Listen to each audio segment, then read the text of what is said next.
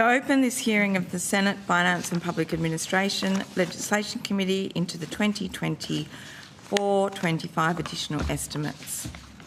We begin today by acknowledging the traditional custodians of the land on which we meet and pay respects to their elders past and present.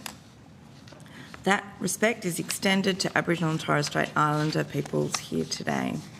The committee has set the 6th of March as the date by which senators are to submit written questions on notice, and 24th of March as the date for the return of answers to questions taken on notice.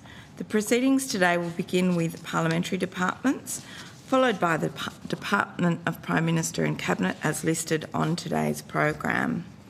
Understanding Order 26, we must take all evidence in public, which includes answers to questions on notice. I remind witnesses that in giving evidence to the committee, you're protected by parliamentary privilege, and that it is unlawful for anyone to threaten or disadvantage a witness on account of evidence given to a committee. Such action may be treated by the Senate as a contempt. It is also a contempt to give false or misleading evidence. The Senate has endorsed the following test of relevance for questions at estimates hearings, which is that any questions going to the operations or financial positions of departments and agencies which are seeking funds in estimates are relevant questions for the purpose of estimates hearings. I remind officers that the Senate has resolved that there are no areas in connection with the expenditure of public funds where any person has discretion to withhold details or explanations from Parliament or its committees unless the Parliament has expressly provided otherwise.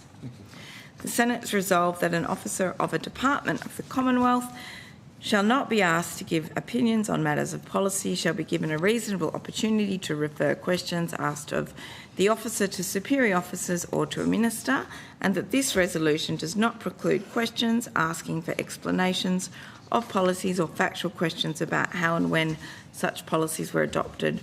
Witnesses are reminded of the Senate order specifying the process by which a claim of public interest immunity should be raised, and I incorporate that statement into Hansard. Senators are reminded of their obligations under the Behaviour Code for Australian parliamentarians to treat witnesses with dignity, courtesy, fairness and respect. An officer called to answer a question for the first time should state their full name and capacity in which they appear, and I remind committee members and witnesses who are appearing via video conference and who are not speaking to please mute their microphones. After all that, I now welcome Senator the Honourable Sue Lyons, President of the Senate, Mr Richard Pye, Clerk of the Senate, and other officers of the Department of the Senate. President, do you wish to have, and I will specifically also welcome Mr John Begley, Usher of the Black Rod, at the table. President or Mr Pye, do either of you have opening statements this morning? No, thanks, Chair.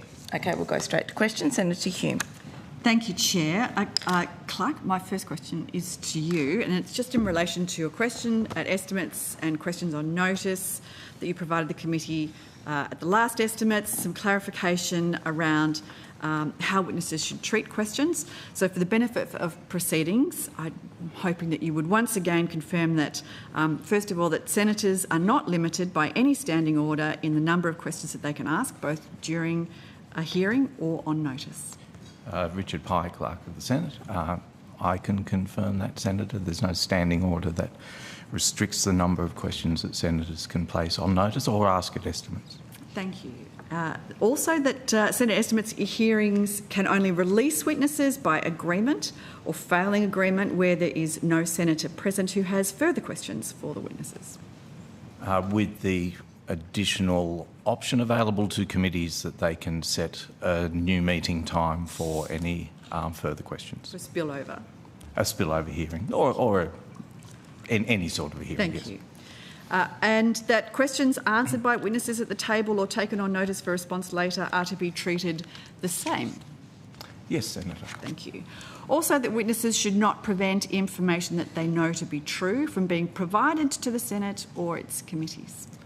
That's right, Senator. Thank you. And finally, can you confirm that preventing information being provided or dissuading the provision of information from a witness that has been sought and is available to provide may be considered a contempt of the Senate? The Senate has made it clear in its privilege resolutions that someone seeking improperly to prevent material being put before a Senate can be treated as a contempt.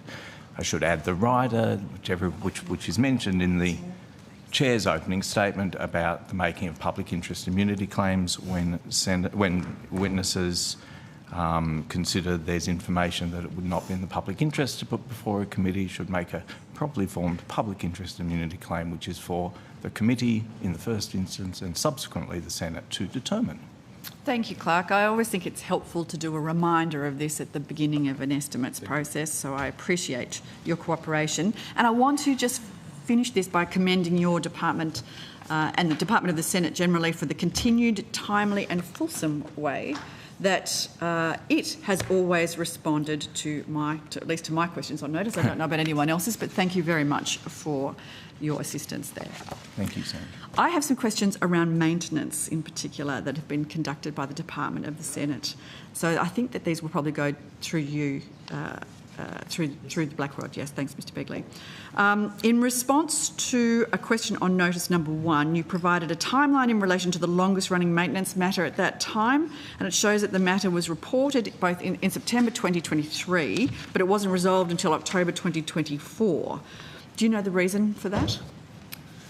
John Begley, Usher of the Black Rod. Thank you, Senator. I think the reason it was a little bit hard at times to work out what the problem was, and I think there's a few attempts to try and fix the problem, being a noise in the ceiling, and then it took a while for them to get that solution in place. So it just took a long time to resolve what the issue was? Yeah, to work it out and then find a time suitable to replace it. Okay. So in your timeline, it was in April 2024 that it was identified that a new part was required to fix that issue. That's correct? Yes, Senator. Thank you. Who was responsible for requisitioning the new part? Is that the Department of the Senate or is that the Department of Parliamentary Services? No, Senator, it's Department of Parliamentary Service. We act as a concierge to make it all happen and liaise with DPS so that your office wouldn't have to, and it's up to then DPS to do the actual work involved. Thank you. And what was the date then that the new part was requested from the supplier? Is there a written record of that? I think, Senator, you'd have to talk to DPS about that one. Okay. In the timeline that you've provided, Mr Begley, you state that from April 23 to October 24 that you requested follow-up from the Department of Parliamentary Services to resolve it. So when you say you requested follow-up, what do you mean by that? Was it email? Was it phone calls? What was it? Senator, I believe it was emails. We logged those in our system to say we chased approximately once a month to see where the progress was up to. Can you provide copies on notice of those emails? I'll see if they're emails or phone calls and I can give you something, I'm sure. If you could. Thank you. My concern for this matter is not that it might relate to my office, that's irrelevant, but the fact that it took the better part of a parliamentary term for the department to address it. And now it's rare in the public service to provide departments to have their own in-house maintenance teams, but where we do have them, I think you'd expect that the taxpayer that provides them would think that they were more efficient. This doesn't seem to have been particularly efficient. I'm wondering if you've conducted a review of the processes of how maintenance is conducted and whether it can be done more efficiently.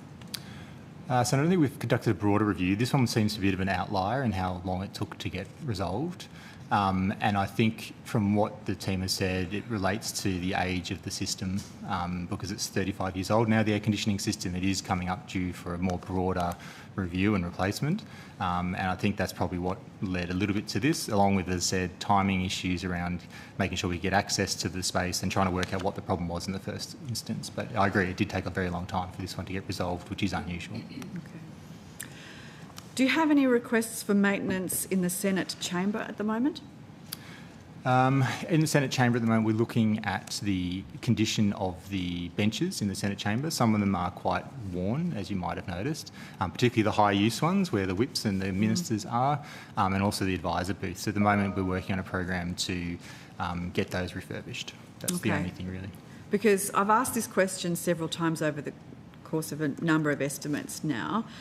There is an outstanding matter that I'm reliably informed of, that there's a drawer, particularly in the advisors box on the opposition side, that has routinely broken and is unable to close, and that a number of staff have actually been injured by this. Now, I've asked you here whether it can be resolved, and it continues to still not have a permanent resolution, and yet we still have we have staff in place to do exactly this.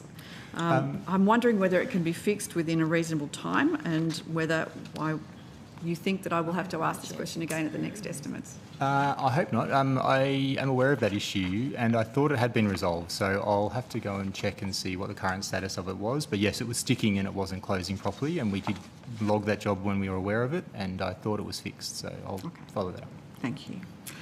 I have some questions around furniture purchases, which again I'm following up from previous questions. The last estimates in previous questions on notice, the department confirmed that since 2015, the department spent around $3.8 million on bespoke designer furniture for the Senate.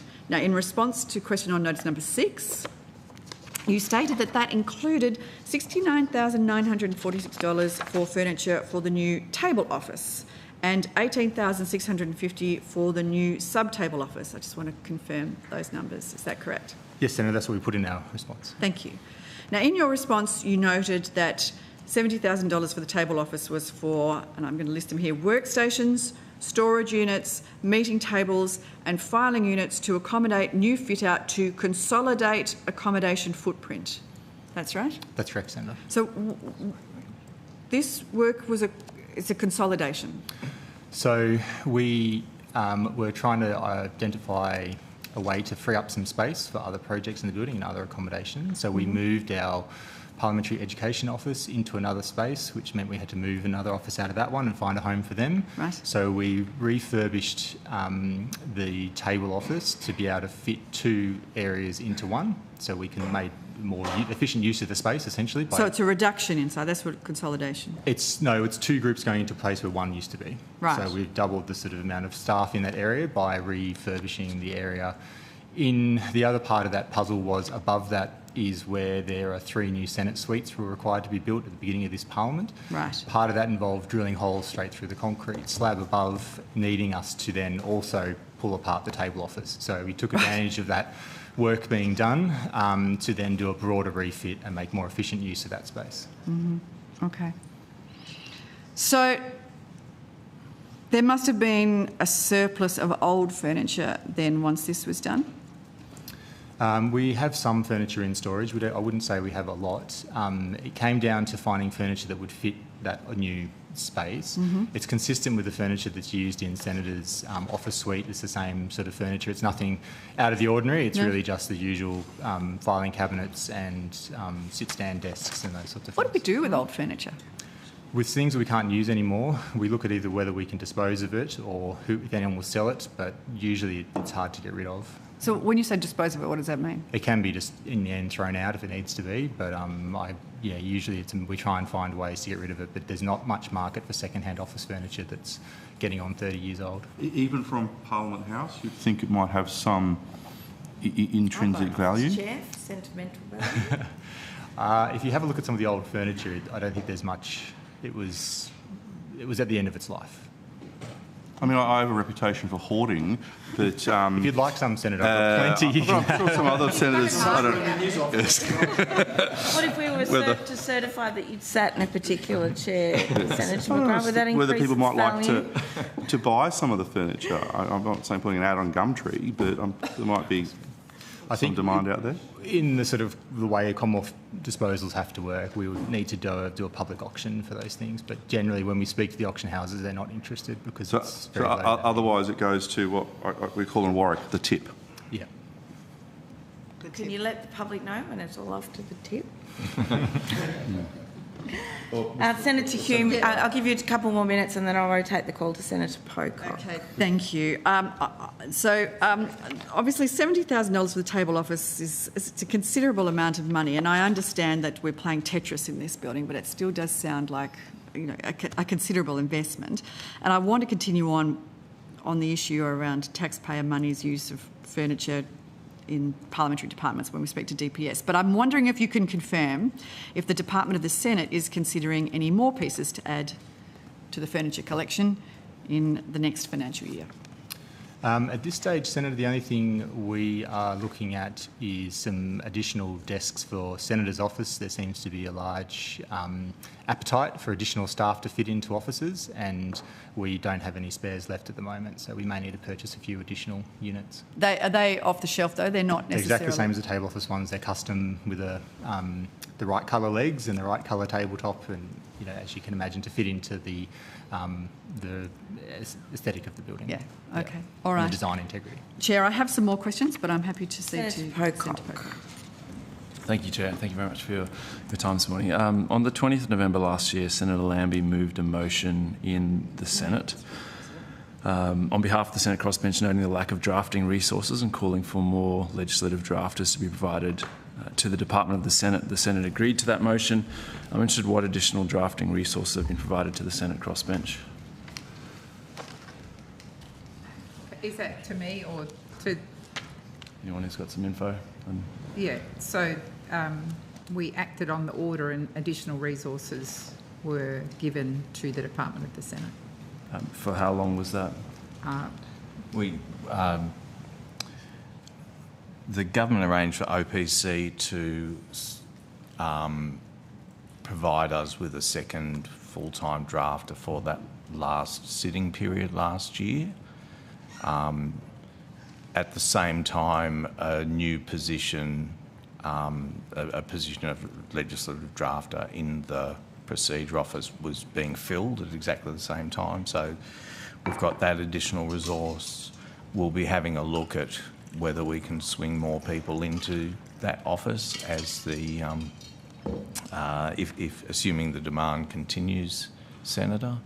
I always think that it's worth thinking about the fact that it doesn't matter how many resources we brought to bear in relation to that work.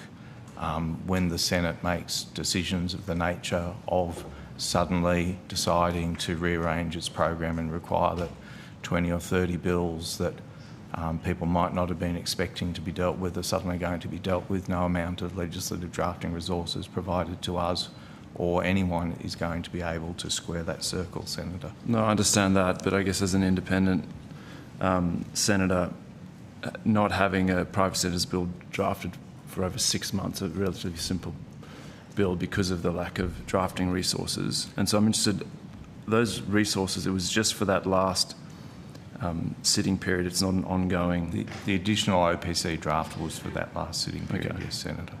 So the Senate says this is an issue, more drafters for the crossbench, and you give us for 2 weeks and then that's problem solved, President? What's going to happen in the future?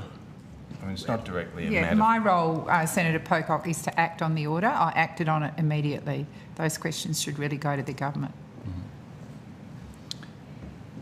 Within the funding that the department has, it's our intention to continue to do what we've been doing for the last 6 years, Senator, which is to continue to bring more people into that work as we can.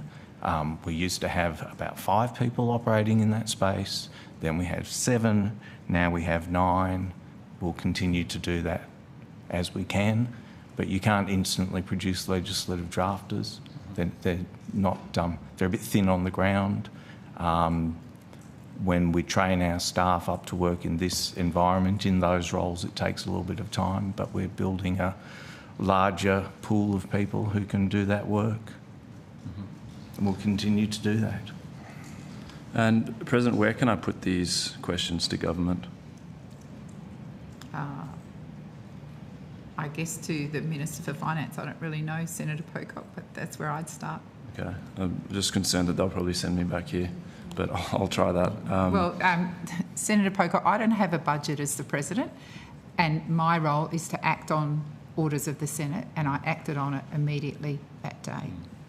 But I guess my point is only for 2 weeks, and then we're back to the status quo. And I just wanted to raise looking at the 67th report from the Senate Appropriations, Staffing and Security Committee notes, and I'll quote, "The committee endorsed measures for additional funding in relation to the department's workforce capacity for legislative drafting, parliamentary education outreach and membership costs for an international parliamentary organisation. The government considered these proposals, but they were not funded in the budget."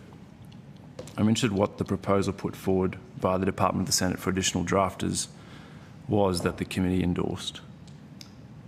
It was to provide for 2 additional full-time drafting positions, Senator. And what reason did the government provide for not funding these additional drafters? I think there's a comment in that same report about the government's stance. It says, "The committee acknowledges the government's expenditure and staffing policies and agreed to the budget outcomes." So I'm just interested, what was the actual reason? That doesn't really tell me.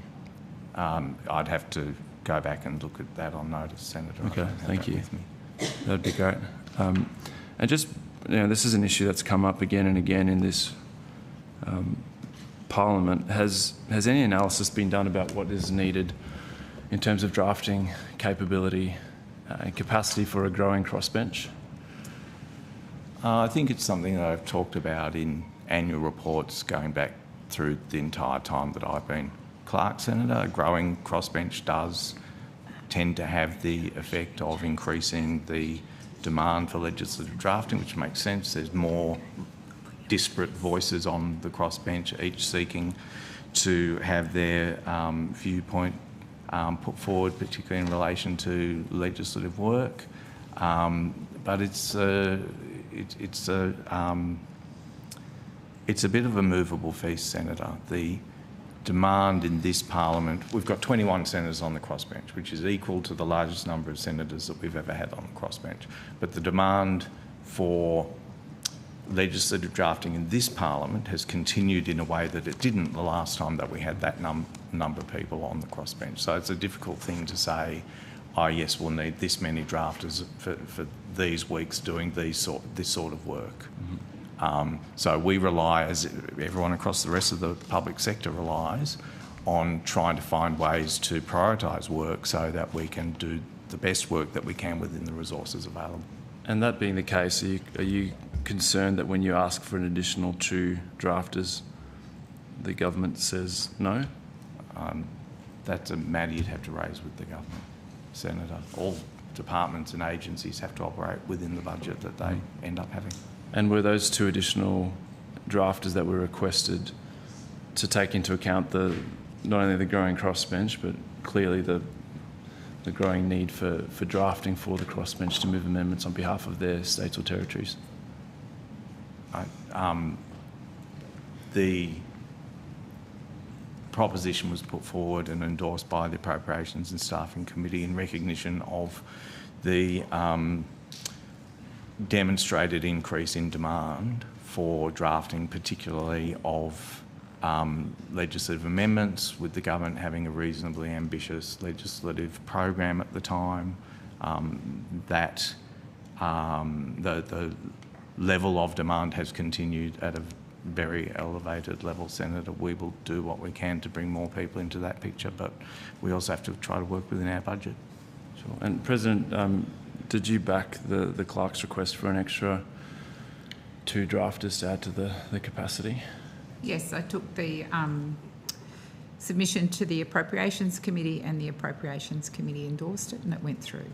Okay, well thank you. And just on behalf of crossbenchers, will we see how hard all the staff, and I think particularly the drafters, work.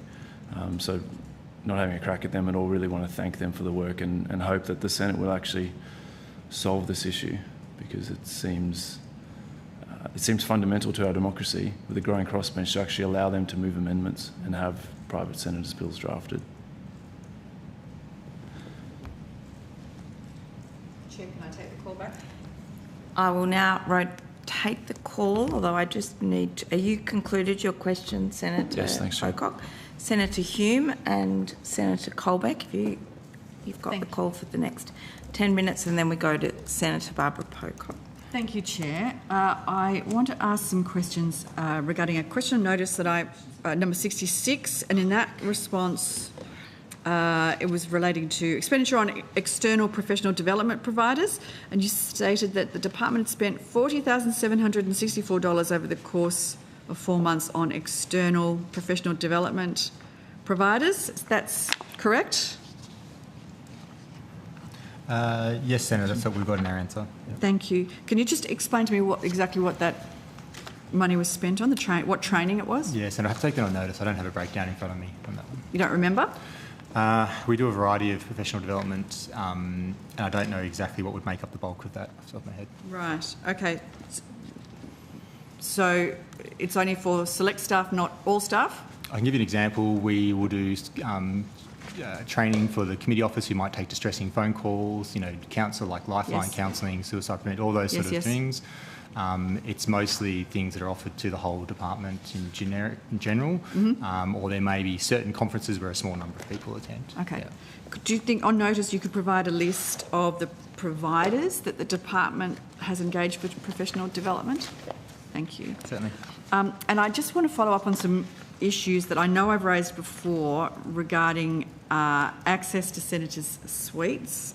And Mr. Begley, I know, you and I have had this conversation before that my suite was accessed improperly at some stage last year, and I asked some questions about this. And on notice, you answered, particularly questions on notice 105, 106, and 107.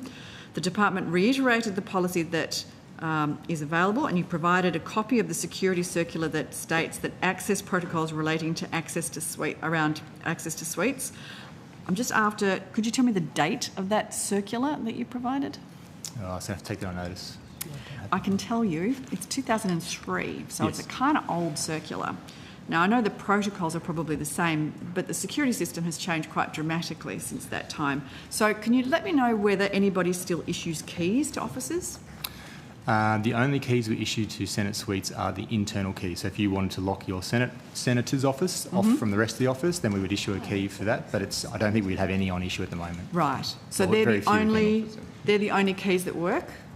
To the senators' offices. Yeah. There are keys that would work like master keys to open the suites, but they're strictly controlled. Right. Yeah. But master keys obviously aren't issued. Yes. No, that's correct. So how long ago was it that we had the suites updated with the electronic passes?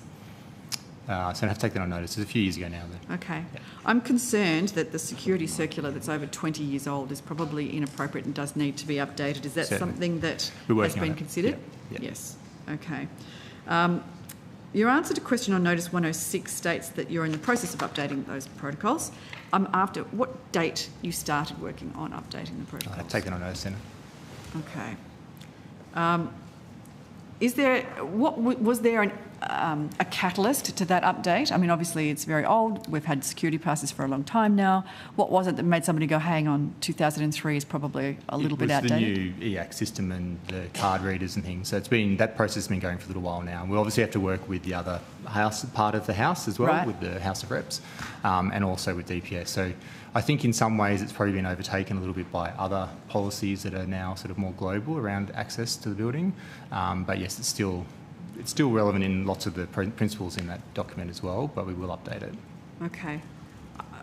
You can understand that, I know that, we work in a place where potentially time is a relative concept, but a year to fix a maintenance problem, 20 years to update a security circular, even after we've had security cards for a considerable number of years now. Do you think that doesn't feel good enough to me? I'm interested in your perspective, though. Yeah, I understand your concern, Senator, and it is something that we are working on.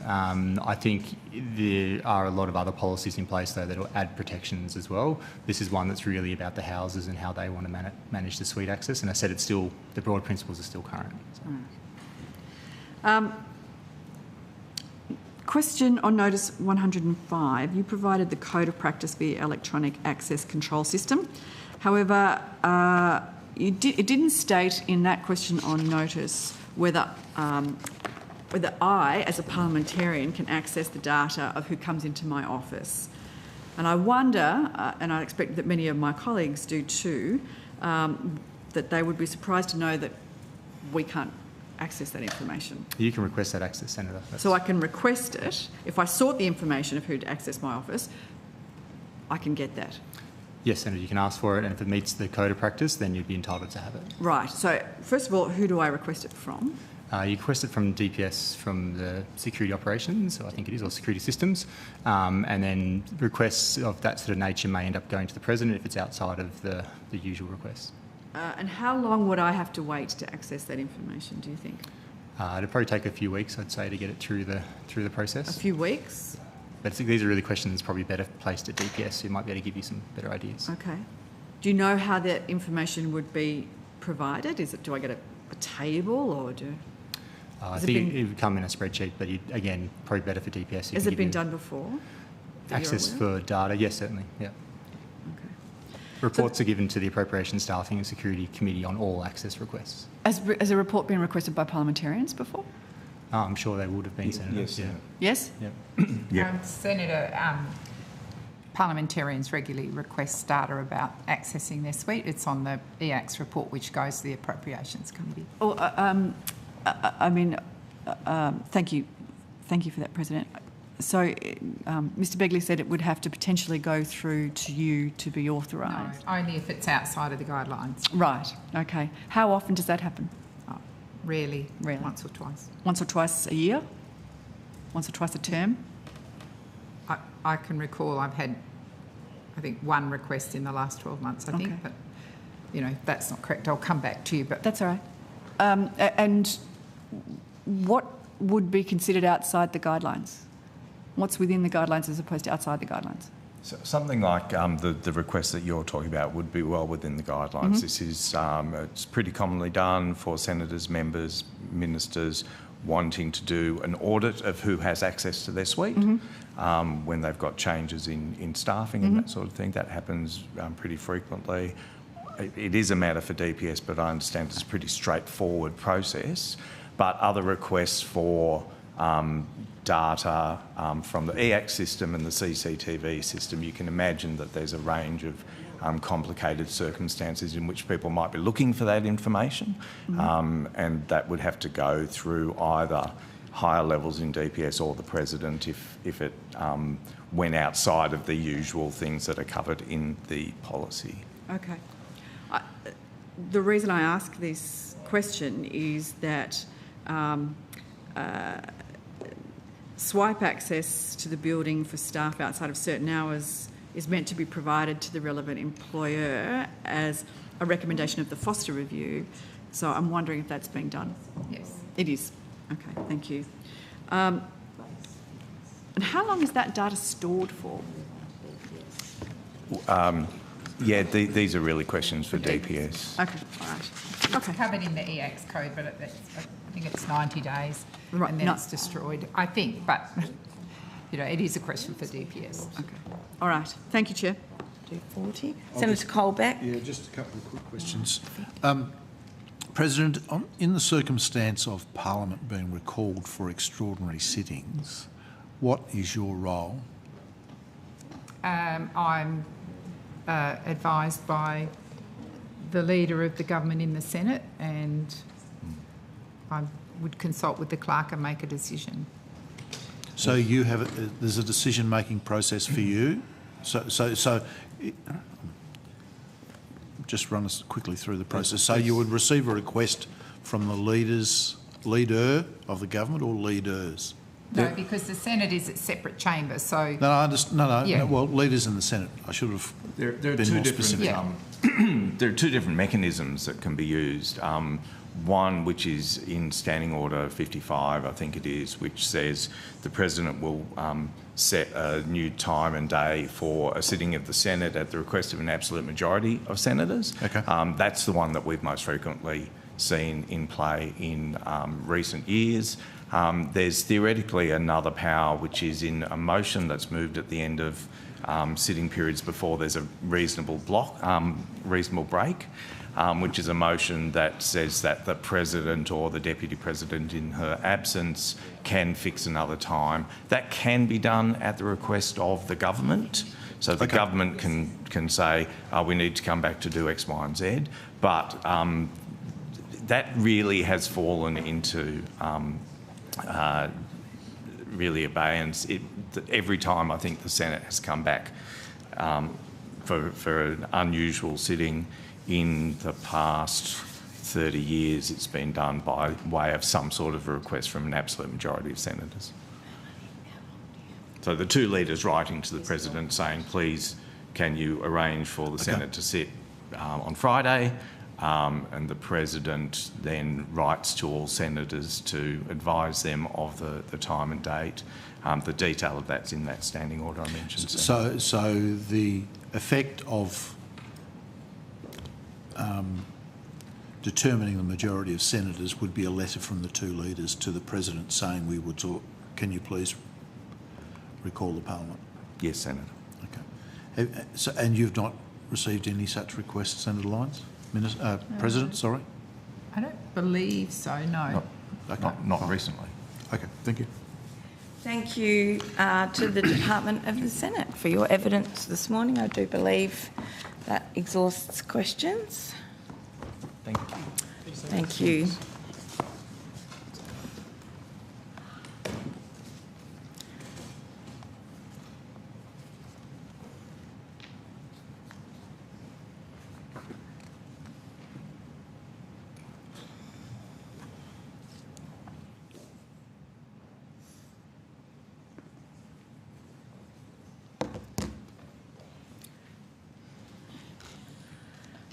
Good morning.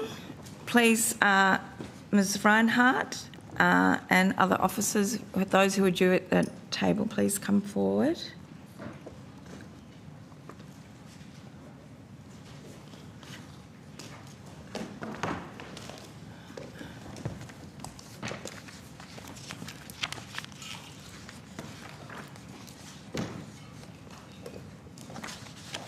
Thank you and welcome to your first estimates. I now welcome Ms Reinhardt, Parliamentary Budget Officer, and other officers of the Parliamentary Budget Office. Do you have an opening statement? I do. I'm happy to table it or to talk through it. It really depends on senators. You don't have any questions. Senator Pocock has questions. Perhaps we might just... How long is that? It's pretty short. Okay, please go ahead. Okay. Thank you, Chair. I'd like to commence my opening statement by thanking my predecessor, Stein Helgerby, for the work he put into the PBO and the great organisation he helped build. I'd also like to thank the presiding officers and the JCPAA for my appointment to the role of Parliamentary Budget Officer. I see the PBO as an important institution in our democracy, having established itself by delivering high-quality costings and budget analysis and helpful and important fiscal tools and election commitments report, which we'll be producing this year. I wanted to acknowledge some of the foundations of the work of the PBO, the most important being that we serve all members of Parliament, that we do our work with independence, integrity and confidentiality. These are essential to the success of the reputation of the PBO.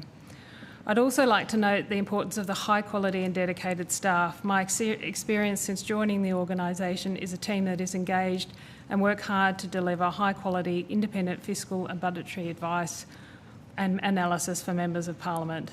These foundations are what make the organisation valued and respected, and I see my role as supporting and leading with those foundations front of mind. In terms of the PBO's work program, our immediate focus is on election preparation. This means ensuring we have the most up-to-date data and models available across a vast range of policy areas so as to be able to cost proposals and commitments leading up to and through the election period. Ensuring that in the lead up to the election, we continue to process requests for costings and budget analysis as quickly and to a high quality to assist parliamentarians and parties with their preparations and ensure we are ready to cost for such costings in the election commitments report. Providing guidance to policy departments on what might be expected during the election is also important for their prompt responses on data and models. Preparing to be able to produce the election commitments report and then considering the post-election arrangements for assisting a new Parliament. Beyond the election, we will also continue to focus on building the fiscal tools and research that we have available through our website. These products have been very well received and do a number of things. They make it possible for parliamentarians, the media, interested groups and the general public to understand what drives budget outcomes. Build Your Own Budget is the main product that delivers this. They inform public debate and understanding of complex tax or expenditures that impact on the fiscal position. Our papers on the tax mix and on imputation credits have been very well received as publications that are accessible and simplify complex parts of the revenue base. Our products also build and add to information in the public domain. Our historical fiscal data series is an example of this. Post-election, we will continue to work to build on this self-initiated work as required under our guiding legislation. So I'm happy to leave it there because I know you have a lot to cover, and I'll table the rest of the document. Thank you, Ms Reinhardt, for that indulgence, and thank you for your opening statement. Senator Barbara Pocock has the call, and I'm just going to seek to see if other senators have questions. Thank you. Okay, thank you. And thanks for being here, and welcome to your role and to Estimates. And thanks to your staff for the very intense work that many of them are conducting. At present, I've got a couple of lines of questioning. I just want to better understand an aspect of the way that you work. Your rules around the basis of preparation of PBO costings say, when an individual or parliamentarian or political party chooses to publicly release a PBO costing that's been prepared on a confidential basis for them, it is inappropriate to claim that the PBO has costed the policy of any other parliamentarian or political party. Can you expand on that and explain the background to that provision? So the PBO is, as I said in my opening statement, a really important part of our work is our independence, and we do not take on political work. We cost on the basis that a costing that's given to us is a costing of the parliamentarian who is providing the costing. As many of you will know, many things that we look at are quite complicated. We work very hard to understand exactly what the costing request entails. That often involves going back and forth with parliamentarians to understand the detail. And so our costings are provided for the parliamentarian who requests them. We do not cost the policies of other parliamentarians or parties, and we're very clear about that when we provide costings. So if someone submits a proposal to you which you recognise as the policy of someone other than the person submitting the party, what's your response, submitting the request, what's your response to that? So we would always engage with the parliamentarian and say, this has to be your costing that you wish us to provide as your costing, and we request details of that policy, the specifications, on the basis that it is their costing. So that is the way we would deal with it. We don't refuse to cost a request. We are clear that that entails their request and the specifications are theirs. In 2013, I understand that such an event did happen. How did you respond in 2013 to this kind of event? So luckily I have a long-lived person on my team, which is excellent, but the Parliamentary Budget Officer at the time did respond to that. Thank you, Senator. Gareth Tunks, Chief Operating Officer at the Parliamentary Budget Office. I'll just have a quick look back to our media releases at the time, but I think the incident you are talking about was around about August 2013. So the then Parliamentary Budget Officer, Mr Phil Bowen, released a media release on the 29th of August 2013, and what that talked about, the title of it was Basis for Preparation of PBO Costings, and the statement that was made was all PBO costings are prepared on the basis of the policy specifications provided by the parliamentary party or individual parliamentarian requesting the policy costing. PBO guidance issued on 9 May 2013, and a copy of that guidance is available on our website, makes it clear that the PBO will not prepare costings of policies attributed to an individual parliamentarian or political party without the knowledge and active participation of that parliamentarian or political party in the costing process. When the PBO undertakes a confidential policy costing for an individual parliamentarian or political party, it relies solely on the policy details specified by that parliamentarian or political party. When an individual parliamentarian or political party chooses to publicly release a PBO costing that has been prepared on a confidential basis for them, it is inappropriate to claim that the PBO has costed the policy of any other parliamentarian or political party. Unless all of the policy specifications were identical, the financial implications of the policy could vary markedly.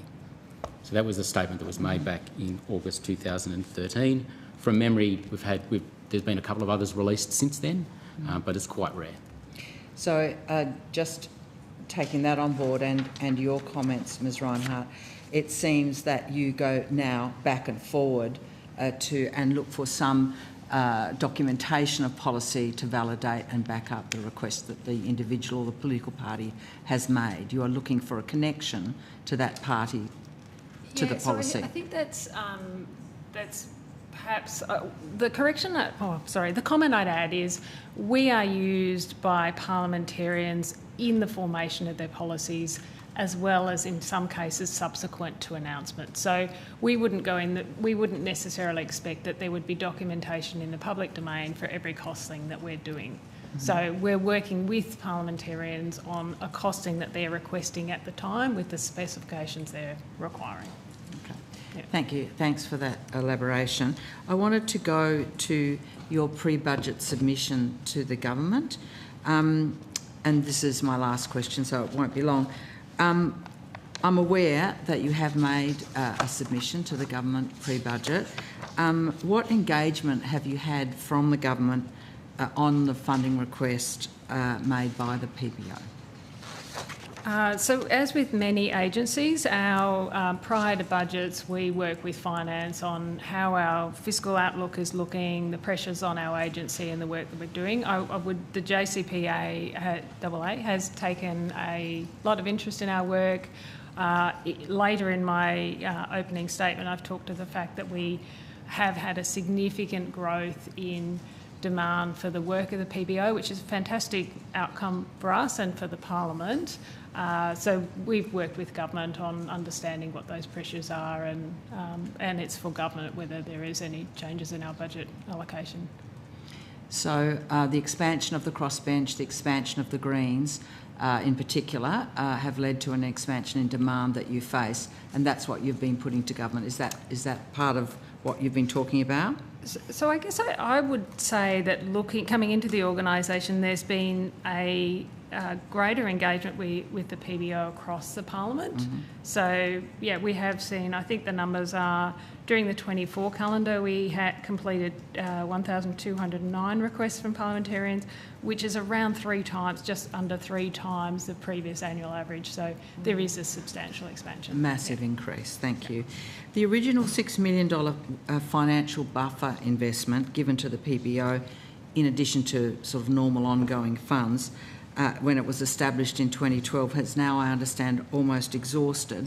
Can you tell me why this fallback fund is important and what would be the implications for the PBO's capacity if it were to run out? So the fallback fund is at $1.8 million. It was established initially as a fund because there was uncertainty over the requirements of the ongoing PBO. I think it is for government to determine how they want to fund the PBO, whether it's ongoing, whether it's with buffers. And it will always be the case that we will have to prioritise within the resources we're given. So, yeah. Of course, yeah, that prioritisation is a really important part of, I imagine, your management task, but you've just described a threefold increase in the work in the most recent year, full year, relative to just the year before, if I've heard you correct. And that buffer was originally put in place to deal with uncertainty about the level of demand that would be there. There's no uncertainty about what's actually unfolded. It's a threefold increase. That would, I would think, be the foundation for a strong case for replacement of that buffer, I would suggest. I'm not asking you to say what the government should do, but what would be the implications if that buffer were not replenished? So I do think there is a reasonable question about whether it's better to fund the PBO at the level it's at a higher level, or replenish that buffer. Right. As an organisation, we would love to see both of those things, but we do recognise that there are choices across government that every government makes. So if it were not provided in ongoing funding or in the form of a buffer, what would be the... not so worried about which tool is used. I want to make sure the resources are there for a very important function for democracy. Setting aside the instrument, what would happen to your work if you didn't have that level of funding, whether through the buffer or ongoing? We would just continue to do the prioritisation process that we work through now. We work, as you know, Senator, we work very closely with parliamentarians and parties. When they submit a large number of costings, we look to work to prioritise their priorities. We go back, I think at the moment, at least on a weekly basis to check in and say, which of these are the most important for you? Which should we progress most quickly? We aim to work through all of our stocks, but we do. We have a 15-day turnaround for those that are active, but we have a longer period for those costings that we put on hold. So we would just continue that prioritisation process.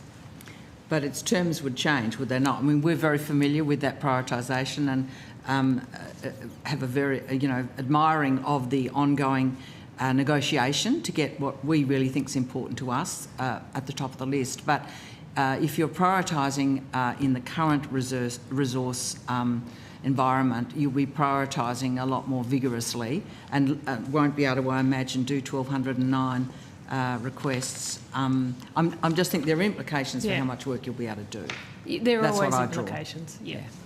Thank you. Thanks, Chair. Thanks for your answers. Thank you very much to the Parliamentary Budget Office, and I'll place on record my own gratitude for the work that you've done for me. We will now move to the Department of Parliamentary Services,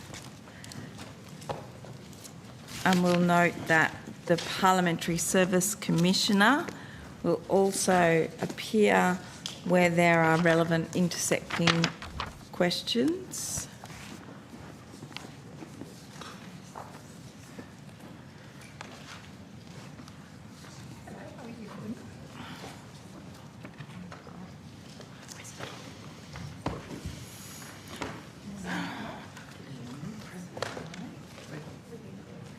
Can I ask Senator Pocock, do you have questions relevant to both sets of officials or just DPS? And Senator Hume? Both. All right, I'll let you go first. For both or just DPS? Okay. And you've got... Okay. Do you know if they're to both the Parliamentary Commissioner and DPS, or you don't know? Okay. Okay.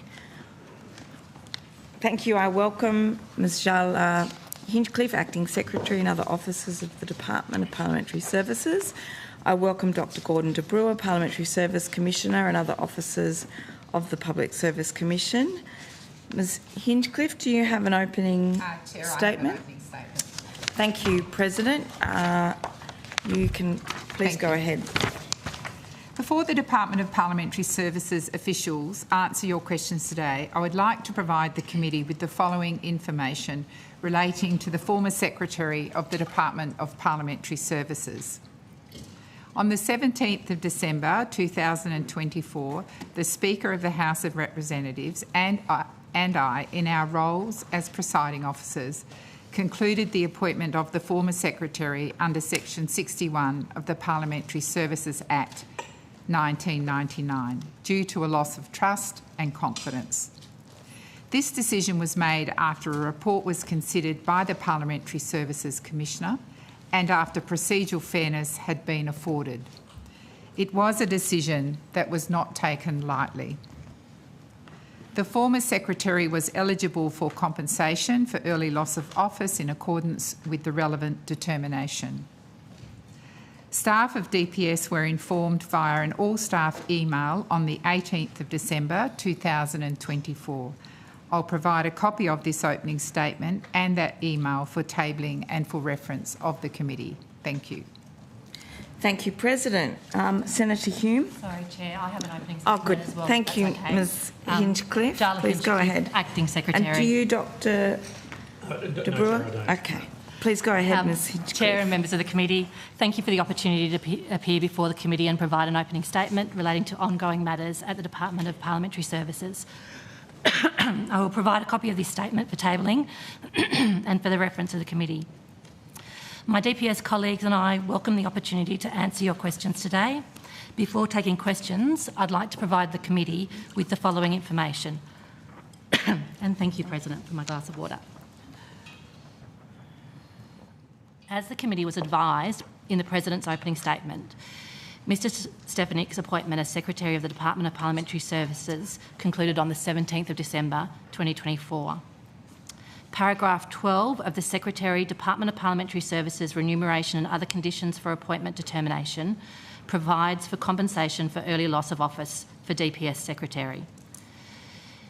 Mr Stefanik was eligible for compensation for early loss of office in accordance with that determination. This amounted to a payment of $141,220.29 gross. Mr Stefanik was also entitled to the payment of his accrued leave, which amounted to $148,701.75 gross. The total net payment received was $153,660.04. This payment will be reported in the Department's 2024-25 annual report.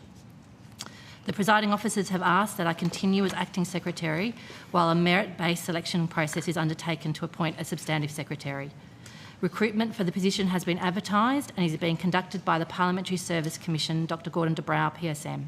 It is appropriate for the committee to direct to the Commissioner any questions in relation to that recruitment process. At the November estimates hearing, I advised that I had commissioned an independent fact-finding investigation by Dr Fiona Ruffley, SC, to review the Department's actions into the incentive to retire payment to a previous DPS Deputy Secretary. Dr Ruffley's fact-finding investigation has not yet concluded. I'm unable to advise of next steps in relation to the report until Dr Ruffley's findings have been provided to me and considered. In my opening statement at the November estimates hearing, I also confirmed that the National Anti-Corruption Commission had attended DPS's offices. As I stated at the hearing in November, any questions about any investigation that the NAC may be undertaking should be referred to the NAC, as I'm conscious that discussing the matters may inadvertently identify persons of interest, prematurely damage reputations and/or compromise an individual's right to impartial adjudication. I'm pleased to announce that the Magna Carta was returned to public display on the 4th of December 2024 on level 1 of the Members' Hall. The Magna Carta will remain on display in 2025, but will require periods of rest during future years to ensure its long-term preservation. Returning this piece to public display is a testament to the efforts of DPS staff across many areas of the department. And finally, I'd like to confirm to the committee my commitment to serve as Acting Secretary. I'm supported by dedicated staff who continue to demonstrate commitment to our purpose, display the parliamentary values in all aspects of our work, and work diligently to maintain Australian Parliament House as a centre of Australian democracy. Thank you. Thank you, Ms Hinchcliffe. Senator Hume. Thank you, Chair, and thank you to both the President and the Acting Secretary for those statements. That clarifies a number of questions that I had for you. Just to be, for the sake of completeness, you said, Ms Hinchcliffe, that the roughly report was, I think at the last estimates you said it was due by the end of the year. Does that, but you're saying it's not complete now? That's right. It hasn't been provided to me yet. There were some additional witnesses that Dr Ruffley needed to speak to, and she has been speaking to them. I believe there's one more witness to be spoken to. Right. I expect to receive that in the near future, but she is still conducting her investigation. Okay. And specifically the Ruffley report was around the matters surrounding the conflicts of interest and particularly the arrangements that were made for the former Deputy Secretary's incentive to retire? It was particularly in relation to the Department's actions in relation to the payment of the incentive to retire. Right. So I can take you through the terms of reference if you... No, that's all right. I'm pretty sure we did that. I think we did that at the last estimates hearing. Yep. Okay. Thank you. And you also said at the time that you were hoping you could provide a copy of that report to the committee? I'm still hopeful that there are parts of it that I'll be able to release. It will, of course, depend on what's in the report and what recommendations Dr. Ruffley makes. For example, if she makes recommendations that I refer things to other agencies for investigation, then I will need to consider any considerations around that as well. Right. So it will really depend on what's in that report as to what I'm able to do with it. Okay. But the fact that I was very transparent about the fact that we were doing it and what that meant was part of my consideration. This is something that I would need to share in the future with this committee that goes to the way that we have used taxpayers' money. Yes, thank you, Ms Hinchcliffe. And I might direct these questions to APSC about the selection process for a replacement for the Secretary and how that's going. Yes, what's the process and how that's proceeding? Yeah. Okay. Yeah. Thank you. Sorry, I'm Gordon de Brouw, the Parliamentary Service Commissioner. So, as requested by the presiding officers, I'm running an open merit-based selection process to inform my report to the presiding officers on the vacancy in the role of the Secretary of Department of Parliamentary Services, as required under Section 59 of the Act. What we've done so far, so I've put together a panel, Right. and the panel comprises myself, the Clerk of the House, Ms Clarissa Surtees, Yep. the Clerk of the Senate, Mr Richard Pye, and the New South Wales Public Service Commissioner as an external representative, Ms Katharina Lowe. So we have shortlisted a number of candidates. We interviewed them last week, and we're in the process of preparing our report for the presiding officers this week. And we'll present that to them. As part of that, well, maybe I should stop there, Senator. Is that gives you enough? That's good. So from that short list, you will then present a list to the presiding officers? That's right. So very similar to the Parliamentary Budget Office, where the presiding officers asked me as Parliamentary Service Commissioner to run a process for them to select, to interview and select some candidates. We provided a short list to the presiding officers. That they met with some of the candidates and they made their decision on that basis. And our intention is that we'll do the same with the Secretary of DPS. How soon do you think you'll get that short list to presiding officers? I'm expecting this week, Senator. This week? Yeah. Okay. If we complete our report, we're intending to complete our report this week, and we'll provide it to the presiding officers. And what's the process once it gets to presiding officers, the shortlist to presiding officers? So we'll talk together about the candidates. As the Parliamentary Services Commissioner said, we then interviewed the two recommended people for the PBO, and it may be that we talk to the shortlisted candidates. So you'll interview the candidates? Yes. We may do, yes. You and the President, sorry, you and the Speaker? The Speaker, yeah. You do as a matter of course, or...? No, we may, depending on... might. Yes, with the PBO, there were two very strong candidates. Right. And so we chose to meet with them and speak to them and make a decision. Okay. And how many are on the shortlist? Four, Senator. 4? And was the position advertised publicly? Yes, it was. It was. It was advertised in the press. I can go through... no, that's all right. Yeah. I'm assuming so it was... It was online and also print in the Australian and the AFR. Okay. How long has that process been underway? It started early January, so after the previous secretary left his role, we then consulted and then put out a job ad and prepared that material from early January. Who was the? Did you use a recruiting firm? Pardon? Did you use a recruiting firm? We've been using our senior talent management team within the Commission to do that in the same way that we've been doing for secretaries of public service departments and for the PBO. and then we use a firm for the interviews themselves, for the conduct of the interviews. So we use their premises so people can come in and out. But not for the advertising? No, we did that you ourselves. You do the advertising and the sort of the first cut process? We did that ourselves, Senator. Okay. Considering that we're about to face an election, is there, and there may well be a change of presiding officers, I wouldn't be so presumptuous, but has the department put any consideration into delaying the appointment? Senator Hume, I've asked the Parliamentary Services Commissioner to keep the Deputy President informed. So I believe that will happen.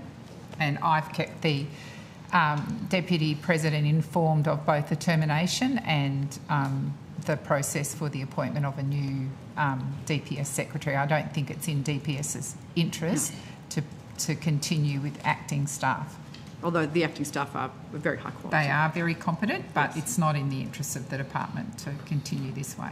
Can I ask just a couple of questions to clarify some of the things that were raised earlier? There was 140,000 or so, I think you mentioned, in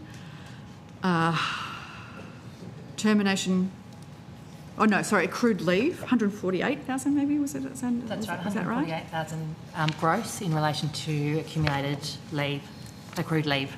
When the Secretary was on leave, what type of leave was he on when it was unpaid?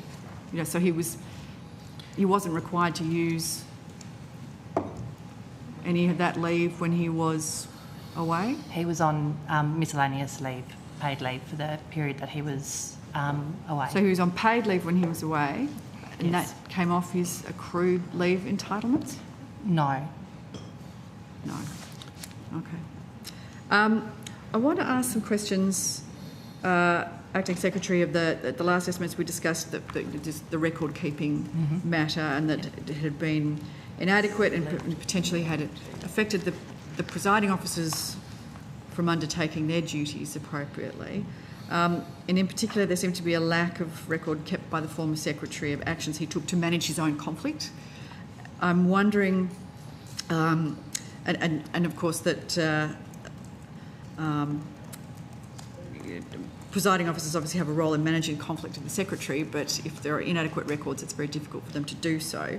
The President noted it was impossible for her to do that if it hadn't been disclosed, and fair enough too. We discussed at the last estimates whether the department would be reviewing governance arrangements. I'm wondering whether you have done any of that, what steps have been taken? So we've reviewed all of our information management policies, and I believe they are just about to go out. So they're our record keeping policies. We're in the process of reviewing our conflicts of interest policy as well. Right. We are just, you'll remember from our conflicts of interest policy that we have a February reporting for the annual declaration. So we're just going through that process at the moment for people to do their annual declarations. I've already done my declaration to the presiding officers, and a number of the SES have already done theirs as well. And we will look through that process in terms of particularly for the way that I can manage the SES conflicts, about me seeing all of those conflicts of interest declarations at the one time, and make sure that we have strong management plans in place, and then that we have a process to be able to look at those throughout the year to make sure that the management plans are being complied with, to see whether any changes need to happen. Of course, when people change jobs within the department, they should look at their conflicts afresh. And again, when there's any change of circumstance, people should be looking at their conflicts of interest and declare them. So when will that new policy be completed? I'm hopeful that it will be completed before the end of this financial year. It's being worked on at the moment. Okay. And is, again, that policy document, is that something that you can share with this committee? Of course. Thank you. All right. Chair, I have more questions, but I'm wondering whether you want to rotate the call. Senator Shoebridge.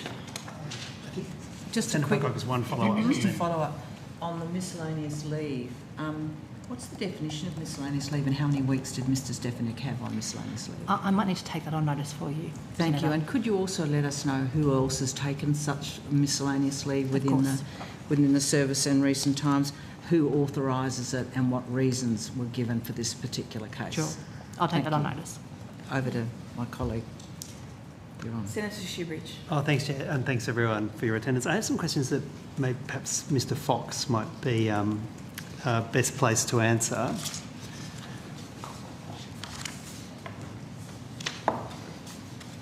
And while you're settling down, Mr Fox, then in 2021 DPS was sued by journalist Marcus Rubenstein for, I think it was a vicarious liability claim in relation to a series of publications that were made by a senior researcher, Dr Geoffrey Wade, while he was working and on the company dime.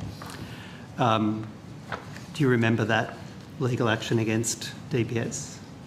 Stephen Fox, Parliamentary Librarian. Thank you, Senator, for the question. Good morning. I was not in the role in that period. I've been in that role for about 18 months, so it precedes my time as Parliamentary Librarian. Yep, but my question was, do you remember the litigation against DPS? No, I do not. All right. Does anyone have any institutional memory of the proceedings?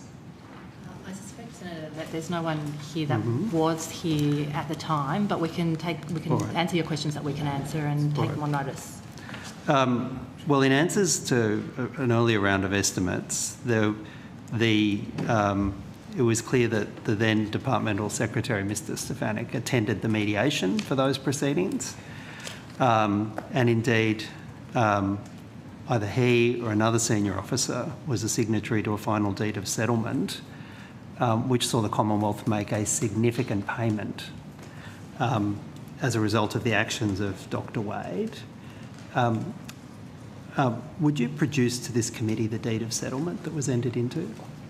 I'll take that on notice and consider whether we're able to under the terms of the deed.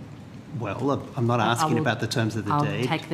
I will take the matter on notice, Senator. And indeed, you would know that the terms of the deed could not override parliamentary privilege. You'd know that, wouldn't you? I completely appreciate that. Yeah. And I know that also you wouldn't want me to do something that that was not legally possible for me to do. So I'll take it on notice and see what the terms are, and then I'll come back to you. I'm just pushing back on your suggestion that if there's something in the deed that says confidentiality, that obviously wouldn't answer the inquiry. To be clear on the same page. Senator I take your point. I've taken it on notice. Ms Hinchcliffe understands the powers of this committee, but also that she has the ability to make a public interest immunity claim, should it be in the public interest. But, of course, Senator Shoebridge, please continue. Thanks, Chair. And just so as we can be clear, was the amount paid in settlement by the Commonwealth to Mr Rubenstein, was it $110,000? Or was it some other amount? If it was another amount, can you please identify the other amount? And I'll take all of that on notice for you, Senator.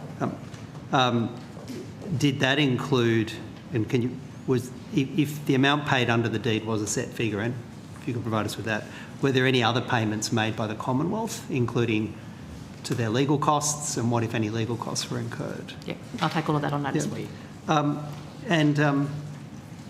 Were there any restrictions, or was there any action taken against Dr Wade for costing the Commonwealth more than $100,000 because of the actions he undertook while he was working for the Commonwealth?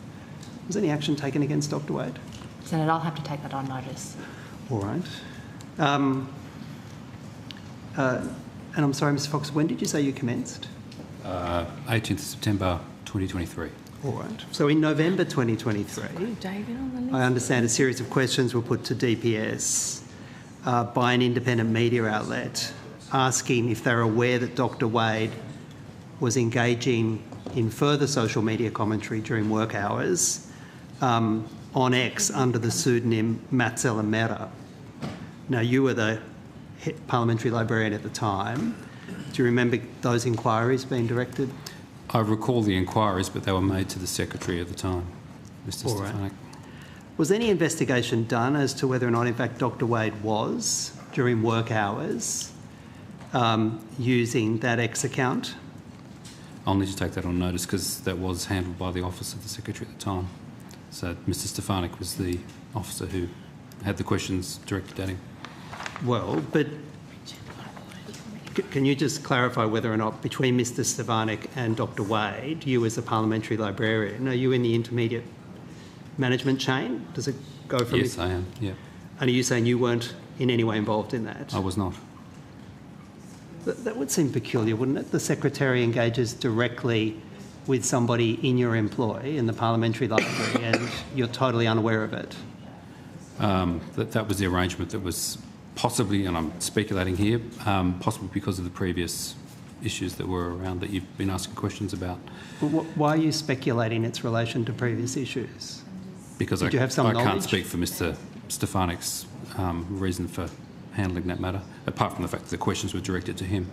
Well, you see, that ex-account engages in did engage in quite aggressive political commentary, aggressive political attacks, and it was happening during work hours.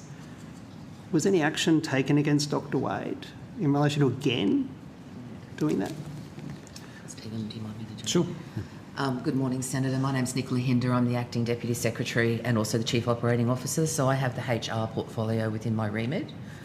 I'm very happy to be able to take that question on notice. I understand that there was some consideration, but as to what that consideration was, what that actually found, I'm not aware, but I'm very willing to take that back on notice and come back to you. So was HR involved in the investigation? Well, sorry, was there an investigation following that questioning in November of 2023? Senator, to be absolutely confident about my response, I'd like to take that on notice. I am aware that HR has had some involvement, but what that involvement was and what that constituted, I'd like to be able to confirm. All right, so we're left in a somewhat uncomfortable situation where we have the whole of the senior management team of the department here, and nobody can answer whether or not an HR investigation was undertaken in relation to a senior researcher for questions that were asked in November of 2023. This does seem, given the number of people we have here, and I could name them all, no one can shed any light on this. Senator Shoebridge, that's a little unfair because the officers have indicated to you they were not the officers at the time. That's so not true. they are doing their best to assist and they've taken it on notice. But President, that's not true. Mr Fox was the Parliamentary Librarian at the time. And he's indicated to you the matter was handled by the former Secretary. Ms Hinchcliffe's taken the matter on notice, as has Ms Hinder. It is unfair to make that accusation that somehow they have knowledge of this event. I didn't make that accusation. Well, you're making that accusation. If you wish to make that accusation, you're entitled to. Senator Shoebridge, I didn't make that accusation. They were not the officers and you at mischaracterised their evidence. I'm not. You mischaracterised it, Senator You put words in my mouth and you mischaracterised it. It's unhelpful when you do that. And you're being unhelpful by asking questions. By making that sweeping generalisation that somehow these officers should know something that happened before they were there. To be clear, I don't know if you heard Mr Fox's evidence, President. Did you hear Mr Fox's evidence that he was the Parliamentary Librarian? I did indeed, and he said it was handled by the former Secretary. Would you please let me finish my question?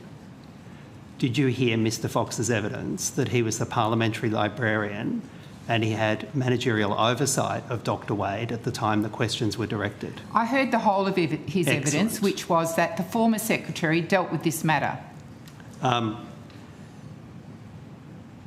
Was any disciplinary action taken against Dr Wade as a result of, again, his inappropriate use of X? So, Senator, I'm very happy to include that as part of my response when I come back to you. Has Dr Wade informed the department that he's now commenced his own litigation against a series of media outlets? Has he informed you of that fact? Senator, we are aware that there has been private proceedings that have been launched. Has Dr Wade informed you that it's likely to involve significant engagement about his work and his activities at work, which may well involve yet more Commonwealth resources? Has he informed you of that? Senator, at the moment, my understanding of that is that the private legal matter has just commenced. We have not yet had an understanding as to what, if any, departmental involvement or information might be required. But we are very aware that there is a private matter that has been launched. There's an obligation, isn't there, if people are working for DPS, to be mindful of potential conflicts of interest and to advise their employer of potential conflicts of interest. Has Dr Wade advised the DPS that these proceedings may amount to a conflict of interest, as they will inevitably traverse his work as a parliamentary librarian? Senator, as the Acting Secretary has indicated, we are paying very close attention to conflict of interest across the department at the moment. I personally have not cited Mr Wade's conflict, but I'll do so and then come back to the committee. Well, you say his conflict, so has he? If there is a potential conflict that has been identified by Mr Wade. So you're not aware if he has, just to be clear? Is that true? Senator, what I'm saying is I have not cited his conflict. I'm not saying whether or not he has or has not declared one. All right. There is an obligation, though, isn't there, to, as soon as you're aware of a potential conflict, to notify your employer of it? Senator, there's an obligation on all DPS staff to be mindful of their personal and work interactions and to declare possible or potential conflicts as they arise. All right. So if you would, on notice, provide any such conflict, notice of conflict to the committee, indicate, well, if one has been made, and indicate on what date any such conflict was made. Happy to take that on notice, Senator. And just so as there's absolutely unambiguous, can whoever is in a position in DPS to answer this advise if there was an investigation of the ex-account Matt Salametta, whether or not Dr Wade confirmed he was the author of or the owner of such account? Happy to take that again on notice, Senator. And if there was an investigation of the Twitter account, what, if any, conclusions were made in relation to that investigation? Happy to take that on notice again, Senator. I understand it was deleted a few days after the queries were made to DPS. And again, if the investigation hit a blank wall because it was deleted, whether or not any actions were taken against Dr Wade for deleting an obviously necessary source of information for an investigation by HR. I'll take that again on notice, Right, Senator. thank you. Senator Hume. Thank you. Thank you very much, Chair. I have some questions regarding some questions on notice at the last Senate estimates to the Acting Secretary, just regarding, you said something that was very dear to my heart. You said every single dollar that I spend is taxpayers' money. As my career as a public servant, I've constantly thought about the fact that every single dollar I spend is taxpayers' money. I entirely agree with you. I just want to ask a question about question on notice 114. In response to that question, the department confirmed that under the former Deputy Secretary, Ms Saunders, the department commissioned some bespoke furniture for her office to the value of $56,702.80. Now, is that correct? Yes, Senator, I've still got the quon without the figures all added up. But if you have added those figures and it makes the amount that you've just said, then that's correct. I just can't do that math anymore in my head. That's okay. Neither can I before a cup of coffee. $8,680 for a table, $24,260.14 for a wall unit, $19,200 for a desk, and $4,562.80 for a fridge. Yes, that's right. Thank you, Senator. So in response to the question, the department has justified the expense, calling it an opportunity for the department staff to utilise and expand on their skill base and increase the department's capacity to undertake complex furniture manufacture and restoration work internally. That's not a serious response, surely. Senator, the furniture is beautiful and was manufactured in-house by our staff, and they have done an amazing work on it. I don't know the reasons why, and I wasn't here, why it was decided that this furniture would be manufactured, or that it would be manufactured in-house, or it would be manufactured to this quality. However, I can tell you that this is the cost, this is what the furniture was, and this is what it cost. Okay. Concerns me that somehow this has been turned into a professional development exercise, but you're saying that you can't tell me who made the request for the furniture to be commissioned, or on the date that it was requested, or who approved that expenditure? I can take those on notice for you because I suspect that someone will be able to tell me the answer to that. I don't have that knowledge with me at the moment, so I'll take that on notice. Were the presiding officers told of this expenditure at the time? I don't know. I can take that on notice. No, we weren't. I wouldn't imagine so. The response from the department states that the furniture is now in use in your office. Is that correct? So it's in the since this response was written, I have now moved one office up into the into the secretary's office. So it's now, in fact, in the acting deputy's office. Okay. So, and I mean, I understand if you're going to if your predecessors have commissioned this extraordinary furniture, that I'm glad that at least some of it has been used, but I want to ask about the desk that cost nearly $20,000. Where is that? Senator, it's in storage, and I have to admit to you that I didn't realise there was a desk for that office until the answer to the Quan came to me. So it's in DPS storage, and I suspect it's somewhere in Parliament House, but I can get that answer for you. A $20,000 desk? Yes, is Senator. in storage, which is just extraordinary. Is there anybody that can explain why this desk isn't usable? Yeah. Oh, Senator, I don't think that it's a question as to whether or not the desk is usable. The desk is simply not in the office. I understand that the desk is usable and workable, and it's currently in storage. Now, whether or not it's in storage because the then Deputy Secretary decided that she would prefer to not have a sit-stand desk, I can't answer that. What I can say is the desk that's in the Deputy's office at the moment is a standard office desk. So, sorry, the one that's in storage, it is usable? I understand, Senator, it is usable and it's workable. Right, okay. So in response to a question on Notice 145, I note that the department is building multiple sit-stand desks for parliamentarians, and they're doing that at a cost of $35,359, and this is what is known as Class A furniture. Is that correct? Senator, there is a range as DPS's responsibilities in terms of the provision of furniture and support for all parliamentarians. There's a range of office equipment that's being sourced at all times. So just on relation to questions on Notice 145, though, that there are multiple sit-stand desks for parliamentarians and they're costing $35,359. Senator, I have 145 with a different response. Could you tell me if that was a question that we took in November or was it February of last year? That is a very good question. Let me see if I can find the actual Quan. Did I bring it with me or did I just bring my summary? So what was the number that you had? So question 145 from the November estimate. Yes, yes. That refers to just the general facility upgrades happening at the department's agency's premises. So there's no detail about what it costs, what's being spent on parliamentarians' desks? I've got a version here. Okay. Sorry, thank you. Senator. This is in relation to the table that's on the next page of the Quan, is that right? And then it has the sit-stand desk for parliamentarians.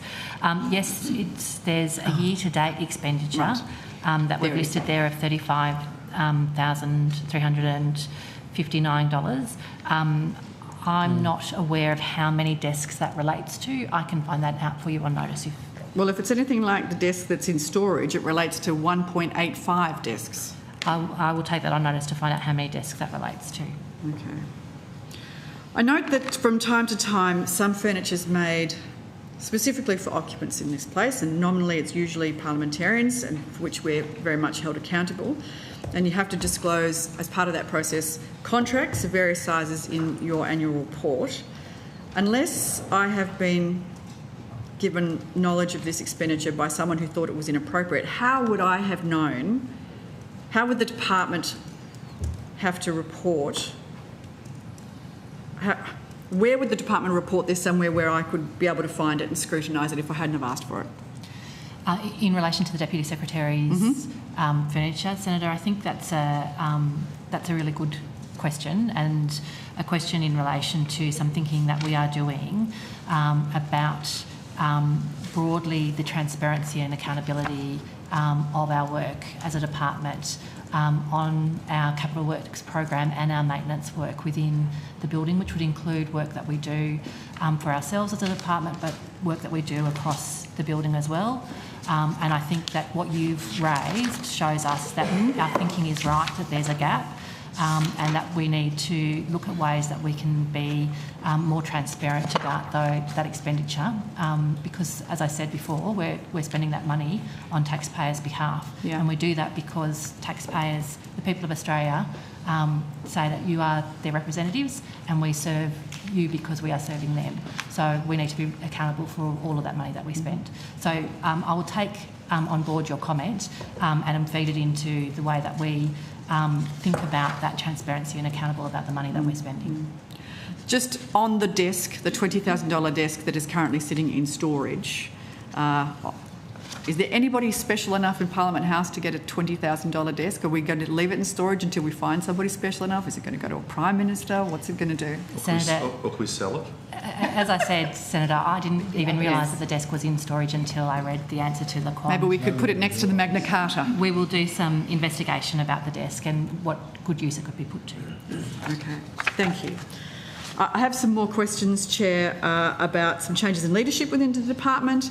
I had a question on notice 122, where the department provided an outline that there'd been some further changes to the executive team between May and November 2024. Of the 4 positions, there was, I think you said that there were 22 departures, 11 hires, and you provided a table that shows a net gain of 7, but there's still 4 vacancies. Is that correct? Senator, at the SES level, there are a number of vacancies. Obviously, the Parliamentary Services Commissioner is undertaking the recruitment process for the new secretary. We also have an active round at the moment for our Assistant Secretary of the Finance Operations Branch. Interviews for that will be occurring in the first week of March. The remainder of the vacant positions have actually been advertised. Interviews were held last week. A report is being expected this week, and we expect to settle the SES cohort shortly thereafter. It's a key priority for the Acting Secretary to be able to settle the SES cohort, noting that we've had long-term acting arrangements in place. Thank you. The position of Chief Information Security Officer was vacant. Is that one still vacant? That one is vacant, as well as our CISO, our Information Security Officer. Interviews for those 2 positions were held in December, and that process, I understand, is fairly close to being finalised. Terrific. The question that I put on notice last time, question 122, if I could put that on notice again so that we can get an update next time around, that would be very helpful. I can actually give you some numbers now, Senator. Terrific. Yes, please. We've had, in our PEL 1 level, we've had 28 departures. We've had 30 onboards. For our PEL 2 level, we've had 10 departures and 11 onboards. At the SES level, we have had 2 departures and we have 8 onboards, but I do note that of that 8, a number of us are counted twice. So in reality, it's 6. I take up 2 of those positions because I've permanently transferred and I'm acting. All right. That's terrific. Thank you. And just Senator, to make sure those figures are from the 30th of the 1st of July through to February, so that you can see that across the beginning of February. You can see it across the financial year. Okay, fantastic. Thank you very much. I appreciate that. But just for the sake of making sure I wrote it down correctly, could you also provide the table on Absolutely. This? Thank you. That would be great. I have some questions regarding the Magna Carta. Nothing to do with the desk, I promise. That's going to be on display next to it. But I understand Senator it was... Hume, I'm due to rotate the call. I will ask you how many questions you've got left before I do so, just in case I can cover off the Magna Carta, but I do have some more questions after that, Chair. So probably at least 10 minutes. Okay. If that being the case, I'll rotate the call, unless, of course, Senator O'Sullivan wants to cede his... No, Senator O'Sullivan. I know Senator Hume will be here anyway, so Senator O'Sullivan, you can take the call. Okay, I need about 10 And then minutes. I'll come to Senator Pocock. Thank you. I've got some questions about cybersecurity and I'll ask our devices. Our Chief Information Officer, Mr Lawson, to come to the table. Thank you. Yeah, I think we will need to,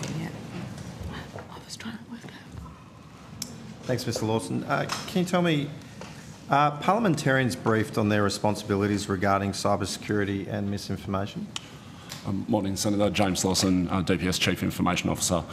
The short answer to that, Senator, is yes, we do have a range of different human-centric cyber defence activities that we undertake, including regular briefs to parliamentarians.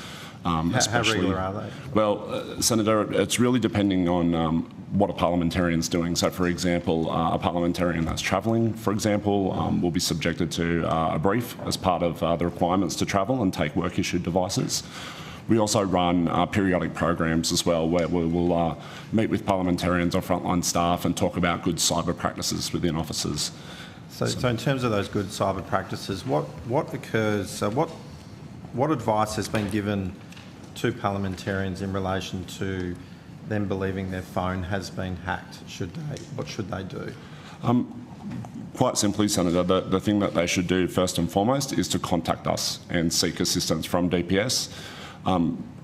Parliamentarians, they travel and are in a range of different situations where devices can be more exposed to compromise. And so, depending on the behaviour that a parliamentarian may observe on a device, depends on the actions that we may take. So, contacting the DPS cybersecurity section is the first thing that they should do.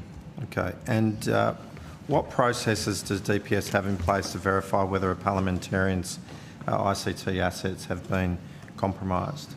It depends on the asset itself. Devices like laptops, we will have some greater telemetry and different cybersecurity capabilities that we can look at on those devices. Then there are, I guess, devices like smartphones and tablets, Senator, which are a bit more of a closed shop, and that's the way that Apple as a vendor, for example, designs them. In those situations, it may be difficult for us to determine. If there's been a public record that a parliamentarian's phone or their computer has been hacked or claimed to be hacked, does DPS proactively investigate that? Typically we would, Senator. We would reach out to a parliamentarian and offer assistance. Okay. Yes. Has DPS issued any advice in relation to the use of WhatsApp? We haven't issued any advice in relation to WhatsApp, and I probably should just point out, Senator, that DPS runs what we refer to as a more permissive network, I think is the best way to describe it, because parliamentarians require a range of different software to undertake their tasks. So we implement government policy and advice around blocks. If there's a particular piece of software with a particular threat profile, we may make a decision to block it, but otherwise, no, not in regards to WhatsApp. Okay, I'm just going to table a couple of documents. Firstly, there's a media report of an MP claiming their phone was hacked. There's also a letter that I've sent to the AFP in relation to this, which was copied in to the Secretary, and also a response that I've had from the Secretary in relation to this matter.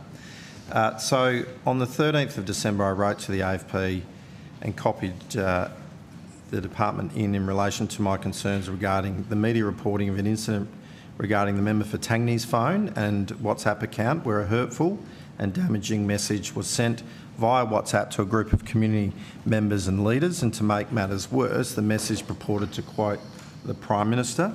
Are you familiar with this? I am familiar with this matter, yes, Senator. Thank you. Just so we understand the seriousness of the incident, as reported across multiple national media outlets, the message from Mr Lim read, "When the PM was confronted by Murdoch mercenaries and others, he said, Mr Netanyahu should consider that the bombing of a synagogue in Australia is likely the manifestation of a few despondent radicals who have had enough of the continual aerial bombing of thousands of innocent children and women in Gaza by single-minded troops. Australia is a robust democracy. We do not encourage violence to those whom we do not warm to. If he continues to blame me and other world leaders, he might well be remembered in history as another hegemon who blamed everyone else for his crime against innocent civilians."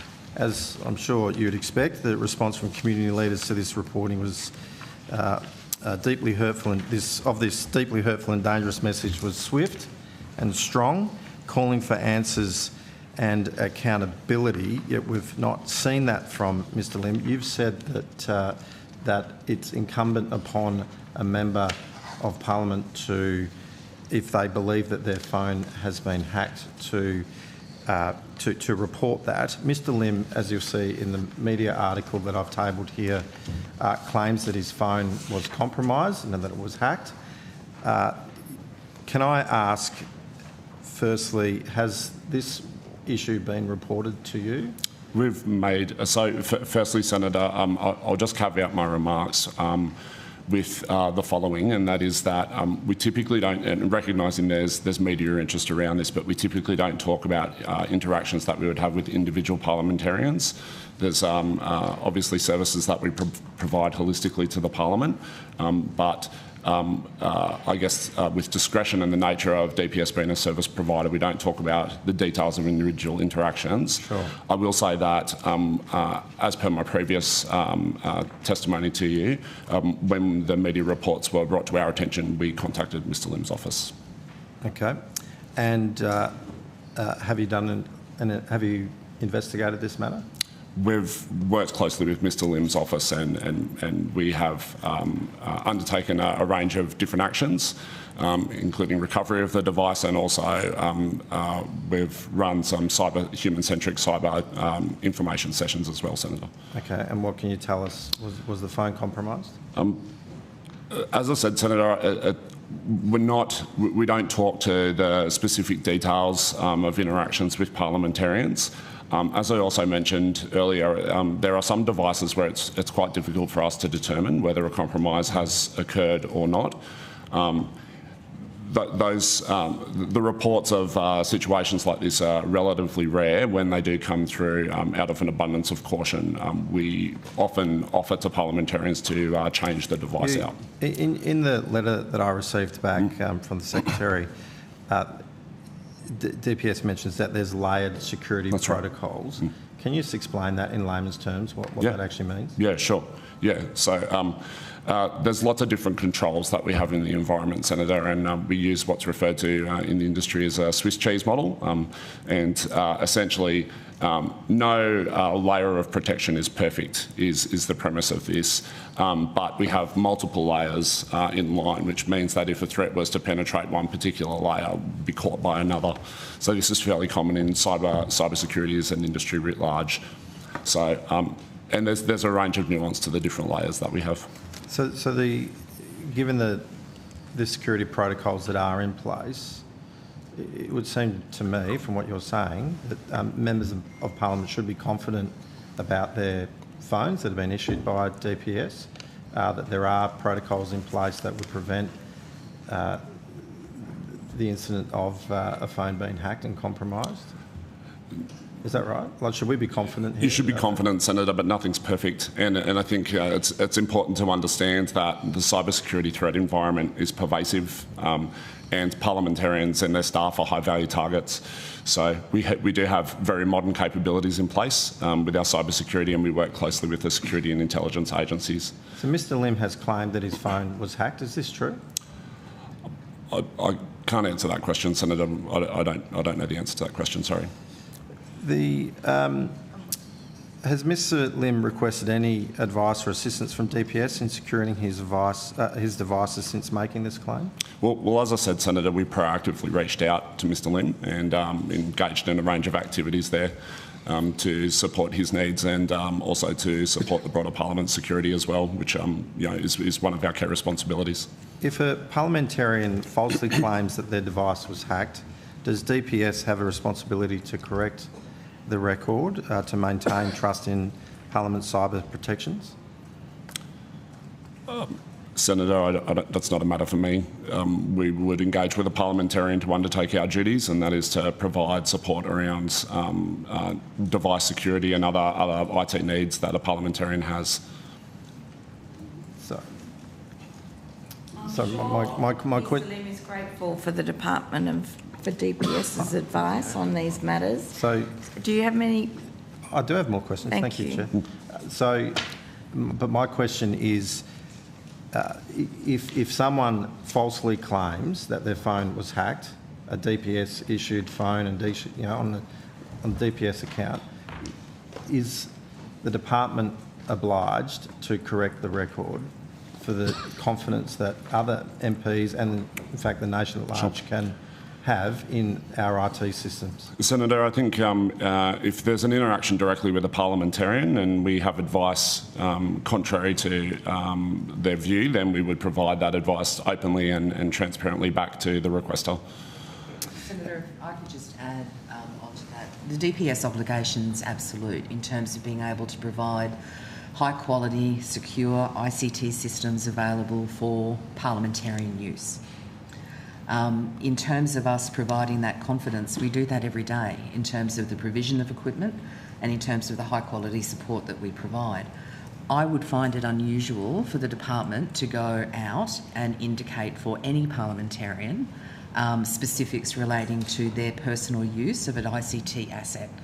What the department will do, though, is continue to provide the confidence that we have multiple levels of systems in place to be able to counter cybersecurity risks, and that there is also an obligation that is clearly explained to every provider that we give an ICT asset to, that they also have an obligation to be able to make sure that they are using their equipment in such a manner that prevents overt use. Sorry, Senator O'Sullivan, I'm just going to pause there because it was remiss of me not to reflect on the fact that it does not appear we have any further questions for Dr. De Brewer. Is that correct? No, just in case. Can we stay on, please? Okay. And may I ask Senator Hume, do you have questions for Dr. De Brewer separate to his appearance with DPS? Potentially, but potentially not. So why don't we just keep Dr. De Brewer here for a little longer? Okay. I flag that once Senator O'Sullivan has finished his questions, depending on how long we have, we are going to need to take a break without because we have moved past the morning tea break and people need to be able to get up from the table. Thanks, so, Chair. Senator O'Sullivan. Yeah, I've only got a few more. Have you seen reporting where Mr Lim was asked to clarify what was meant by Murdoch mercenaries, whether it was someone from Murdoch University, and Mr Lim clarified nearly 6 hours later from sending the original message that it was the mainstream media? Senator, I don't believe that's something that DPS can answer.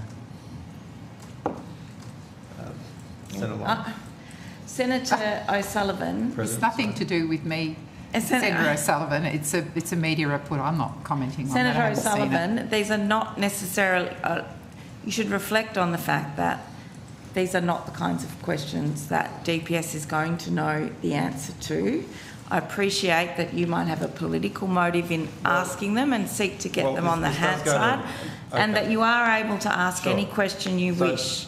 But I do want it to be acknowledged as reasonable that these answers to these questions would be outside the purview of what would be considered reasonable for DPS to be able to answer.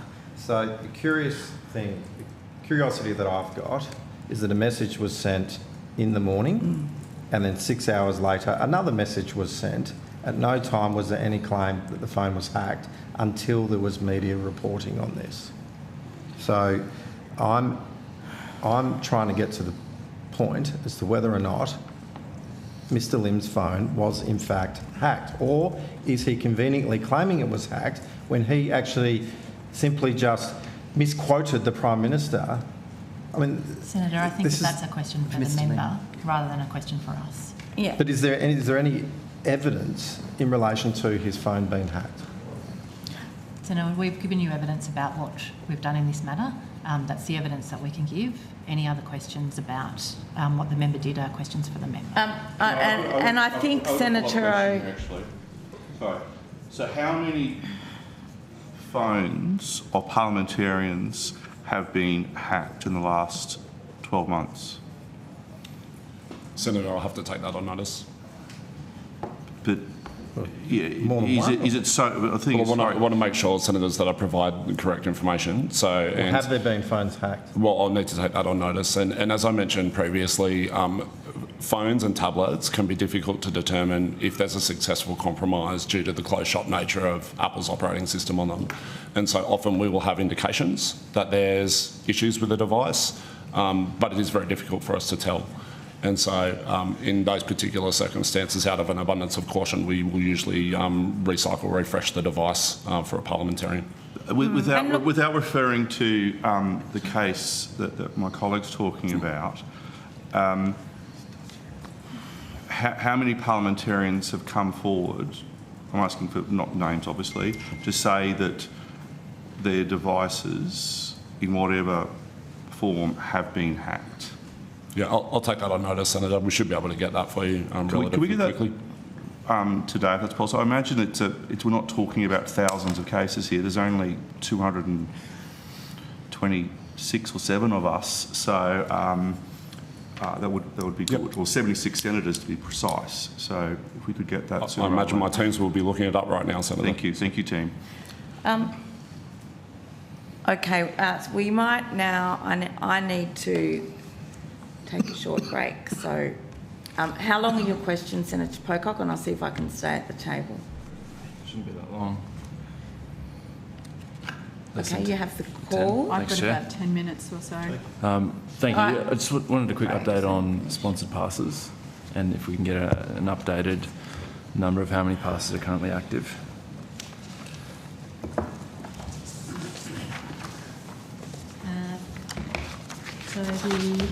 This is from the 10th of February. The updated number for sponsored passes is 2,179. Okay, thank you. And the highest number of sponsored passes by an individual, is it still 44? Or do we have a new winner? It's the highest number is 43. 43. From the 10th of February. Thank you. And Ms Hinchcliffe, last estimates we spoke about the sponsored passes that were personally issued by Mr Stefanik. At the time you confirmed that he was sponsoring 4 passes and that you hadn't had the opportunity to look at whether those pass arrangements were still appropriate, which is if you reviewed those passes and are they still active? So I then provided you with an answer in your quant to say that there were then 2 sponsored passes, and we discussed at the last estimates the process that is gone through when a person who sponsors passes leaves their employee in the building, whether it be a member or senator or in this case the secretary. We went through that process, which was where those people, those 2 remaining sponsored pass holders were written to and indicated that the sponsorship would be ending and for them to then consider whether they needed to seek someone else to sponsor their passes. So as I understand it, those they definitely have ceased from being sponsored by the secretary, and I can't comment on whether they've sought sponsorship from somewhere else. They haven't sought sponsorship from me. Okay. And just to be perfectly clear, when we're talking about sponsored in this case, we're talking about the orange sponsored passes. There is also a teal or aqua colour, it depends on how you print the policy, pass, which is the Indigenous elders, yes, local recognised elders and custodians. There are 5 of those passes and they can only be sponsored by the presiding officers or by the Secretary of DPS. So I have taken on the sponsoring of those 5 passes. So they're not the orange passes, they're a different sort. Sure. So I have none of the orange passes, okay, but I've taken on the sponsorship of those. Is it aqua, do we think? I think they're aqua passes. Cool. Thank you very much. And so those passes are no longer valid, but they may have sought a sponsored pass from someone else? Yes. But did you, when you reviewed them, did you think that they were appropriate? I saw that they had met the conditions of the pass policy, and that's what I so low bar, answered in the quant. It seems like a very low bar, and given it seems like Mr Stefanik was one of the only secretaries to sponsor passes, given that he's no longer with us, did you think that they sort of... So as I answered, Senator, in the quant, I looked at them against the policy and they met the requirements of the policy. Okay. And so how many sponsored passes have been cancelled in the last, say, 12 months and this term of Parliament for breaches of conditions or? I will hand over to Mr. Khan. Good morning, Senator. Vance Khan, First Assistant Secretary, Security. We don't keep specific records, but I know within the last 12 months we've not cancelled a sponsored pass. We deactivate various passes if they're not being used, and we can deactivate them for other measures as well. Okay. I'm interested in how many have been suspended for breaching terms of entry, essentially. As we replied to your question on notice, Senator, we don't keep records, but we have. Why not? We have since January this year, and we know there has been one pass suspended. Since January? Since January 2024, Senator. 2024. And what's the process? Say someone is reported as filming in the corridors. What's the process then? Do they get a warning? Is it immediate suspension? We'll look at each circumstance individually, Senator. We'll weigh that up against the requirements of the media rules or the private area access policy. And you know, my job as the Chief Security Officer is to exercise an abundance of care and caution in ensuring the security and safety of the Parliament and the private areas. So in the first instance, if we notice there has been a significant breach or otherwise, we would take action. And how many occasions are you aware of where there's been filming in the building that's that's prohibited under the pass holders? I'd have to take that one on notice, Senator. Okay. Senator Pocock, it also is a question that should be put to the Black Rod, because he also has responsibility to ensure that privilege is upheld and that senators are not inadvertently filmed. So it's in the Black Rod's case, it is often the media who have to be spoken to about filming. Sure. Thank you. Sometimes other senators. So I'm just interested in the process, because I know that one sponsored pass holder, Punters Politics, had his pass suspended for filming in the corridors, suspended immediately. But if you go on social media, there's a lot of filming in corridors. And if the Black Rod is aware of that, he contacts whoever has put that up and asks that it be withdrawn. And I have to say, in 99.9% of the time, the footage is taken down. So that really does go to part of the Black Rod's role as well. Sure, I'm just interested in the... Sure, but it's not just a question for security. It's also a role the Black Rod undertakes very seriously, and I can tell you as presiding officers, we take the filming in prohibited areas very, very seriously, because it does go to privilege. And so in that case, would it take the Black Rod reaching out to you? How many of these instances has the Black Rod instigated some sort of... Sorry, my question's to... Sure, I'm just explaining to you, security wouldn't necessarily know, because the Black Rod has a responsibility to manage the Senate, and so if filming occurs by a media outlet or by a senator... What about, I'm a sponsored pass holder, I'm not talking about... that would then be... And that's why I'm asking the questions. Security, sure. But you're asking kind of open-ended questions that it can either be the Black Rod's responsibility or security. So I'm the Black only interested in the Black Rod's not here, I'm interested in security. The Black Rod might also see a sponsored pass holder filming. Okay. If you could just clarify what you're asking, Senator, if that's possible, exactly what you're asking.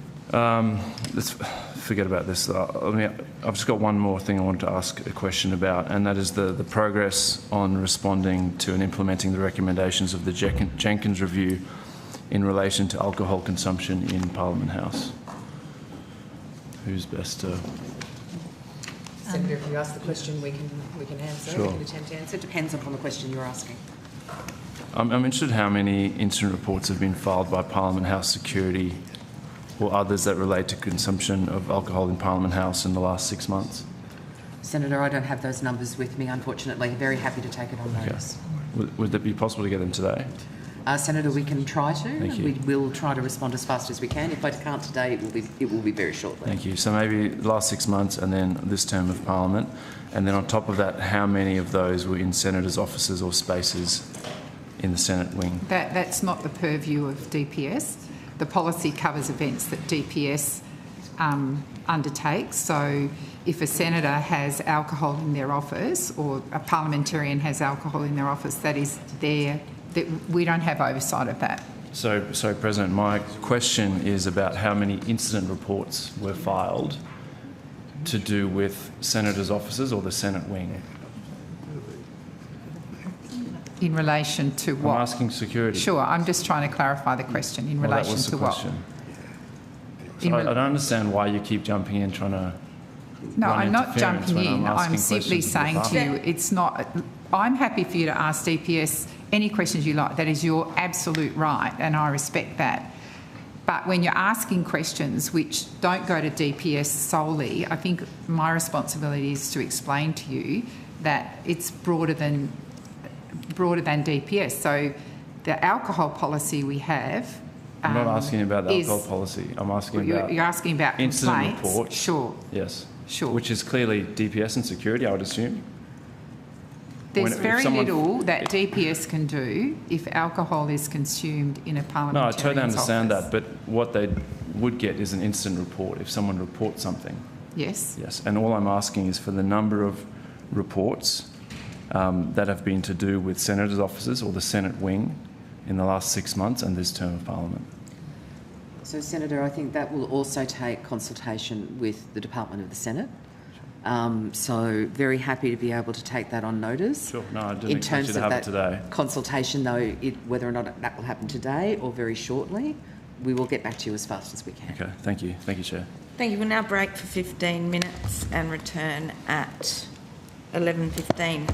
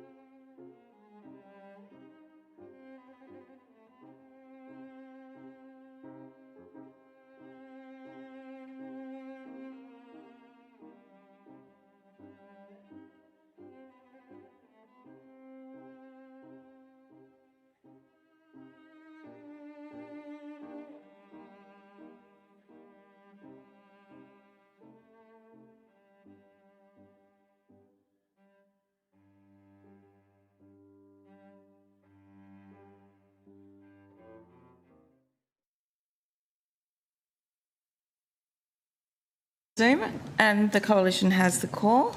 Thank you, Chair. Senator Hume. I wanted to ask some questions about the Magna Carta, so I think they're probably best directed to Dr. Heriot.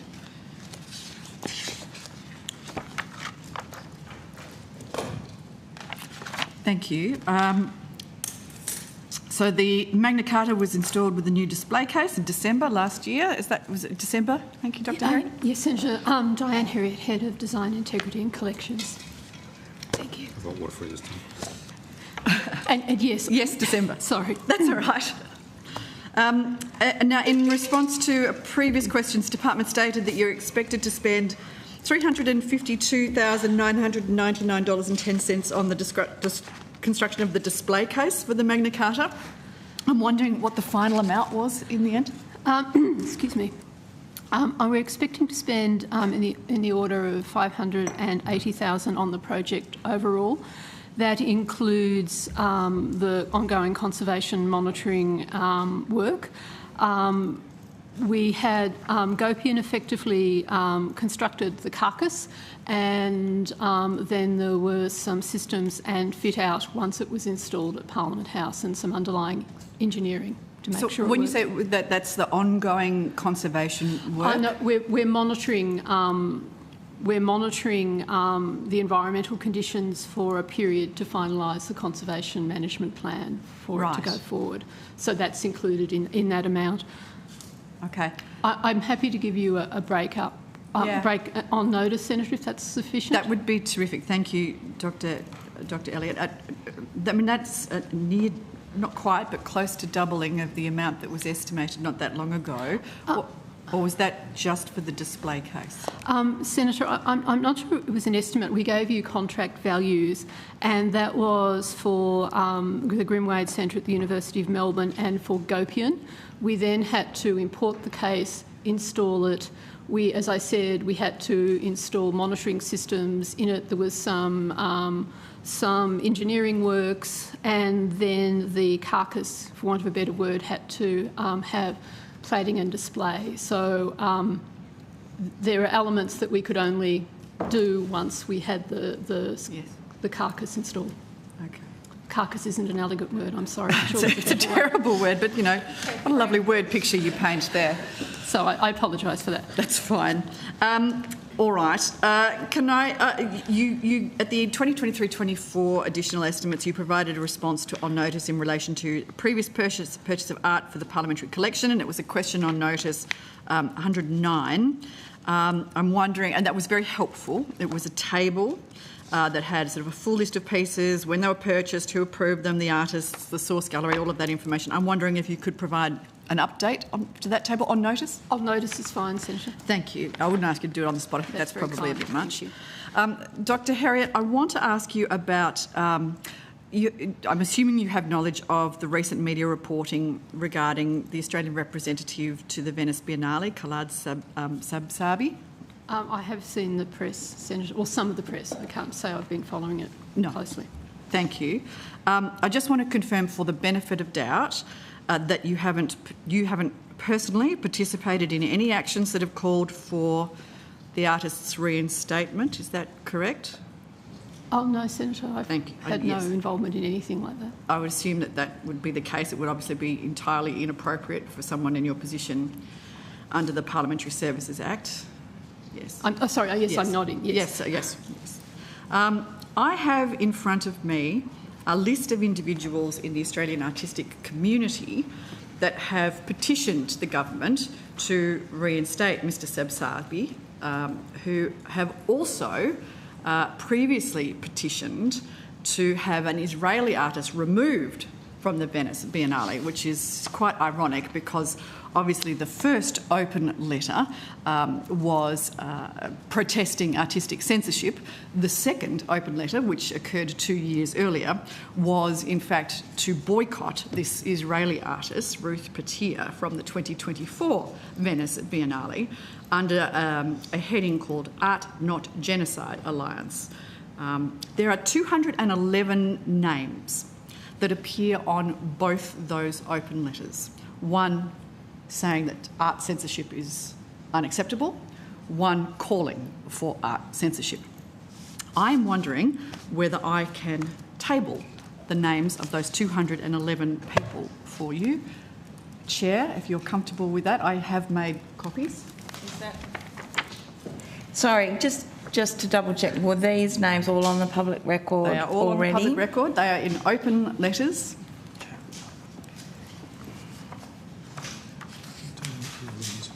So these 211 names that appear on both lists, one calling for the... Senator Hume, if yes? We've had a long set of questions around the... Well, you've made some statements around the Biennale and censorship. I'm yet to see what the relevance to this committee is, but I'm sure you'll come to that. Yes.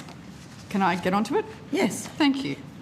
So on notice, I'm wondering, Dr Herriot, if you could confirm if any staff within your team have signed these positions, these open letters, and if so, whether there has been any action taken to counsel them. Open letter, that does not necessarily... I can take that on notice. I haven't seen the list, I'm sorry, Senator. That's, of course, we're about... Well, it's just a list of names. Senator Hume, I'm not sure that an open letter necessarily equates to a public letter that's been published somewhere. Well, it was an open letter to government. It was an open That's letter. the whole point of an Is it open letter. published? Yeah.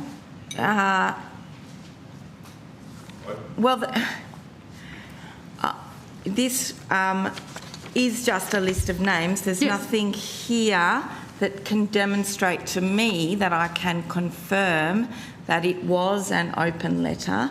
That sources where it has been previously published. So I could You've given me the list of names. Yes. But I have not received any evidence in what is attached here that shows when and how it was published as an open letter to demonstrate that these names are already on the public record. So, Chair, there were two open letters. One of them, which was protesting the withdrawal of Australia's 2026 Venice Biennale representation, that had 3,626 names on it. Now, I can provide you that letter because that is also publicly available. There was another one in 2024 that was calling for a boycott of Israeli artist Ruth Patia at the 2024 Venice Biennale under the heading Art Not Genocide. There were 24,676 names on that letter. Now, what I've provided to you is the crossover of the names on both of those letters. There are 211 of them. They are from the Australian artistic community. All I'm asking for Dr Herriot to do is to run an eye over that list, see if there are any names of people that work for the public service that have been petitioning to government to, in one breath, boycott an Israeli artist from the Venice Biennale, and in the other breath, reinstate, on the basis of artistic censorship, the 2026 Australian representative. Senator Hume, you've asked about the whole of the public service. Are you asking about DPS I'm after specifically? Dr Herriot's department. Which is... I'm asking it on notice. She doesn't need to do it on the spot, but you can't do it without the list. Well, these questions need to be asked in public, and that's what we're doing. I am uncomfortable with the fact that you haven't provided me any evidence that demonstrates this is on the public record. I'll send you a link to the article, and if I do that, is that adequate? Well, it may or may not be adequate, depending on the review of that information, but please feel free. And assuming that it is public, then you can assume that you will be able to ask Dr Herriot that question on notice. So, in the meantime, are you denying me the ability to table this document? Yes, Senator Hume. Well, I don't believe that it is in the public interest to list all of these names publicly without verification that they're already on the public record. They have signed two open letters, Chair, that are publicly available. I can show, I'll send you the link if you like. But all I'm asking is if the department will take on notice any works in the collection of the Parliamentary art collection that are by the artists that are listed here, or any staff that work within Dr. Herriot's department that may have also put their names to these letters. I think that's pretty fair and reasonable. Sorry, Senator Hume. I was taking advice. Is that a question to me or to the table? Well, I mean, to the witnesses. It's very hard for the witnesses to answer if I can't table the document. Okay, but I think Dr. Herriot indicated that it is something that Dr. Herriot would need to go back and check and take on notice in any case. And so we can, during the course of the hearing today, have a look at the extent to which it may or may not be appropriate to table this document. Chair. Yes, Senator Colbeck. We have in the past provided documents to the witnesses so that they can understand what the question's about without tabling the document. So can I propose that we provide the document to the witnesses so that they can see the document? The process of confirming whether or not they're public can proceed and the committee can make a decision about publication later, but at least the witnesses have the advantage of being provided with the documents so they can answer the questions and know what they're answering questions about. So can I propose that the committee provide the document to the witnesses so that they can at least answer the questions?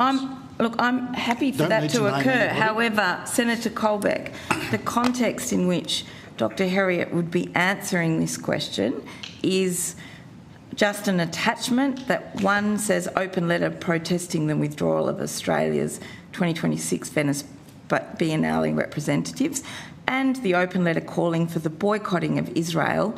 It is without the context for either document or any subsequent public debate in which you are asking content. I think it would be fair to the witness and fair for the process of the committee for the witness to be supplied with the list of names. The witness is fully aware of the context, and I think this would help us move along so we can continue to question other elements of the department. And Chair, I've just sent you directly the copies of 2 of the open letters, one for the withdrawal of Australia's 2026 Venice Biennale representatives, and the other from the Art Not Genocide Alliance from 2024, and then a copy of the 211 names, which you have in front of you, that have their names on both of those 2 open letters. I've now texted those through to you directly.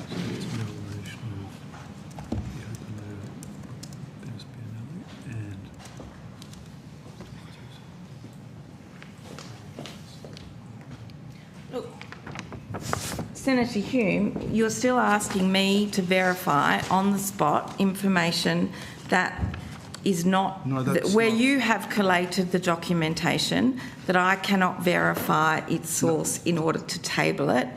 It looks to me like a journal, like an online source has published the crossover to the 2 names of the 2 names. That is not something I can verify, nor can I verify the consequences for those people who have had their names published in that way on the broader public record. But here you are seeking to table those names. No, that's not and that is something I would always be reluctant to see. With respect, what the Deputy Chair has said is that a means to abridge this process is for the list of names to be provided to the witness. No one is asking you to verify them for the time being while you assess the other information that Senator Hume has provided to you. So I would suggest that we agree to Senator Colbeck's proposal is that the list of names be handed to the witness who is fully aware of the context of this discussion, because the witness has been sitting here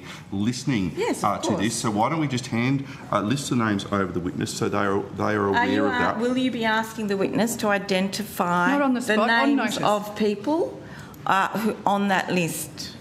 Not on the spot, of course not on the spot, but on notice. I think it's fair and reasonable for us to ask whether there are any staff whose names appear on those lists, and whether there are any artists that appear in the parliamentary collection that also appear on those lists. But here we come to a loop. Question on notice needs to be asked on the public record. So I am somewhat uncomfortable with asking Dr. Harriet to review this list and then answer a question about what was within her purview, where she does not have the document in Dr. writing. Harriet is an experienced servant of this Parliament and an experienced staffer who's appeared before this committee many times, and Dr. Harriet will herself, I'm sure, comply with the standing orders and the convention of this place in relation to the questions that are put to her on notice or otherwise in relation to this list of names. And may I suggest, to move on, that we do just hand this list of names over to Dr. Harriet so she has that list of names which are publicly available because it is an open letter, and then we can then move on with the questioning and the many other topics that we wished to discuss over the remaining hours of this committee, please. What's the resolution you put before the chair, Senator?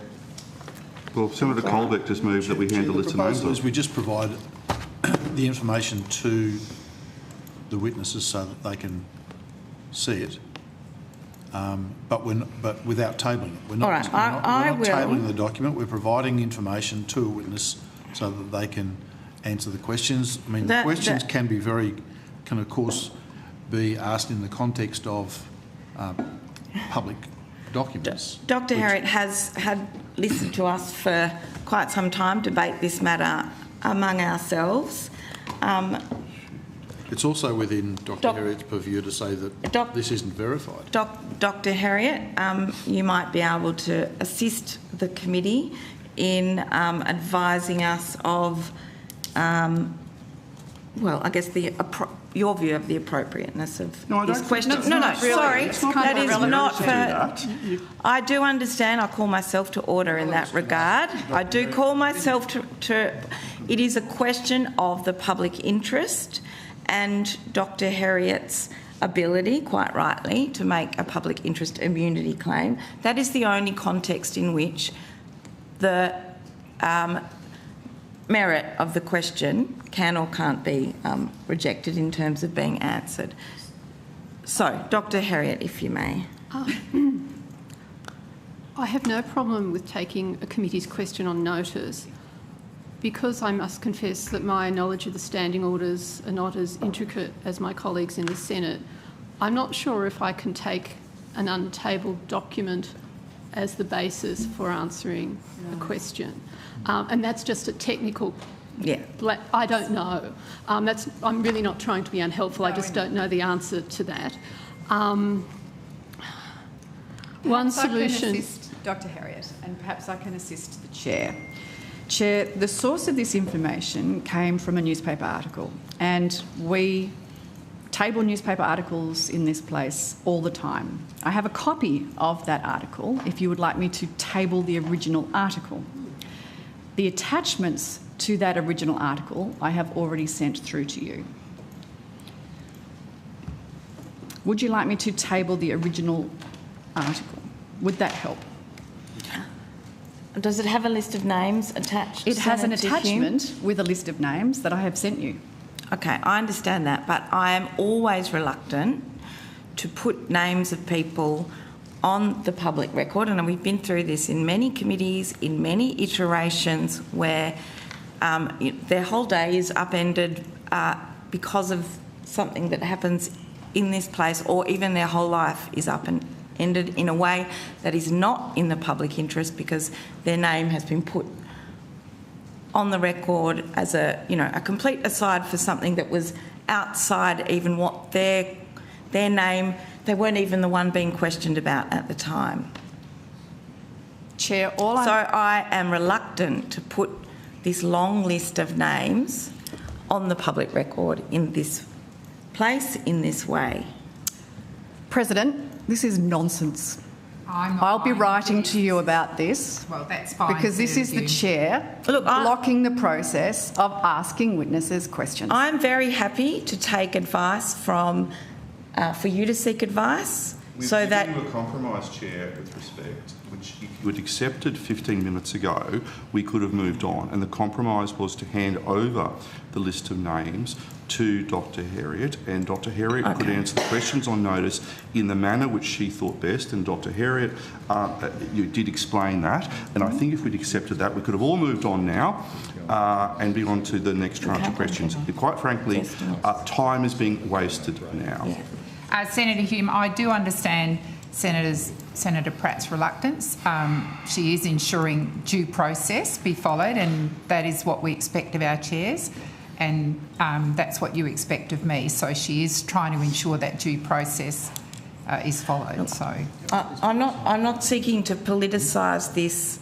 I have no specific instructions. It has certainly come up that I am concerned about how we meet the public interest test. So, Chair, what I might suggest is we get advice from the clerk in relation to this particular issue, and can we please move on? Do you know what? We don't actually need advice from the clerk. I'll just direct the question directly to the President as the relevant minister that's sitting at the desk. I'll direct this question directly to you, President. I have a list of names here that I would like to know whether any of that people on that list of names either work for the department or whether they are artists that are represented in the parliamentary collection. I don't think it's that complicated, Chair. Well, I'm happy to take it on notice, Senator Hume. Thank you, President. Thank you, Senators. I have some more questions. Please continue your questions. You still have the just floor, follow-up Senator questions Hume. to questions on notice. In response to a question on notice number 49, at additional estimates, you provided a table in response to the total number of FTEs by APS classification. Could you please provide on notice an update of this table with the change in the number for each row since the 2012-13 budget? Senator, happy to take that on notice. Thank you. In response to question on notice number 145, you have outlined some works that are inside Parliament House that will be undertaken this financial year. And if I add all these totals together in that quan, it amounts to about $5 million. In fact, just over $5 million. Does that sound correct? Senator, that sounds broadly in scope with what we're working on for capital works. Okay. In that response, there were quite a number of refurbishments to spaces. Now, some of those are modest, some of those not so modest. Just want to ask some questions about refurbishments, whether they're conducted by external contractors or are they done by internal teams? So, Senator, there is a mix. It depends upon the work that's required in terms of that refurbishment. Obviously, there are things like painting, etc., that occurs in-house. Yep. But if there are matters that are much more complicated, such as air conditioning units or other types of equipment of that nature, contractors may be brought in to be able to complete that work. Okay. There's refurbishment of the AFP office, and that comes to $211,284. What's involved in the AFP office's refurb? Oh, Senator, I don't have that level of detail on available, but I'm happy to take that on notice and provide a full breakdown. Thank you. There's also refurbishment of the room NG61. I couldn't picture NG61, and it looks like we're refurbishing it at a cost of about $65,869. What's that office space used for? Senator, I'll take that one on notice again and come back to you. Okay. The department is building, interestingly, a fourth party room at a cost of $102,827. Could I ask where that fourth party room is going to be located? So, Senator, construction of the fourth party room is underway. We're expecting it to be completed mid this year. Where is it? Underneath the Parliamentary Budget Office, over on the Senate side, Senator, at the bottom. Which party is it for? It's for the Greens party room. Okay. Green card. So it's... And Senator, in relation to It's for the NG61, I'll just tell you one thing. It's a small area that's at the back of the current ICT space. It's a small area that's at the back of where our current offices are for our information and communication technology people. Right. Okay. Okay. The fourth party room, who commissioned that work? Senator, as I understand it, the fourth party room has been as part of the planning for the entirety of the APH footprint for some time. We are proceeding with the construction of that, as I've said, at the moment, and we're expecting it to be done halfway through this year. So was it an initiative of the department or was it under the instruction of the presiding officers? We'll take that on notice for you, Senator. Well, we've got a presiding officer here. Was it instruction of presiding officers to create a fourth party room, or? As Ms Hinder has said, it's been in the parliamentary design for quite some time, but the detail of that I'd have to take on notice. Okay, so no one knows who instructed the creation of a Greens party room? Well, the Greens currently have a party room, as do the Nationals, and it's too small, so it's simply being enlarged.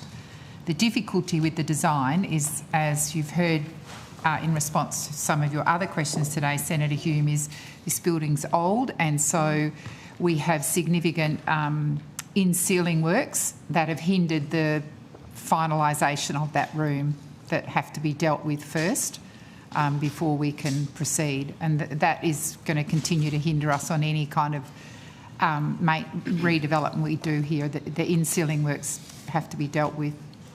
What happens to the existing Greens party room? Well, it'll go back into general use.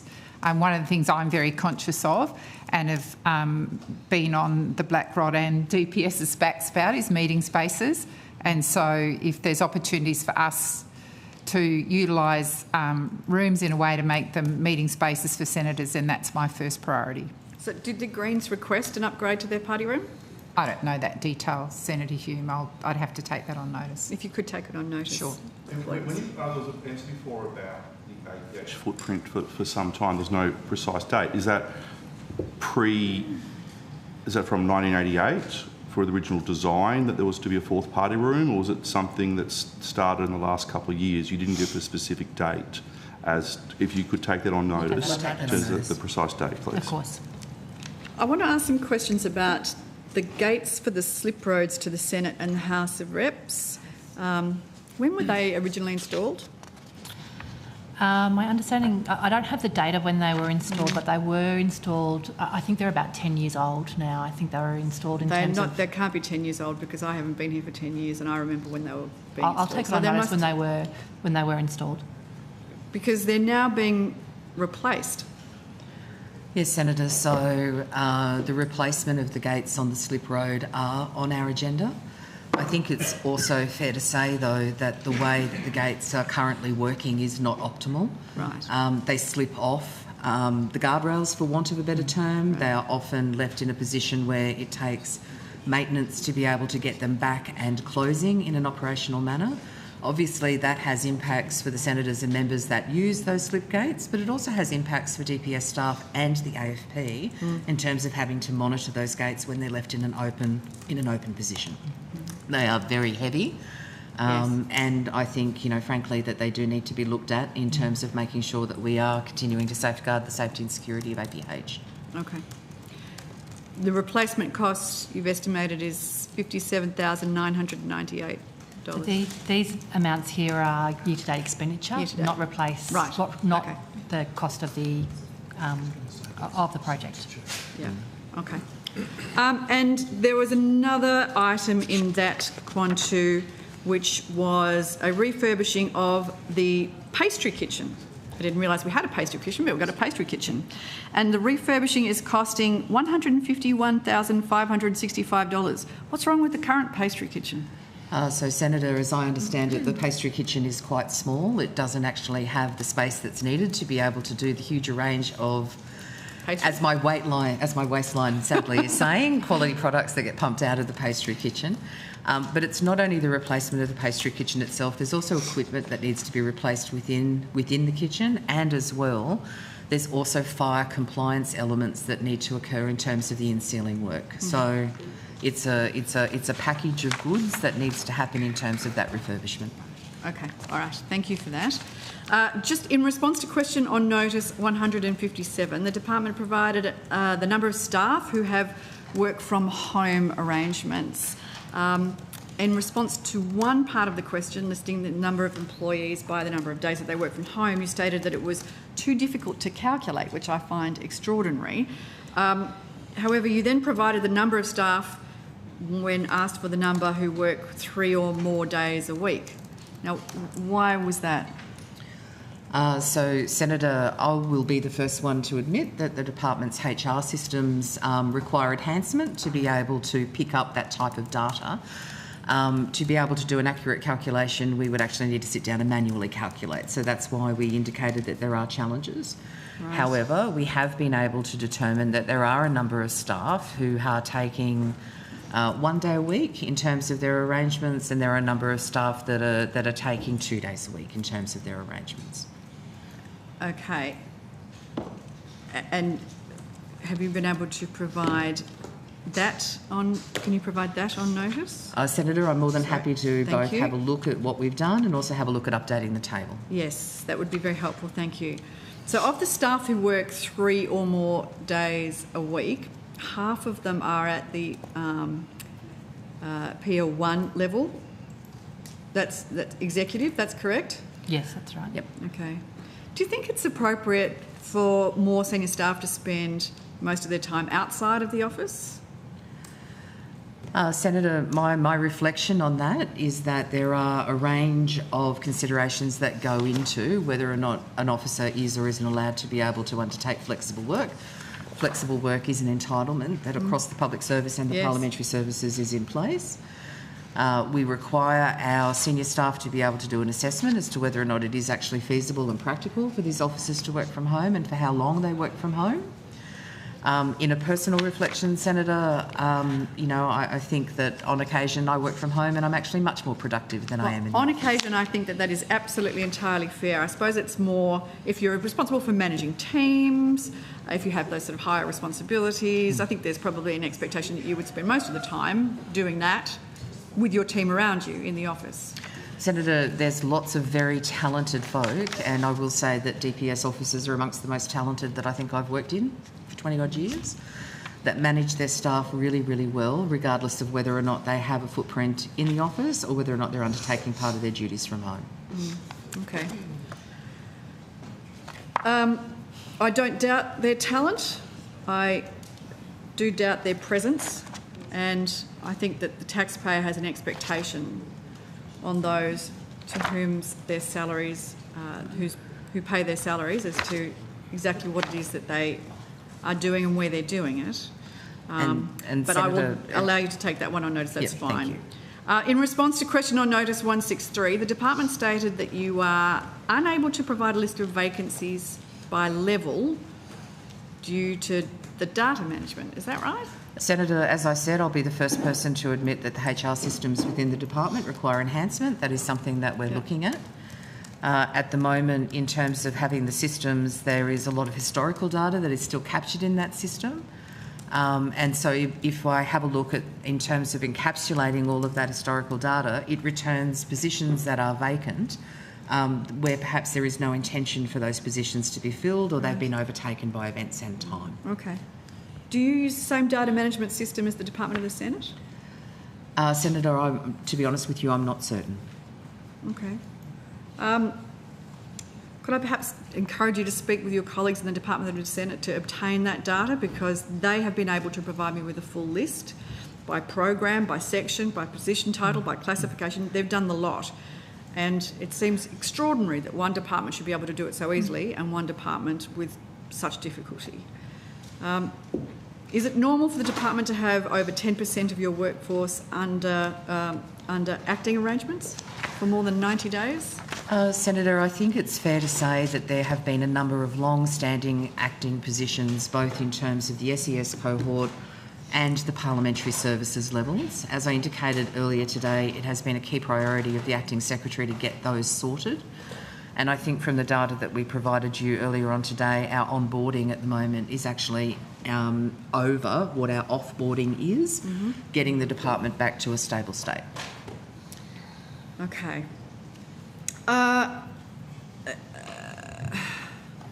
In response to a question on notice 175, I note that you engaged a speaker for the Parliamentary Service Indigenous Employee Network's interagency event. Your response says that you engaged a senior member of the ABC to perform that duty at a cost of $8,700. Is that correct? Yes, Senator, that's right. Right. How was that engagement entered into? Senator, I'll have to take that on notice. Unfortunately, I'll need to double check how that occurred. Okay. It was Dan Borchia, somebody I admire greatly, but $8,700 seems like an awfully large amount of money for a Parliamentary Service Indigenous Employee Networks interagency event. What did he do? Senator, we'll take that on notice. My understanding was that it was an event that he was speaking at, but I will take that on notice for you. Just one event? I think it was one event, but again, I'll take it on notice for you. That's a nice side hustle. Okay. Thank you. Thank you, Chair. Thank you. Are there any further questions for Department of Parliamentary Services? Thank you. We don't have a figure yet as to, sorry to you, Ms Lawson, about the ones you're going to take on notice. You don't? Close the play today? Okay, thank you.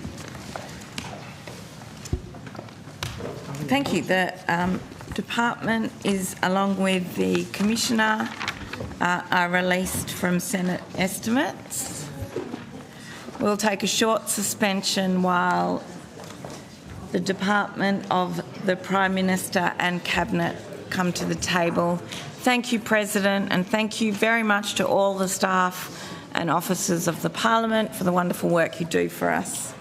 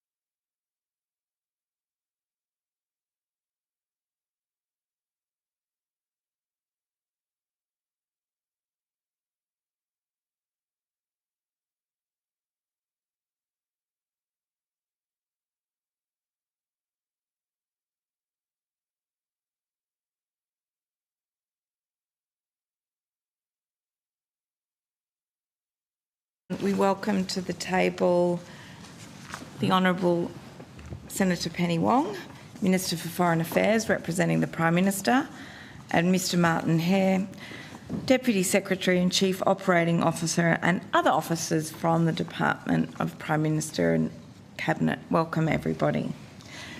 Minister, do you wish to make an opening statement? Yes, I do. Please go ahead. Thank you very much, Chair. Can I start by acknowledging that today is the 3rd anniversary of Russia's illegal and immoral invasion of Ukraine, and if the committee would permit me just to make some brief statements. Australia has been steadfast in our support of Ukraine's right to defend itself against Russian aggression, consistent with international law. That support totals over $1.5 billion to date, including $1.3 billion in military assistance, such as the provision of equipment and training of Ukrainian forces. Australia continues to make clear that Russia and those enabling its illegal invasion will face consequences. Today, the government has imposed further sanctions against 149 individuals and entities involved in enabling Russia's war of aggression. This is the largest sanctions package Australia has put in place since February 2022. We have also tightened further trade bans on Russia by prohibiting the supply of commercial drones and components. Australia supports all meaningful progress towards a just and enduring peace for Ukraine and for security and stability in Europe. For any peace deal to be successful, Ukraine must be part of those negotiations. I had the opportunity today to meet with Ukraine's ambassador to Australia this morning, and I reaffirmed Australia's resolute support for Ukraine. The impacts of the war in Ukraine are amongst the many global challenges the nation has been grappling with over the past few years, and since 2022, the Albanese Labor government, has managed the economy responsibly while providing cost of living relief, as always with an eye to building Australia's future. We have sought to deliver, after a decade of neglect under the Coalition, cheaper medicines, urgent care clinics around the country, a tax cut for every taxpayer, historic pay rises for aged care workers, early childhood educators and the minimum wage, provided cheaper childcare and legislated a 3-day guarantee to subsidise childcare, delivered free TAFE, provided student debt relief and made a record $32 billion investment in housing. In addition, we have invested in more renewables to drive energy prices down, and we have turned 2 coalition deficits into the first back-to-back surpluses in 2 decades, while continuing to tackle cost of living pressures on Australians. Yesterday, we announced a re-elected Albanese Labor government will make the single largest investment in Medicare since its creation over 40 years ago, some $8.5 billion to deliver an additional 18 million bulk billed GP visits each year, nursing scholarships and more doctors in the largest GP training program ever. And, members of the committee would have heard the Prime Minister's speech and media remarks about it.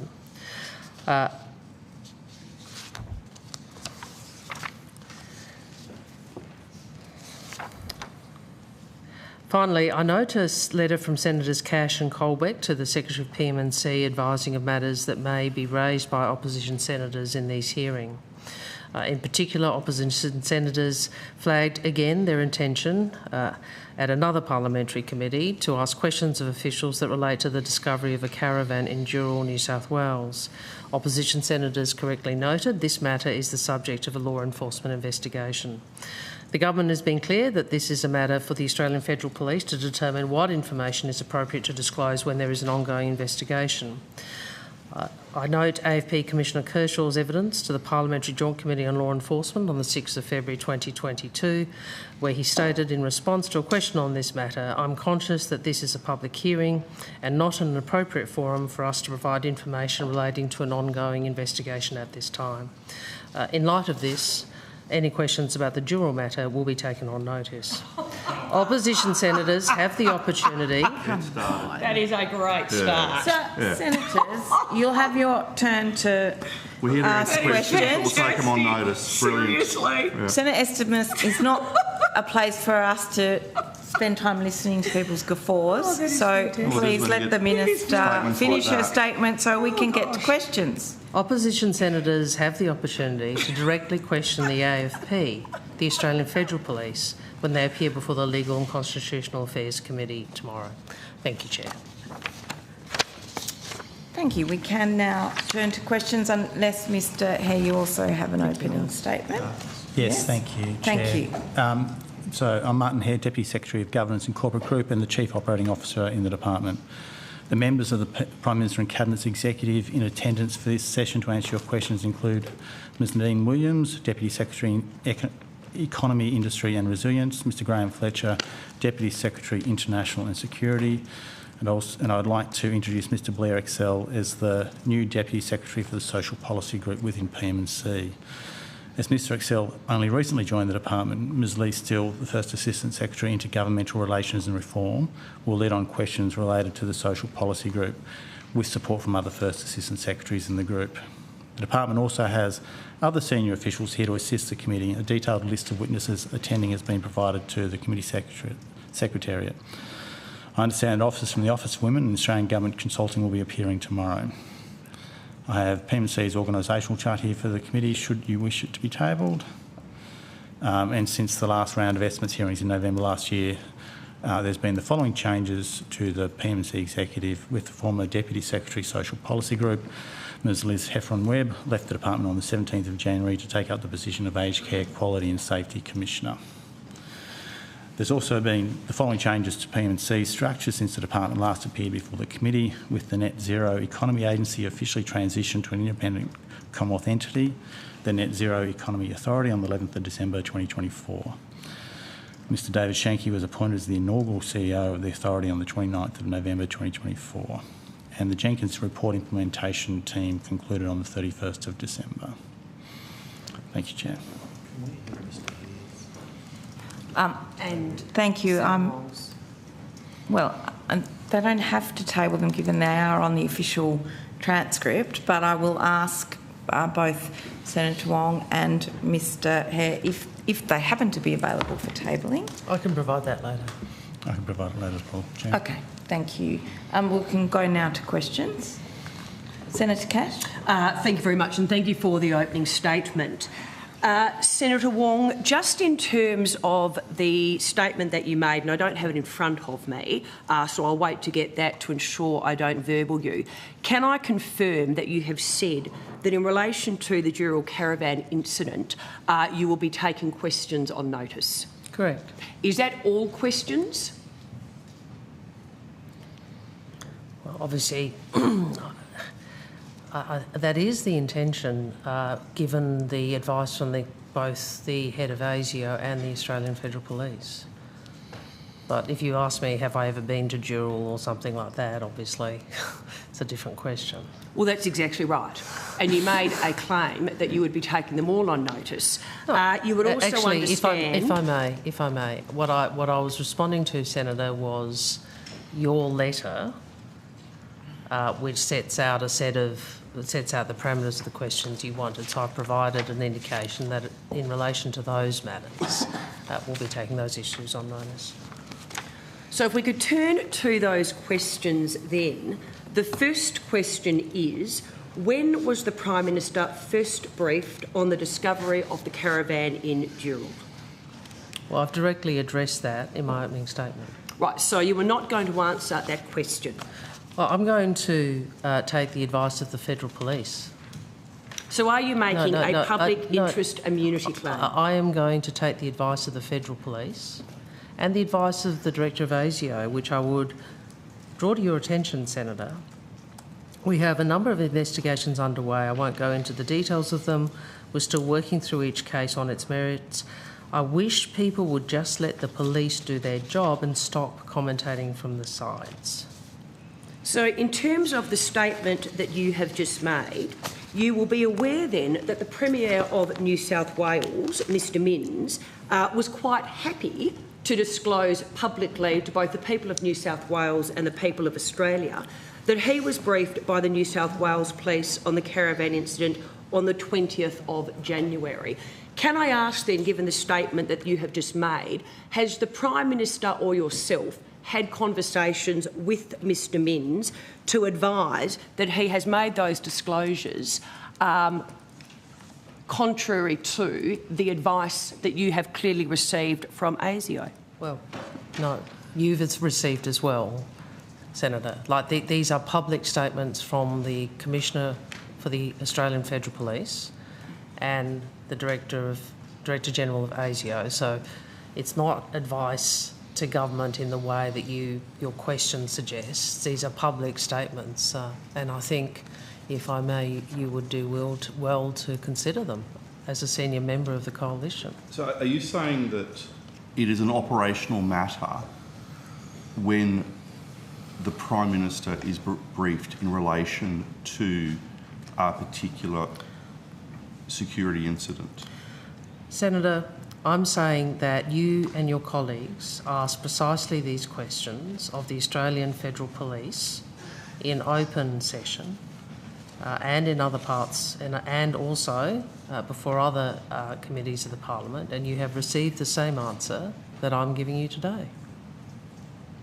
Well, again, Senator Wong, on the 9th of April 2019, you made this statement: I accept that the prejudicing of an ongoing investigation is a reasonable ground of public interest immunity claim in respect of our request for documents. It is not a kind of blanket response that deals with everything. The harm needs to be specified. The basis of the assertion needs to be made. So on that basis, as we go through each question... Was this the 9th of April last year? 2019. 2019? Well, you have been looking at my past statements, Senator. Yes, we have. I hope you look at all of them. But because you seem to take a different attitude the last time you were in opposition. So, again, I'm going to ask you, when was the Prime Minister first briefed on the discovery of the caravan in Dural? I refer to my opening statement and the answers given by the AFP. Well, I'm not asking about the answers given by the AFP. Senator, I actually haven't finished. Are you making a public interest immunity claim? I'd like to finish my answer. I'll let you finish your question, and then after I finish my answer, I'm sure you have another question. We will have several questions. Cash, don't interrupt. Can I finish my answer first? Thank you. These questions were asked directly of the Commissioner for the Federal Police. I would refer you to his answer. That is the basis on which my opening statement is predicated. So again, are you making a public interest immunity claim? On the basis of the Federal Police Commissioner's evidence to another committee. And what was that evidence, and on what basis are you saying the harm is in answering when the Prime Minister of Australia was advised of the Dural caravan incident?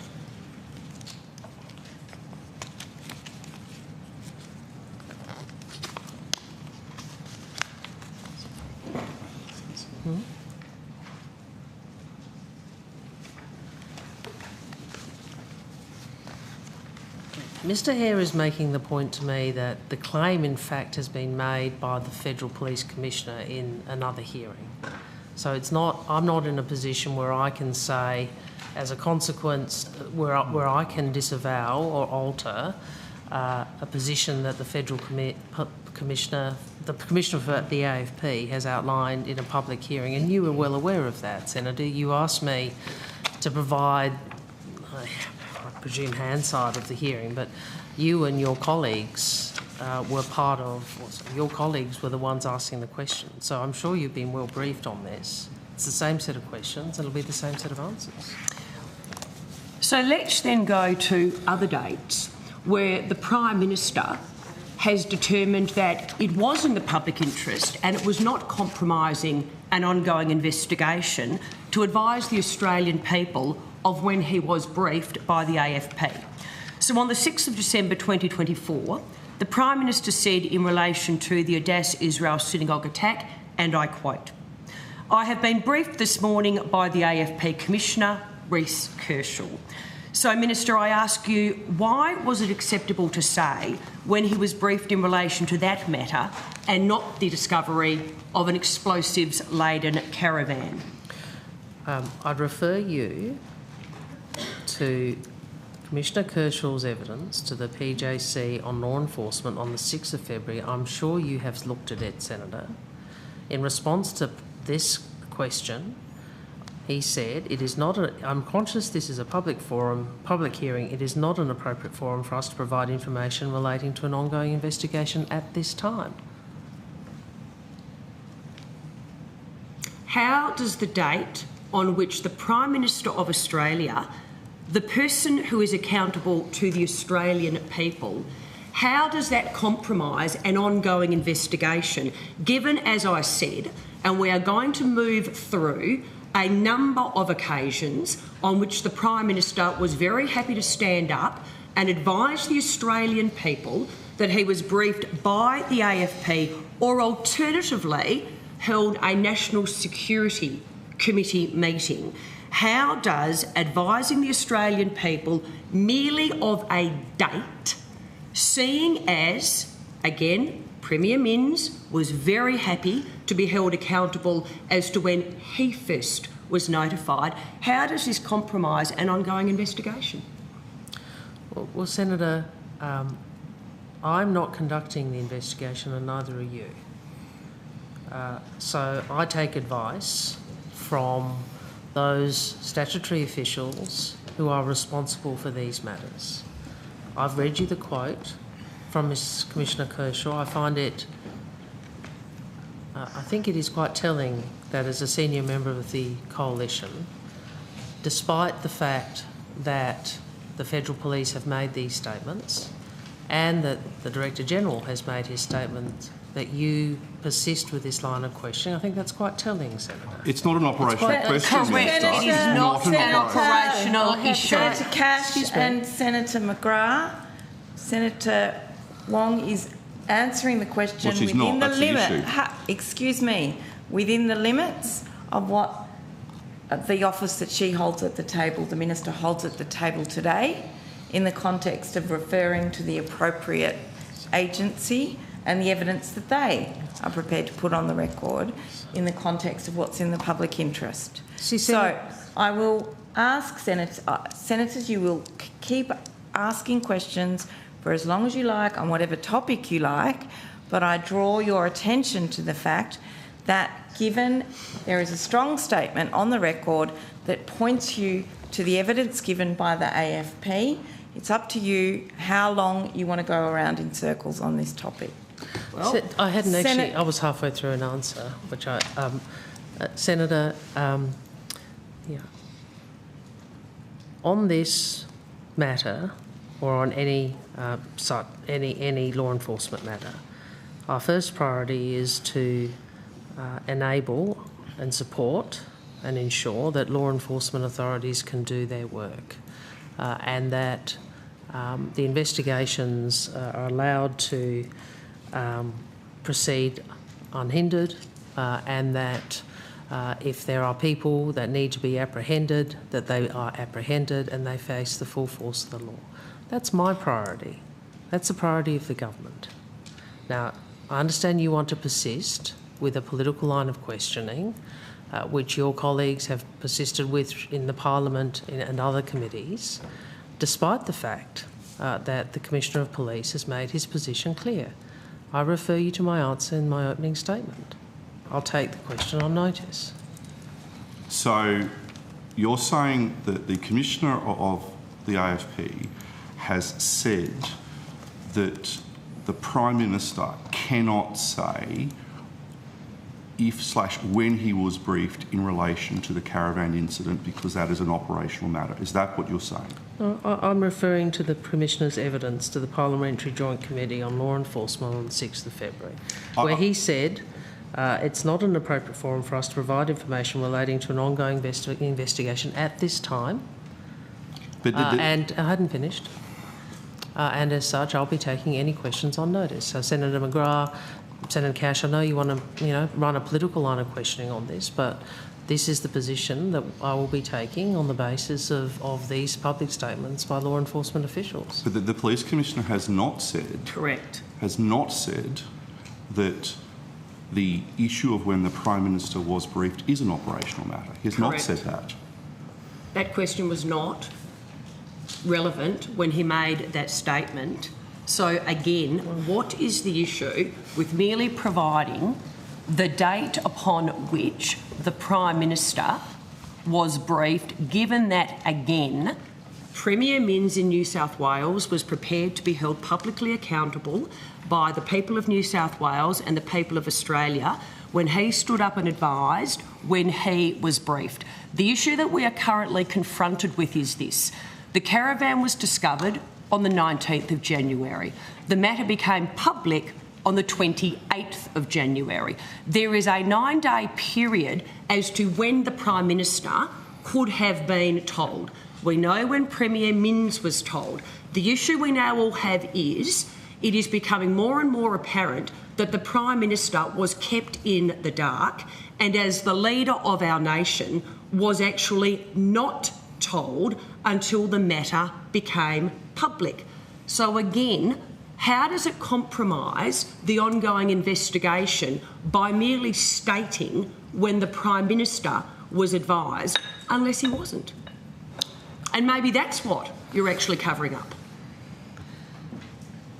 Senator, you are well known for being quite dramatic in the things that you say, to some effect. But what I'm saying to you is I'm simply relying on the evidence that you were aware of before you walked into this hearing and before you wrote to me, which was the evidence given to another parliamentary committee on precisely the same issue. That is not what the Commissioner said. No, it's not. It's not what the Commissioner said. Can I finish at any point? Senator Sheldon has on a point of order. Can I, just for the smooth running of the estimates and the normal practice, if somebody gets the call to ask a question, having multiple people asking questions separately without getting the call does make it more complicated, because it just means that why don't we have just everybody in the coalition jumping in on each other? So it is a normal practice to ask for the call from the chair. So do I answer Senator Cash or Senator maybe McGrath? if you stop reflecting personally on Senator Cash and answer the question would be a good way to start. Point of order. Senator, yes, there is a point of order there. You don't reflect on the evidence of I don't think that's an accurate reflection. So please just ask your questions so that Well, Senator Cash, I think that was more a speech than a question. How was it a speech, Senator Wong? Is it just not possible for you to let me finish? Well, not when you're verbally me, no. How was it a speech? You hang on. Actually, Senator, you also made a number of assertions about my behaviour. I'll at least let you finish. The questions you are asking are the same questions that your colleagues asked some 2 weeks ago. So it is unsurprising that you'll have the same answer. Now, I appreciate you want to confect some political outrage about that, but the reality is these are the same answers that were given by the Commissioner in a public hearing a couple of weeks ago. So it's not unsurprising. It is unsurprising that I am going to provide the same answers. So if you wish to keep asking the question, that's your right. If you want to take up estimates with it, we will take the question on notice, as I outlined in my opening statement, for the reasons I outlined in my opening statement. Senator Wong, did you confirm with the AFP Commissioner that his advice is that they are unable to answer this question prior to your appearance here today? I am relying on the evidence that was given to in a public hearing on the same matter. So the answer to my question, therefore, is no? No, I didn't say that. But I'm not in the habit. I'm here representing the Prime Minister. So I'm not in the habit of, in that context, disclosing who or what I might have discussed these issues with as Minister for Foreign Affairs. You are here representing the Prime Minister. Yeah. You have stated in both your opening statement and in answers to questions that you are relying on what you say is a statement made by the Commissioner in another committee to not provide answers to questions. My question, therefore, is very simple. Did you confirm with the AFP Commissioner that it is his advice that you are unable to answer these questions today prior to your appearance here? Did you speak with him or did your office speak with him?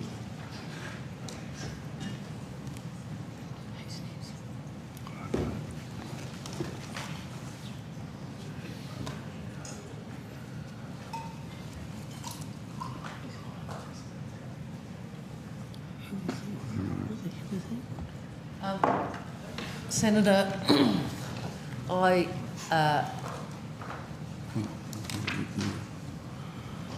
The questions you are asking are precisely the same questions as were asked by your colleagues on the 6th of February. The Commissioner's answer was at this time, was prefaced by, included the phrase "at this time." I've not received any advice as to whether, well, my understanding is that position still holds. Upon what basis do you say it is my understanding? I go back to my question, did you, your office, or let's now extend it out to the Prime Minister or his office, have any conversations with the AFP Commissioner prior to coming to estimates today in terms of the evidence you are now giving? I didn't discuss my evidence with him, and you wouldn't expect me to. But whether or not Mr. Fletcher has something to say. Graham Fletcher, Deputy Secretary, International and Security. Senator, I consulted with the Attorney General's Department, AFP and Home Affairs last week, following receipt of your letter, and the view of the operational agency, the AFP, was that those questions should be taken on notice. So you're saying that the advice of the department is that... Senator Sheldon, yes. Just that people should be going for the call because it is about time to rotate. Yeah, I was just about to indicate that it's time to rotate the call, but... Well, we have a lot of questions here, so I suggest it's going to be a long day. So if the call's being taken off me, so the Labor Party can run interference, so be it. Senator McGrath, that is no way to seek the call and indicate to the chair that you are seeking the call. Actually, I think you two were more fighting with each other about who was going to ask a question rather than the Labor Party fighting with you. I really think, with respect, Minister, you should stop the personal reflection on the position. Why is that a personal reflection? It was just pointing out that you just kept jumping in, James. It's probably more Senator McGrath. It's probably a reflection on you. We're a team, unlike the Labor Party, and I would suggest that if we're going to keep going with this, we have questions to put to this as to why there was a cover-up going on. I didn't give you the call. So who has the call? You handed with your own indulgence, not mine, you handed the call between you. And in the flow of the committee, that may be fine, but it is also my job as chair to give the call and rotate the call, which means I can intervene when I wish. So sorry, when appropriate. Where are we at? Whose question and to whom? Well, I am about to rotate the call, unless, of course, you have the answer to the you want to go to the last question. We have a lot of questions, and I'm sure the departmental officials will be here after Senator Sheldon has asked his or other illuminating questions. His pardon? His what? His illuminating questions. Thank you. I'm glad you have a deep interest in them. Senator Sheldon. Well, I'm not surprised that the Coalition doesn't have an interest in future made in Australia, so I want to ask some questions about that. That'd be the last thing they'd be concerning themselves with. But I am concerned about the future made in Australia, so I'd like to ask some questions about that.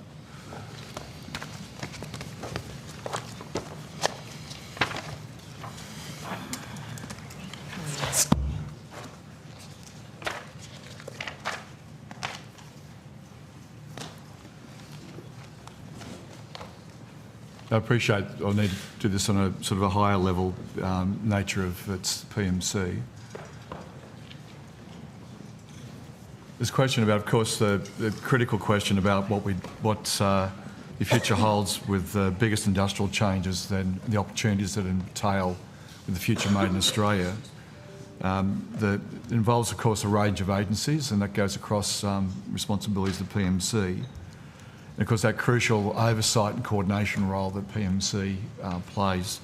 So can you just take me through and provide an overview of the elements of the Future Made in Australia package, noting there's been some substantial developments since last year with the passage of legislation and further details on the Future Made in Australia programs, and I'll lead into some other questions I'll need to ask.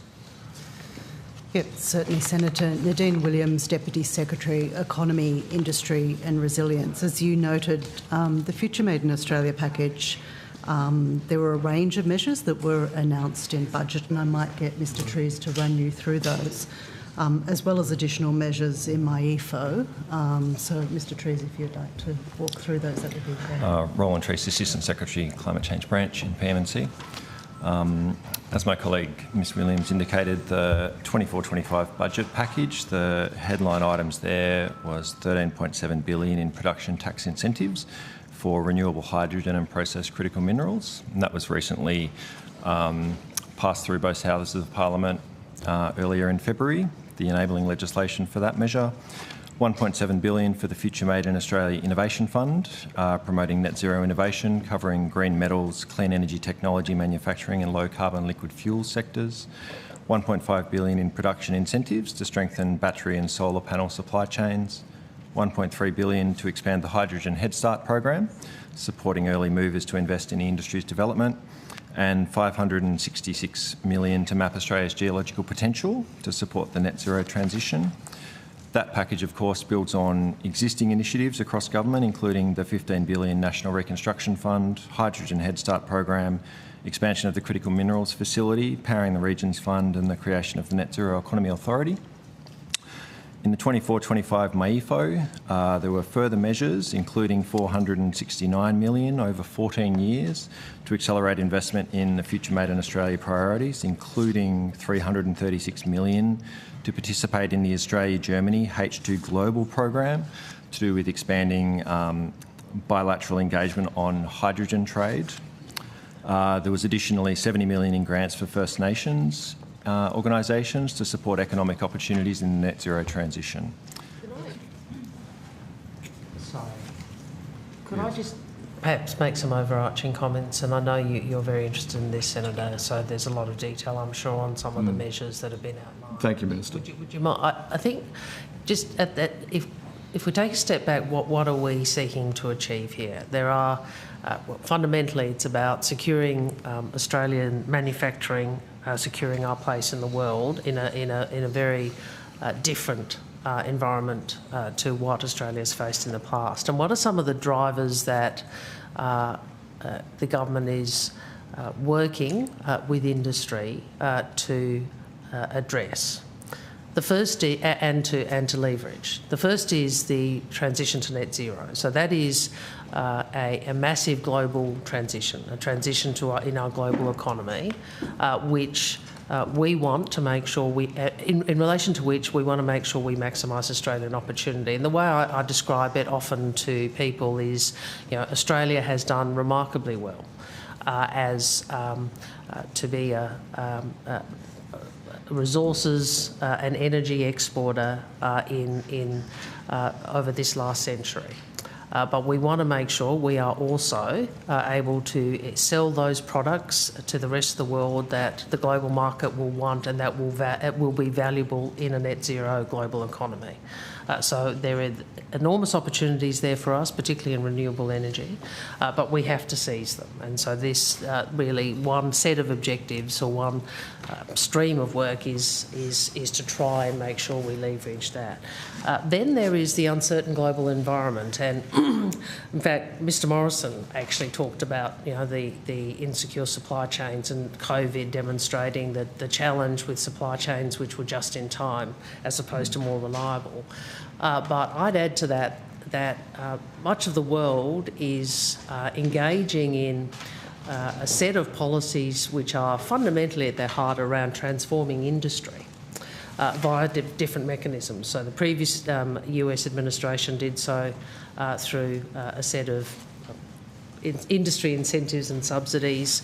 The Trump administration has articulated a set of economic policies, including tariffs. You see it in Europe and you see it in China. So major economies are also thinking through how it is they use different levers of policy to transform, particularly their manufacturing, but more broadly their industrial base.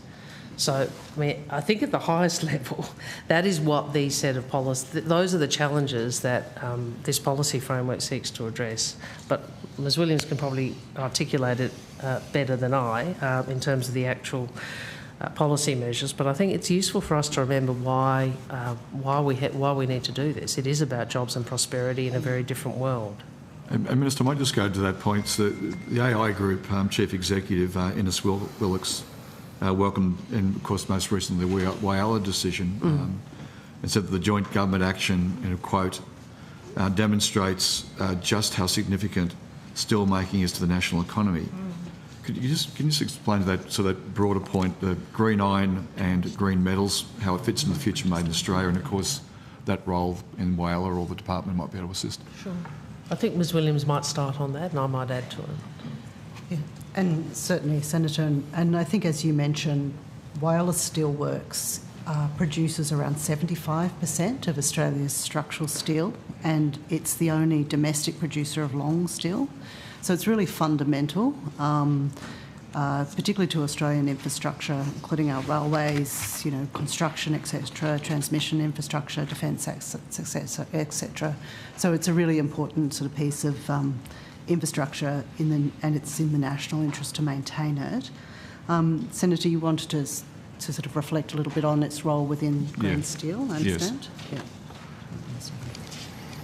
Yeah, so under the Future Made agenda, the government recently announced a $1 billion green iron investment fund, which is to support early mover green iron projects, of which $500 million has been earmarked for supporting the Whyalla Steelworks transformation, so as part of the government package announced for the broader response to the situation in Whyalla currently.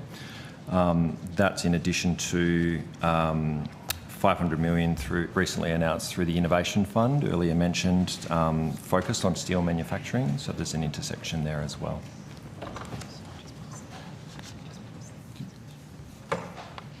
I think that's... Obviously, as a South Australian, this has been the Whyalla Steelworks is such an important part of the domestic economy and the state's economy, but as the Prime Minister and Premier Malinowskis outlined, it's an important part also of the national economy. We have to, we are committed to the steelworks. We're committed to ensuring that we deal with this in the near term, which is why the government's announced this, I think it's in excess of a $2 billion package to save Whyalla Steelworks. It includes support for local businesses and creditors. It includes funding to stabilise the steelworks during administration, so that's a 50-50 investment to fund operations during administration. And then, critically, just under $2 billion to invest in the steelworks long-term future, which includes, from the Commonwealth's perspective, the $500 million in the Green Iron Investment Fund, plus additional potential long-term financing. The South Australian Government has similarly committed some $400 million for long-term transition. I have no further questions, but thank you, Minister, and for all of us that actually are worried about a future made in Australia, thank you for your time. Thank you for asking those questions, Senator Sheldon. I also had an interest in them because they're very important to Western Australia, and I will rotate the call back to the Coalition. Senator Cash or Senator McGrath? Which of you is thank you. seeking the call? I'll commence the questioning. Senator Wong, do you yourself know when the Prime Minister was first briefed on the Dural Caravan affair? Well, I've told you I'm taking all of these questions on notice, Senator. Well, hold on. That is not a question that compromises the operational issues. This is merely a question that goes to your knowledge. I'm not asking for the date. I am merely asking, is it within your knowledge of when the Prime Minister was first briefed? Well, first, I'm not sure that's an appropriate question for this estimate, Senator, because I'm not here as myself. I'm here representing the PM. Yes, you're here representing the Prime Minister. It's really difficult to finish an answer when you keep interrupting me. Senator Cash, you could look at Senator Birmingham's answers to a very similar set of questions. Thank you. I'm not here representing Penny Wong. I'm here representing the PM in his portfolio. So it isn't an appropriate question for these estimates, but I will take the matter on notice. So you're not giving an answer, is that what you're saying? No, I'm saying I'm taking it on notice. Yes, you're not giving an answer. Senator, it will do better if you stop telling me what I'm saying. And No, I'm clarifying with you. Yeah, I am taking the question on notice, which a minister is entitled Absolutely. to do. Thank you. So I just want to confirm you're taking on notice whether or not you yourself have knowledge of when the Prime Minister was first briefed. Is that what you're taking on notice? I'm taking on notice all questions associated with the Dural incident for the reasons I've outlined. Yes. Yes. So just to be clear, you're taking on notice whether you know something right now. Senator, I know that, I think we all understand what you're seeking to do here. The Federal Police Commissioner and the Director General of ASIO have made clear statements. I find it's disappointing that you, as a senior member of the coalition, don't wish to take that advice. Nevertheless, you're entitled to ask questions. I just think senior people should consider what senior officials and law enforcement officials say. Nevertheless, it's your right to ignore the AFP and ASIO if you so wish. Could you table the advice in that case of when those I find it really interesting that I've actually not been able to finish an answer. Senator McGrath, don't talk over the Minister. Senator Wong. I'll start again. It is disappointing that public statements, including in open committee and also in committees which were in camera, have been made by officials that the coalition is ignoring. I, for one, think that law enforcement officials ought to be listened to. I, for one, think that the advice of ASIO to senior parliamentarians ought to be adhered to. If the coalition don't wish to consider what Australian Federal Police or ASIO have said, that's a matter for the coalition. I have said, in relation to this matter, I will be taking questions on notice. In relation to the specific question about knowledge, as a matter of courtesy, I've taken that on knowledge. The point I'm making to you, Senator Cash, is that is actually not an appropriate question for these estimates, because I'm not here as representing myself. I'm here representing the Prime Minister, and you know that. Minister, you referred to advice from the respective agencies. Are you able to table the advice or media reports or Hansard where the Police Commissioner or someone akin to the Police Commissioner has said that the date on which the Prime Minister was told about the security incident is an operational matter? I understand that the coalition seeks to cast the question in such narrow terms. The Commissioner was directly asked questions in open session. I don't know if you were in attendance, Senator, but certainly your colleagues were. And they asked precisely the same questions you had asked, and they received the answer which I've now quoted on 3 or 4 occasions and which I referenced in my opening statement. In relation to Director General Burgess, my recollection is he made these comments, or I'm advised he made these comments publicly. I'm sure that they are available should you wish to take his views aboard. I would have thought that would be a sensible thing to do. My understanding is that, what's my understanding? The Commissioner has not said that, in relation to those earlier comments, in terms of the questions that were put to the Commissioner, they weren't the subject of that particular hearing. The Commissioner has not said that the date on which the Prime Minister was told is an operational matter. And I can read it out to you here, the Commissioner's exact words were, according to the briefings I've received, that's not the subject or purpose of today's hearing. So that was in relation to that particular hearing. This is a separate hearing. We are asking a very simple question. We're not asking about operational issues. We're asking, when was the Prime Minister told? Senator, if I may, Chair. So, Mr Hare. Mr Fletcher identified earlier that there had been a meeting with the Attorney General's Department and the AFP. Both of those departments, I understand, have a copy of the letter that was provided. That letter included the list of questions that was being asked or intended to be asked here, which included when the Prime Minister was first briefed on the discovery of the caravan in Dural. Mr Fletcher's evidence was that the AFP had asked that we continue to take these questions on notice, which is what we are doing at this hearing.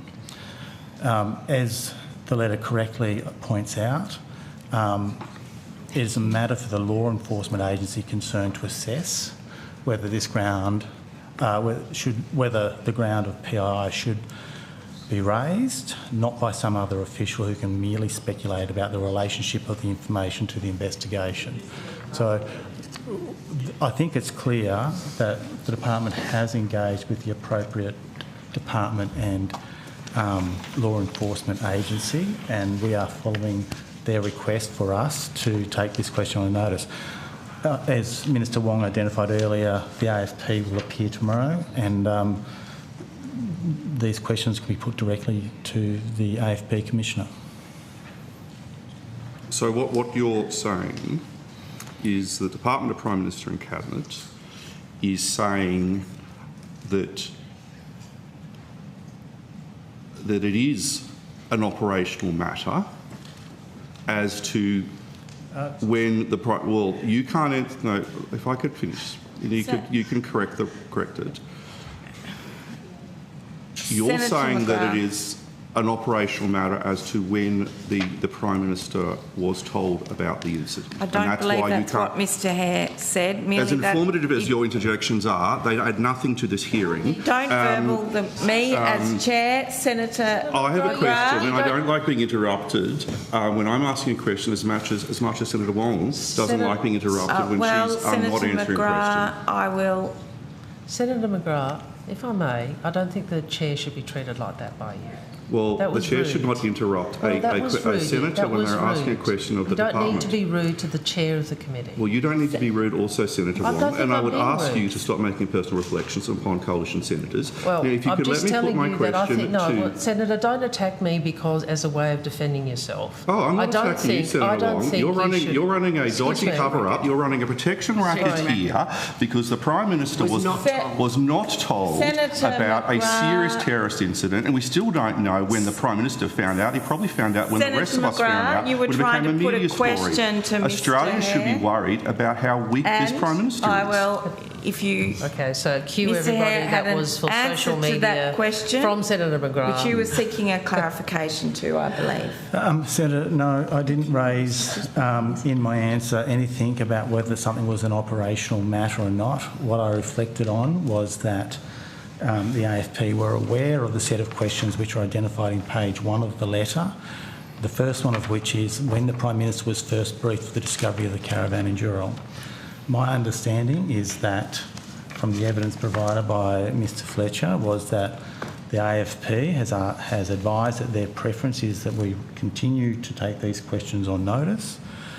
I'm not making any claim about anything. That is the role of the AFP Commissioner, which your letter also clearly states out. So, Mr Hare, can you tell us when the Prime Minister was briefed? Senator, as has been advised previously, we've been asked to take these questions on notice, and that's what we intend to do. So I just want to check, you've been asked by Minister Wong to take the questions on notice. No, that's not my evidence, Senator. Senator McGrath, Please that don't is not verbal what him, Senator. has I'm been... just clarifying. It's not fair. I'm just clarifying so we Senator fully McGrath, understand the you can't answers that have been put politicise here. the answer and words that have not I'm been trying spoken. to clarify the answers because we're trying to find out when the Prime Minister of this country was told about a serious, alleged serious terrorist incident, and what Australians are getting at the moment is a cover-up because we can't find out even when the Prime Minister was told in relation to this incident.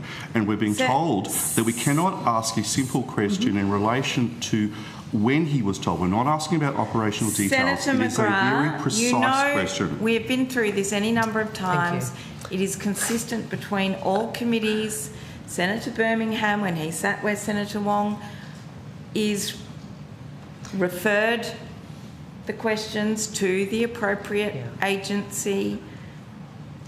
So can you please prevent... We can now stop going around in circles. If I can Minister? respond first, and then I'll let Mr Hare respond. Yeah. And I'd observe that Senator McGrath now has twice engaged in what is effectively a speech and set of questions. I would also observe that whilst I accept at a political level he's going to cast aspersions on me and what I say, that's par for the course. I'd ask you to withdraw that, please. Well, you have cast aspersions of what I've said. I think that's a very reasonable way of describing what's occurred. But what I'm asking is, could you please not do that to officials? It is not fair. I've not passed. I've not. Sorry, Senator Wong. I'm going to pull you up on that. On a point of order. I'm going to take Can you please stop interrupting me? I'm taking a point of order, which I'm entitled to. Chair, I would ask that you ask the Minister to stop impugning in relation to the motives and the questions that I put to the senior bureaucrats at this table, who I'm trying to clarify information in relation to a serious alleged terrorist incident. I'm entitled to ask those questions. I am not impugning their motives or passing aspersions as to them whatsoever. I would ask that to Senator be withdrawn. McGrath, the standing order in relation to impugning someone's motive does not apply to committees. However, for the general conduct of this hearing today, I would ask that we focus on questions. So if the senator is saying he does not, he's not that he accepts the evidence of PM&C and he understands that that's given in good faith, and he's certainly not suggesting that there's any lack of good faith, and then he and I are in furious agreement. Very good. Senator, I think Mr Hare was going to respond. Mr Hare. Senator, no, that wasn't my evidence as I recall it. I'm happy to check the record, of course. My recollection of the evidence is that Mr Fletcher had advised that following a meeting, or that at a meeting between the AFP and AGD, the AFP had asked that we continue to take these questions, or that we take these questions on notice. That is the request that I was referring to. Thank you. Can I just then clarify, sorry, Mr Hare, who exactly told you to take the questions on notice at this hearing? Senator, I was reflecting on Mr Fletcher's evidence, and I think I was clear about that. No, my question is who told you, not you were reflecting on someone's evidence. He was I don't think he means reflecting in the way you might have taken it. He was re-communicating what Mr Fletcher had said. So you might want to ask the question, Mr Fletcher. So when were you advised that you needed to take questions on notice in relation to this issue for this estimates hearing? I might pass back to Mr Fletcher. No, I want your knowledge, Mr Hare, as the person sitting in that chair there. My understanding is that was communicated by Mr Fletcher to the committee now. So that was my understanding of it. Was Mr Fletcher's evidence earlier, Senator? No, I understand that. I just wanted to ascertain when Mr Hare was advised, and he said that he learnt of that during this committee hearing. So I reflected on the evidence provided, so I followed Mr Fletcher's evidence to the committee. I'd need to check to see whether... So was I aware prior to the committee? Yes, Mr Fletcher and I talked in the hall that the advice he had received from the AFP was. So earlier this morning. So, Mr Hare, do you know when the Prime Minister was briefed? First briefed? Senator... I've answered this question previously. No, it's a separate question. It's a separate question. Do you personally have knowledge of when the Prime Minister was first briefed? I'm not asking you for the date. I'm merely asking you, as the person here representing Prime Minister and Cabinet, do you have the personal knowledge of when the Prime Minister was first briefed? Senator, I do not have that knowledge, no. Okay.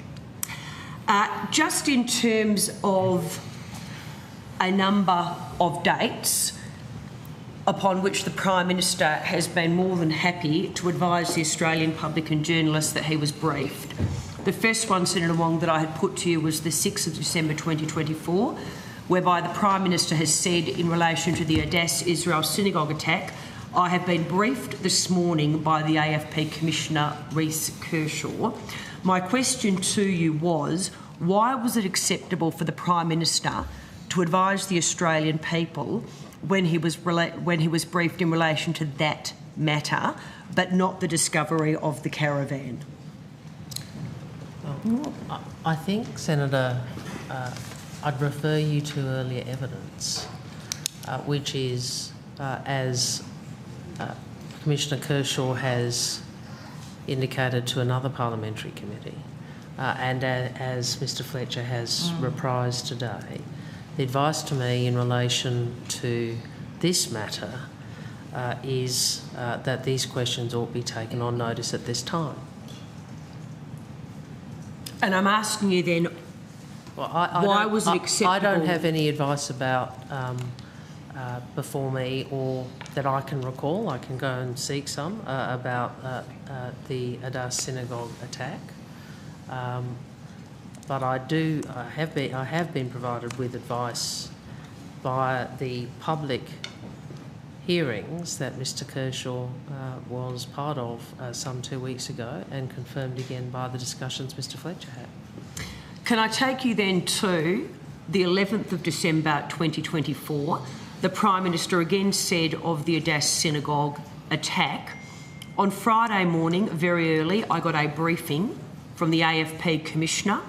On Monday, we had the National Security Committee to hear a briefing, and you know, I know more about events there. I ask you again, why was it acceptable for the Prime Minister to advise the Australian people when he was both briefed and indeed that there was a meeting of the National Security Committee in relation to the Adas Israel synagogue attack and not the discovery of an explosives-laden caravan? Well, I'd refer you to my previous answer. That the advice to me at this time, based on what the Federal Police Commissioner has said, is that questions in relation to this issue are to be taken on notice at this time. And I'm asking you, what is the difference between the 6th of December 2024 and the 11th of December 2024, where there was an attack on a synagogue and the Prime Minister was very happy to tell the Australian people that he was told promptly by the AFP. He then made that matter public promptly. He was also then happy to tell the Australian people that he had briefed the National Security Committee had been convened to hear a briefing. What is the difference? Well, Senator, the assumption in your question is that effectively you're questioning the call by the AFP. So this is the difficulty, and I understand this is a political point you're making, but all I can say is is that I respect, and the government respects, what the Federal Commissioner has said, which has been confirmed in preparations for this hearing, which is that these matters are to be taken on notice at this time. That's their words, not mine, and as a consequence, that's what I'm doing. Now, you may have a set of questions about that view. I assume you will attend the estimates to ask the Federal Commissioner those questions. I'm acting in accordance with the advice I've been provided for this hearing. Senator Wong, just to be clear, I'm not questioning the call by the Australian Federal Police. Sorry, I'm Senator, questioning you sitting here representing the Prime Minister. And I would put to you that if the Prime Minister, as the leader of our nation, was actually told on the 20th of January, clearly like the Premier of New South Wales was, he would have actually made it public just like Mr Minns did, which again begs the question, was the Prime Minister even told, or did he find out when the incident made the press?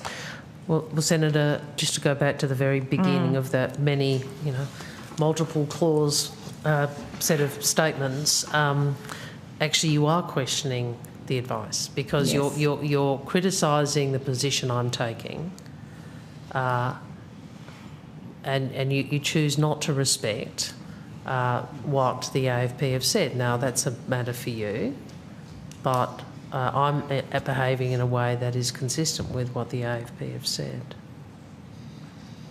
Thank you, Senators. It being 1 o'clock, we will have now further questions. break for lunch. We note that we will continue with the Department of Prime Minister and Cabinet at 2 o'clock. Thank you.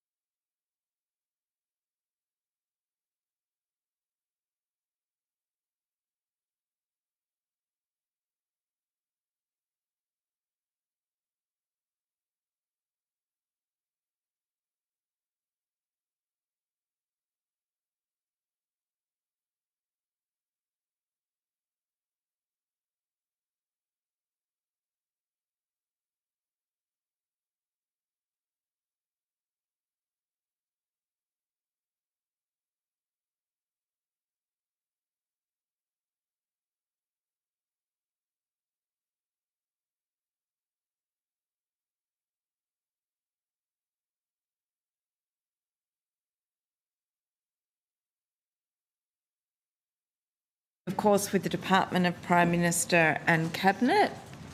Senator Duniam. I wonder if I could take us to a letter that the Prime Minister sent on the 15th of February to representatives of Salmon Australia, please. Someone could assist? Yes. Salmon Australia, according to this. Yes, Mr. Paulin and co-signatories. So the letter, for context, if you are aware of it, is in relation to the uncertainty the salmon industry has had for some time. It criticises the EPBC Act, not allowing for a common sense solution or on an acceptable timeline.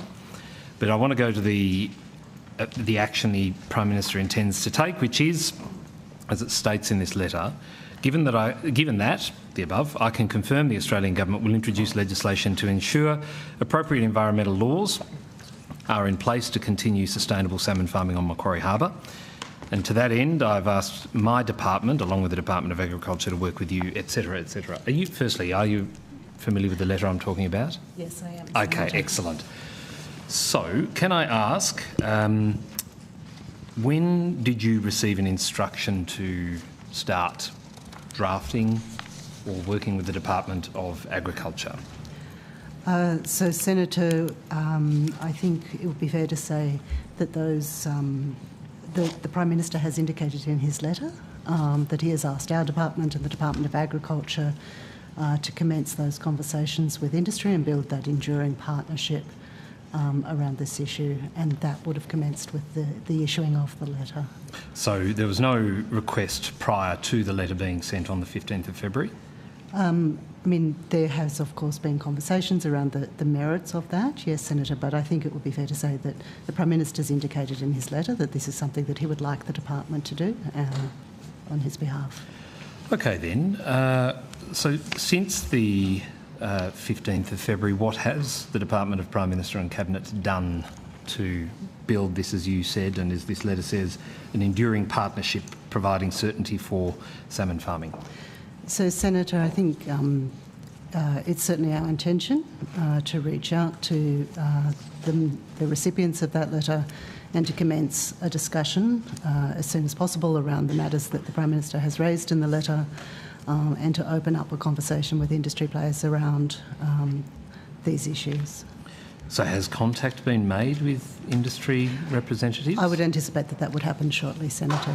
So it hasn't happened since the 15th of February, when the Prime Minister flew to Tasmania to make this commitment? So I would anticipate that it would happen shortly, Senator, certainly within the week. So nothing... Yes, excuse me. Yes.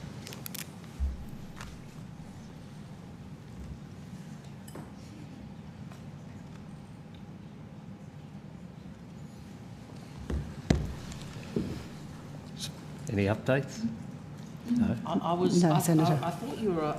I was just clarifying precisely what you were asking, Senator Duniam. I'm sorry to interrupt your. No, that's all right.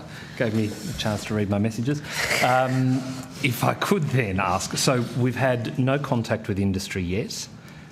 Can I then ask what? So can I just make the point though? Yes. The Prime Minister did. I'm just looking back at the letter, and I also recall media from this that the Prime Minister had previously. Is that not right?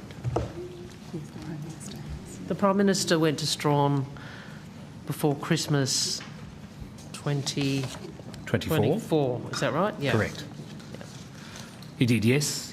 So no, it was just the suggestion there hadn't been any conversation with industry. Well, specific to this letter dated the 15th of February is that he can confirm on the 15th that the Australian Government will introduce legislation to ensure appropriate environmental laws are in place to continue sustainable salmon farming.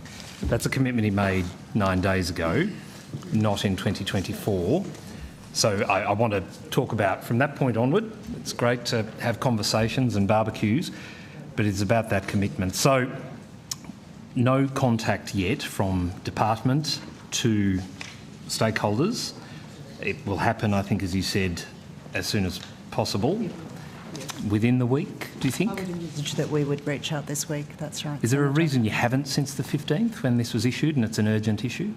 No, Senator, I mean, we will reach out this week. I think it is an urgent issue, as you suggest, and we're certainly keen to commence that discussion as soon as possible. Did the Prime Minister ask for contact to be made in the week immediately following this announcement, the week of the 17th of February? So, Senator, we will reach out this week, as I said, and I think... But there was no direct direction from the Prime Minister to please do this. Well, we're obviously cognisant of the letter and of the Prime Minister's commitment to industry, and we will, with our colleagues in the Department of Agriculture, reach out as a matter of priority this week. Okay, then what work has been undertaken internally on preparing to make contact with the industry? In which department? The Department of Prime Minister and Cabinet here.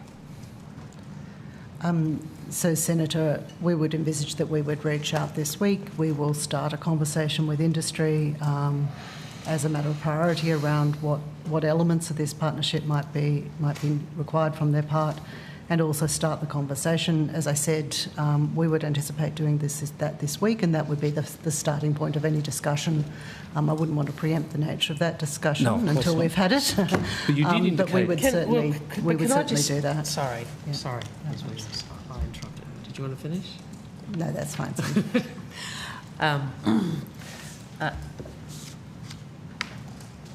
First, this is legislation obviously not in the PM's portfolio, but in the EPBC, in the environment. What's the whole name of that department? DQ. DQ, I know, I only know it by the acronym. Climate Change, Environment and Water, I think. There you go. Portfolio.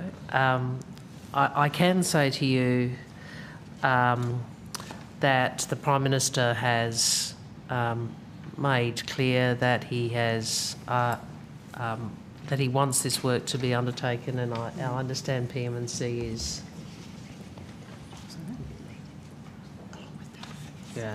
is taking a lead role along with DAF. I would also make the point that this legislation, as you know, Senator, and I think you've asked me many questions about this, it is it's not uncommon to see litigation under this legislation. So obviously we're very cognisant that we want a legally robust framework going forward.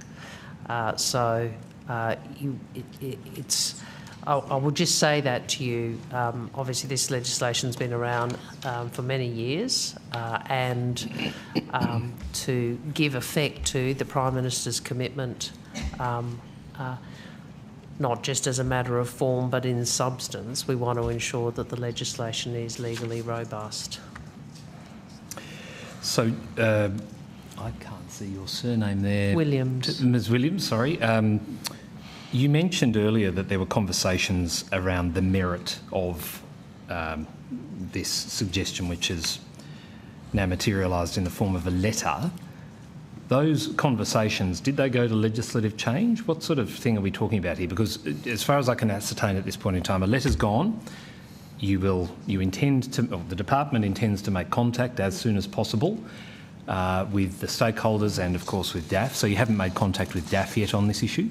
So we have had a number of conversations with DAF. Like I said, we're cognisant of the Prime Minister's commitment via that letter, and we have discussed with DAF how we might go about moving towards having that conversation with industry. Like I said, we intend to do that as a matter of priority this week. And has any conversation occurred with regard to the form and nature of any legislative change that might give the certainty the Prime Minister has committed to here?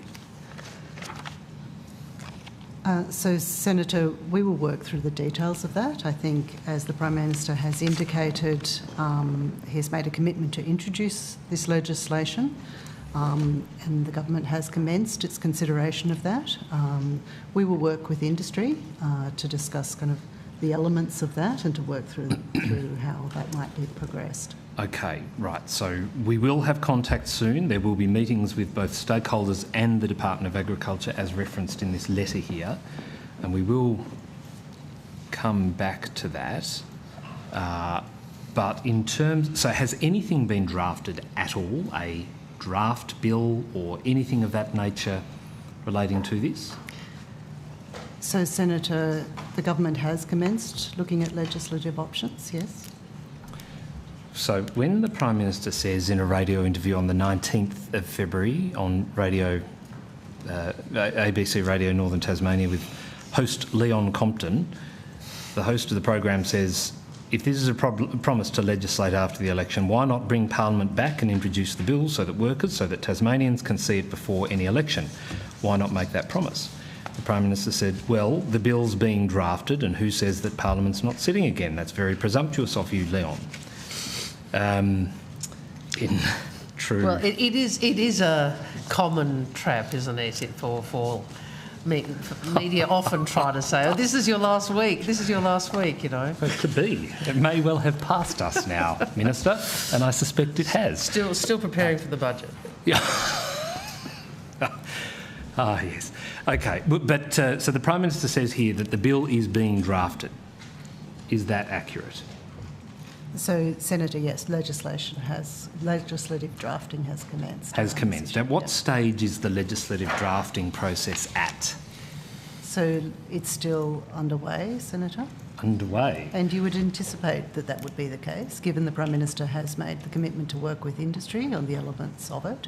The Prime Minister has also made the commitment that the legislation will be introduced at the next sitting period. Yes. So, again, you would anticipate that that would mean that work has commenced on this. So when you say underway, if I can just try and drill down on that a little bit more, is there a set of clauses on paper that you will present to industry when you first meet with them? I'll let Ms Williams answer that, but just, and you might recall from previous positions you've held, Senator Dunham, you generally start at a higher level set of policy propositions before you get to precise clauses. Now, there'd be a number of ways in which the Prime Minister's made clear he wants certainty provided, common sense approach as per the letter. Obviously, there will be a set of discussions about what is the best way to give effect to that. And I again make the point that this legislation is a highly litigated act. So we are very conscious, if we're serious, and we are, about providing the salmon industry with certainty, then you would want the legislation to be very carefully crafted. So not only the policy propositions to be the subject of consultation, but actually to craft the legislation quite carefully, because you know it's going to be litigated. Yeah, our friends at the EDO. Well, no, I'm not. I'm going to, but you know, it's obviously people have a set of views about things, and there's a reasonable amount of litigation under this Act. Okay, so then when was the first drafting request sent to drafters, given this process is underway? So, Senator, you'd be familiar with the fact that most legislative drafting and policy consideration of this nature tends to be a matter for the Cabinet, and generally we wouldn't comment on the status of matters before Cabinet or the timeframes that sit around that in these hearings. So this is currently before Cabinet? So this is a matter. This would be a matter that would be considered by Cabinet. That's so are you correct, making Senator. A public interest immunity claim, or so in terms of the date? Sorry. Sorry, Ms Williams. Minister, sorry. Minister.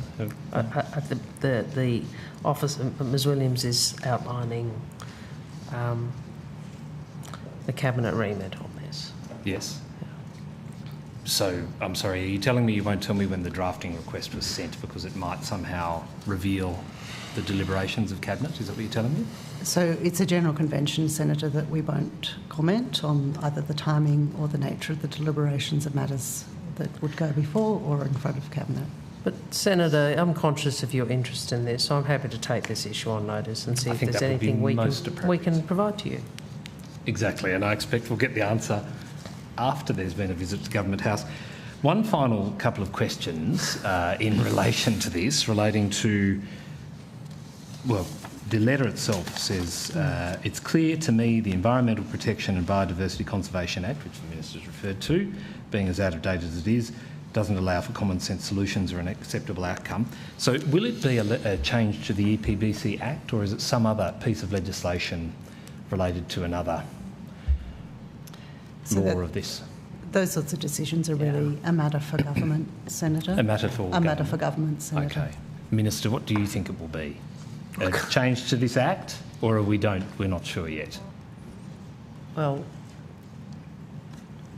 that will be a matter for government. And you are part of government? Yeah, I am, and I'm, you know, when... Very senior part of government. But I think the response I would give is this. Actually, what you're asking points precisely to some of the points I was raising earlier. That you know, we want to make sure that the Prime Minister's commitment is delivered in the most legally robust way that it can be. Mm-hmm. So there are obviously, without preempting or disclosing sort of government consideration of this, you know, there are different ways in which you can provide that certainty, and we'll certainly look at those and make a decision about what is the most appropriate way forward. Given it is specific to the deficiencies of the EPBC Act, why does the letter not involve the Department of Climate Change, Energy, Environment and Water, just PM&C and DAF? So, Senator, it's not unusual for the Department of Prime Minister and Cabinet to be asked to facilitate a complex matter across different portfolio agencies within government. DAF is the department with the responsibility for this particular industry, and so you would expect DAF to be engaged in those sorts of conversations. Yes. So I don't think there's anything unusual in this, Senator. No, my question was about, so the Act referenced in the letter is administered by DQ, not by DAF. Yes, DAF has responsibility for the fisheries industry more broadly, although not a great deal with regard to its operations in coastal waters of Tasmania. We normally look after 3 nautical miles and beyond, to be absolutely clear. So why is DQ not specifically referenced here? Yeah, so I think, Senator, I was explaining why PM&C and DAF would be specifically referenced in that letter, but the way in which PM&C operates is something of this nature. We would anticipate working across all relevant departments within government. I think that's kind of just an underlying assumption on our part as to how we would manage an issue of this nature. DAF, as I said, has specific industry responsibility and therefore relationship with those industries, and therefore, you know, would be a really key player in these kinds of conversations as a matter of course. They will be part of your conversations in the coming week? The Department of Agriculture? DQ, that is, yes. So I would anticipate that we will work closely with DQ on any elements that would relate to legislation, yes. Has Minister Plibersek been involved in these discussions? Which discussion? The discussions around the formation of the conclusion that we need to amend the Act specifically for salmon farming on Macquarie Harbour. Well, the Prime Minister consults ministers as is appropriate, and I think you would anticipate that in relation to these sorts of matters there would be consultations between the relevant minister and the Prime Minister. So that's a yes. The Minister has been. Is, as I gave it. That is the longest maybe I've ever had. But is it a commitment to have these laws introduced and passed before the election? Or that is not the government's commitment?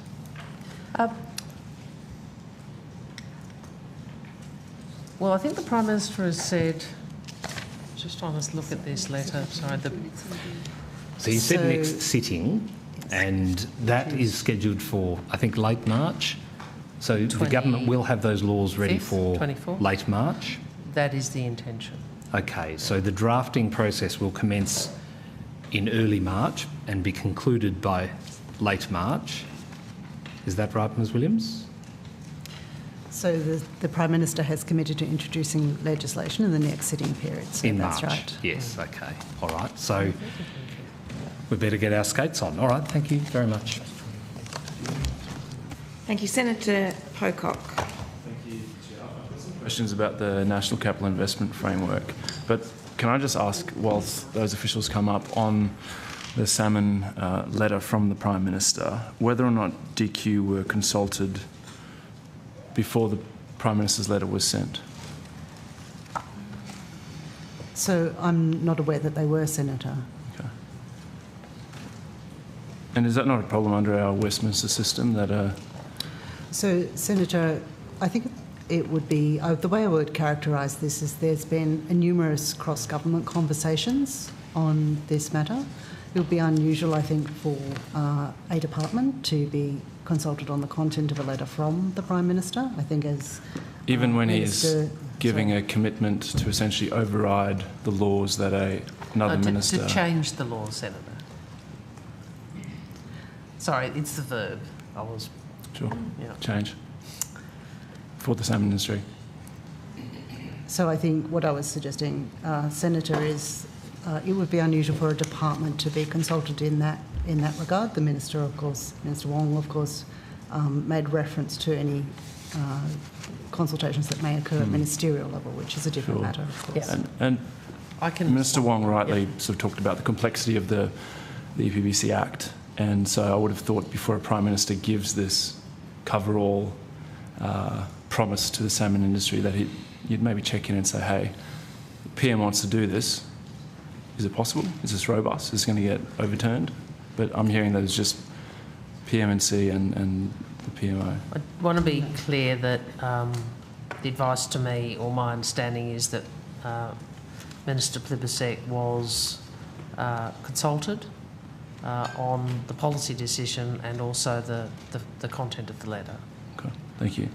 Has PMNC briefed the Prime Minister on the plight of the Maugean skate in Macquarie Harbour? Senator, I am aware that these conversations have occurred. I mean, I think, as I said a bit earlier, we do provide advice in a range of contexts, including in the context of Cabinet. Convention is that we wouldn't generally refer to the nature or the content of that advice that occurs within a Cabinet committee. I'm interested in advice directly to the Prime Minister, not necessarily Cabinet. So we would brief the Prime Minister in the context of Cabinet discussions, Senator. Because they're PM&C, yeah. Primarily their briefing to the Prime Minister is usually in the context of Cabinet or Cabinet committees. So Ms Williams is flagging the red line that is often the issue in this. Okay. But if I can perhaps answer at a political level, I mean, and I understand, Senator Pocock, you have a different view on this issue. It's certainly been well litigated. The Prime Minister is very aware of the issues with the Maugean or Maugean, I hear it with both. I hear it with both, Maugean skate, and in fact I think there is a reference, is there not, to the population in the letter about the scientific report from IMAS. And so, Minister Wong, can I take it from that the Prime Minister's letter to the salmon industry went through Cabinet before it was sent? I don't discuss Cabinet deliberations, but you can take it from the advice I've given you, Senator, is that Minister Plibersek was obviously part of these discussions. Thank you. I'd maybe move on to the National Capital Investment Framework. Sure. That's all right. Thank you very much.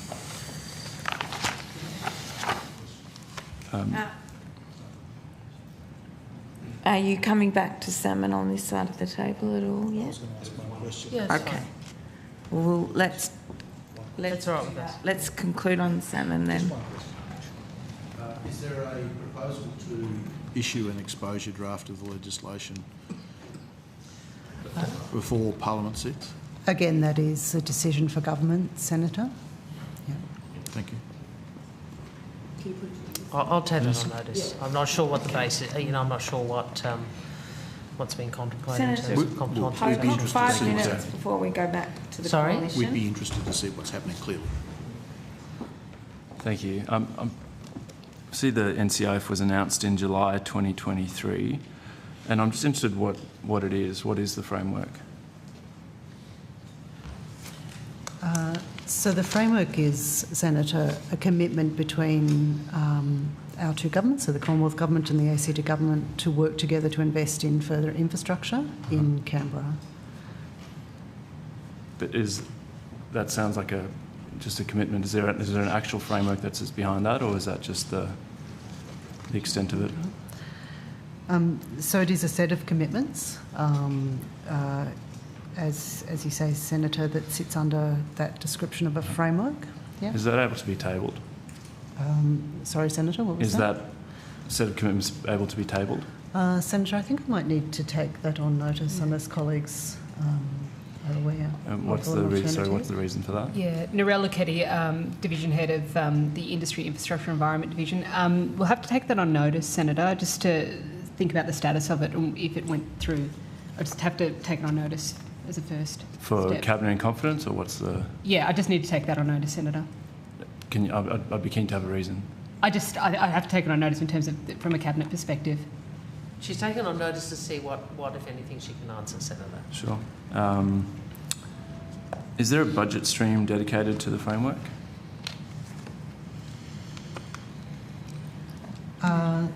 Senator, again, I may just refer to the fact that a lot of the information and details with respect to this would be something that may or may not be considered in the Cabinet context. So I think it would be, we couldn't preempt what we may see in budget around something of this nature. Okay. Who's the decision maker on requests submitted under the framework? Sorry, what was that, Who's Senator? the decision maker? I've spoken to the Department of Infrastructure, Yep. knows absolutely nothing about it, don't have a single document that mentions the National Capital Investment Framework. So I'm interested, given it's all sitting in PM&C, who's the decision maker? So, Senator, at this point in time, I think it would be appropriate to direct questions with respect to the framework to the Department of Infrastructure, Transport. No, sorry, and I am aware that this is a more recent... They know nothing. That this is a more recent transfer of responsibility. So I understand you did request some information. At that time, I suspect they did not have responsibility for the framework. More recently, that responsibility has been transferred to that department. Can I ask for the date of transfer?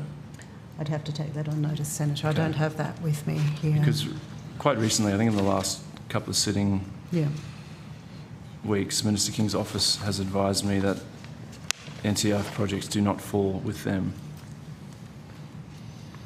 So it's fairly recent. Sorry, I couldn't hear that, Senator Pocock. Minister King has said that NCIF doesn't fit with them. They've got no idea what it That's means. what the Minister said to you? Yes, through the OPD. Oh, through the OPD. Yes. Right, okay. And so, okay. How many projects have been submitted under the framework since it was first Senator, announced? I can undertake to try and sort this out because I know how irritating it is to be bounced from committee to committee. It's not an area I'm particularly close to, but my recollection was that infrastructure had responsibility or the lead. So Sure. I'm happy to try and clarify that during the course of the day and certainly before. When is industry infrastructure estimates? Sorry? Oh, it's today. Okay. Perhaps we can try and clarify that for you. And maybe I'll just try and get a little bit more information if possible. Yeah, sure. How many projects have been submitted under the framework since it was first announced?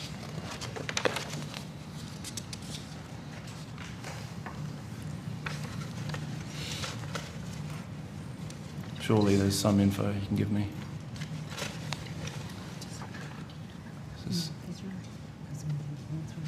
So, Senator, we would have to take that explicitly on notice. I'm aware that there have been a number of commitments made publicly to projects, but I do not have a list of of projects here in front of me. I'd be happy to provide you with that information, however, on notice. Do you have the date of the last project that was submitted?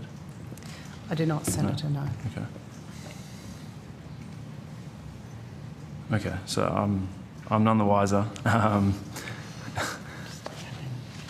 as to what's going on here. Obviously, PM&C said that my OPD couldn't be complied with.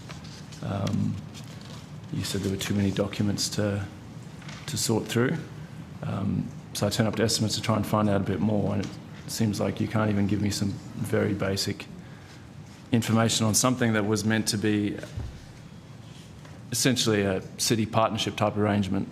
After putting a lot of pressure on the government, stakeholders saying that the ACT is the only jurisdiction without a city partnership, the National Capital Investment Framework was announced.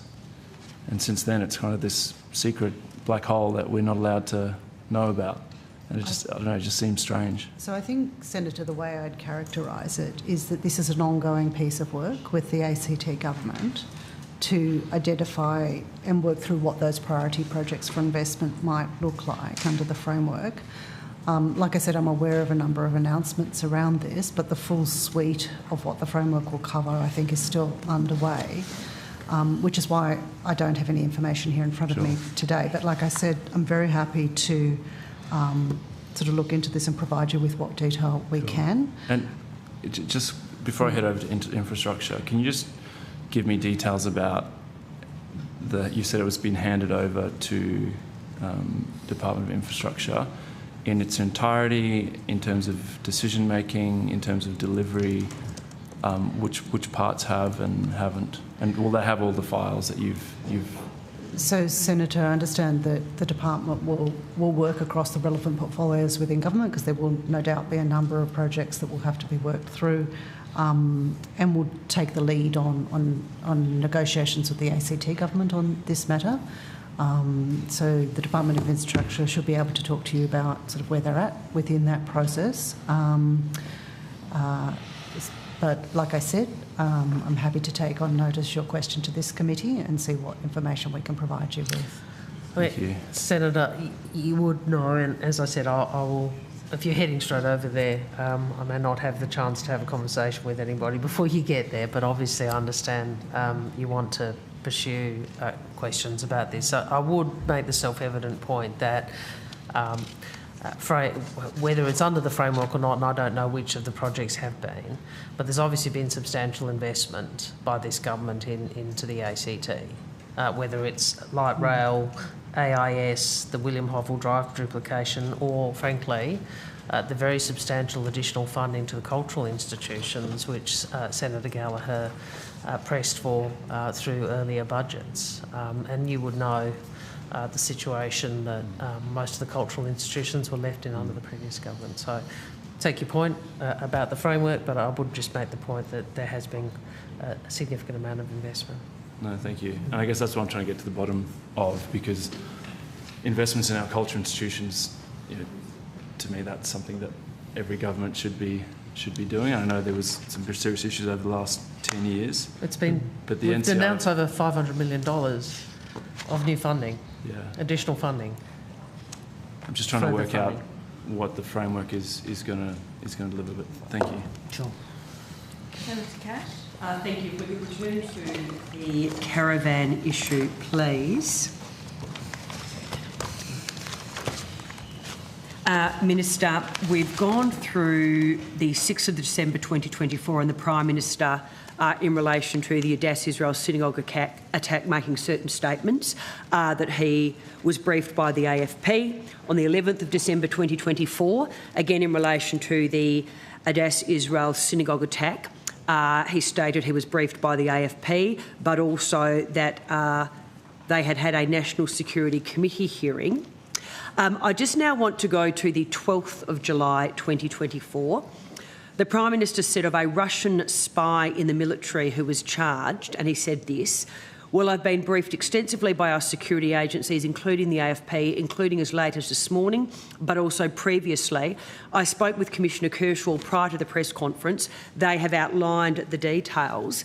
My question to you again is, why was it acceptable for the Prime Minister to advise on the 12th of July 2024 that he had been briefed extensively by both the security agencies and the AFP, when again we are unable to establish when the Prime Minister was first briefed in relation to the Dural Caravan incident?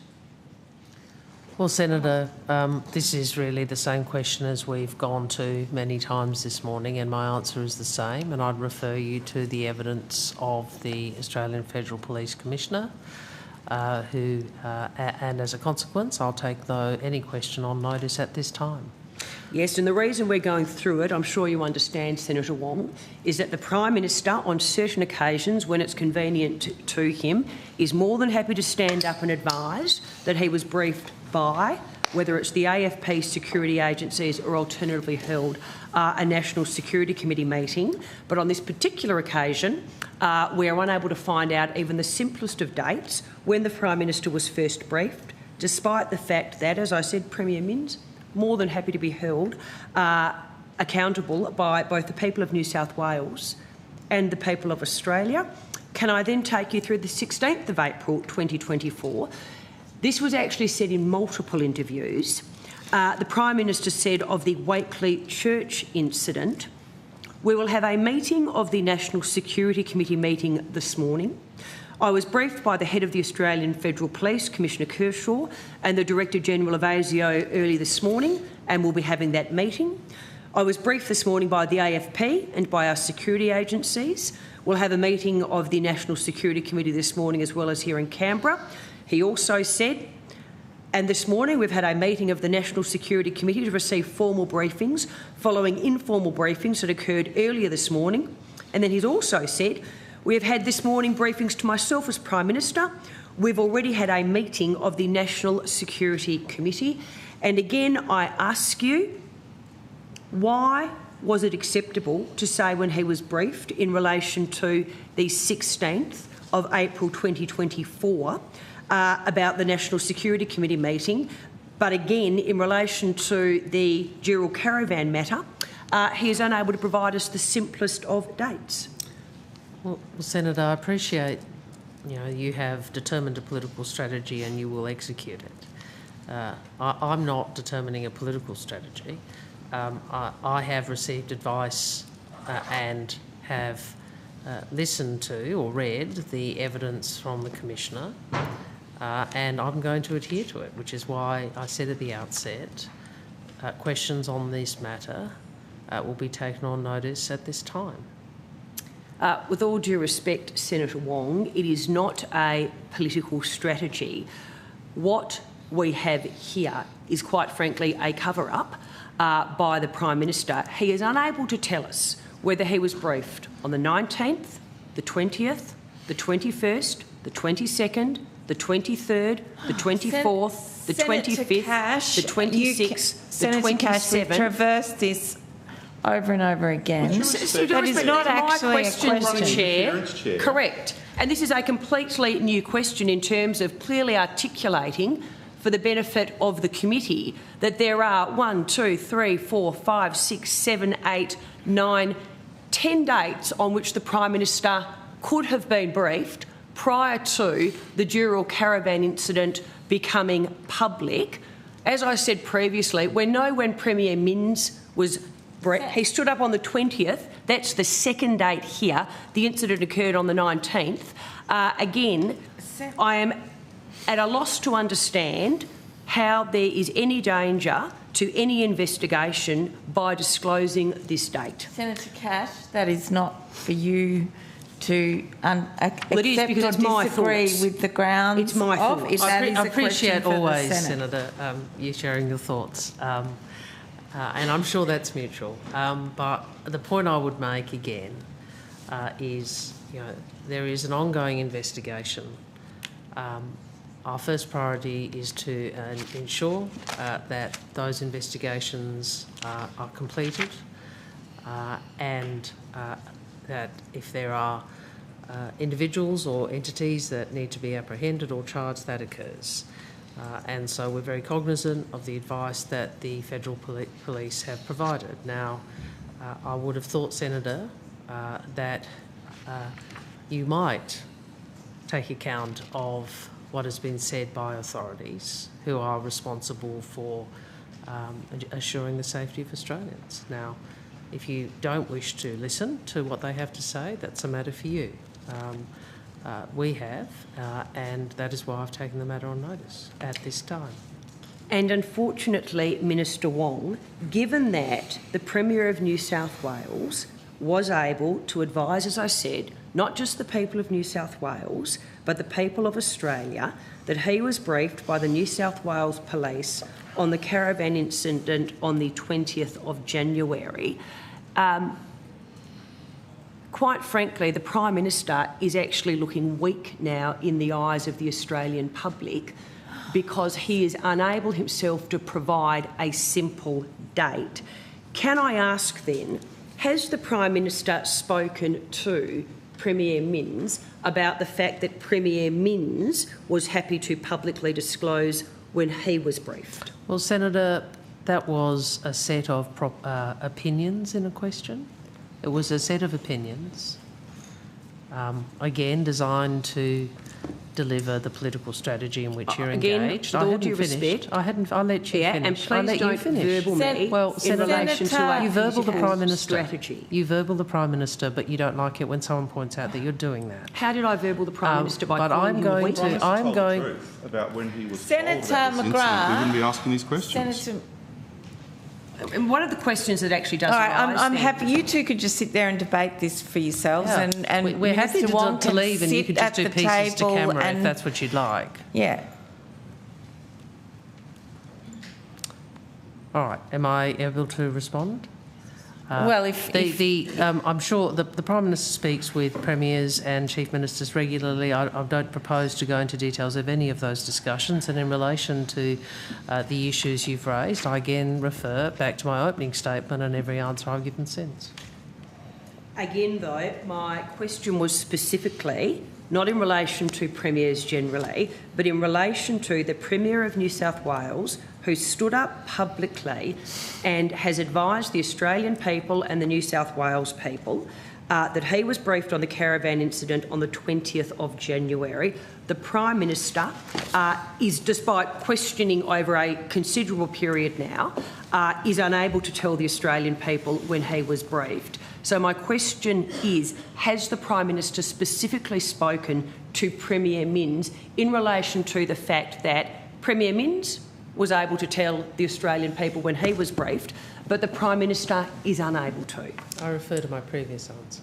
But I would again make the point, Senator. You are committed to not listening to the Federal Police. You're committed to not listening to ASIO. And I think people watching this might well ask themselves, why is it that Senator Cash, such a senior member of Peter Dutton's team, ignores the advice of these agencies and persists with this line of questioning? Well, again, the public just want to know when he was briefed. Senator, and they are at a loss to understand how Premier Minns in New South Wales is able to tell the public when he was briefed, but the Prime Minister of Australia, who on the 6th of December 2024, the 11th of December 2024, the 12th of July 2024 and the 16th of April 2024, was happy to tell the Australian people exactly what, when, where, why and how, but on this particular date, he is unable to. One might even start to think that there was a breakdown of communication when it came to the Dural caravan incident, and the Prime Minister was not told. I think that's a statement, not a question, Senator. I'll hand the call now to Senator McGrath. Senator McGrath. Minister, you said before that you received advice in relation to the strategy that you've taken, that you're undertaking here. It's not a strategy. Well, it's clearly a strategy. There is a cover-up here at the moment in relation to a very simple answer and a very simple question as to when the Prime Minister was told. It is quite clear that neither the AFP or ASIO have said that the issue of when the Prime Minister was told is actually pertains to an operational matter. There is no advice in terms of Commissioner Kershaw's appearance at the committee hearing several weeks ago or anything else that says that the date of when the Prime Minister is told is an operational date. So have you received advice that the date that the Prime Minister was told, or he may not have been told still, is an operational matter? In accordance with the evidence that the Commissioner of Police gave, I am taking questions about this matter on notice at this time. That's not what the... Now, Senator, I mean, I don't understand that you want to use particular phrases and grabs to try and get up on social media or whatever, and you'll keep asking the same question. I will keep giving the same answer, and it's a responsible position. It's nothing to do with social media. It's to do with the safety of Australians. It's to do with having a weak Prime Minister who is not telling Australians what is going on. But I'm going to. I would have thought. No, I'll respond. Senator. Senator McGrath, you don't have the call. If you're going to. No. I remove the call from you and rotate it. However, if you can proceed with the question, provided when you make a statement that is motivated Please don't impugn my not as a question, that is phrased not as a question, those at the table are still entitled to respond. There were several questions in what I just asked. No, you just, Senator McGrath, you simply made a statement. That is not correct. That is not correct. Well, I'm happy to respond to one of the many egregious things you said, Senator. There's nothing egregious what I said. The Senator talks about the safety of Australians. That is our number one priority. And integral to that is taking advice from and working with national security agencies and the AFP. It is a pity that the opposition chooses to ignore them. And Senator Wong, neither of those agencies have said that the date in question is an operational matter. So there is a cover-up here. That is not for you to determine, Senator McGrath. So I'm going to put a question to you in relation to what Commissioner Kershaw has said in response to a letter that Senator Cash and Senator Patterson sent to the Commissioner, and it reads, "Dear Senators, thank you for your correspondence dated 18th of February in advance of the Australian Federal Police's appearance at Senate estimates on Tuesday, 24 February 2025. The AFP values the interest shown in relation to this ongoing joint investigation. As Australia's national policing agency, the AFP's main role is to protect Australians and Australia's interests. We are committed to maintaining accountability and transparency. However, this must be carefully balanced with the importance of maintaining the integrity of operations and requirements to act in accordance with legal frameworks. I note that we've previously provided evidence on this matter during the parliamentary. No, I'm just reading it out because I don't want to go through what we had before. During the Parliamentary Joint Committee on Law Enforcement Annual Report 2023-24 hearing, the AFP looks forward to assisting the Senate Legal and Constitutional Affairs Committee next week. My question to you, Senator Wong, is the Commissioner hasn't said there that the date is an operational issue and cannot be answered. So, on Senator McGrath, advice, the Commissioner did say it is a matter for that hearing this week, not for this hearing. He didn't say that. So we have gone over this over and over again. Sorry, don't verbal me. I'm not verbaling you. I am just saying if you ask the same question, you get the same answer. Senator McGrath. You're running a protection racket on a protection racket here at the moment, and Senator Wong is a very capable minister and does not need you to run interference for her. Well, so there you go. I got a vote of confidence from Senator McGrath. So my question to you, Senator Wong, is, I didn't say you answer questions though, my question to you though is, on what specific advice are you relying upon to not answer the question as to when the Prime Minister was told? Because we have the letter here from the AFP, which I'm more than happy to table if that assists the smooth running of this committee. What specific advice that goes to the date? Not operational matters, the date. Have you finished? Yes. It was a very long speech, but I'm happy to respond to very long speech and contribution. Senator, first, I have outlined the basis on which I'm taking these matters on notice in my opening statement and, frankly, ad nauseum since. Second, if you have questions about the AFP's letter to you, I'm not the person who can respond to that. You should put those to the AFP at the appropriate Senate estimates. When did Prime Minister and Cabinet first become aware of the discovery of the caravan? Senator, we are taking all questions in relation to the caravan on notice today. So you can't even. So we have a government. We have a Prime Minister who leads a government who said it's going to be the most transparent ever, and I'm asking a question as to when Prime Minister and Cabinet first became aware of the discovery of the caravan, and you're taking that on notice. Yes, Senator. So who was notified in Prime Minister and Cabinet? He's just said he'll take it on notice. Well, so I'm going to ask you. It's a different question. And as per your opening statement, It's actually the same question. It's No, entirely the different. first question was when did, Yeah. and this one, who was. Sorry, which assumes a certain set of things, but the officer has just taken, and if I may, it's not for you to, it's not for the officer to have to deal with a political proposition like you just put to him. Asking a question about the safety of Australians, Senator Wong, is not a political Senator, that was not proposition. what I was saying, and you know that. So please don't misrepresent me.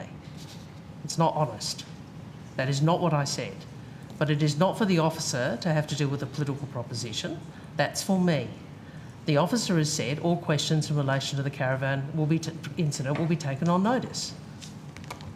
It's consistent with the evidence he gave before. If you have a problem with that, you should come to me and not berate the officer. I did not berate the officer, and so please let me continue my questioning to the department.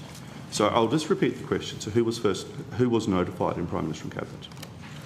Senator, I refer to my earlier answer. All of the questions regarding the caravan are being taken on notice today. When were these persons first notified? I'll take that on notice, Senator. How was this communication made? I will take that on notice, Senator. When did Prime Minister and Cabinet advise the Prime Minister's office? I will take that on notice as well, Senator. When the Prime Minister is briefed on a matter by the AFP, at what point does Prime Minister and Cabinet become involved? I will take that on notice as well, Senator. But that's It's a generic question with due respect. He's also allowed to take that on notice. But in terms of the strategy that was outlined at the beginning of this hearing, Senator. When you said that all, Senator Wong, and I'll come to you shortly, that all questions in relation to the caravan would be taken on notice. This question clearly does not relate to the caravan, but it would appear that there is a strategy for all questions in relation to anything to do with national security is now being taken on notice. Is that correct? No, well, hang on, a range of propositions there, a number of them quite political, but the officer is entitled to take a question on notice. Right? Full stop.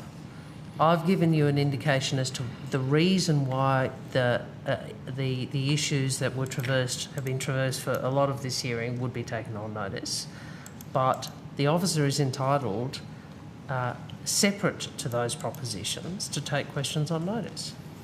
But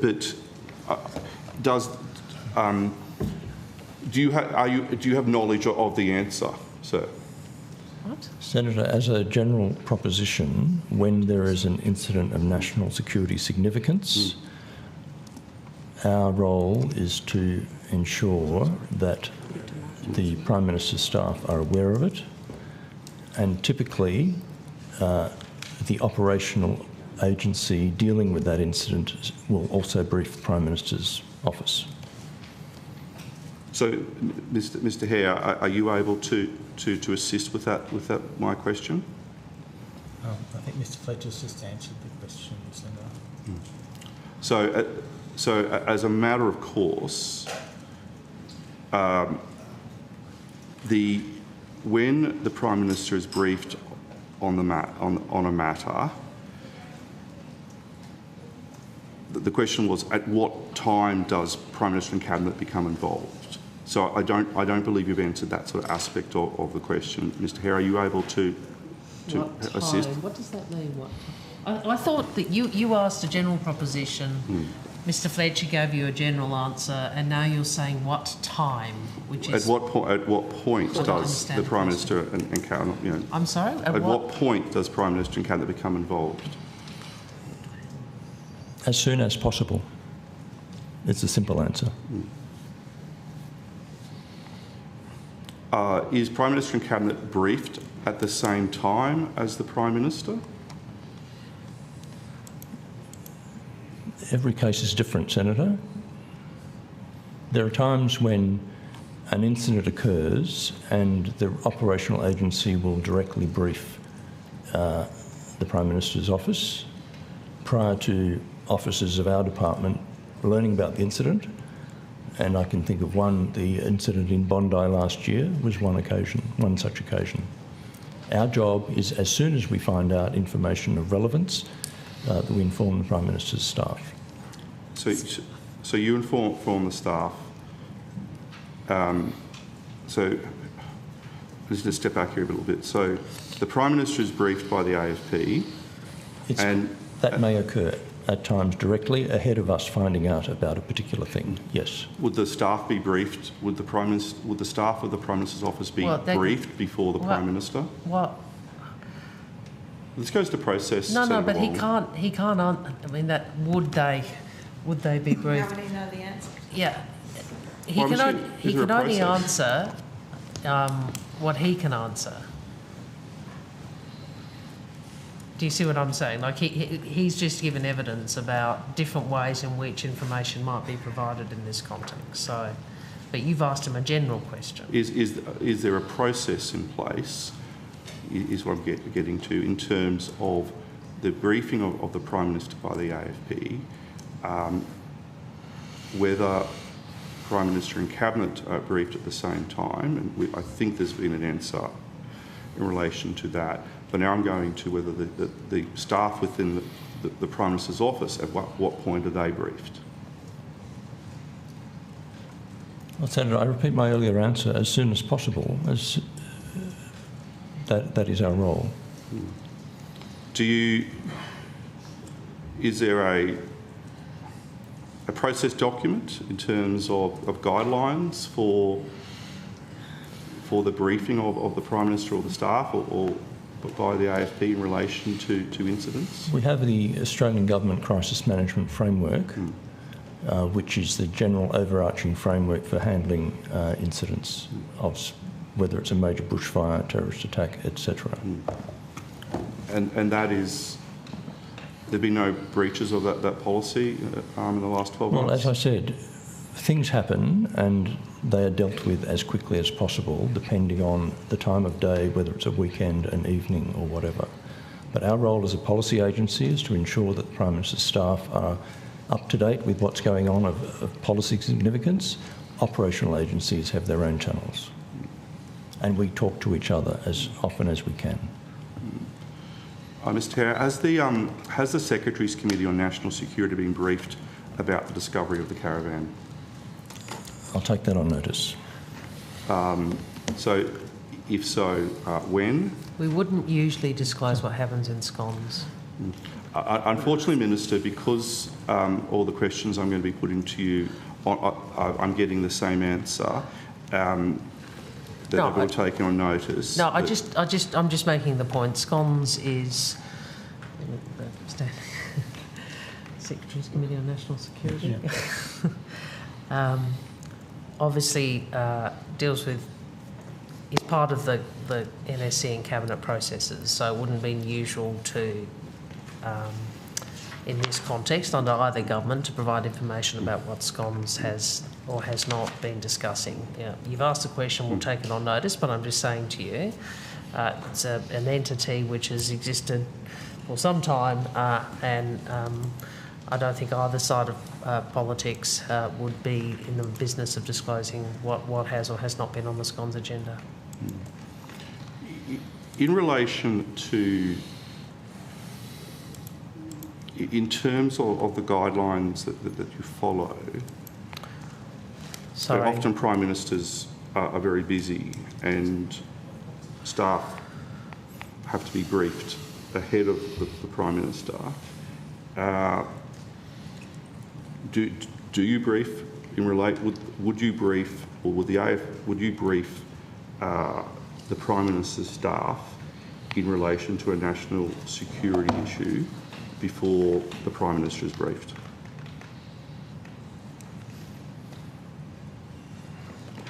Senator, we communicate directly with the Prime Minister's advisors, and how they then brief the Prime Minister or whether there is other direct briefing of the Prime Minister is not a matter to which we are privy to. So, in relation to the caravan incident, were the Prime Minister's staff advised prior to the matter becoming public? Senator, I'll take that on notice. Has the New South Wales Premier or his office communicated to the Prime Minister or the Prime Minister's office about the discovery of the caravan? I'll take that on notice, Senator. So, yeah, and if so, when?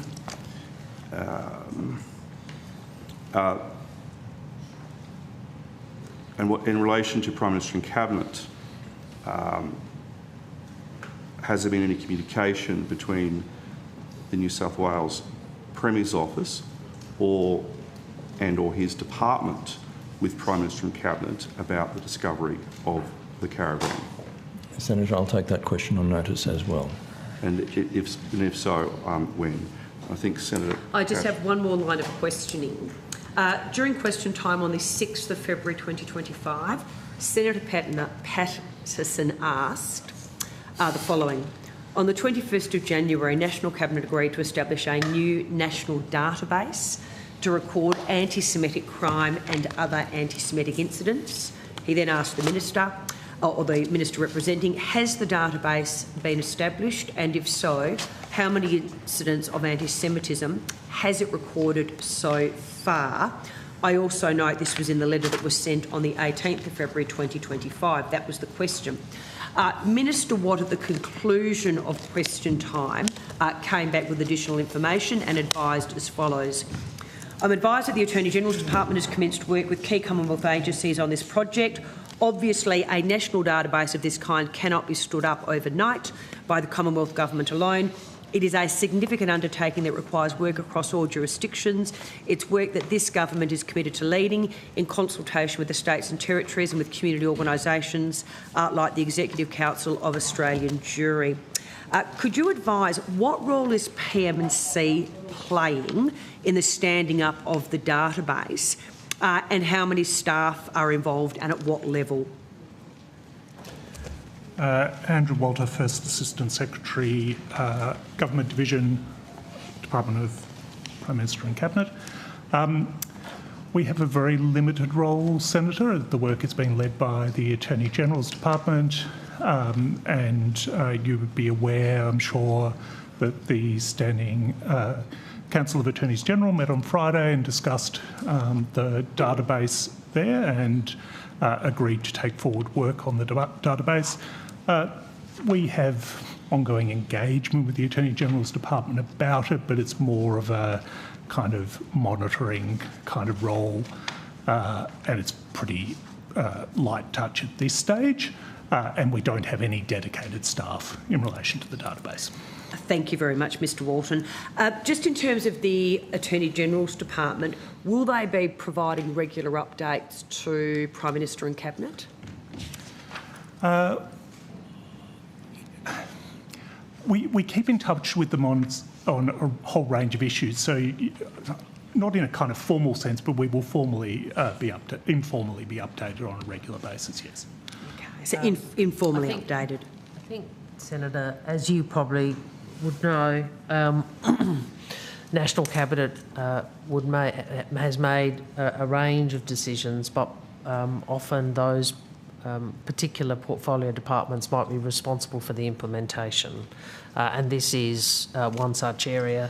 I did ask that this people come back to me ahead of the estimates hearing because you had asked, or Senator Patterson had asked that question, and as the officer says, the Standing Council of Attorneys General, which is SCAG is a somewhat unfortunate acronym, but anyway, SCAG has established the working group, which is to be led by the AG's department, so they obviously can talk to you a bit more. I would make the point that the decision to implement the National Cabinet decision is to develop a national hate crimes and incidents database, which is, I think, quite a few, obviously a number of organisations, including ECAG and others, have called for the establishment of a hate crimes database for some years. Is there anyone then in the Prime Minister's office who has the responsibility or involvement in the establishment of the database?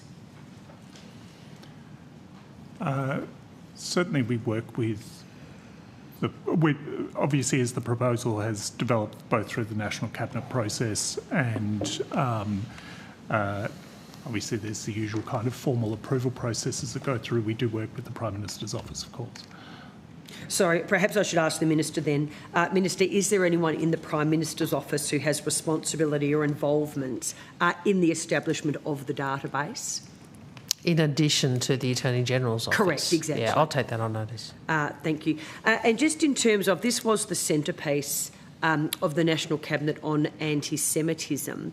Is this going to be a regular agenda item for National Cabinet? Intergovernmental Relations and Reform Division.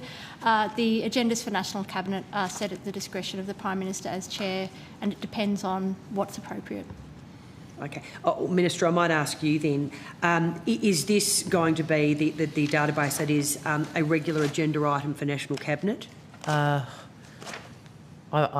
that's ultimately a matter for the Prime Minister, as Steele said, but I would make the point that generally under both governments, National Cabinet is not necessarily used as the kind of implementing body. The responsibility for implementation and timelines is with the federal and state and territory attorneys general. That's what the SCAG is. Yes, I know that, but we have a national crisis on anti-Semitism. No, that wasn't what you asked me. This was an outcome. No, hang on. I know exactly what the SCAG is, and I'm a little bit surprised, to be honest with you. Then, Senator, let me explain.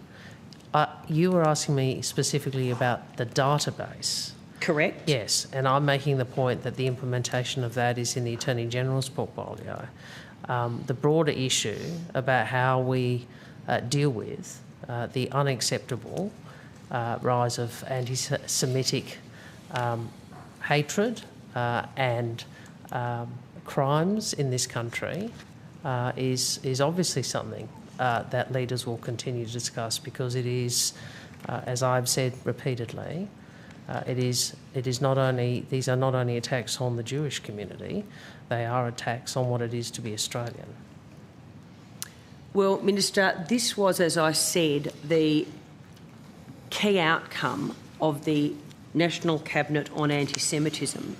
I would have therefore thought that the Prime Minister, at the very least, would be on the front foot about the database. But it would appear that the involvement of his department is only light touch, according to Mr Walton, and I have to say I find that very disappointing.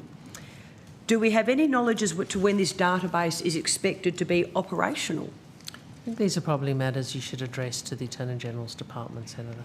Well, again, Minister, with all due respect, this is the Prime Minister of our country. It is an outcome of National Cabinet. I would have thought the Prime Minister would have a keen interest in the outcome of a database, and perhaps would have provided you with a brief today so that you're able to answer questions, instead of the answer being perhaps I should ask Attorney Generals. The Prime Minister, I'm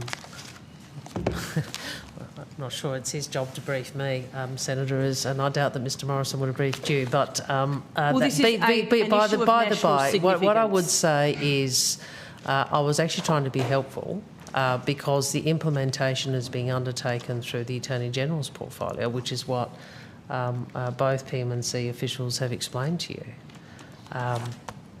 So I understand, again, a political point is being made. This is an important issue. It's an issue that has actually been on the agenda for some years, but has not been taken up by past coalition governments. It is a good thing that it has been taken up. It should be implemented. Mr Dreyfus and his department are the ones who have primary responsibility within the Commonwealth for it. As to whether this a report back on this is for National Cabinet, ultimately that will be a matter for the Prime Minister to consider, and I'm sure would consult with his state and territory colleagues about it. Senator, I could add we do actively track major items agreed by National Cabinet, in addition to what Mr Walter suggested about keeping track of Attorney General's portfolio matters. So we will be keeping in touch with the Attorney General's Department on progress and ensuring the Prime Minister is regularly briefed. Well, I have to say, unfortunately, based on those answers, I'm struggling to find how the database is actually a priority for the Prime Minister. Senator, why are you making that political point? I mean, this was something. Let me finish. Let me finish. It is based on the evidence that has been given. Could I please finish my answer? Thank you. I don't know why. Well, I do know why, but I disagree with your political point. The Prime Minister led this at National Cabinet. It is now at the meetings of the Attorney Generals of Labor and Liberal governments for implementation nationally. That is a good thing. The Prime Minister's department has said they are tracking it. Now, I know you want to make a point about a political point here, but actually that is, in the time frame, more action than we saw on hate crimes, than we saw for many years, including when you were a senior member of the Morrison government. Senator Wong, was there a national crisis of anti-Semitism in this country, the likes of what we are currently seeing, where Jewish people have little to no faith in the Prime Minister? They are saying that he is a weak leader and they do not feel safe on a daily basis under the former coalition government? Perhaps I can answer that question for you. The answer is no. Well, Senator, if you want to talk about what happened under the former coalition government, as I recall, your position, personal position, and the position of Mr Patterson, and the position of many in your party, was to remove Section 18C of the Racial Discrimination Act. In fact, as I recall, you were one of the signatories to an advertisement saying it should be removed. I recall the leader of the government in the Senate, Mr Brandis, standing up and saying people have a right to be a bigot. That is what I recall, and many Australians recall, about your government. I'm actually going to turn to another topic now. It is the 2 nurses in New South Wales. I want to table, for the benefit of the committee, it is a letter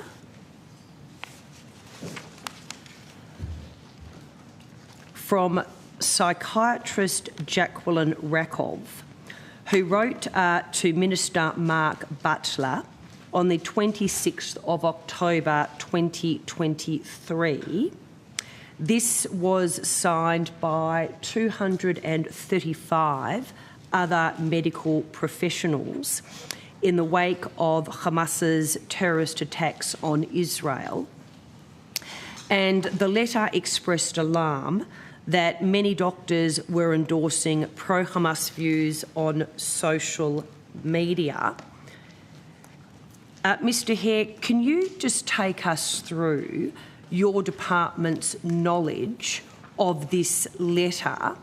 And it was also CC'd to the Attorney General Mark Dreyfus and to Minister Claire O'Neill.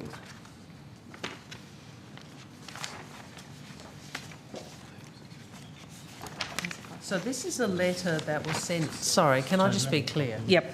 We don't. I don't have a copy of it. No, I'm just waiting for it to be provided. But can I just be clear? You. This is a letter to Mr Butler and CC to Ms O'Neill and and Mr the Attorney Dreyfus. General. Correct. But not. So how is it relevant? How is it relevant this? to the Prime Minister? Because given the nature of what is in the letter and the seriousness of what is in the letter, which we will go through, my questions are going to be around whether or not any of these ministers actually advised the Prime Minister of this letter or forwarded the letter to the Department of Prime Minister and Cabinet. Senator Cash, I can't see in the first instance how these questions are going to be in order, because I can't see any possible way that this would have come to the notice of the officials here. Well, that's the whole point of the line of questioning. That is exactly the point of the line of questioning. This is a letter that when you see it, it is incredibly serious, and in particular, what is actually annexed to the letter The whole point of my questioning is, was this elevated to the Prime Minister or the Department of Prime Minister and Cabinet? And whilst I'm just waiting for the letter to be provided to Senator Wong and to Mr Hare. So, for example, the letter from Dr Rakov, bearing in mind this was shortly after the incident in Israel on October the 7th, it sent a number of anti-Semitic comments from the Australian doctors in its large dossier about anti-Semitism from parts of the medical profession. Some examples are as follows.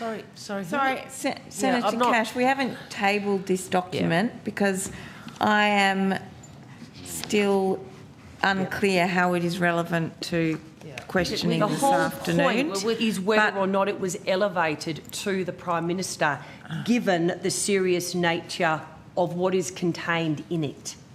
Well, are you arguing that the letter was also sent to the Prime Minister, Senator Cash? This goes to the government's response to the growing anti-Semitism in Australia. Look, I understand the topic. Senator Cash has a range of questions that are connected to this particular letter.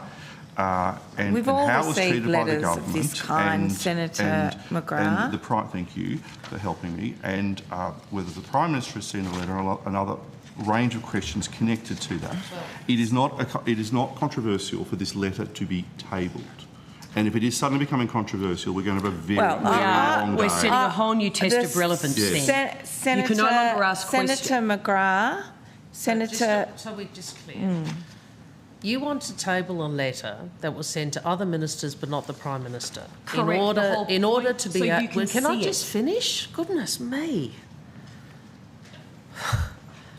I'll start again.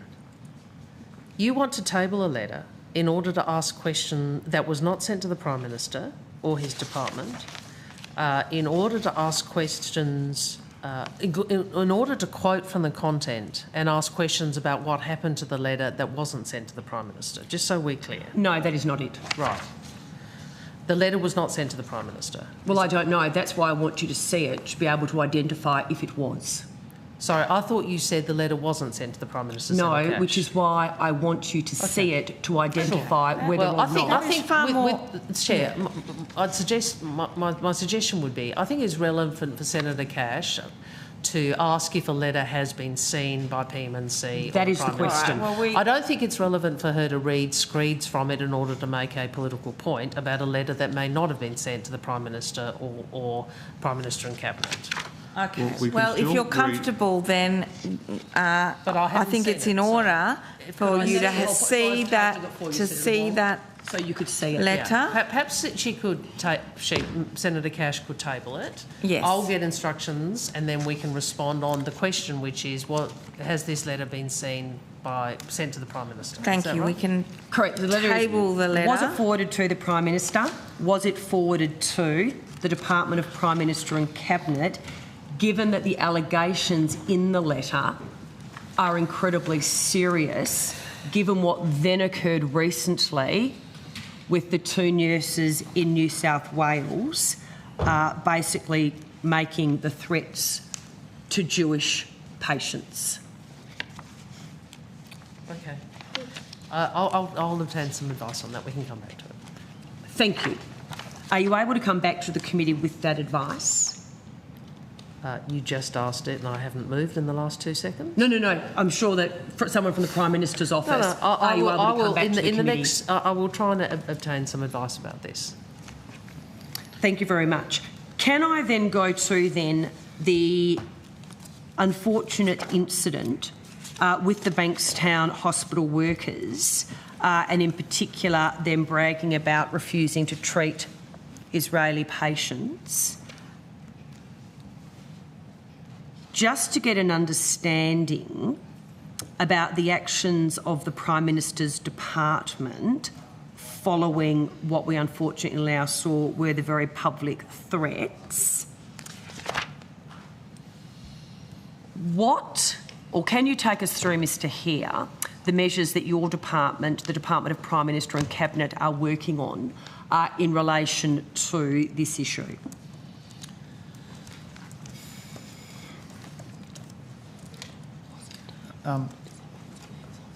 Senator, I might need to check with Mr Fletcher whether there's something conditional, but my understanding is that the New South Wales Police were investigating this matter. But I can check to see whether there's any further information available. Senator, you asked me this question, I think in question time, or one of your colleagues did, I can't recall who. I will see if there's anything further I can provide, but my recollection was action was being taken in the health portfolio. Obviously, it would be best if you asked questions of them. My recollection is the answer I gave you was that it's probably best if I don't try and pass it because it was a brief I read a couple of weeks ago, but in the Senate. But that the action was being taken under the National Health Regulatory Framework as a consequence of the action being taken by the New South Wales authorities. But those are regulatory matters that really are dealt with by the Health Department. So specifically then, perhaps I haven't been clear enough in my question. My question is, given the seriousness of the threats that were made... I have something, if I may. Obviously, the registration of nurses in New South Wales is the responsibility of the relevant body, which I am advised is the Nursing and Midwifery Council. That body has suspended the registrations of registered nurses Ahmed Rashad Nadir and Sarah Abu Lebdeh, effective as of the 13th of February 2025. As a result, the Australian Health Practitioner Regulation Agency has automatically updated their record on the public register of practitioners. As a consequence, this means the two nurses are unable to practice nursing anywhere in Australia. Is that it? Is that the end? Yeah, that was. I knew that I had provided information to the Senate, and I think it was along these lines. So the confusing part for me is that you have two nurses, albeit in the Bankstown Hospital, Ahmed Rashid Nadir and Sarah Abu Lebdeh. They brag about refusing to treat Israeli patients, killing them, and saying that they would go to hell. They'd send them to Jahannam with a finger movement across the throat. My question is in relation to what the Department of Prime Minister and Cabinet are doing, given this is such a significant issue. Not palming it off onto the New South Wales government or the relevant departments there. I am going to respond first. Mr Hare may have something to add. I reject the use of that language, and I would say to you that it doesn't. It does you no credit that you would use that in this context. We have all condemned what was said. The appropriate regulatory action to prevent these individuals from working in the health sector again should have been taken and was. That is not palming off, that is the appropriate regulatory action being taken to ensure Australians are not in a position where individuals who express those views are providing medical care. In terms of other action, that's obviously not a matter for us. If there are other, I think Mr Hare referred to, what other investigations that might be taken by authorities, that's obviously a matter for law enforcement authorities. Mr Hare. Thanks, Minister Wong. To my knowledge, and I'm happy to take it on notice, the action is being undertaken by the relevant law enforcement body and the relevant health regulatory bodies. It's certainly, in my view, not the role of Prime Minister and Cabinet to interfere in any investigations underway by the relevant law enforcement bodies. I've only read media around the New South Wales Police. I'm not aware if there's other bodies interested, but certainly the Minister's advice around the health regulatory body seems to deal with whether these nurses should be working in the healthcare sector, and in relation to the policing, it's important that the police are left to do their job. Okay. Minister, did the Prime Minister ask for a briefing from either the New South Wales Department of Health or APRA in relation to this particular issue? I'll take that on notice. Okay. I mean, it was a...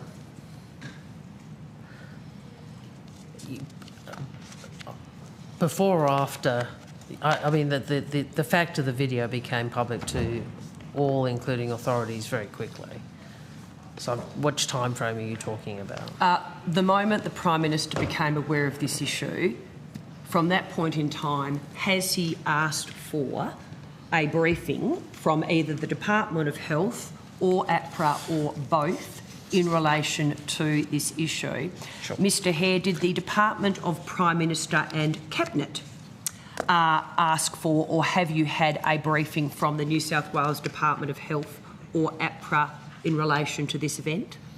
Not that I'm aware of, Senator. Okay. Has there been a National Security Cabinet meeting specifically looking at the safety of Israelis and Jewish Australians in our healthcare system? Senator, I think Minister Wong's already answered that. We, by convention, do not discuss what matters are discussed at National Security Cabinet. Okay, Minister, the Prime Minister was very happy to make public a National Cabinet in relation to anti-Semitism, at which he announced a database. Can I ask you then, given the significance of this issue, has there been a National Security Cabinet meeting specifically looking at the safety of Jewish Australians and Israelis in our healthcare system? Well, first, as a matter of principle, we don't discuss matters that the agenda of the National Security Committee.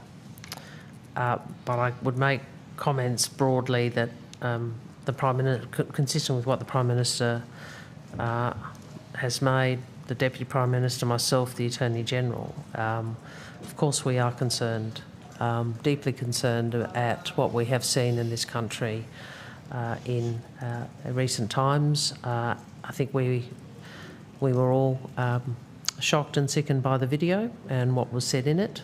I said that publicly, so did the Prime Minister in this Parliament. And there isn't a political difference on that, Senator Cash.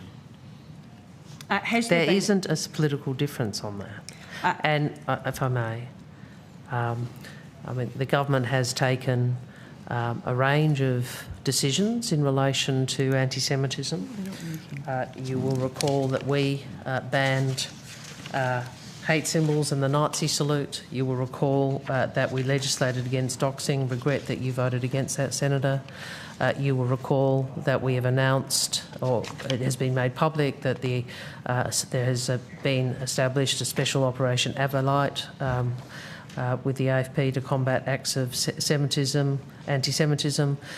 You will be aware that we've appointed Ms Siegel as first special envoy to combat anti-Semitism. You would be aware that we provided additional safety and security funding for Jewish sites across Australia, including Jewish schools. And we've also provided additional funding for countering violent extremism. And we have taken heed of the words of Mr Burgess, the Director General of ASIO, about the importance of politicians lowering the temperature. Have you finished? Yes. Good. I just wonder if you heard that last phrase. Has the Prime Minister called a national cabinet on the safety of Israeli citizens and Jewish Australians in the Australian healthcare system? And if not, why not? Senator, I'm not aware of a national cabinet being called. Thank you. Senator Wong, are you aware of a national cabinet being called in relation to this issue? You're defining it very narrowly. There was a national cabinet which the Prime Minister called to discuss and with First Ministers how we best work together to stamp out anti-Semitism. and he reaffirmed at that the full resources of the AFP and Federal Intelligence Agency stand ready to work with and do work with state and territory law enforcement to that end. No, this was a National Cabinet in relation to the issue of the safety of Jewish Australians and Israelis in our hospital, given what the nurses had bragged about, refusing to treat Israeli patients, killing them, and saying that they would send them to Jahannam. Well, so has the National Cabinet been called in relation to that? It is, yes, you are right, a specific issue. Yeah, it's a very specific issue. I'll take killing on people in hospital by nurses because of their race, I do find that a serious issue as well. Senator, are you seriously suggesting that we don't think this is serious? I'm asking you whether or not you have called a National Cabinet. It is a very simple answer. Please? May I finish, please? May I finish, please? You didn't. May I finish, please? I've outlined the range of measures we are taking in response to anti-Semitism, some of which you voted against. Some of which you voted against. It is a serious issue. I regret that there's not more bipartisanship to confront it. In relation to these nurses, they have been deregistered and they can't work nationally. That is the appropriate path. That is appropriate. In terms of other action being taken against them, that's a matter for law enforcement authorities. We will continue to work with First Ministers and other governments to confront anti-Semitism and hatred in all its forms. And we will not be legislation to remove 18C of the Racial Discrimination Act. Post the threats made by the two the two nurses at the Bankstown Hospital, did the Prime Minister speak with the Israeli Prime Minister Benjamin Netanyahu?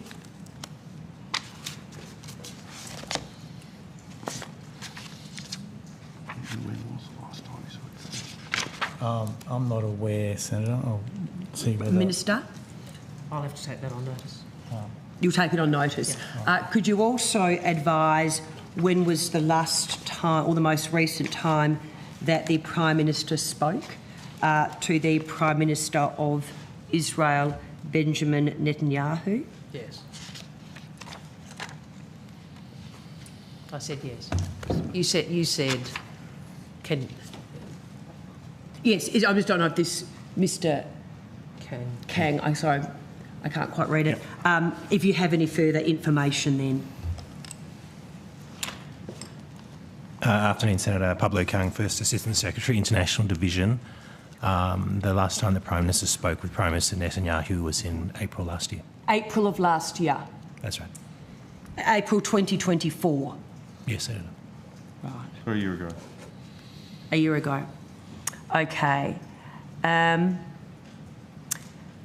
Israeli President Herzog issued a statement on the synagogue attack in Melbourne, and I understand spoke to the Prime Minister afterwards, calling on the government to do more about anti-Semitism.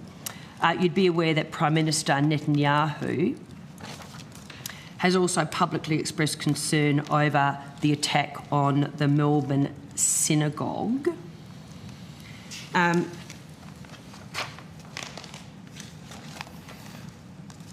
When did the Prime Minister last speak with President Herzog? Senator, the Prime Minister last spoke to the President of Israel on the occasion, I think, to which you're referring, late last year. When you say late last year, can you narrow that down a bit?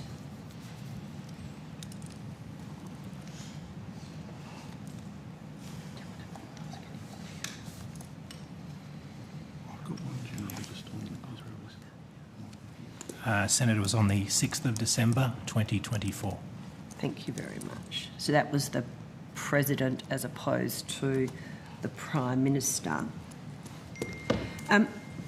Senator Wong, from the perspective of the Prime Minister, will the Australian government uphold the arrest warrant of the International Criminal Court for Mr Netanyahu if he travels to Australia? I've answered this question in the Senate. I refer you to that answer. I can't hear you, sorry. Sorry, I said I've answered this question on numerous times in the Senate and I'd refer you to that answer. Well, I'm asking you on behalf of the Prime Minister and Senate estimates. I can't recall what your answer was, and I'm giving you the benefit of being able to clarify it here. Well, it's actually a matter for the Attorney General's Department, not for the Prime Minister. I understand that, but this is a significant issue in terms of our relationship with Israel. This is a Prime Minister that seems very hands-off, I have to say. No, Senator, so again, unlike Mr. Morrison, unlike Mr. Morrison, he doesn't swear himself into multiple portfolios. Chair, wake up. Senator Wong is interrupting Senator Cash, and I think Senator Cash should be able to put a question without being interrupted by Senator Wong. So can we just confirm then that in relation to whether or not, under Prime Minister Albanese, the Australian government would uphold the arrest warrant of the International Criminal Court for Mr Netanyahu if he travels to Australia, Mr Albanese, as the Prime Minister's response is, that's a matter for the Attorney General? No, I'm making... Senator, please. I know this is very important because there are members of the Jewish community who are very, very interested in the Prime Minister's stance on this, given in particular we have made it clear that if we were in government, we would not uphold it. It was not difficult to say that. Yes. I'm aware of your view, and I'm also aware, as I said, of Mr Morrison swearing himself to multiple ministries. Don't try and deflect Senator Wong can I finish? From what is a very, very important issue. The Prime Minister either has a view or he hasn't got a view. We respect the independence of the court. Are you serious? Yeah, apparently so. Oh, goodness. But it's for the Attorney General in any event. Well, no, actually, Senator, you're a lawyer. I know that, you may not recall these matters, but the Attorney General is the Minister with legal authority in these matters, and both he and I, and he has made clear that we respect the independence of the court. So under Mr Albanese, if Mr Netanyahu came to Australia...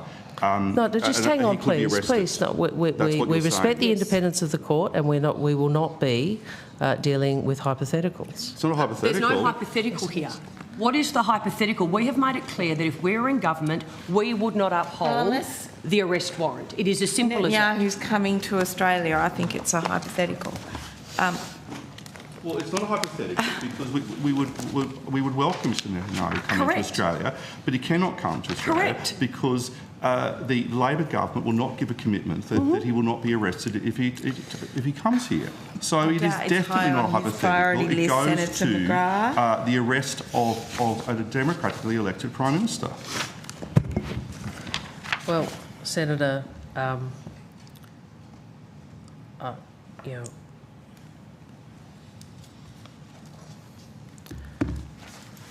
I know that international law is something that sometimes you don't like to support, and international entities are something that you take issue with.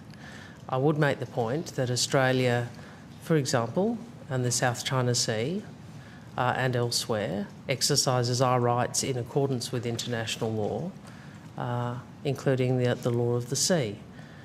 So we do take the view that we respect the independence of international tribunals, and as the Attorney General has said, we are not responding on this hypothetical. Well, it's not a hypothetical because the Attorney General, as you would know, has the discretion to not comply with the International Criminal Court arrest warrant. Has the Prime Minister given a direction to the Attorney General that he is not to comply with it? I'm not responding on a hypothetical. Well, that is not a hypothetical. Senator, that is asking whether or not the Prime Minister has given a clear direction to the Attorney General.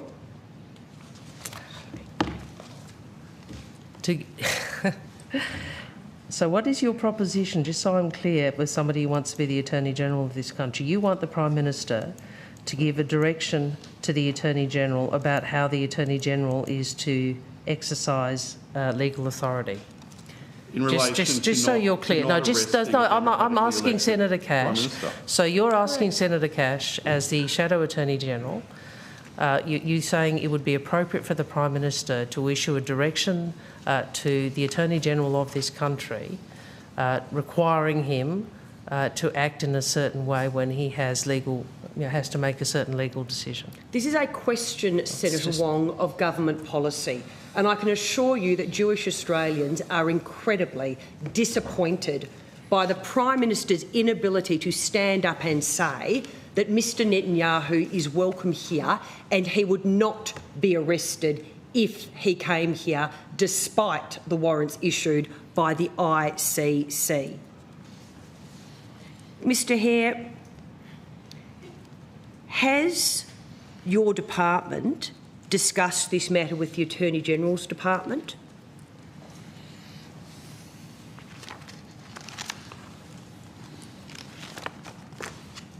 Not that I'm aware of, Senator. Not that you're aware of. No.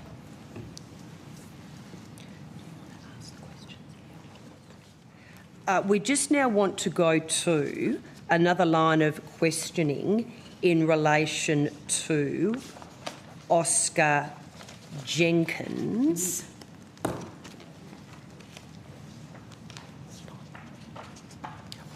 I would really ask the opposition to not do this in open session. I'm very happy to provide a briefing. Let me take instructions on that, given what you've just said. Thank you. Can I ask a question? Why is it the case that Jewish Australians don't feel safe in Australia under Prime Minister Albanese?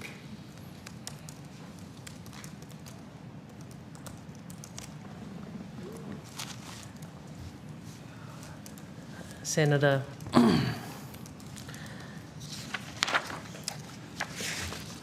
the rise of anti-Semitism in this country, which has been so shocking to those of us who have always argued for respect, inclusion, the observance of the rule of law, for people of all faiths and of all cultural backgrounds to be respected, for all of us to feel and be safe, has been abhorrent. As we have said, it is antithetical to who we are as Australians, and it is something which has been of great distress to Jewish Australians, and action is being and must be taken. I would observe that we have seen more rise in hateful prejudice, not only in Australia but in many parts of the world. And I'm very conscious of what Mr Burgess said, where he said that it is up to all of us to turn down the temperature. Now, I appreciate that you are seeking to make a political point in this. Let me finish. Let me finish. Let me finish. Let me finish. Stop. You're running a line. You're running a line. May I that every finish, question Chair? that we're putting is. Chair, may I finish? We are trying to Senator hold the McGrath. government to account, and the question was a very. May I finish? Senator deliberately McGrath. worded as an open-ended question. Senator McGrath, I withdraw the call from you. I'm just going to keep talking over you so that Senator Wong has the opportunity to finish her answer. There is no doubt that the conflict in the Middle East has led to division in our country. It has led to division in many countries. There is no excuse for that. As others have said, people have a right to disagree on the issue. People do not have a right to turn that disagreement into attacks on other parts of the Australian community. We've seen unacceptable incidents of anti-Semitism, both said and violence engaged in. We saw violence against 2 Muslim women, I think, last week. We all have a responsibility to articulate the values of respect and inclusion, which I have advocated for my whole life, and I will continue to advocate for. And we all have a responsibility to ensure that we take action in government to try and ensure people are and feel safe, and we all have a responsibility to promote social cohesion.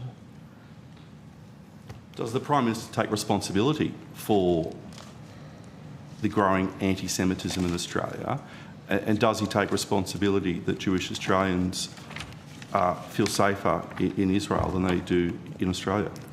Senator, that's a very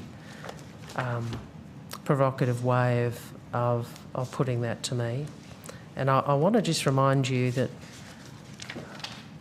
you might recall when a particular senator spoke about the final solution in his first speech to the Parliament, that I went to Senator Matthias Cormann and I urged him to move a bipartisan motion with me condemning it and censuring the Senator, Senator Anning.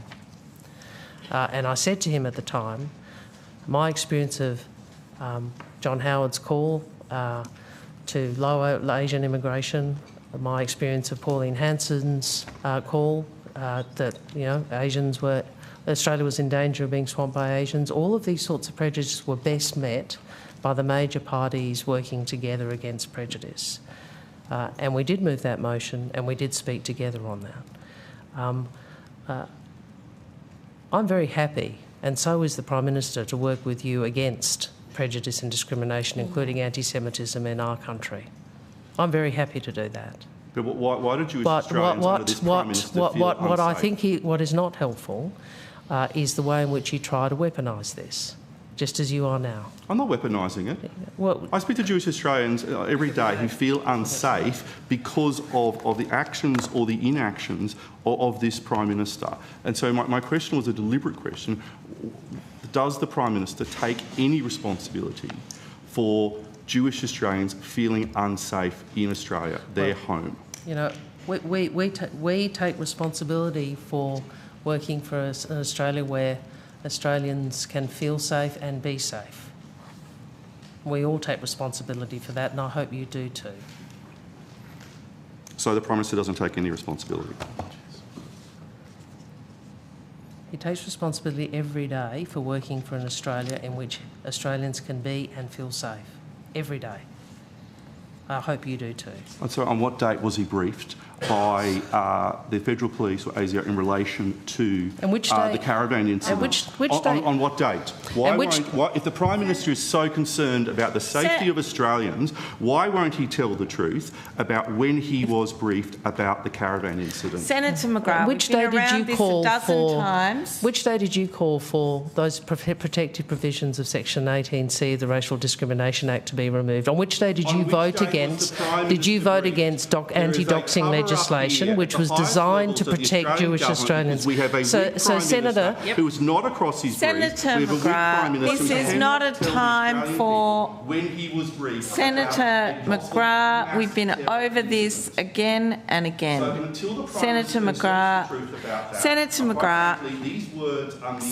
I will. Senator McGrath, which date did you vote against the anti-doxing legislation designed to protect Jewish Australians? Tell us I'm when the going Prime to Minister was briefed. Tell us when the Prime Minister was briefed. Suspend the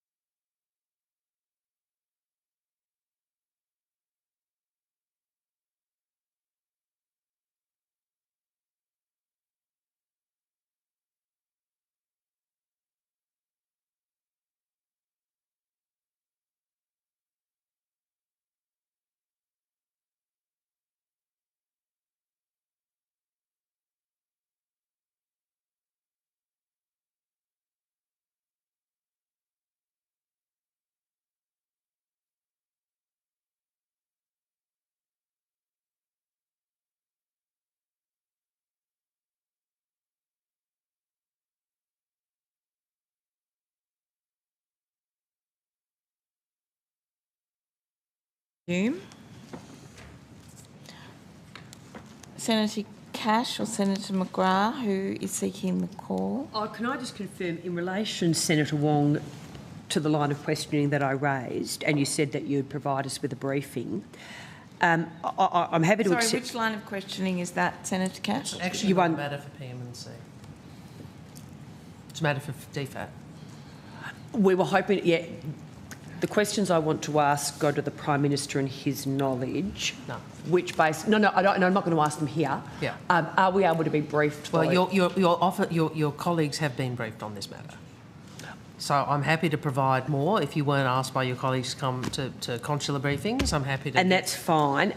Can I have that briefing before Thursday, though? That would be my only request. If we can, we provide an opposition consular briefing. As a matter of course, a number of your colleagues went. Obviously, you weren't advised. That's that's a matter for your team. But we deal with the Shadow Minister. No, and I understand that. As I said, the questions I have, again, go to the Prime Minister's knowledge. I'm prepared not to ask them here. So I won't be answering them here. No, that's not based on your advice, and I've said that to you. What I'm asking, though, is, am I able to have the briefing? It won't take long, I'm assuming. There's only about 10 questions. It doesn't need to be from you. It could come from your office. We could do it office to office. We'll see what we can do, Senator. Thank you very much. I do now have some more questions, though. While you turn to the questions that you want to turn to next, I just wanted to revisit the issue of the tabling of the letter. And so I undertook to source its provenance in terms of it having been directed to the Health Minister's office. They indicated that the covering email attached to that letter, and not the letter itself, included a request that said, "We stipulate a strict non-disclosure of all names involved due to the risk of reprisals. The enclosed evidence is also confidential and not for public dissemination to avoid defamation or libel." And so on that basis, I don't think it's appropriate that the document be tabled. I'm sure the signatories to it may have distributed it themselves, but I think you gave the name. Yeah. The name of the woman, but not the additional names. Yeah. No. We have tabled it, but there are no names. Okay. No, but even the letter itself.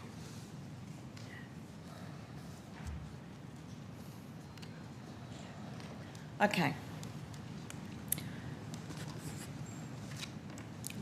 Senator Cash? You happy for me to move on to... Sorry, I'm just not clear.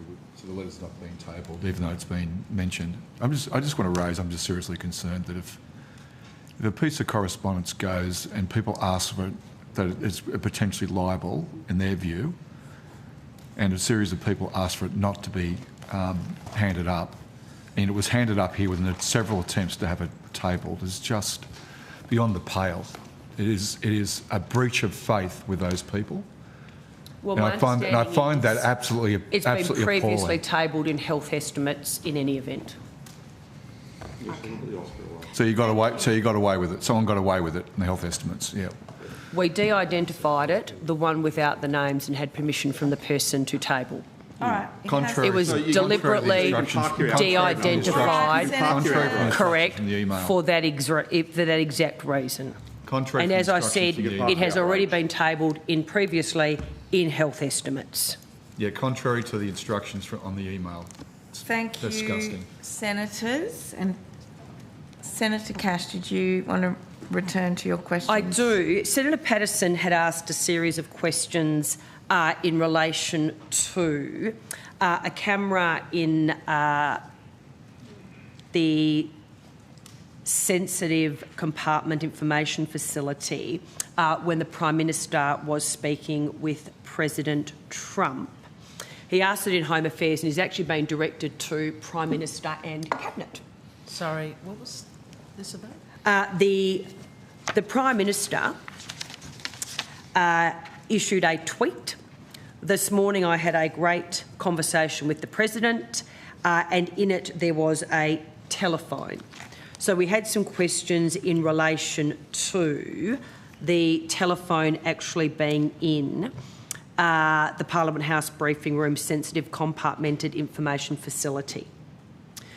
So as I said, on the 11th of February 2025, the Prime Minister posted a photo on his Twitter X account showing the Prime Minister in front of a phone talking to President Trump. Can you confirm that this photo was taken here in the PHBR SCIF at Parliament House?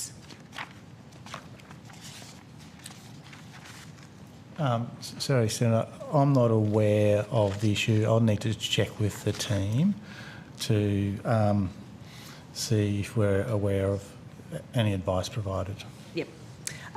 Whilst you're going through that, the photo appears to depict a classified phone system. Can you confirm the call was made on a classified line?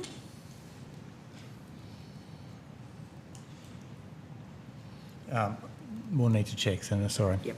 So, as you'd be aware, typically recording devices such as a camera are not permitted in secure areas, such as the sensitive compartmented information facility. Is that correct, Mr Hare? That's normally the case, Senator, yes. Sorry? Yes, Senator, that's normally the case. That's normally the case, sorry, thank you. And therefore, bringing in such a device without prior approval, would that constitute a serious security breach? I'd need to check and see whether there was prior approval, Senator. I don't want to speculate on what conversations occurred or what advice was provided. Can I ask, who manages the approval processes for bringing in these kinds of devices to this particular room? If it's the room that I believe it to be, that would be Department of Prime Minister and Cabinet would have the responsibility for that room. Okay. Is my understanding. I'll check that, but that's my understanding. Is there anyone in this room who has knowledge of the phone call and the photograph that was taken and then tweeted? Can I take this on notice, Senator? I don't have all the information on this. That's okay. I'll continue then asking Mr Hare questions because he's just said it's the Department of Prime Minister and Cabinet who manage the approval processes. So, Mr Hare, did Prime Minister and Cabinet or the PMO seek formal approval to bring a recording device into the room known as the SCIF? I've just been provided with some advice, Senator. Yep. I'm advised that the call happened in the side room, not the Man NSC room, and there was a specific request and approval of a photo. I've also been provided with a photo of Mr Morrison engaging in an MCN, also in a secure facility that was published. Yep. The question wasn't about Mr Morrison, the question was about Mr Albanese talking about consistency and whether or not the approval processes had been gone through. The advice I have is that whether or not the approval processes had been gone through. That's what I just said. Right. Yeah. So what was the process for approval? I don't know. I'd have to take that on notice. Okay. Yeah. On what date was approval sought and then granted? Again, Senator, we'll need to take that on notice. Okay. And from whom was approval sought? Again, Senator, I'll need to check and see which officer. Okay. Was the camera a government-issued device? Again, Senator, I'm not aware of the detail, but happy to take that on notice. Okay. I then have a number of questions in relation to this that I will place on notice. In terms of the tweet of the photo, do you need to consult with the United States President or his office before posting such a photo?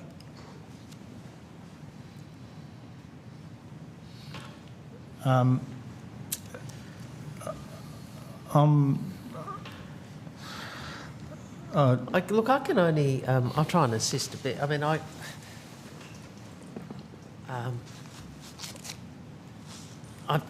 counterparts post photos of engagements with me without seeking our approval.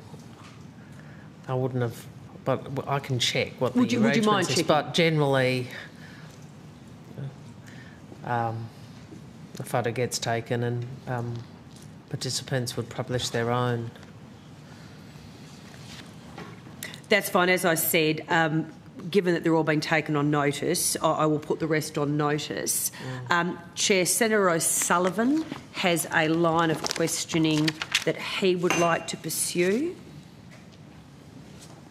Senator O'Sullivan. Thank you, Chair. On the 13th of December, I wrote to the Prime Minister in relation to the member for Tangney sending a WhatsApp message to a group of community members and leaders, and I'll just table that letter. Was the letter received by the Prime Minister? Can someone confirm? Have we got a copy of the letter?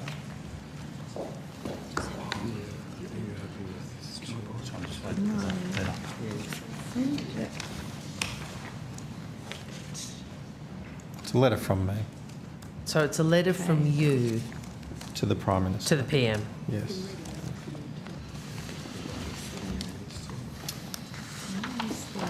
So you'll be no doubt familiar with some media reporting in relation to a message that was sent from Mr Lim's phone from his WhatsApp account to community leaders and community members, where he quoted the Prime Minister as saying, when the PM was confronted by the Murdoch mercenaries and others, he said, Mr Netanyahu should consider that the bombing of a synagogue in Australia is likely the manifestation of a few despondent radicals who had enough of the continual aerial bombing of thousands of innocent children and women in Gaza by single-minded troops. No. Australia is a robust democracy. We do not encourage violence to those whom we do not warm to.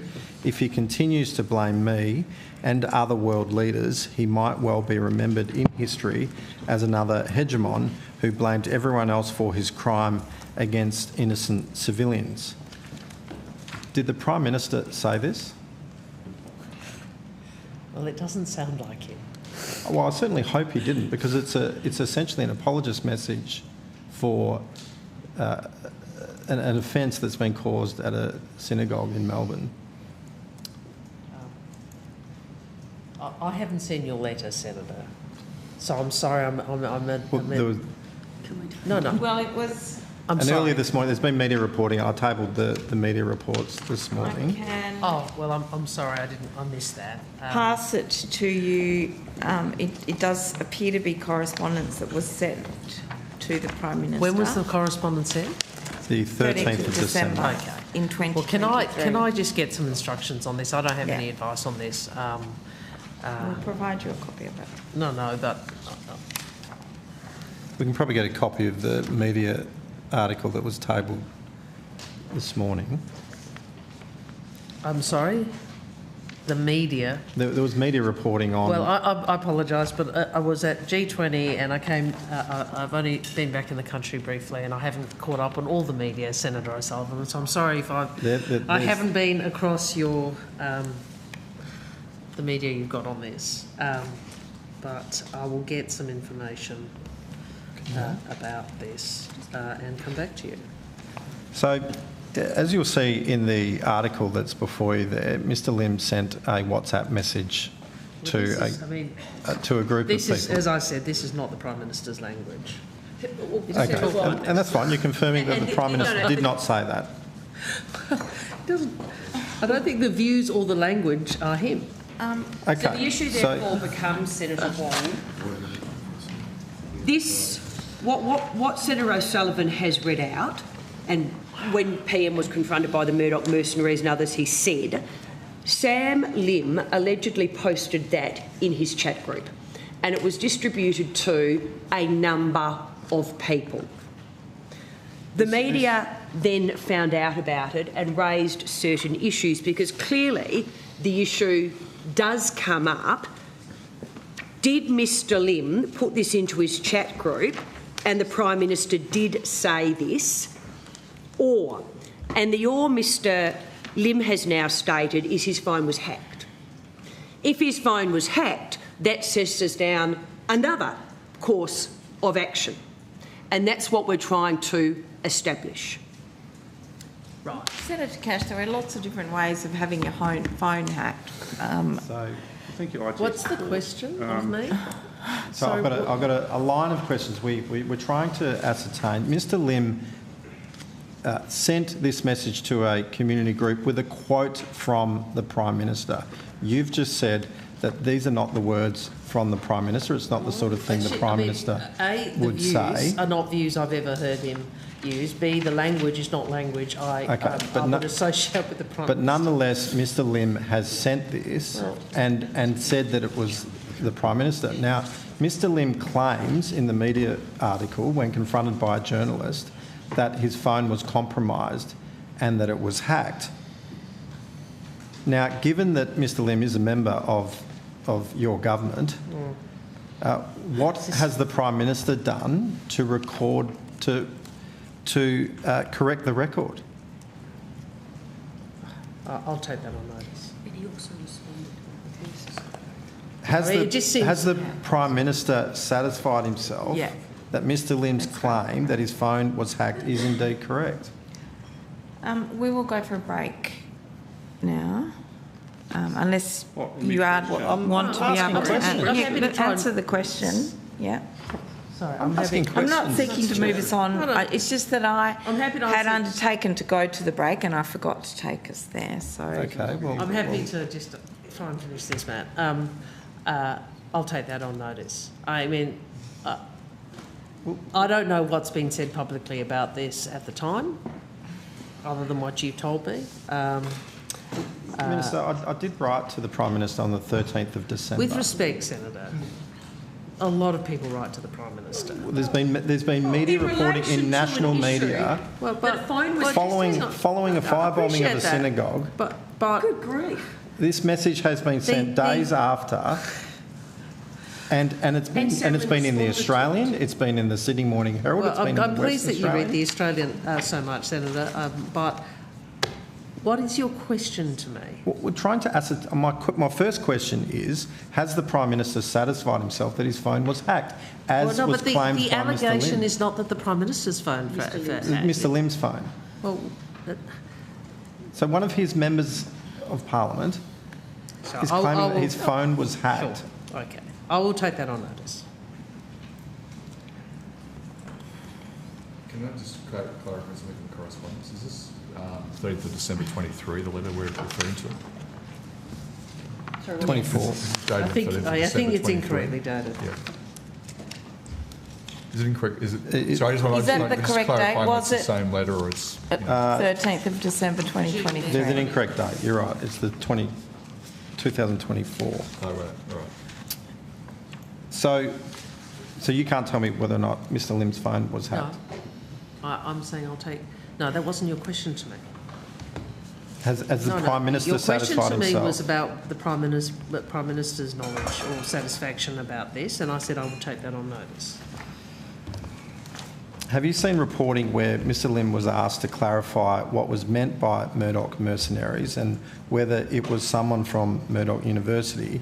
Mr Lim claimed nearly 6 hours later that it was the mainstream media. The curious thing is that the so-called PM quote was sent at 9:11 a.m. Then the clarifying message confirming that Murdoch mercenaries refers to mainstream media was sent at 3:10 p.m. and in no time was there any claim that this was a hack or that his phone had been compromised. Sorry. So, in other words, the conversation... Senator Sullivan, I understand, it's an election and Sam Lim is an extraordinarily good local member, and I understand that the loss of the seat of Tangney last election was tough on the Western Australian Liberal Party and you want to get it back. I understand that. He's not appearing at these estimates. So I know you're really trying to get questions to me, which are really questions to Mr Lim, but he's not here at the table.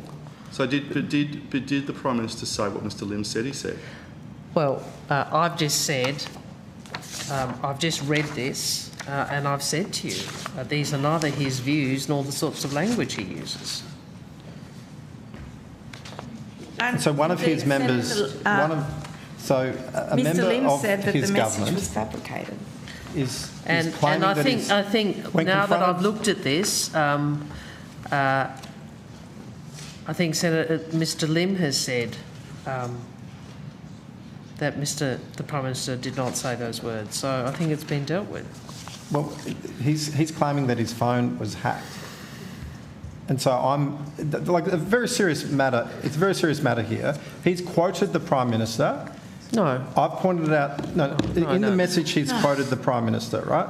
He's then subsequently saying that his phone was hacked. But that was only after journalists made an inquiry. He had conversation with people on this group following that initial quote from the Prime Minister. So at no time did he say, oh, my phone's been hacked. He continued in a conversation, and now that a journalist some time later asks some questions about it, he suddenly claims that his phone was hacked. Is there any question that's relevant to the Prime Minister's portfolio in this? I am yet to see one in this context, given... I'm happy to ask some questions in relation to this. Well, Senator Cash, are they relevant questions for the purpose of this estimates hearing? Yes. Okay. Put the question and then we'll see. She's chancing her arm anyway. Minister Wong, given that Mr. Lim has claimed that his parliamentary phone has been hacked, and Senator O'Sullivan last year wrote to the Prime Minister, and I understand you have a copy of the letter in front of you. I've just been given it, yes. Yes. Has the Prime Minister received a briefing from the AFP about Mr. Lim's phone being hacked? I'll take that on notice. Okay. But I would make the point that might not be the appropriate agency. I can't hear you, sorry. I said I'll take it on notice. I would make the point it might not be the appropriate agency in these circumstances. But this may not be the appropriate agency. I will take on notice whether or not the Prime Minister has had a briefing from the AFP or any other relevant agency. Okay? The issue is, if Mr. Lim's phone was hacked, that is a serious issue. Well, we have tried to find out whether or not it was hacked, or unfortunately, Mr. Lim. If he made a mistake and put it into a chat group, that's all he needs to say. But Senator O'Sullivan has not yet received a response to his letter from the Prime Minister. And nor have we seen any apology from Mr. Lim for the hurt that's been caused. I understand that. I understand why people are again pursuing a political line of questioning. Mr. Lim, these estimates are not into Mr. Lim. These estimates are actually supposed to be for the purposes of additional estimates for the PM&C portfolio. I take a very liberal view, small L liberal view, liberal as in non-partisan view about questions associated with the operations of Prime Minister's portfolio. But this really is not, what Mr. Lim has said and done is not a matter for these estimates. But it's about standards that the Prime Minister is prepared to accept. Well, so there's been a very hurtful and damaging, you'd have to say, inflammatory message has been sent from his phone. Now, he's claiming that his phone was hacked, but there's been no offer of any apology to the community. There were religious leaders, Jewish leaders that stood up and said that an apology must be given, yet there's been no response from either the Prime Minister or the member for Tangney. So why is the Prime Minister not demanding this of his member? Because it was unauthorised use of his account. That's not... Then my question is, has the Prime Minister then satisfied himself that his phone was in fact hacked? Or is he just claiming that it's hacked because it's convenient to do so? Right. I mean, my dog ate my homework. That's what it sounds like. These questions are very close. Like, I cannot see how they are relevant to this Senate estimates. Can I just get some clarity? So, Senator, we don't have a copy of this letter in our system, and our DLOs don't recognise the letter. How was it sent? Well, it would have been sent by email to the Prime Minister. You didn't tweet it by chance? No. Okay, No, so I'm just. Senator, was it sent on the 13th of December, or is there another date that you? 13th of December 2024. Okay. Not 23. I'll follow. I will take this. I'll take it on notice, Senator, and see if there's a reply. And regardless, it's been reported in national media across multiple outlets that this message was sent, and serious concern was raised by national leaders in the Jewish community concerned about the content of this message and whether or not, in fact, the Prime Minister sent it. Now, as you've said, in that article it says that the Prime Minister, that Sam Lim says it wasn't the Prime Minister, but there's still questions remaining as to who actually fabricated this message. Well, I don't know where this... I can't answer these questions, Senator. So and nor can the department. So I understand you want to make a political point, but these are not matters that we can assist you with. Okay, we'll now move to the afternoon tea break and hopefully... Can I just ask one more question? Well, is it in order? As in order as the others? Senator O'Sullivan. So, as long as we come back a few minutes later. Yeah. I'll keep it brief. Senator A Labor MP claims that his phone has been hacked to misrepresent the Prime Minister. Isn't the Prime Minister interested in whether or not this is the case? Well, Senator, if it's a law enforcement or question, you know, we have faith in our law enforcement authorities and our security agencies. And that's why we take their advice. Thank you. We'll break for afternoon tea and we will return at 4:40.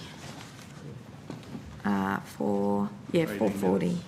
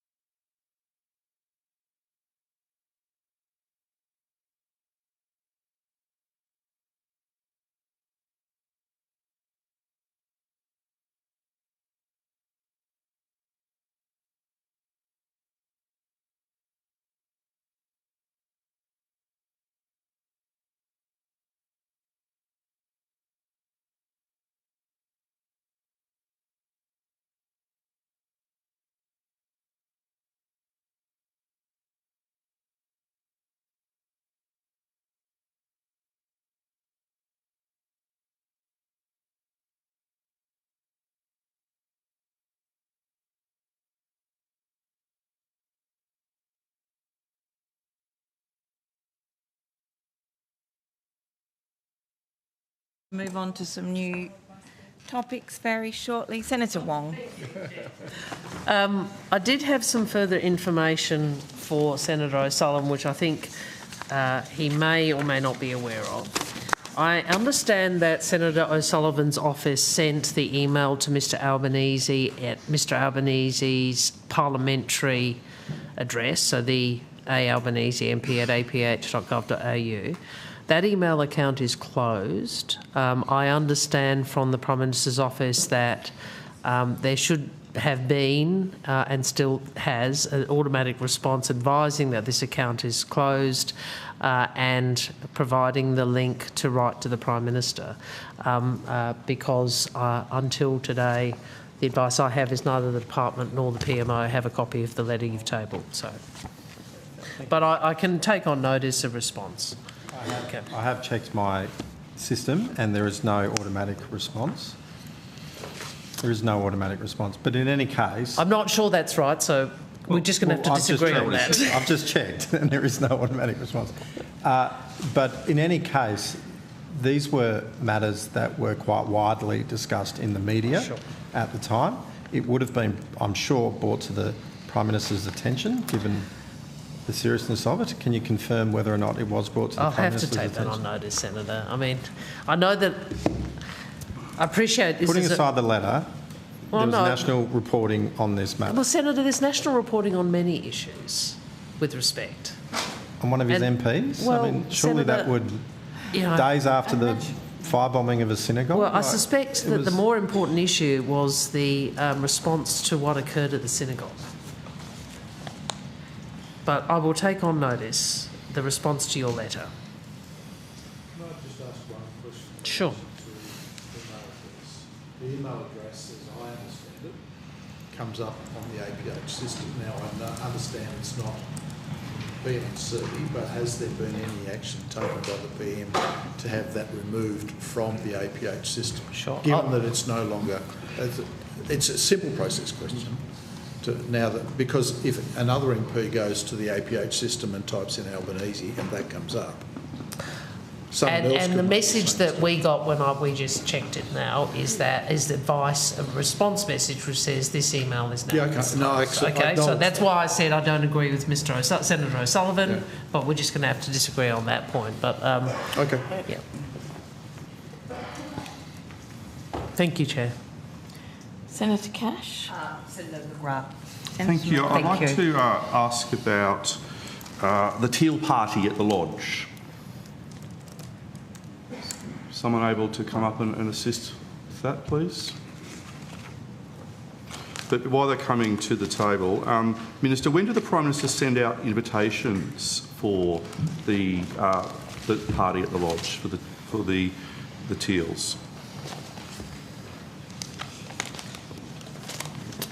I wasn't part of setting out invitations, so I don't know, but I can take that on notice and try and find out. Can anyone answer the question as to when the invitations were sent out? Senator Arthur Spiro, First Assistant Secretary, Ministerial Support Division. It's my team that assisted with that particular function. I can come back to you very shortly in terms of the timing of the sending of those invitations, if that's helpful. Very shortly, while I'm asking the following questions would be great. So if your team could send you the answers I don't think Senator Birmingham ever got back to me during a hearing in many years. Senator Birmingham, I'm sure, was very helpful towards you, Senator Wong. Very helpful and very polite, but he never got back. But my question is to, when were the invitations sent out? I mean, the event was only a couple of weeks ago, so we're not asking about an event that was... He said he'll take that on notice and come back to you. Well, he said he would actually try and find it. I think the answer was you'll try and get the answers pretty quickly. I don't want to verbal you. We'll get them as quickly as we can, Senator. So, how were the invitations being sent out? By email or paper or? I'll check on that, Senator. What's the usual process for people invited to the Lodge or Kirribilli House? Is it a paper invite, an email invite? Is there a process for sending invitations? It depends on whether it's a formal or an informal event. whether it's a personal event, it can be just by word of mouth, it can be just by an email, it can be with a printed card, Senator. Okay. So there was no printed card for this particular event? I don't believe there was a card, but again, I'd have to check it. Okay. Given it was, ultimately, Senator, this was a small gathering, and it would have been an invitation that was given, as you said, within the 2 weeks prior. I've got to check what the actual method of... Well, that's what I'm hoping someone can assist you while I'm asking these questions, because the event was only a couple of weeks ago, and there should be some fresh knowledge of this particular event. Who decided which crossbenchers to invite? In terms of the general principles around the use of Kirribilli and/or the lodge, there's capacity for the Prime Minister of the day to invite a small group of parliamentarians or a range of other people, and for that to operate within the usual sort of parameters of the management of the household. So Mr Spiro has already taken on notice the question, but I would presume that the decision about who would come to the lodge will be a matter for the Prime Minister, but we'll check that and make sure. Minister, will the Prime Minister be extending a similar invitation to Senate crossbenchers? I know the Prime Minister engaged quite a lot with the Senate crossbench, particularly in getting agreement to the passage of so much legislation at the end of last year. Can you want to say thank you? I'll pass on your views about that. I mean, these are matters for the Prime Minister. Who actually attended this particular event? The teal party at the lodge. I don't have a guest list, Senator. I can take that on notice if it's helpful. Okay. What? I know I think Ms Sharkey was a former member of your party. I'm not sure it's reasonable to use the... I know that it's a nice grabby title, Senator, but I don't think that's a reasonable moniker, M-O-N-I-K-E-R. So what about the costs in relation to the event? What was the cost of the event? So, Senator, what Mr Hare was saying before is that there's a set of guidelines in terms of the use of the official residences in relation to various events. And there are various categories of events. There is essentially a set of events which are so small, which don't actually feature as being an additional budget line, and I suspect this is one of those events. So you're saying that the Prime Minister got out the sayos with tomato and cheese and some sarsaparilla, but this was quite a public event though. You're saying there'll be no formal catering for this event? I'm saying I'm not aware of there being any formal catering for this event, but that wouldn't have been an unusual thing, because small gatherings, whether they be of an official nature or of a private nature, are not something that we retain a record of ordinarily. How many events are held at the lodge each? Because it is a private residence, but also a public residence in regards to how many events have been held there in the last 6 months? Senator, I can take on notice how many have been at the lodge for the last 6 months for that period of time. If it's helpful in the broad, across both the official residences and the official establishments, there have been 96 official functions overall that my team has organised or others have organised. That doesn't mean that all of them were in fact hosted by the Prime Minister. The majority would have been hosted by the Prime Minister. So just clarifying, so the 96, that's from the date of... That's since the commencement of the 47th Parliament, so May 2022. Yeah, thanks. Sorry, Senator. This is we've answered this one on notice on a number of occasions. We can certainly seek to get an update from the last session, from the last quon that was provided on this one. So you don't have this information to hand? 6 months. It's a pretty regular question that gets asked at these estimates. I'm not sure if I've got it on hand, Senator. I can check. I don't think we've got it cut along the 6 months lines, Mr. Hand.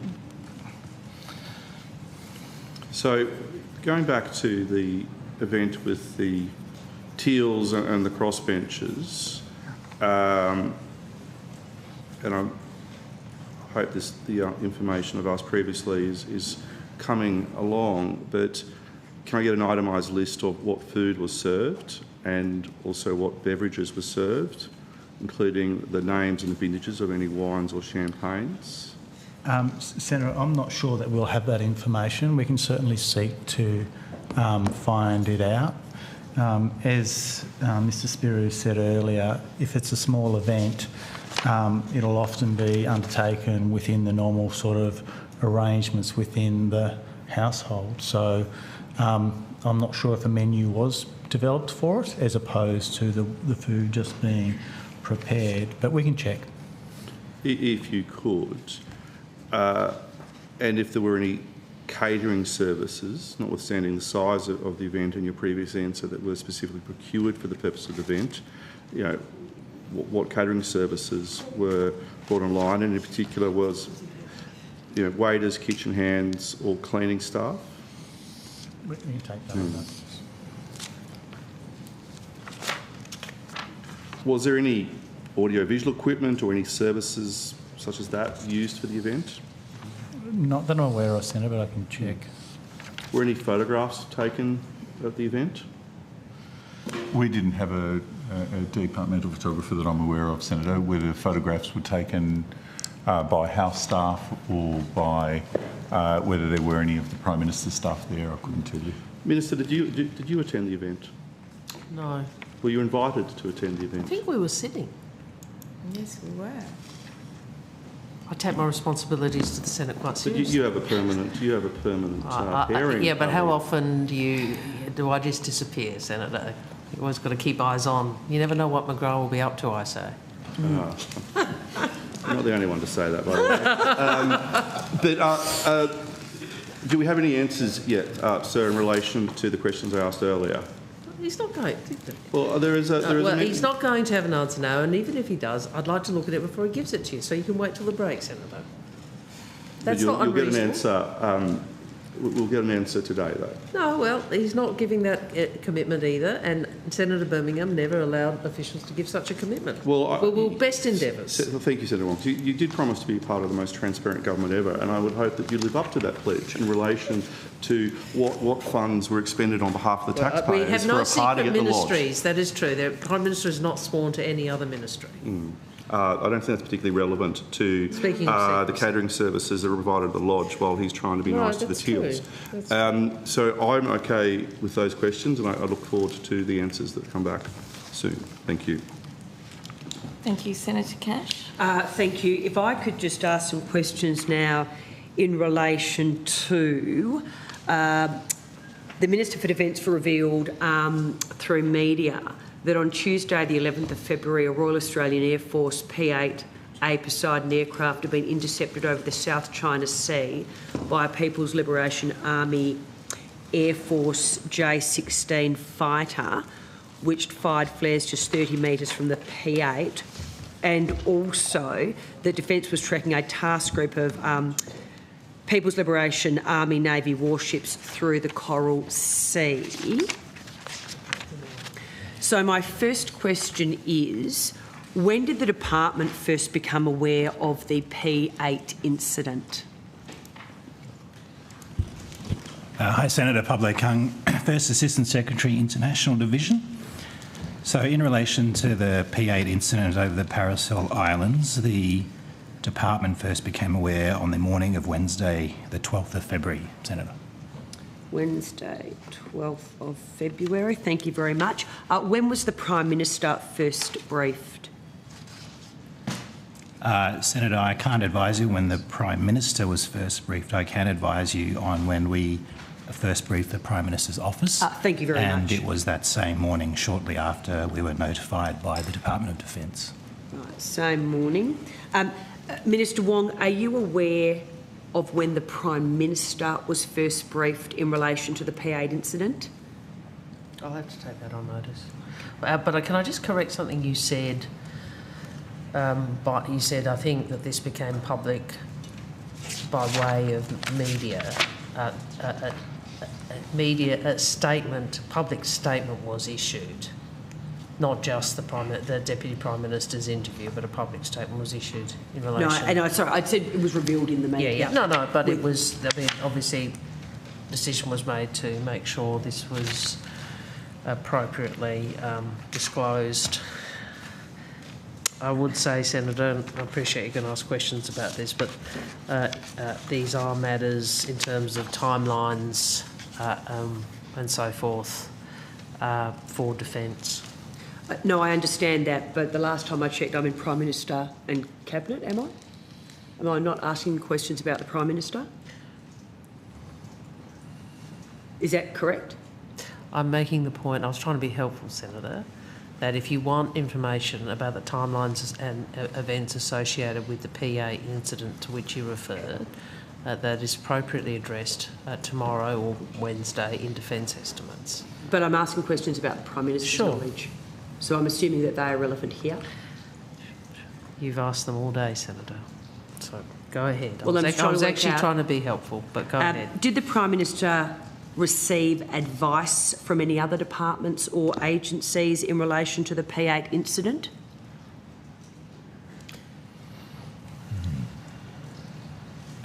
Senator, I'd have to take that on notice, Senator. I mean, often as a general principle, we provide advice to the Prime Minister's office on incidents in relation to either international issues or national security, and quite often the Prime Minister or his office will receive separate advice from operational agencies. Okay. Minister, are you aware if the Prime Minister received advice from other departments or agencies in relation to the P8 incident? So what are you trying... I don't quite understand what you're trying to ask, Senator. Well, the first question was when did the department first become aware? I now understand that that is Wednesday the 12th of February. My question then was, when was the Prime Minister briefed? My understanding is his office was briefed the same morning. I'm then asking, did he receive advice from any other departments or agencies in relation to this issue? I would have to take that on notice. I can say to you it would be normal practice for these sorts of issues to be discussed at senior levels of the government. Did the Prime Minister direct any instructions on the type of response the Australian government would make? Senator, no, I'm not aware of any specific direction from the Prime Minister. Obviously, there was an initial assessment which was primarily a responsibility of the Department of Defence to assess the interaction, the nature of it, whether it was safe, professional or otherwise. And then following that assessment, there would have been some discussion in terms of what the government's response would be. So, Senator, this is partly why I suggested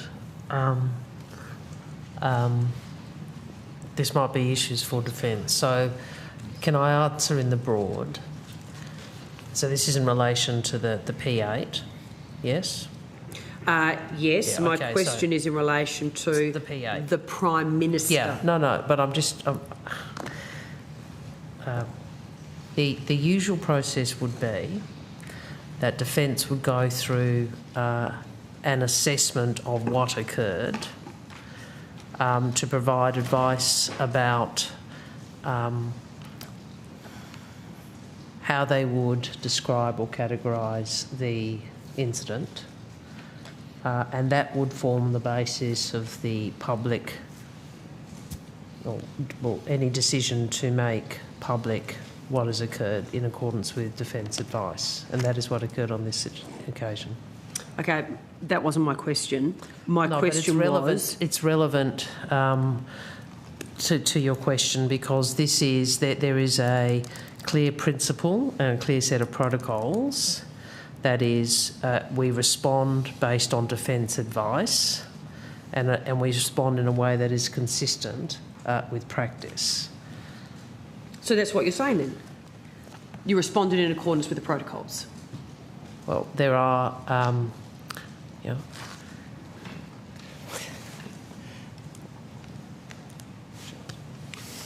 Senator, it is well understood among senior levels of the government how we respond to such incidents in relation to China. Yes, I understand that. So my question was a very simple one. It's not this is not the Prime Minister directing. I know that. So you're asking, with respect, you're asking the wrong question. That there is a methodical, clear process that has gone through. As Mr Fletcher said, it's well known within government how we deal with these matters, and the matter was dealt with in the way that I've outlined. Did the Prime Minister make representations to counterparts in the Chinese government? No, Senator. There have been no. There's been no recent contact directly between the Prime Minister and his counterparts in China. Thank you. Who made the decision in government that the incident would not be made public until the 13th of February? I don't think that's an accurate reflection of the time frame. Oh, well, could you take me through the time frame? Well, again, you should ask these questions in defence, because they are the ones responsible for it. But the abiding principle is that there is a response that is consistent with practice and is based on defence advice. Defence will often take some time to make an assessment of how they will characterise an incident. And they have very clear categories about how they would describe various interactions. And you would recall from many incidents that often it takes a period of time for defence to be clear about its assessment of how they would describe a particular incident. Just in terms of the Chinese warships, when did the department first become aware of the task group's presence in Australia's exclusive economic zone? No, they're not in. Senator, Defence is best placed to answer that question, and it relates to operational security matters about our monitoring of our northern approaches. So this is not a question we can answer. I'll continue to ask my questions, and it might be that I do have to take them to defence.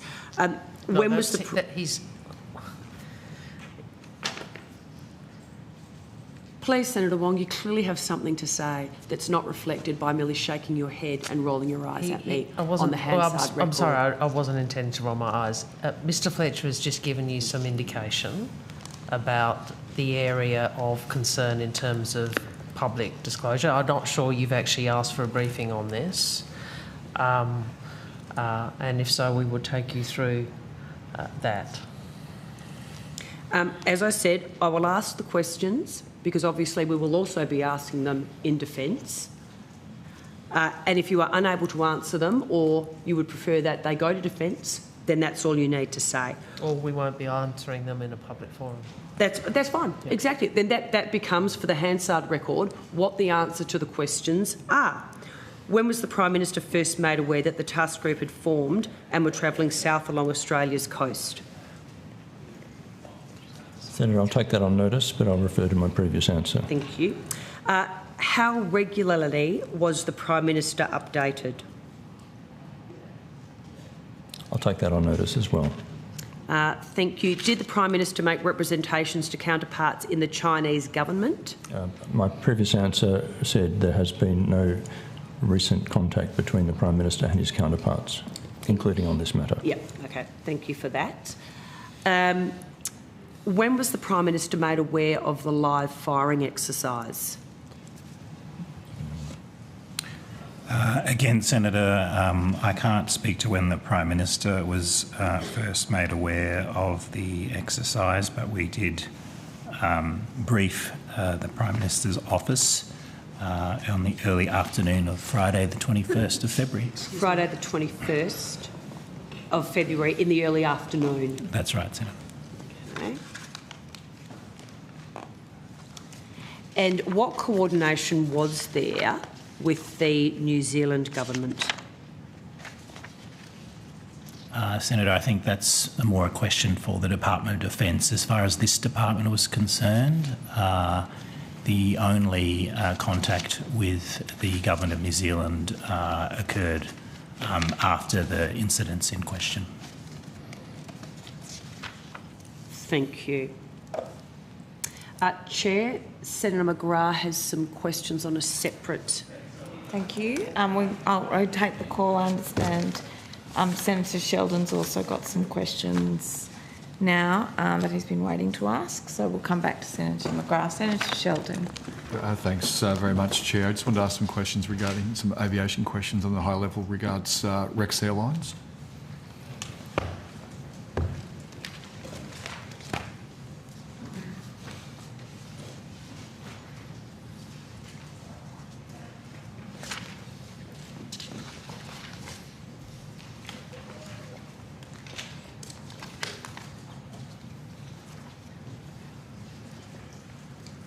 Thanks very much. Just some of obviously the critical that we're ensuring regional communities receiving services, and you don't have to be an ex-aviation wonk, which I was in my previous life, and still take an interest.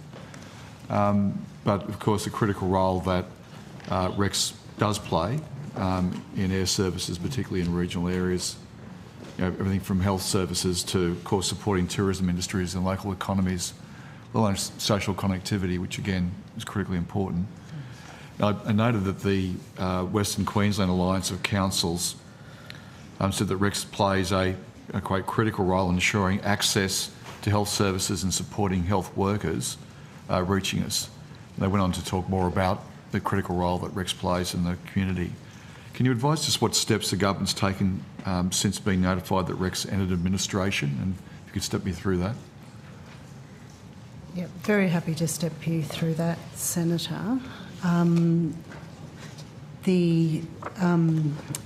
Before I start, though, I would just note that the Department of Infrastructure, Transport, Regional Development, Communications and the Arts is, of course, working closely with the administrators and can answer more detailed questions should you have them. But that department is working very closely with the administrators to ensure people in regional communities continue to have access to aviation services. The government is supporting this process by committing to work with shortlisted bidders on potential government support to maximise the prospect of a successful sale of the airline and undertaking necessary work on contingency options. There's a range of other sort of supports that are being provided, but which maybe Ms. Garvin would like to run us through. Thank you. Sure. Thank you, Senator. Christina Garvin, Assistant Secretary, Infrastructure, Energy and Regional Branch.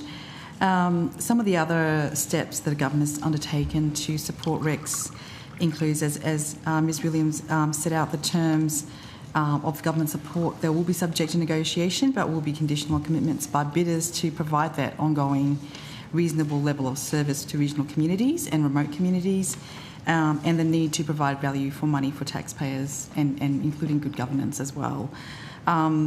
government is also committed to ensure access to regional flight slots at Sydney Airport until 24th of October 2026.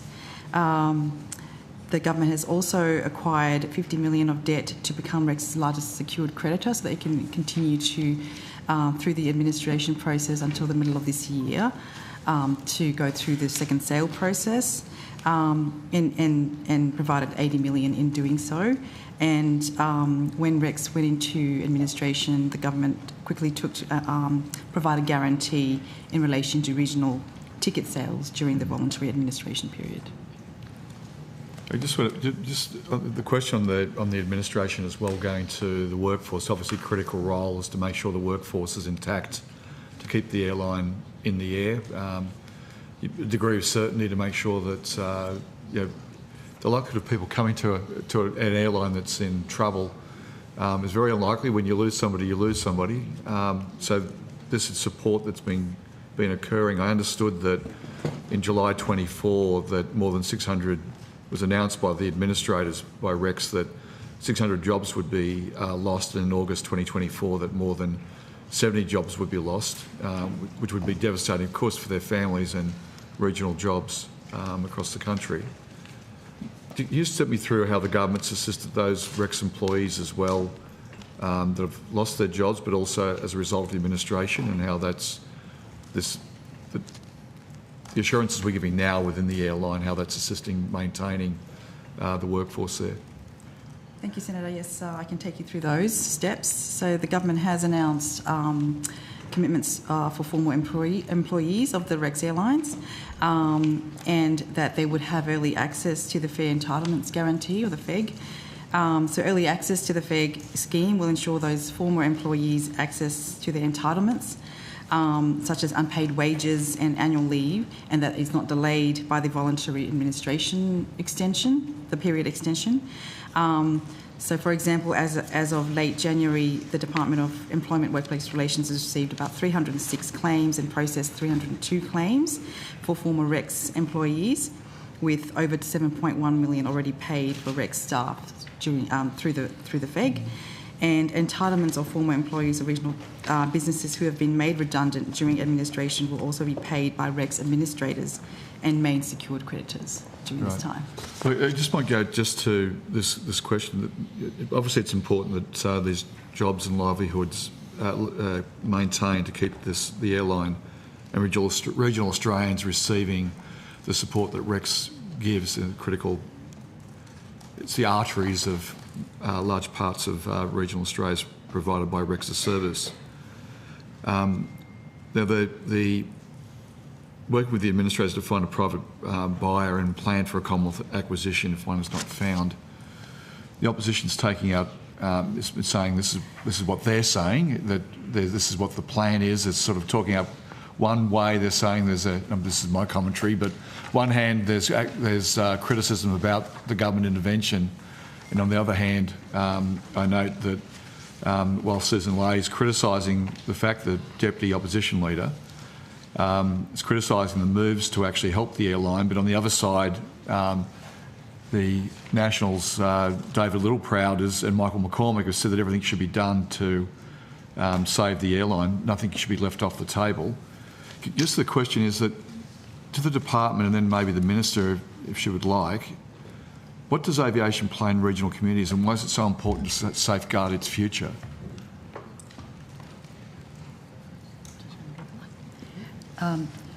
Yes, Senator, I guess one of the examples we can provide is that Rex, particularly the Rex Airlines, flies into quite a number of airports where it is the only sole provider of these services, those services that you mentioned earlier in terms of healthcare, education and other access to services. So, for example, some of the regulated routes to Albany, to Carnarvon, to Normanton. So there is a range of airports where Rex is the only provider of these services to those regional and remote communities. Senator, that is the case, and it's quite striking where if you look down the the electorates and states for airports where Rex is the only provider of passenger services, and you'll see in WA, New South Wales, South Australia, Queensland.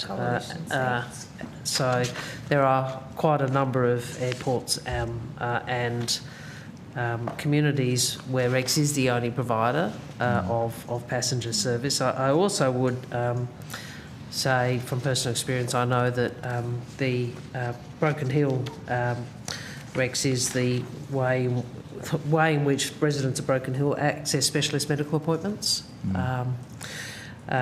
often on fly-in, fly-out from Adelaide, obviously, sometimes Sydney, depending on the issue. So, and of course, across northern Queensland, Longreach, Mount Isa, Cairns, Mornington, Rex is critical for specialist medical services. So in addition to those airports where that have been mentioned, including Birdsville, Mornington, St George and others, we also know that Rex is the way in which medical services in some of these committees are provided, urgent medical services. I think I would no further questions. Senator McGrath. Thank you. There were some questions in relation to Ukraine. And I do note, Minister, your opening statement, and also that today is the 3rd anniversary of the invasion of Ukraine. What are Ukraine's priority needs?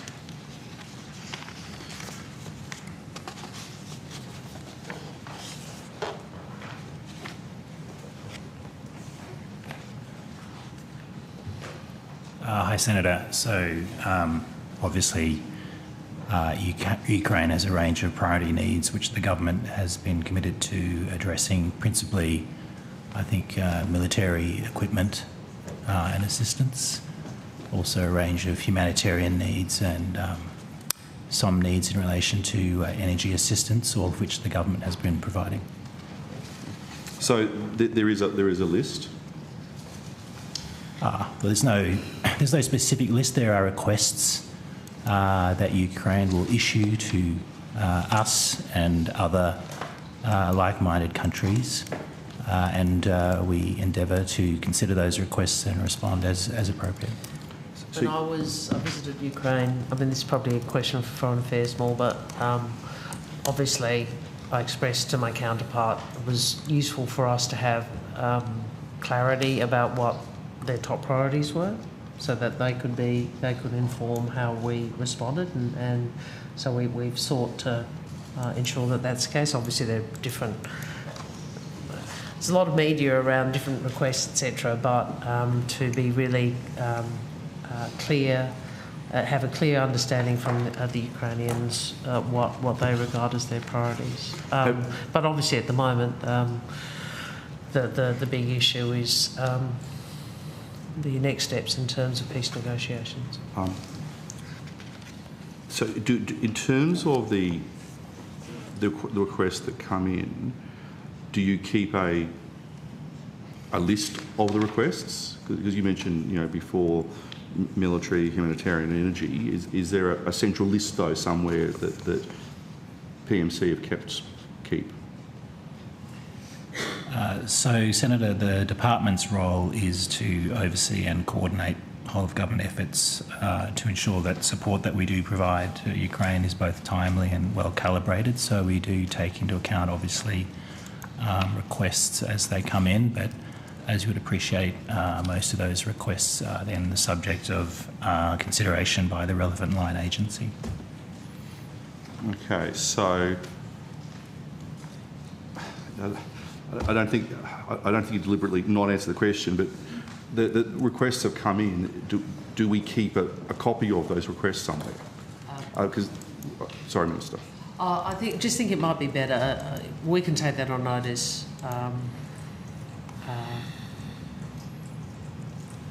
I suspect some of the communications about priorities would have occurred either to DFAT or Department of Defence. Okay.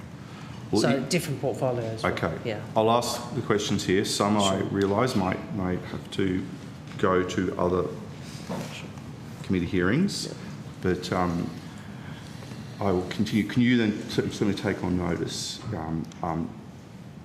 what list of priorities that Prime Minister and Cabinet may have, if you are able to answer that particular question, noting the Minister's advice then.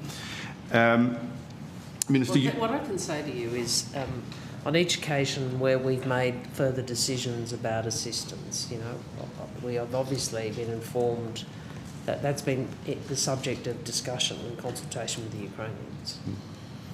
Well, on notice, can you provide a list of what priority needs we have then supplied to the Ukrainian government? Minister, you mentioned when you were in Ukraine,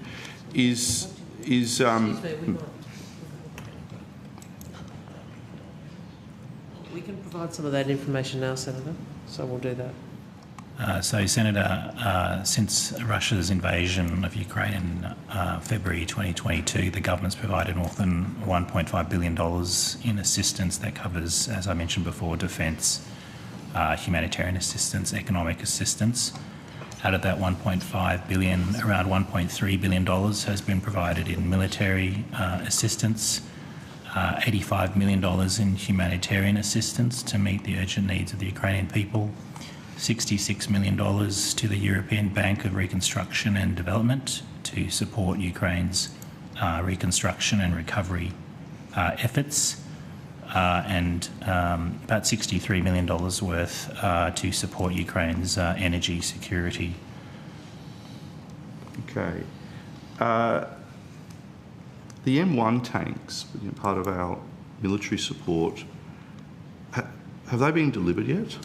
This is a matter for defence. Okay. Does Prime Minister and Cabinet know when they'll be delivered? No, you can't. Senator.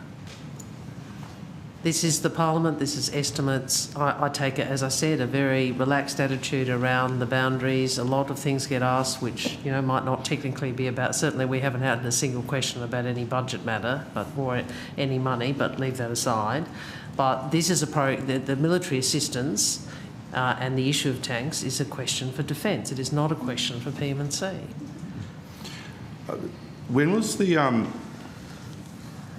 When was the last conversation the Prime Minister had with President Zelensky? Senator, that was earlier this month. What were the topics discussed in that conversation?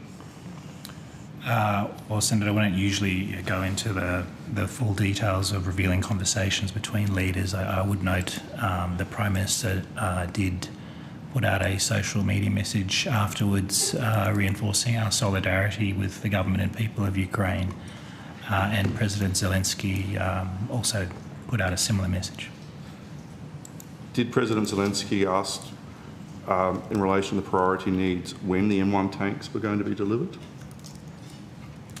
As I said, Senator, we don't usually go into the details of what was discussed unless they've already been revealed by the Prime Minister. But Prime Minister and Cabinet is supposed to be coordinating the Ukraine support, is that correct? Yes, Senator. So you would have knowledge, therefore, of when particular items of support are due to be delivered or have been delivered, that would be correct? As the Minister has said, the detailed knowledge of logistics and timing resides with the particular agency, in this case, the Department of Defence. So you're saying... DFAT can answer questions about the humanitarian funding and the military, which is my side of it or our side of it, and Defence can answer detailed questions about the defence assistance. But Prime Minister and Cabinet is coordinating the support. Senator, it's actually you just have to wait 2 days. It's about making sure that the answer is current and correct and given by the people, the officials who are charged with the responsibility of implementing the program. It's not, it's just how government works.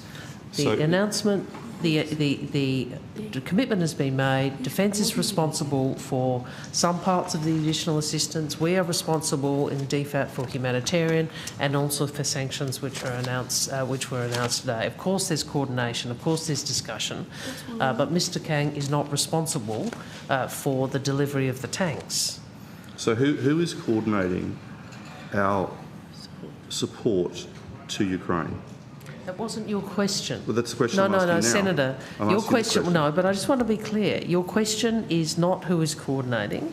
Your question was a detailed question about the delivery of tanks, and I'm just saying that's a matter for defence. And I'll come back to that. Thank you. But in relation to who is coordinating our support to Ukraine? Senator, it's the Department of Prime Minister and Cabinet. Okay. So, does the Department of Prime Minister and Cabinet have any knowledge in relation to the support that is provided by the other government departments? Yes. So, my question therefore is, in relation to the M1 tanks that you would have knowledge of, what is the department's knowledge of when those tanks are going to be delivered? That is a question for Defence, Senator. Sorry? That is a question for Defence. So you have no knowledge, the Department of Prime Minister and Cabinet has no knowledge of when the tanks are being delivered? Look, Senator. I understand I think I understand the attempted political tactic here, which is, everything... It's not a political let me tactic, finish. Minister. Please let me finish. Well, stop. Please let me finish. Inferring improper motives. Please, I'd like to finish my answer. Please let the Minister finish. Right, where everything is somehow in the PM's portfolio. But I just want to say again, Senator, yes, this department, as under you, has a coordinating role. But detailed questions about timelines, delivery, the reasons for those, for dates, it's the responsible department.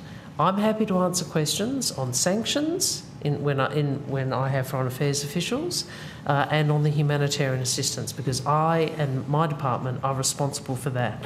The Department of Defence is responsible for the delivery and the provision of military assistance. It is not a conspiracy for us to say to you, can you please ask the responsible department those issues of detail? We just go around in circles. So has Prime Minister and Cabinet in its coordinating meetings ever asked when the tanks are going to be delivered? Senator, we cover off a range of issues to do with timeframes for delivery and provision of assistance to Ukraine. So I'm going to repeat the question because I didn't understand that answer. So has Prime Minister and Cabinet in your coordinating meetings, because you are a coordinating department, have you ever asked when the tanks are going to be delivered? Yes, Senator, we ask questions around delivery of humanitarian and military assistance, including in relation to the tanks, but the detailed timing is a matter of defence, for the Department of Defence. But you would have documents that would list when the humanitarian aid's being delivered. You would have documents that would show when the military aid's being delivered. Why don't you want to ask our departments, Senator? Like, I've tried to be helpful here. I've explained to you who is doing what. Why is it so... Why are you so intent on not asking our departments, and you wanted to ask here when we've told you that they're the ones with responsibility for the programs? The Department of Prime Minister and Cabinet is responsible for coordinating our support to Ukraine, and yet we can't get any answers out of the department in relation to timelines of what support has been delivered to Ukraine. Senator, this is not, as I said, you keep acting like this is some sort of problem. I'm saying to you, we have, $1.5 billion worth of assistance in total. You have different programs delivering different parts of it, like, for example, humanitarian aid. There may be different parts of the humanitarian budget we've been using for different things we have been funding. we're simply saying the people who have the responsibility and the knowledge of timelines and why are not the ones at the table. I don't know why it's such an issue asking the appropriate department. Well, I'm unsure why it's such an issue that the department is responsible for coordinating our support to Ukraine is unable to answer some very simple questions in relation to the timeframes concerning the delivery of the said support. This is taxpayers' money we're talking about here, and what value add does the Department of Prime Minister and Cabinet bring to the delivery of support to Ukraine in that case? Senator, we bring together the full range of agencies involved in assistance to Ukraine and make sure that everyone knows what's going on with each other. But the implementation, the timelines, the specificities of how and when the assistance is delivered is a matter for the agencies concerned. This is just more of a light touch approach, as a witness previously said today. Okay. No, Senator, it's just that we actually think ministers are responsible for their portfolios. We don't have a Prime Minister who swears himself secretly to other portfolios. We have a Prime Minister who expects ministers to do our jobs, and that if I am part of an announcement on Ukraine, that I'm responsible with my department for the delivery of that assistance. So yes, we do have a system where the Prime Minister expects ministers to do their job. And I'm asking Prime Minister and Cabinet if they can tell us any information in relation to the coordinating of the support for Ukraine. It is quite clear that I cannot get an answer from Prime Minister and Cabinet. No, Senator, please stop saying things which are just not true. You have got an answer, it's just not the answer you want. And the answer is, if you want timelines on tanks, can you please ask that in Defence, because they'll be able to give you a much more correct and current answer on timelines on delivery on tanks. If you want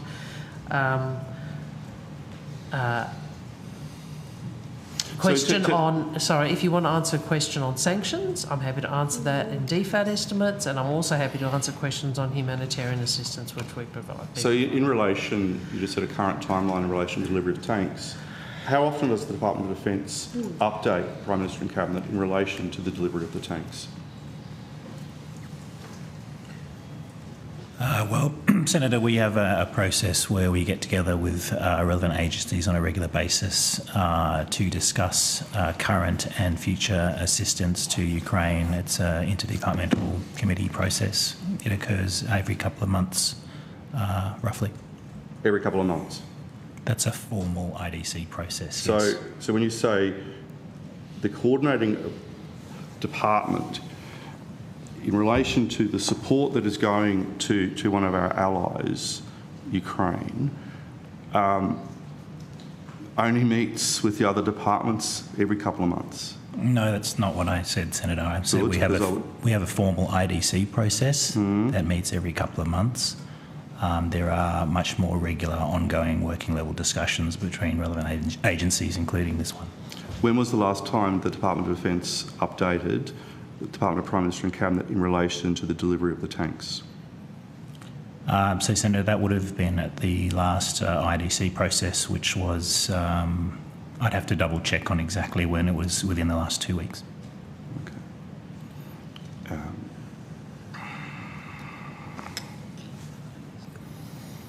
I might move on to that now. Yeah. So, in relation to President Zelensky's peace formula,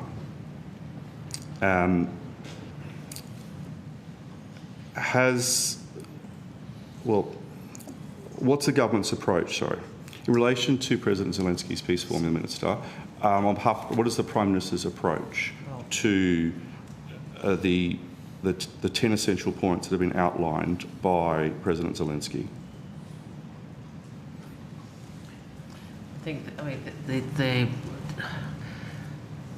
I would suggest to you, Senator, that there's a deeper discussion on Ukraine and the current negotiations, for example. would probably be best in the Foreign Affairs portfolio.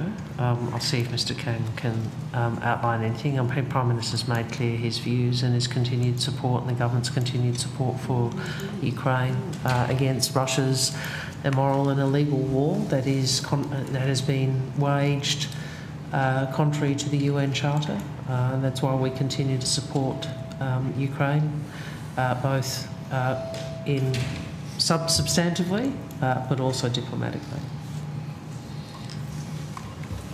Thanks, Senator. Yes, I would just mention that the government has consistently pursued two key objectives in relation to the war. Firstly, supporting Ukraine to achieve comprehensive, just and lasting peace on its terms.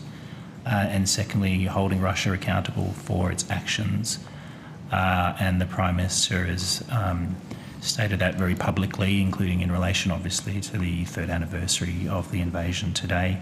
And it was a sentiment that he also shared in his phone call with President Zelensky earlier this month.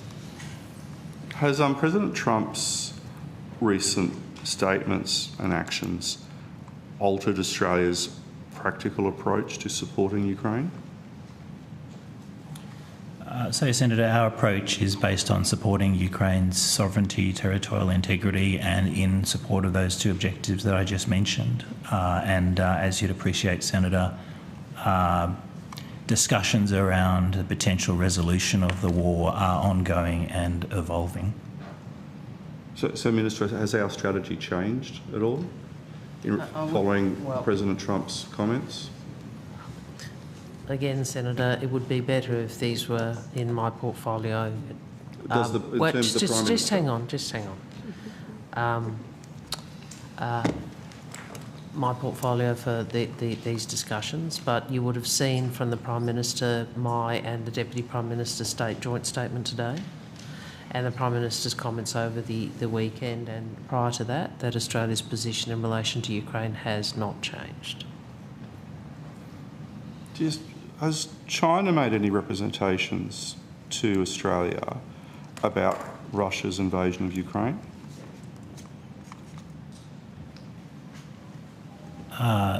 Sorry, Senator, I'm not quite sure what you mean. Has China made representations to us? Well, have they spoken? Has China raised the issue of Russia's invasion of Ukraine in whatever sense with the government of Australia? I have publicly said, and again, this should be in defence estimates, but in foreign affairs estimates. But I'll answer it here because I'm generous. I have publicly said on more than one occasion that we call on China to use its relationship with Russia and its status as a P5 member to end the Russian war of aggression against Ukraine.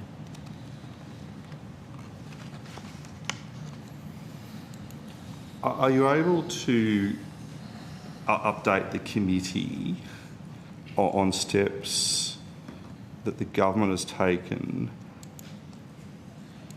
in relation to the support of China, North Korea and Iran for Russia's invasion of Ukraine?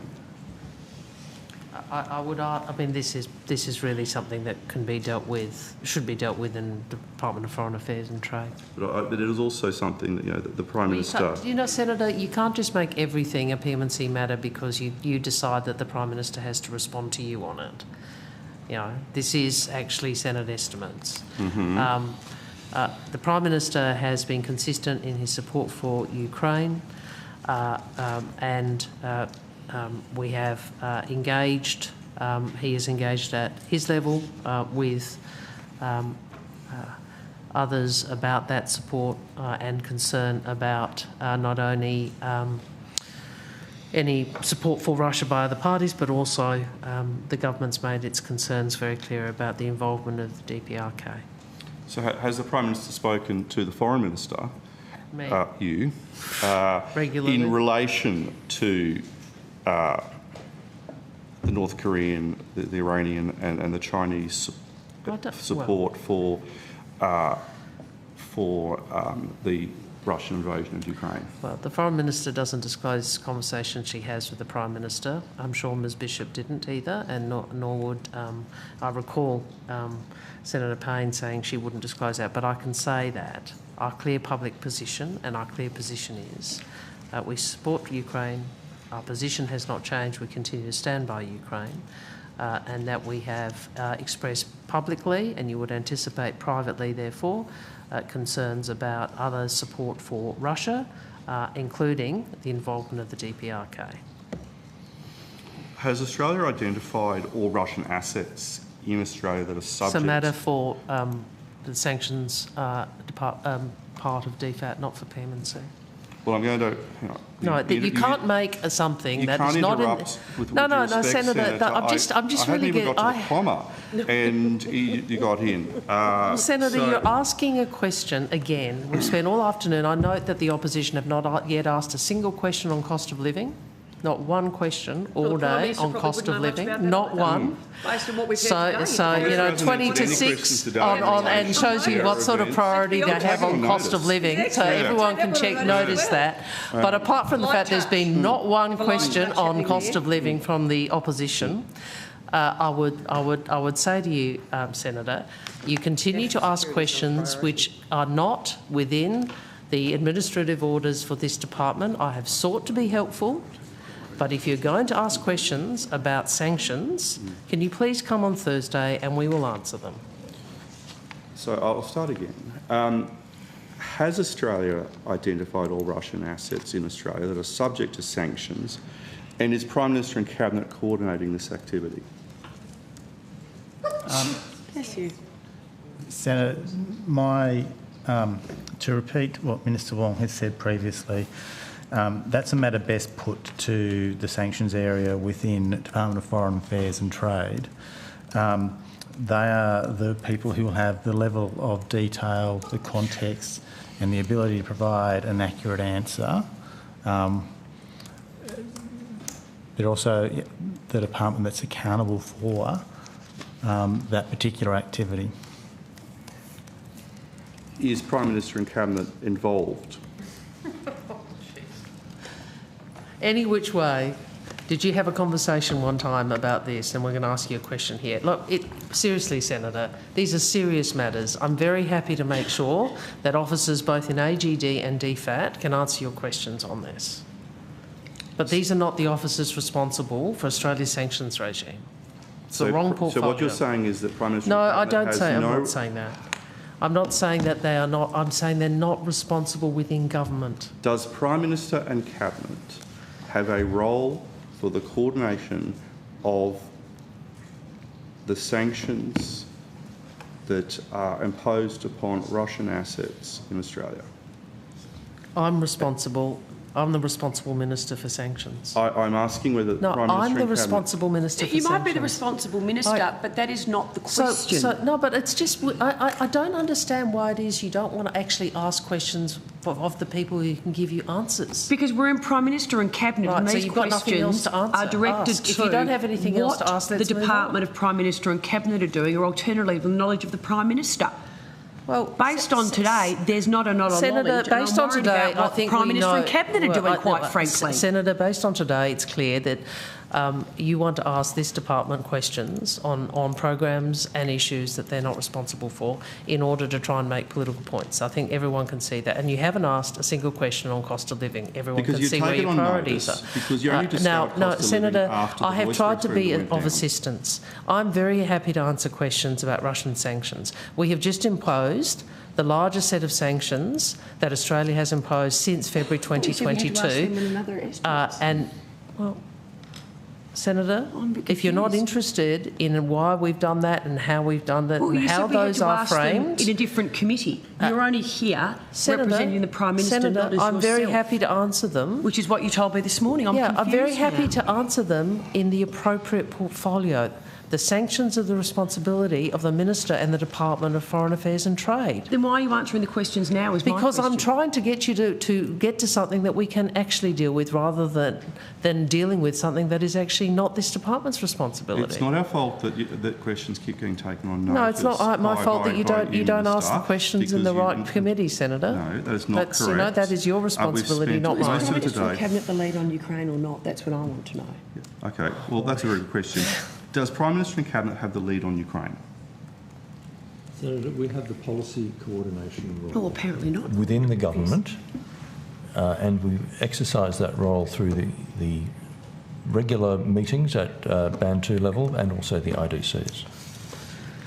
So we can ask questions in relation to Ukraine and the government's response to Ukraine because of them. So what I want to know is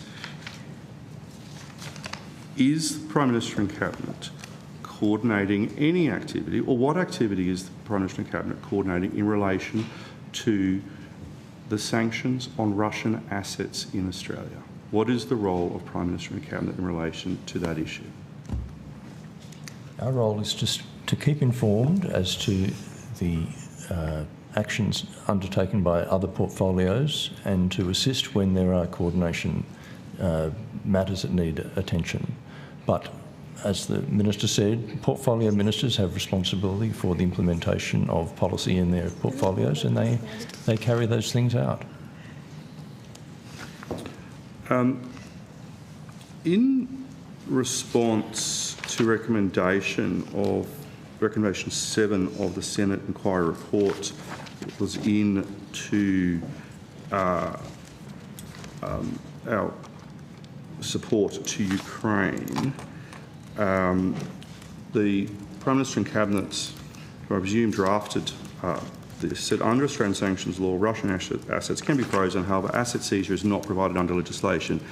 Any proposal to seize assets through the sanctions framework would raise complex legal and policy issues. Are you able to expand on why that seems to be a problem?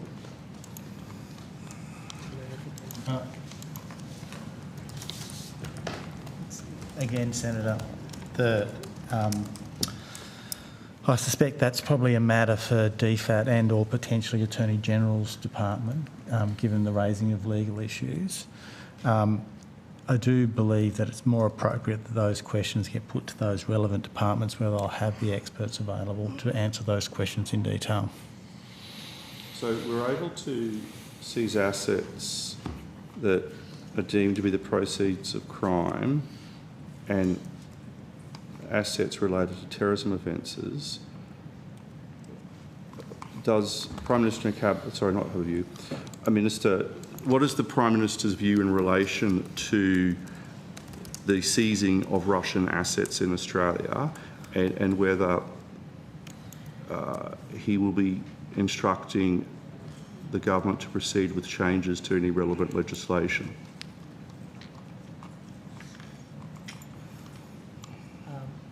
Well, Senator, I think that's a tactic we've seen for a long time today, which is you just put a proposition, ask what the Prime Minister's opinion is on it, as if that somehow makes it relevant to these Senate estimates. It doesn't. The Prime Minister's position on Ukraine is clear. We stand up with Ukraine. I'd refer you to the statement released today on the anniversary of the illegal invasion. In relation to the sanctions framework and how that is implemented and any proposed changes to it, which is what your question goes to, that is legislation and a set of legal responsibilities that resides with the Foreign Minister and the Foreign Affairs portfolio. So we're happy to answer those questions, including in relation to that report. It may be that the asset point that you raise would be something that the Attorney General's Department would be able to provide information on.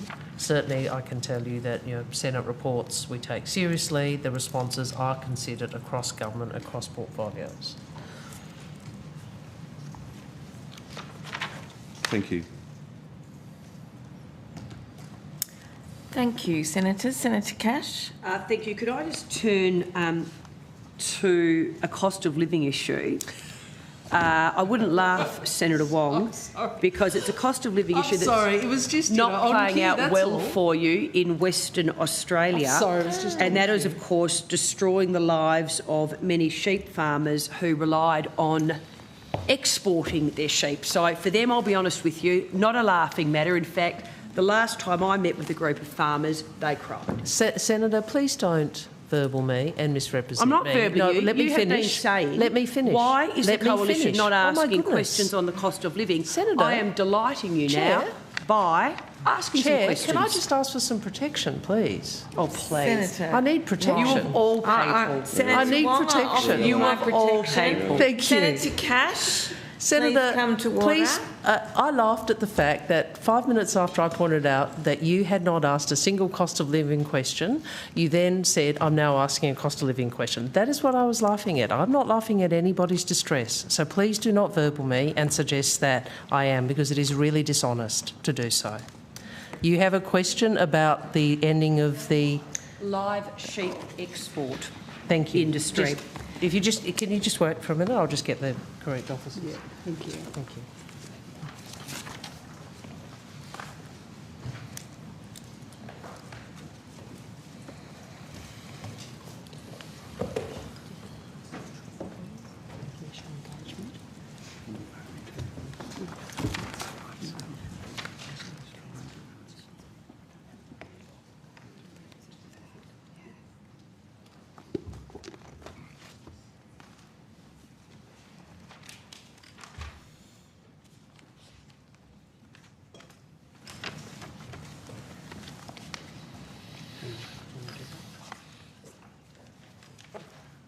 I think Ms Williams can respond briefly.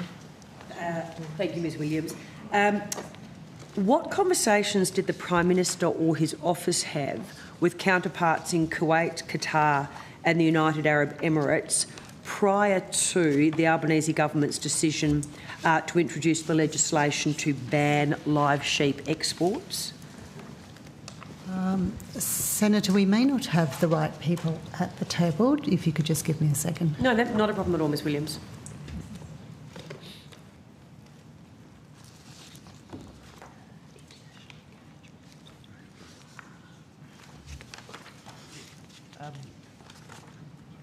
Senator, my recollection, this is going back some time, was that engagement was undertaken not by the Prime Minister but by the then Minister for Agriculture. But I will check that.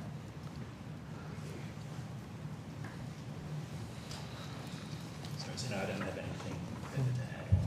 I'm not aware of specific conversations on this topic.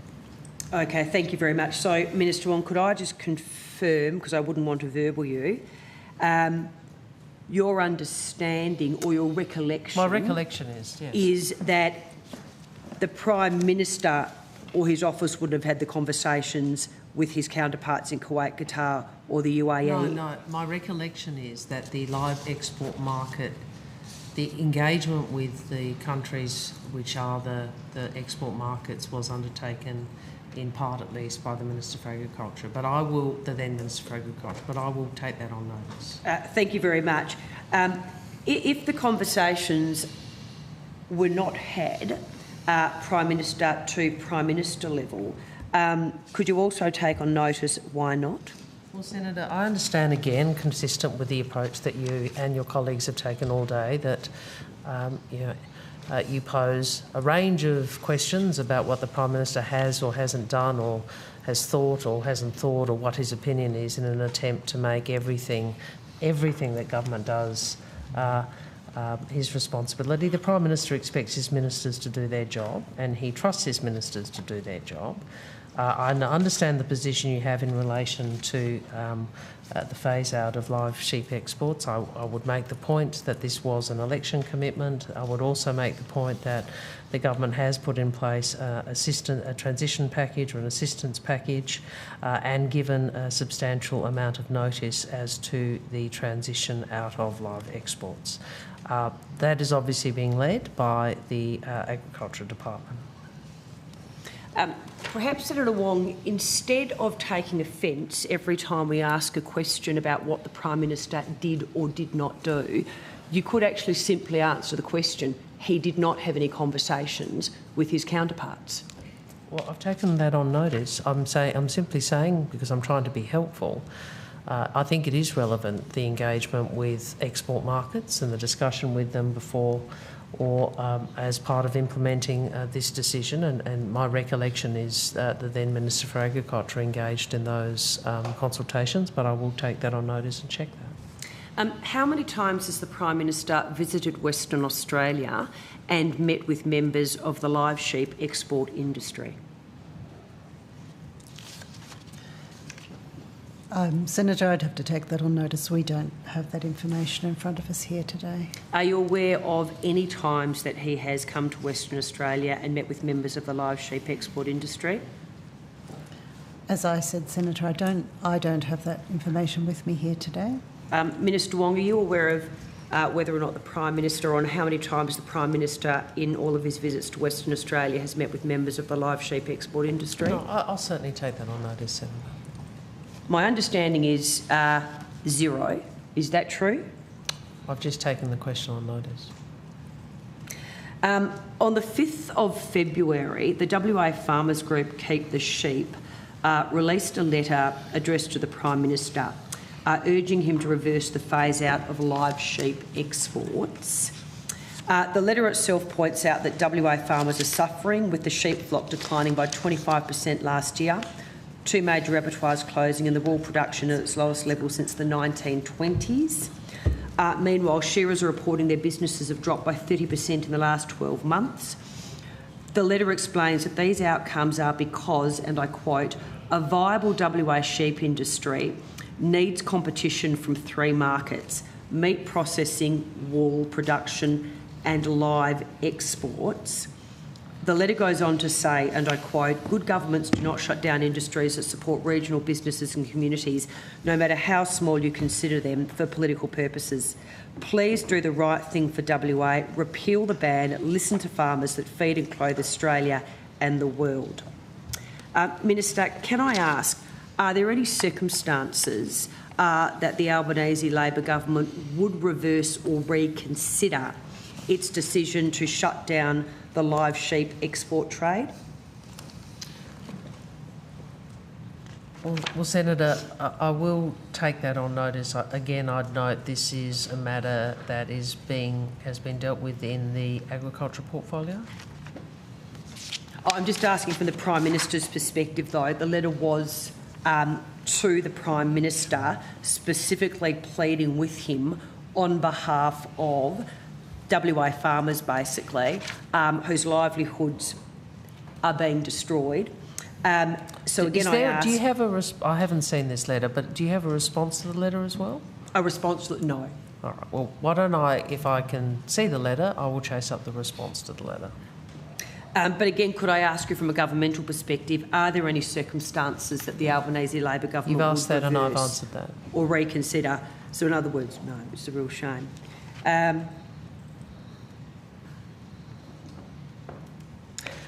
Senator McGrath has some further questions. We are due to break for dinner. We were hoping we would make it through your brackets of questioning before the dinner break, as you indicated tentatively before. I understand that Minister Wong has an engagement outside the building. We've got further questions, so we'll have to come back after dinner break. That's fine. I wonder if, given there are agencies afterwards, if you want to tell us who you don't want, which I agencies... think we'll talk to the committee. And I also raised with your colleague, I'm obviously just a little time constrained, so if you want to come back for me, I'd ask that we start a little later. Yeah. This one? Yeah. No, I'd said that was fine. Yeah. Yep. Yeah. Thank you. We will resume at what, '15"? What? Well, what's going to suit Senator Wong? Yeah. What time? Let's suspend now, and I will notify. Let's have a chat. Yep. Yeah.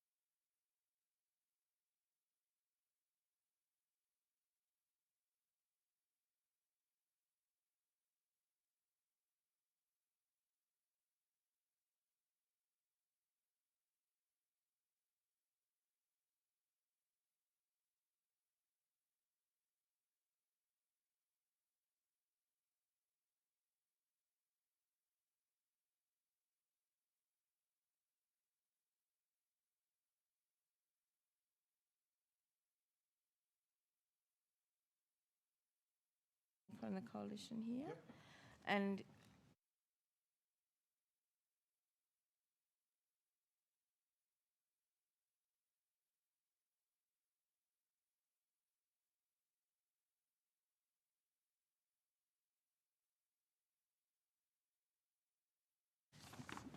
thank you.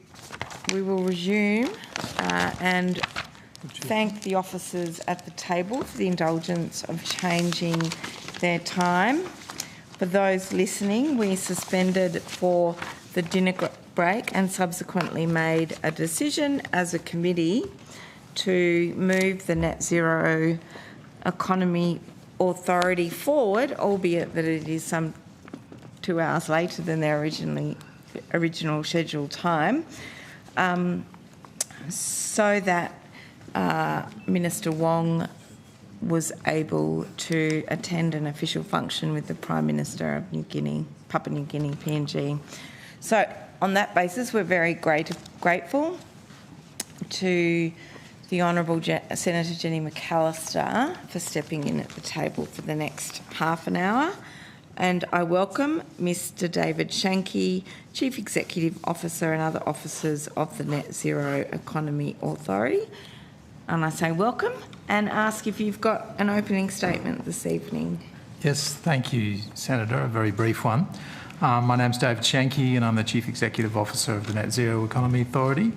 As you are aware, the legislation to set up the authority was passed in September 2024, and my appointment and that of board members coincided with the Net Zero Economy Authority commencing as a statutory entity on the 11th of December.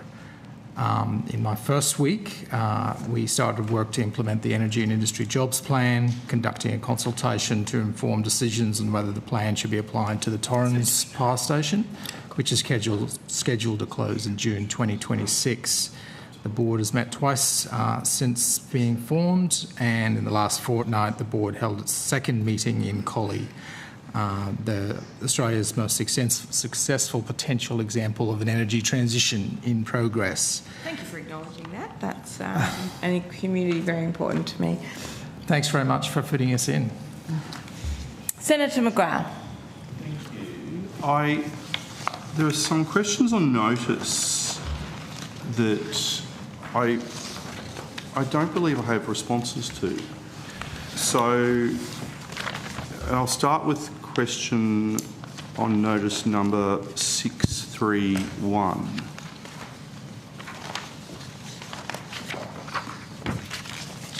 Yes, sir. So you confirmed it hasn't been answered? I confirm that, yes, Senator. Why is that? Senator, so there's processes to be followed here, and it's standard policy, I think, as you're aware, that draft answers are provided to the Minister's Office, the relevant Minister's Office, to allow them to provide any comments, and we don't lodge them until we know that there's no more sufficient comments, and we haven't reached that stage yet. When were they lodged? Well, I presume the relevant Minister is the Prime Minister's Office? Yes. When were they lodged? When did you lodge them with the Prime Minister's Office? I think, it should be clear from the response tabled along with, in response to Senate Order 21, that the draft responses were lodged by the 19th of December. So the Prime Minister's Office has had question on notice number 631 since the 19th of December? Yes.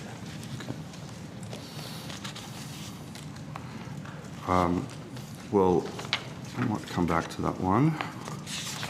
So in relation to question on notice number 632, can I just confirm that one also, has that been answered? Same situation. Well, has it been answered? No.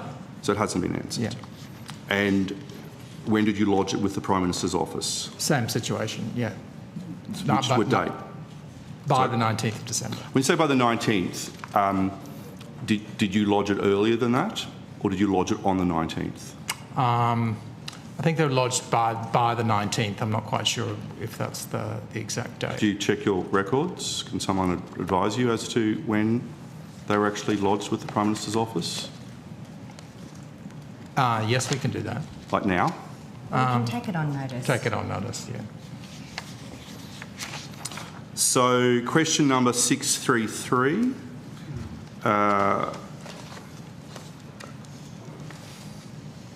Has that been answered?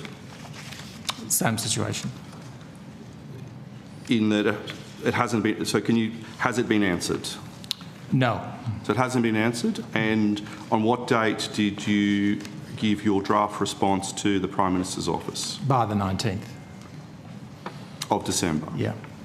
And you'll take on notice as to the precise date? Yes. So question on notice number 635. Has that been answered? No. And on what date was your response? By the 19th, yeah. On the 19th of December. Mm-hmm.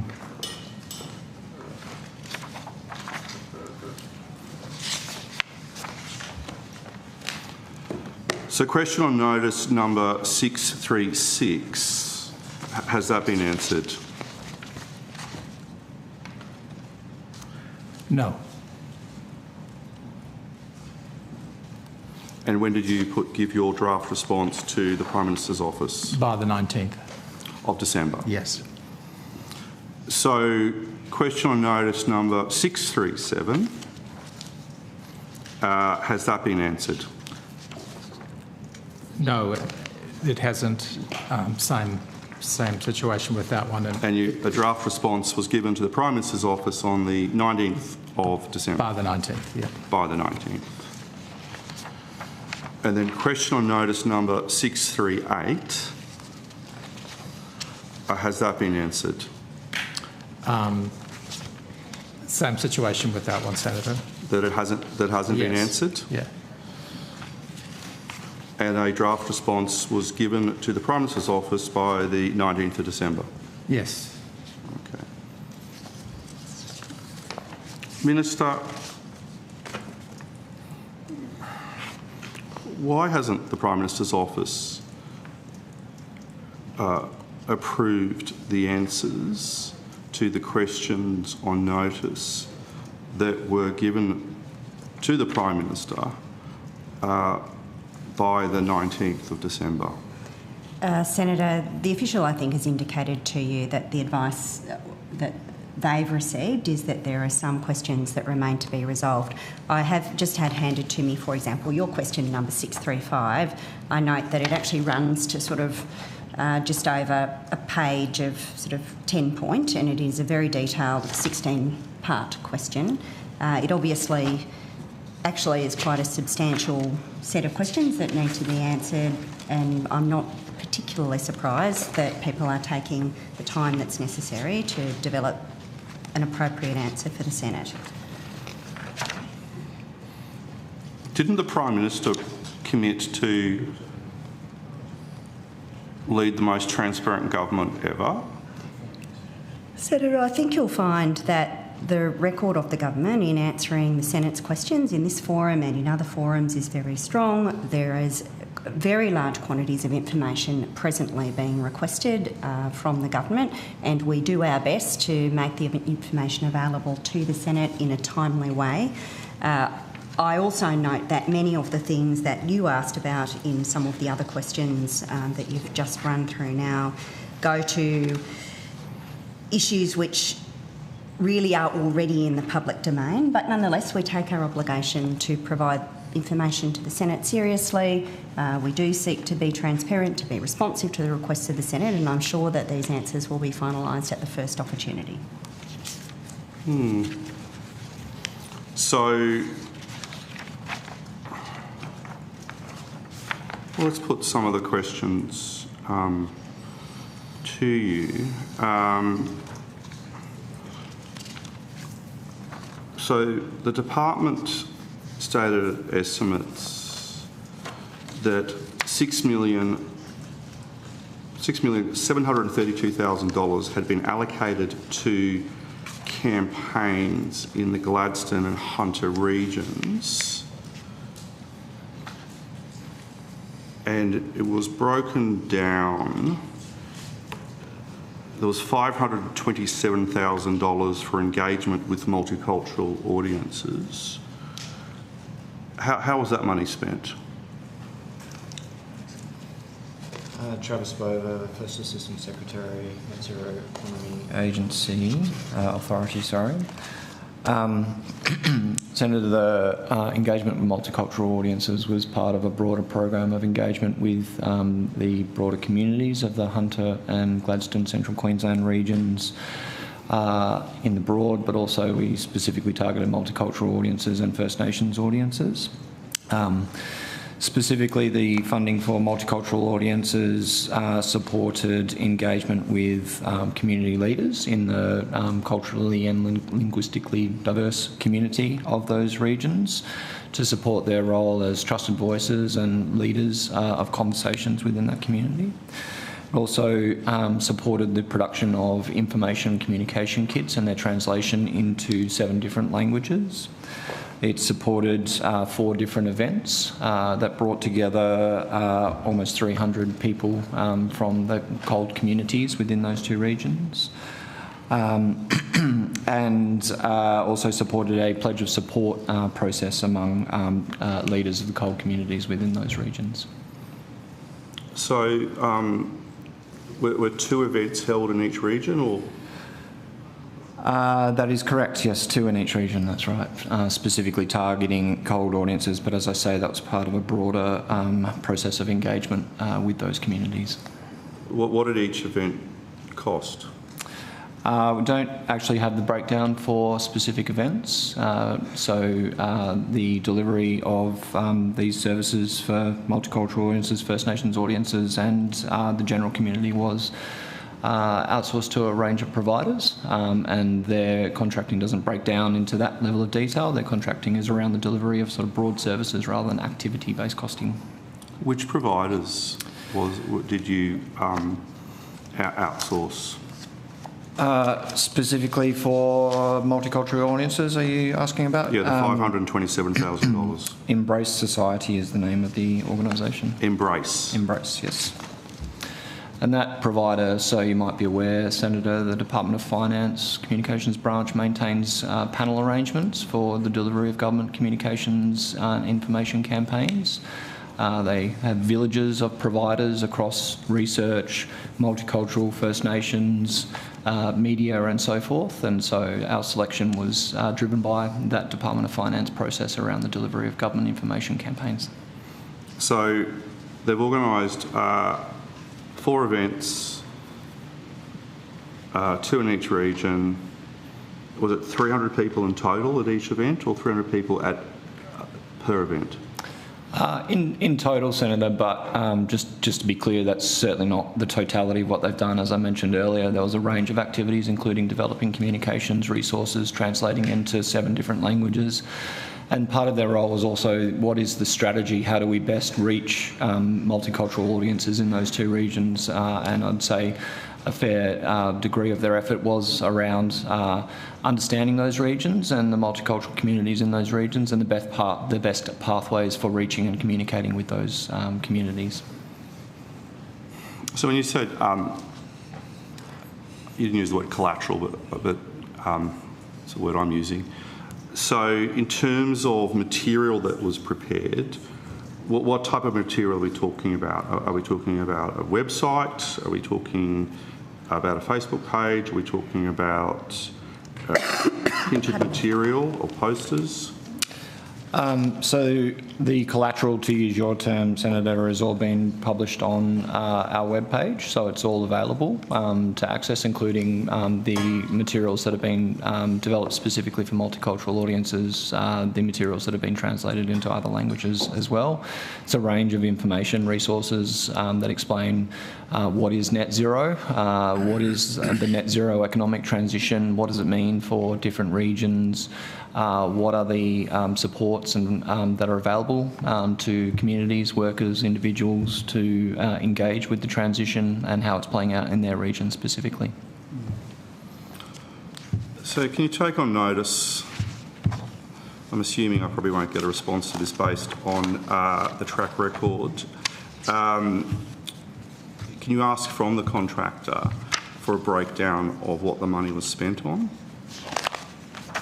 Because $527,000 is a lot of money to spend on 4 events that get 300 people to attend. So I'm assuming that there's some heavy spend on other. Is it correct to assume that there was some heavy spend on advertising? Not under that particular contract. And again, as I've mentioned in my response to your first question, it certainly wasn't just 4 events that provider delivered. It was the strategy and the knowledge of how to reach audiences. It was engagement with leaders within the multicultural communities of those 2 regions. It was providing them with resources so that they could lead discussions within their communities. As well as I say, developing communications materials and translating them into a variety of languages. So didn't want to leave you with the impression, Senator, that there was $500,000 spent on just 4 events, because that's certainly not the case. In terms of advertising, so happy to go into the details of that. Universal McCann is the government provider for above-the-line advertising. Through them, they've developed media strategies and plans for the rollout of the campaign in both the Hunter and the Gladstone Central Queensland regions based on the scale of the audience. So that's just for the multicultural aspect? The multicultural aspect was what communications people would call below-the-line activities, so engagement with the community. It wasn't advertising. So you've also spent $1.6 million for community engagement, public relations, partnerships and other activities. Is that correct? As of the question that you asked at the last hearings, yes, there was 1.6 allocated for broader community engagement. As I mentioned, there was in the 2 regions a broad program of community engagement and public relations activities. There was 1.6 for the sort of the communities in the broad, and then there was also specific funding for multicultural audiences and First Nations audiences.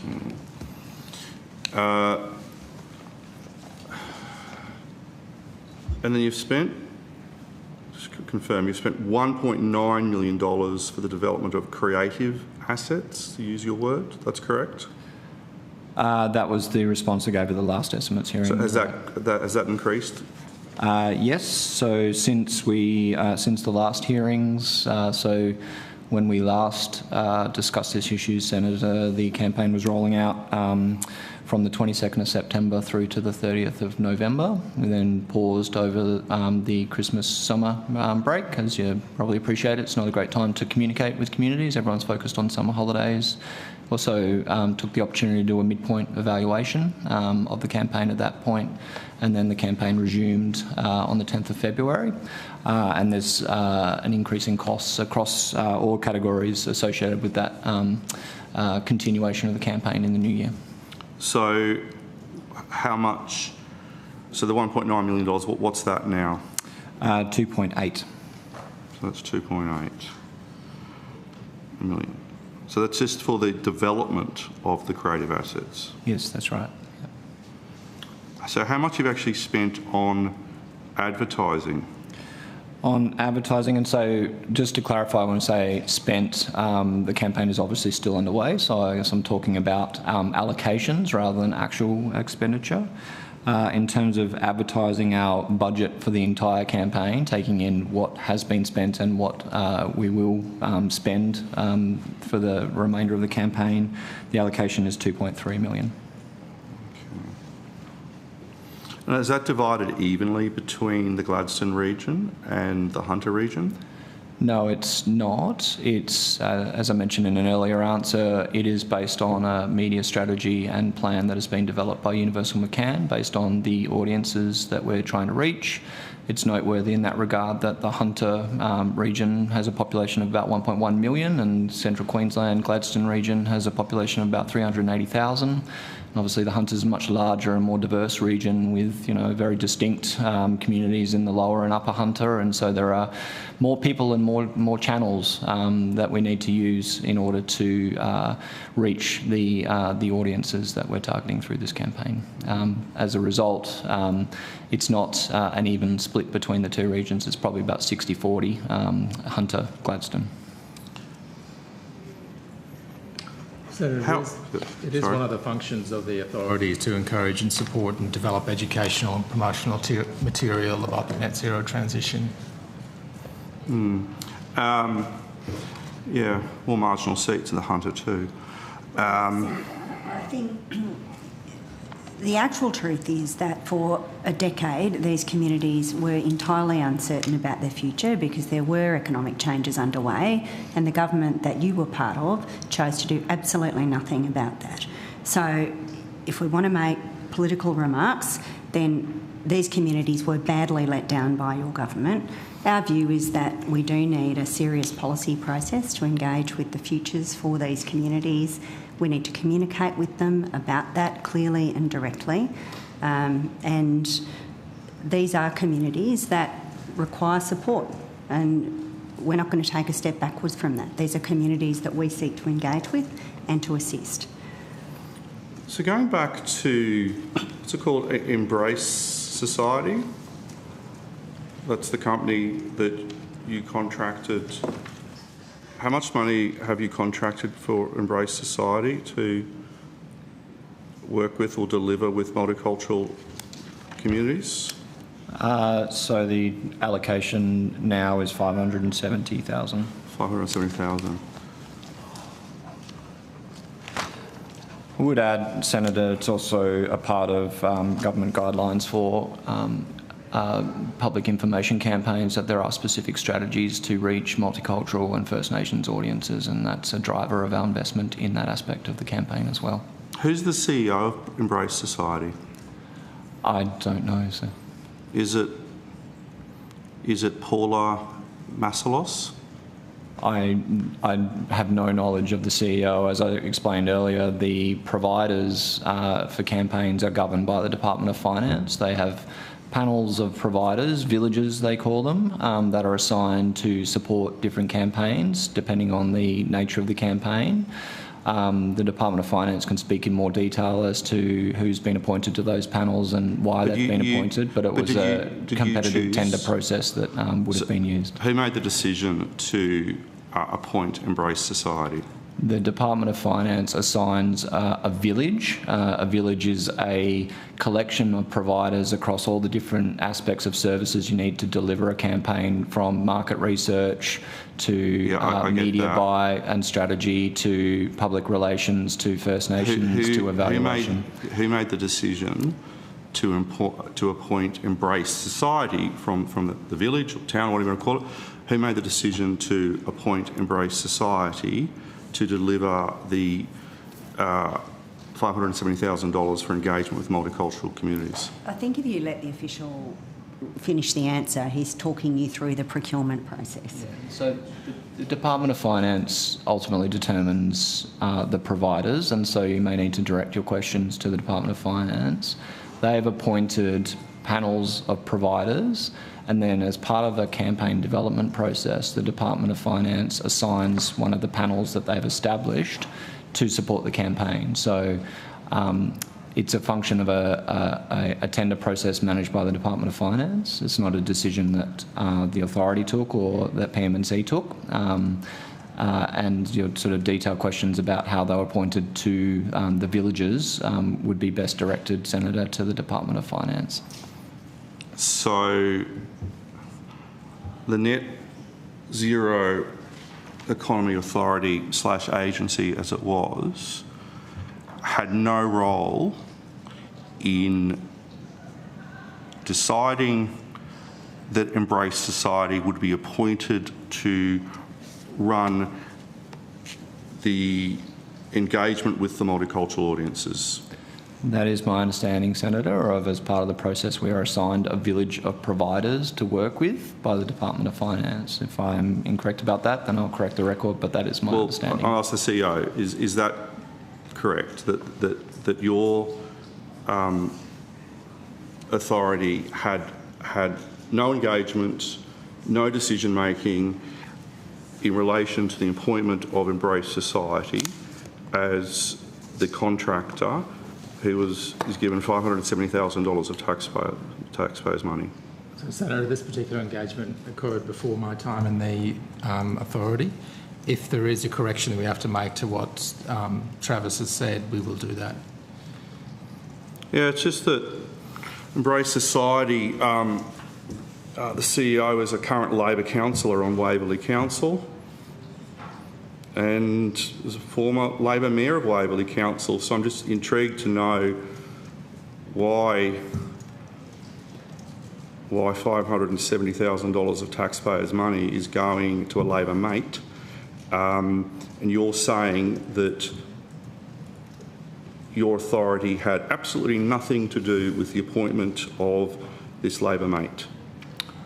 I'm saying that the appointment flowed from a tender process managed by the Department of Finance and not managed by this authority or the agency as we were at the time. And so there was no consultation with the agency as you were in relation to the appointment of this particular company. I'd advise you to tread carefully with your answers here. So I just don't want you to unintentionally get into trouble. So there was no engagement of any kind between the agency/authority in relation to the appointment of Embrace Society. That is my understanding, Senator, and as I say, it's my team that engaged with finance at the commencement of this process and the selection of a village. I think at most there would have been some discussions about, there are different villages, so there's villages of providers for economically focused campaigns, there's villages for environmentally focused campaigns. I do recall there was some discussion about which village we would be, would be best for the nature of our campaign. I don't believe there was any conversations about specific providers. And again, as I've said in previous answers, my understanding is that's an issue that the Department of Finance manages. Again, if I'm mistaken about that, and I don't believe I am, but if I am, then I'll of course correct the record. So who actually signs the contract? We sign the contract. So you sign a contract with a company that you had absolutely no involvement with in terms of the selection of that company, a company that is run by an active member of the Labor Party. So that fact around a member of the Labor Party is something that myself and my team had no knowledge of. We signed a contract based on a procurement process that was run by the Department of Finance. Our role is to work with the providers that they've assigned to the campaign to scope the work and execute contracts to deliver the work. So it's our job to define the scope and make sure that it's delivered. It's not our job to select who's providing the services. And this is the same model, of course, Senator, that was in place and operational under the government that you were part of. In fact, I believe that the village model was established by the previous Liberal government, and that the suppliers largely reflect the suppliers that were available at that time. But I'm asking about the giving of the contracting between the authority and a company that is run by an active member of the Labor Party. Well, and I think the perception I think would what's be... the information being provided to you is that there was a standard contracting process put in place that mirrors the processes that were utilised when you were in government, and that through this standard tendering process, a competitive tenderer was selected by the Department of Finance, and that's the basis on which the selection occurred. That is the advice the official has provided to you, and I think the official has also indicated to you that one of the features of this procurement process is that it is largely done by another agency, the Department of Finance. So there are more detailed questions you could certainly put to the Department of Finance about this particular procurement, but I think the official, and he's welcome to keep providing answers, but he's given you quite a number of answers about the extent of the agency's involvement at that time. What other companies has the authority contracted with who have active Labor Party members involved, or involved with the said company, or are a shareholder in the company? It's not a consideration in any of our procurement processes. It's not something that we look at. We test the market transparently and we select providers based on value for money considerations of the most competitive tender that meets our specifications.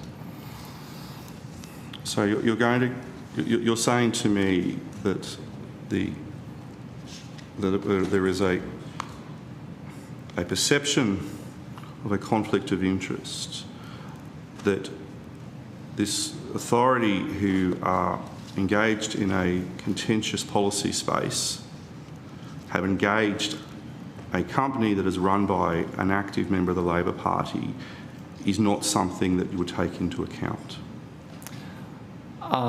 So we certainly, as part of procurement processes, do look at conflicts of interest. I don't believe this particular interest was something that we were aware of at the time of contracting. And as I say, the procurement was governed by the Department of Finance. It's usually at the point of running the procurement process and selecting successful providers that issues associated with interests are considered. Yeah. I will just make the point that, as I have already, that the department that did this work is available for questioning tomorrow. I do think the official has provided you with as much information as he can based on the limited involvement that the agency had in the actual procurement process. You are, of course, very welcome to put these questions to Finance tomorrow, but I do think you're at the limit of what is possible to be shared, simply because this work was done in another area of government. Senator McGrath, I do have other senators seeking the call. Did you have more questions on this particular procurement?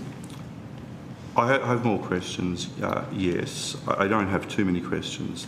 Well, if you finish on this procurement, then I'll rotate the call, but is it on this topic? It's on this. Okay. I'm aware of the time limits in the agreement. So for the evaluation of the pilot campaign, what's the updated figure there? Because the figure that you have is $240,000. Has that gone up?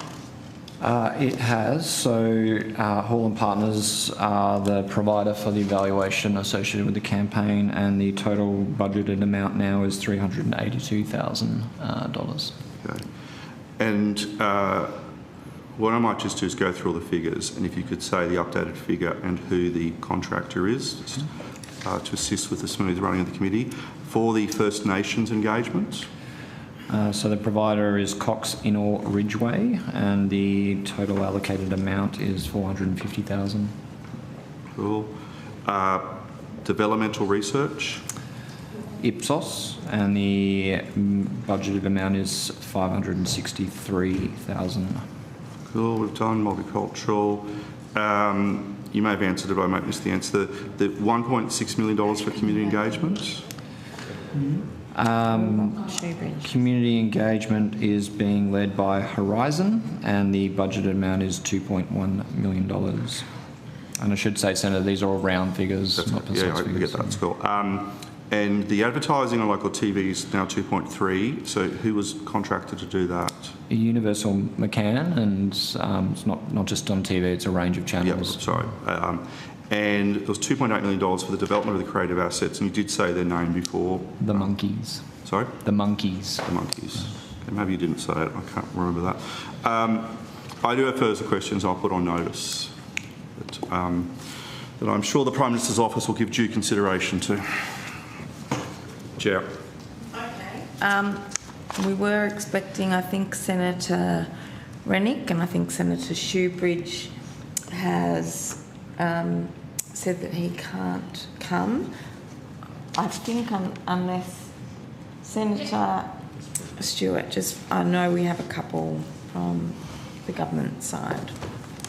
Thank you.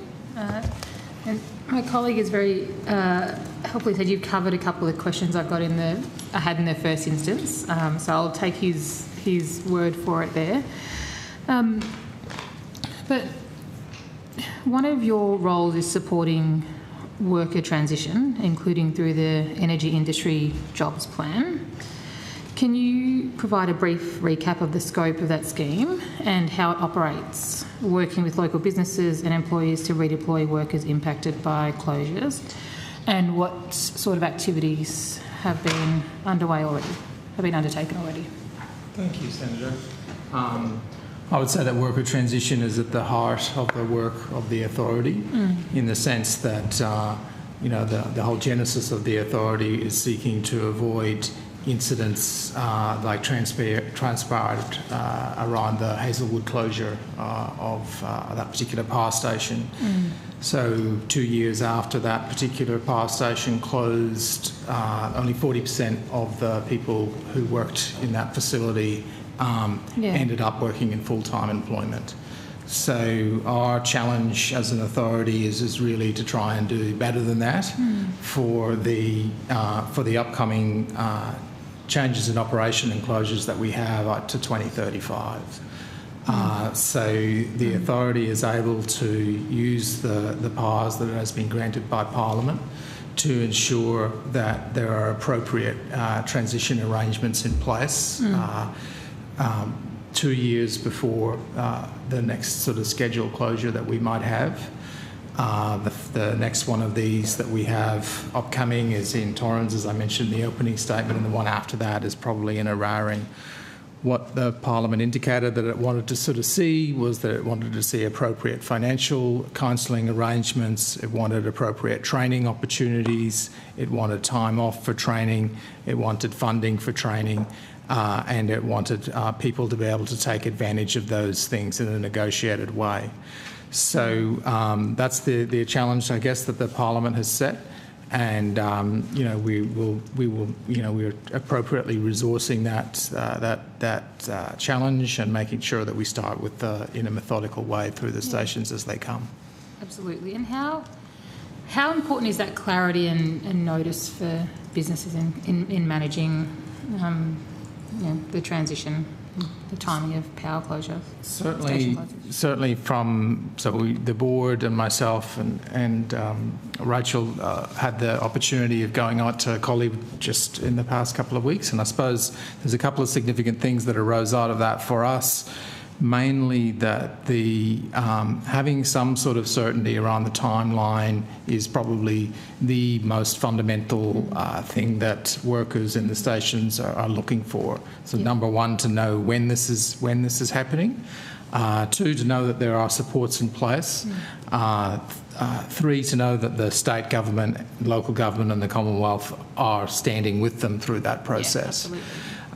So, you know, the most significant things, you know, that there are changes in Collie that are happening because of changes in coal supply, but also the age of the station, the amount of solar that we have in the state. So certainty is probably their number one request, followed by supports. And then, of course, knowing that there are real career pathways and alternatives that can be before them. Sorry to interrupt.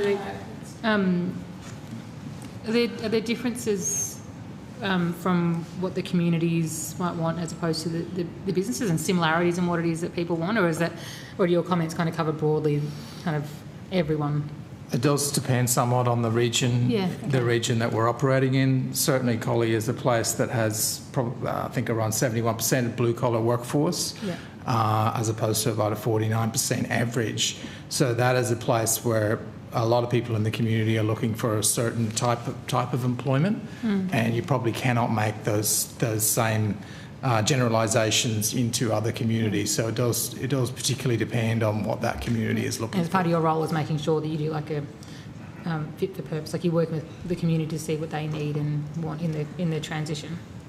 Yeah, I don't think we can effectively do our role without having good relationships with the state and local government and indeed the community themselves. Thank you. And sorry? Yeah. I'm happy to share the call, Chair, if others are sitting. Are you finished with this agency? That's a question for the coalition. I believe I'm finished with it. Yes, I'm finished with it. Thank you, and thank you for asking those questions. I was very pleased to see Collie as an example. Yeah. Thank you to the NZEA for your very important work and for your participation in Senate estimates, and thank you for your very first estimates as an agency, independent, Well, also my very newly first. established agency, so thank you. We weren't too bad. And so we will now move to the Office of National Intelligence, and I'm just going to check with you, Senator McAllister, that you're okay to stay with us. Yes, yes. See ya.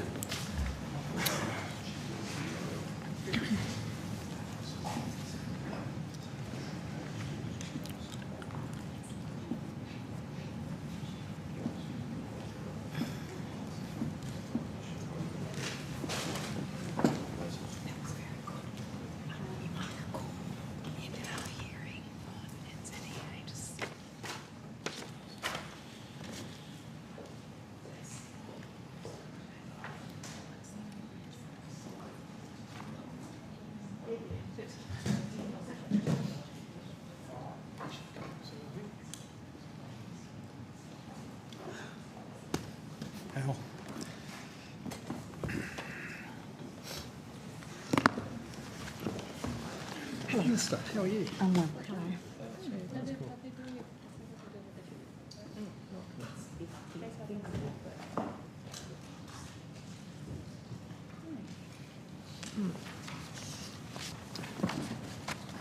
Thank you.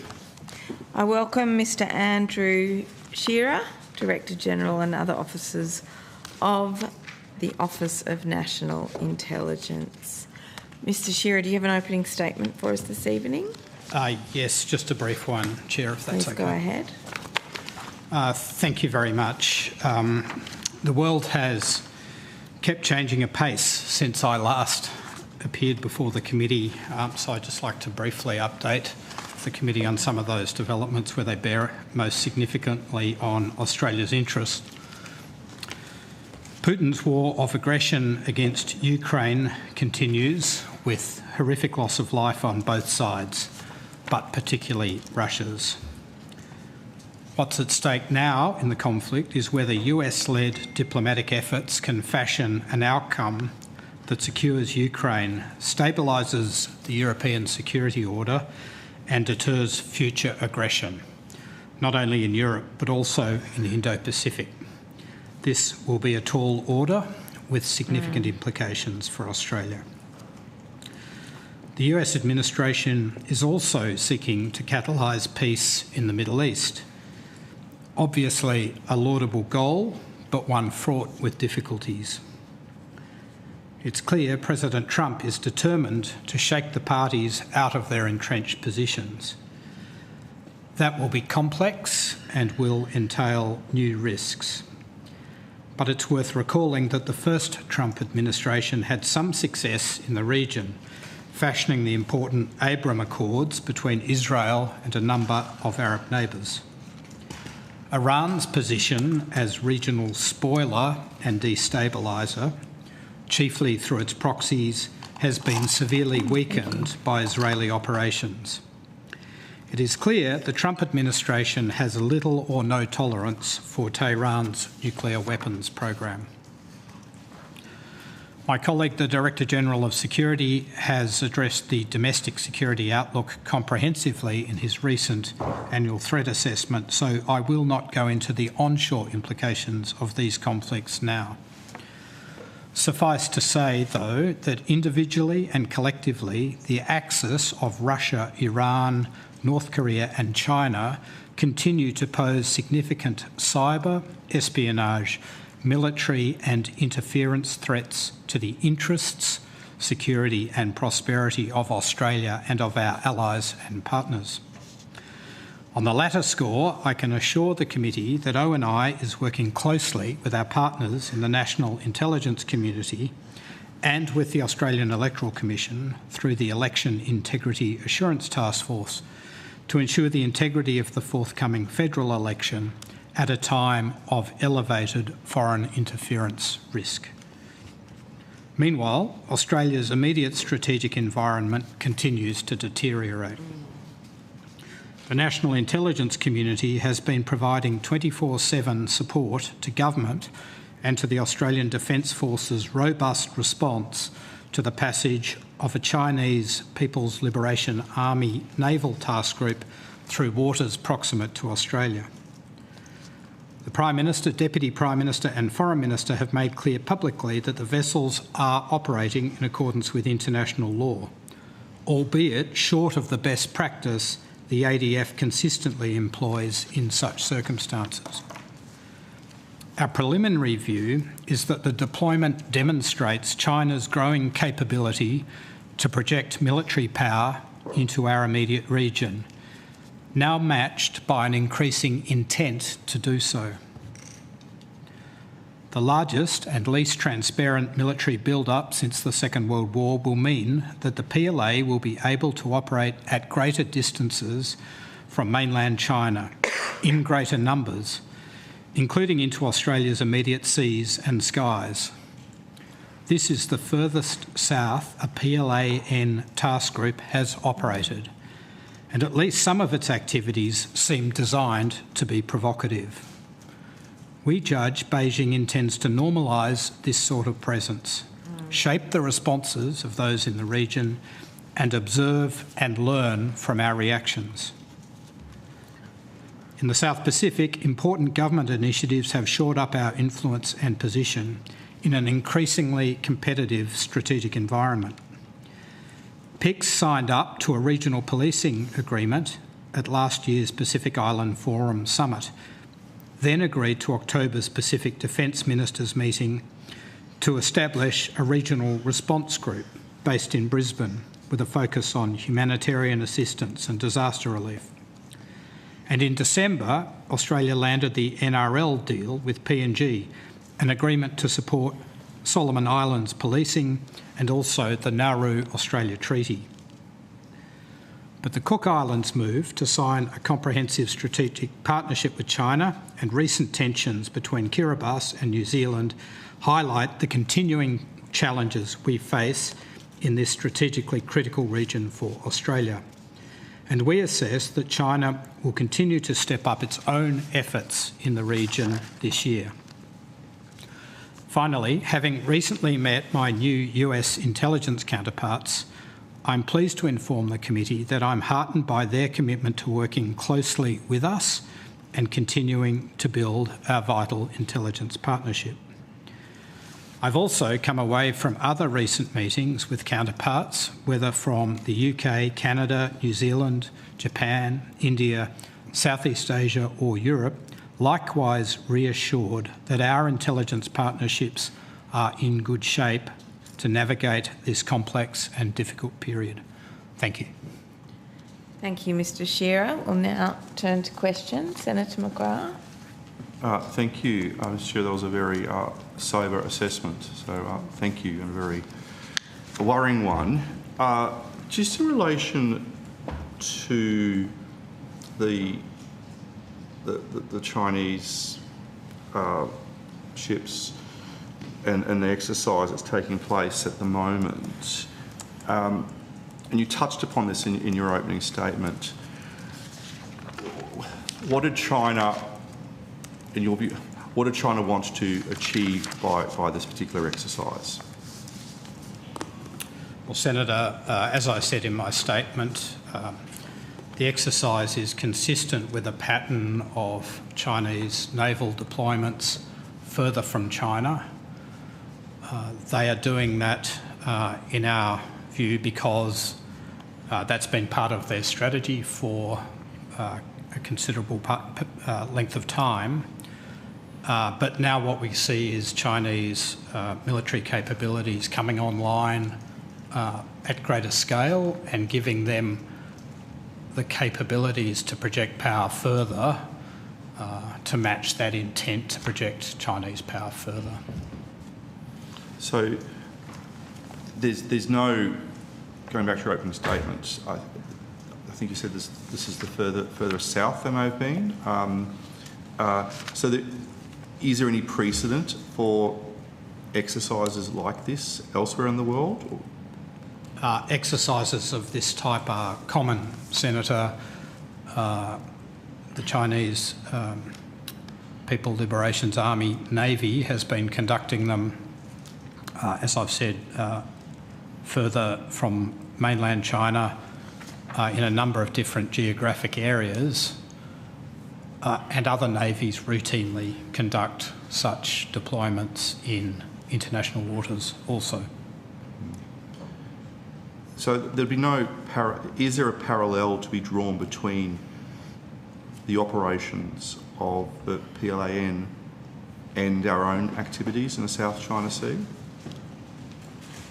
Only, I think, Senator, in that, as I said, navies customarily operate within the confines of international law in international waters and operate in international skies. The Defence Minister in New Zealand has said that the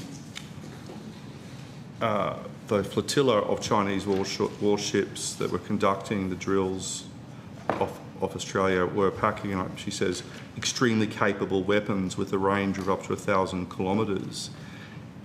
Is that something that you would agree with in terms of the hardware that was on these particular vessels? Senator, I won't comment in detail here on the capabilities, but I would say that, for example, the presence of a guided missile cruiser does demonstrate a fairly formidable amount of military power.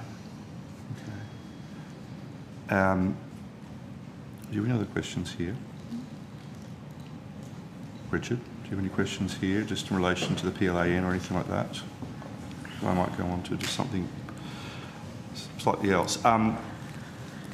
In relation to Ukraine, today being the 3-year anniversary, and you also touched upon this in your opening statement,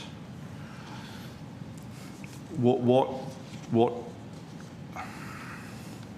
should Australia be worried about in relation to the access of those 4 countries that you mentioned in relation to their own activities, but how it relates to Ukraine? Is there something that you can say in this open forum that Australia should be aware of?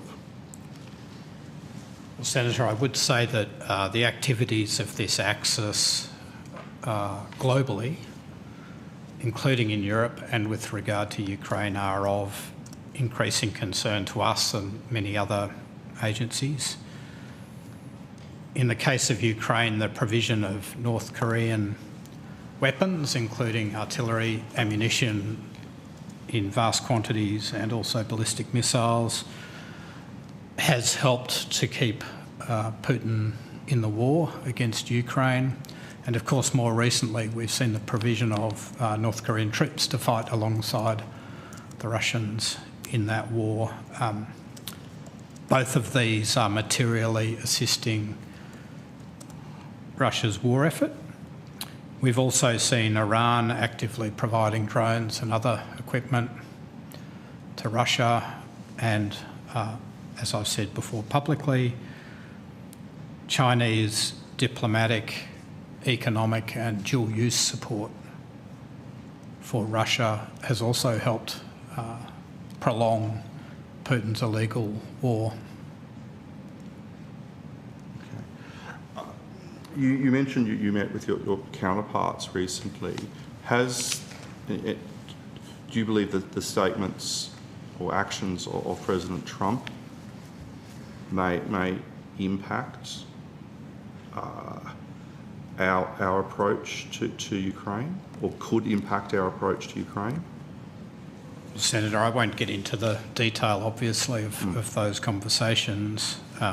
My impression from those introductory meetings is that the Trump administration will take a firm and forthright position on an array of threats that they perceive to be directed at the United States. But I won't get into commentary on that. I think that's all that I've got in relation to this, those 2 particular issues. So I'm happy to finish my questioning there, Chair. Thank you very much, Senator McGrath. I believe that's all the questions you will have this evening. Thank you very much for your role that you play in national intelligence and the support and protection of our nation. I've got a lot of personal annotations, but I will provide it to the Secretary. Thank you. Cheers. Clean form. Thanks, Senator. Thank you, Chair. Thank you.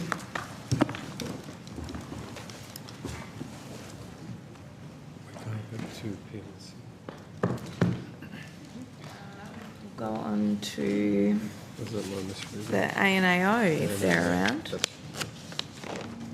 I will now resume with the Australian National Audit Office. Are you happy to keep doing that until... Yes, sorry. Chair. Minister. I understand that Minister Wong is returning now, so Okay. I wonder if you might, I'm not sure if that in any way impacts the program, but I wonder if we might just suspend briefly. Yeah, that's fine. Yeah, that's fine. We will suspend briefly, but on that basis... Okay, Senator Wong is available, so we will go back to PM&C, and then we'll move on to ANAO and the Australia Day Council. That's okay. And we'll suspend until Senator Wong is back at the table. Excellent.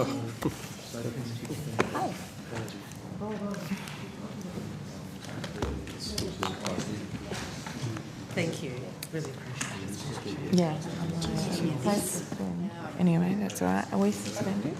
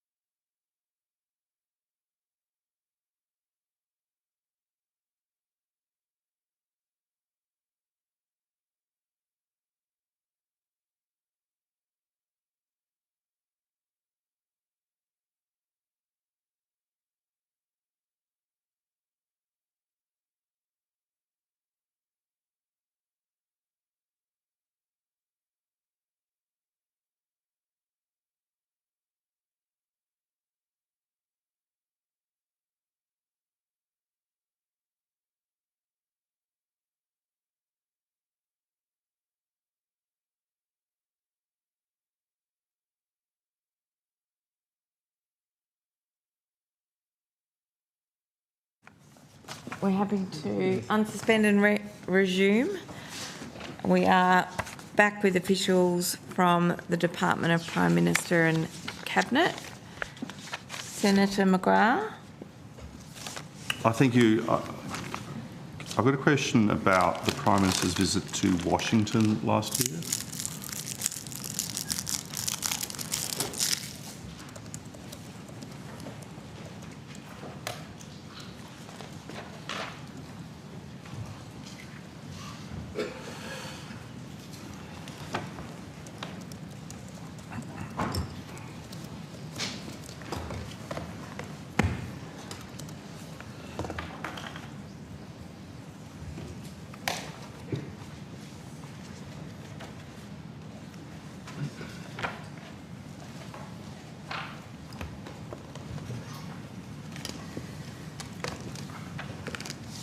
All good?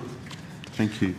For the Prime Minister's visit to Washington last year for the Quad, which was ahead of the presidential election, was the department asked to provide advice, or did the department provide advice to the Prime Minister or his office about seeking a meeting with President Trump weeks before he was re-elected?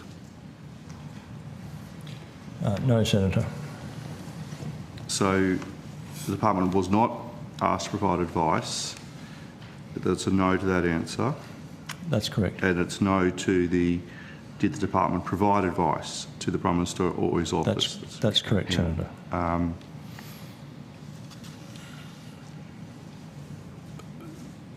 Minister,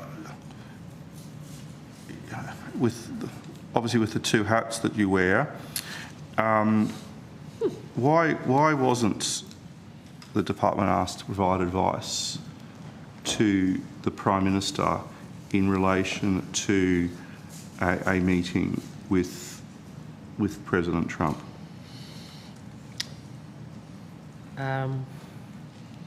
This is pre the election, correct? Correct. So the question is, why?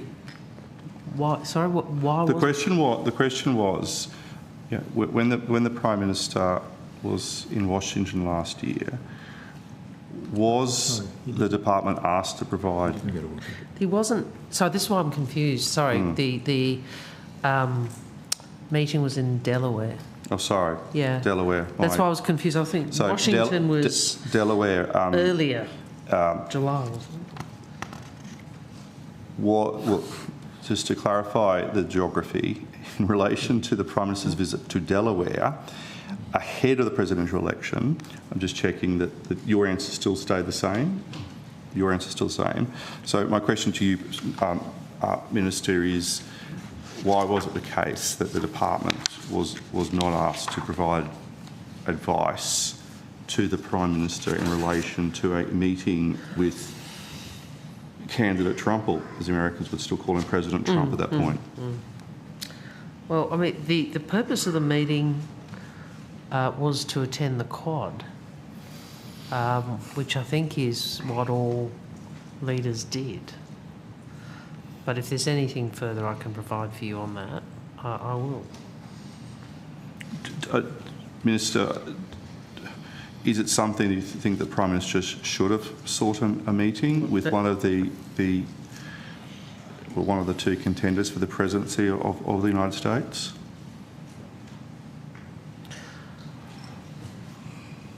You're asking me an opinion. Well, I'm asking you, as the Minister representing the Prime Minister, whether he should have sought a meeting.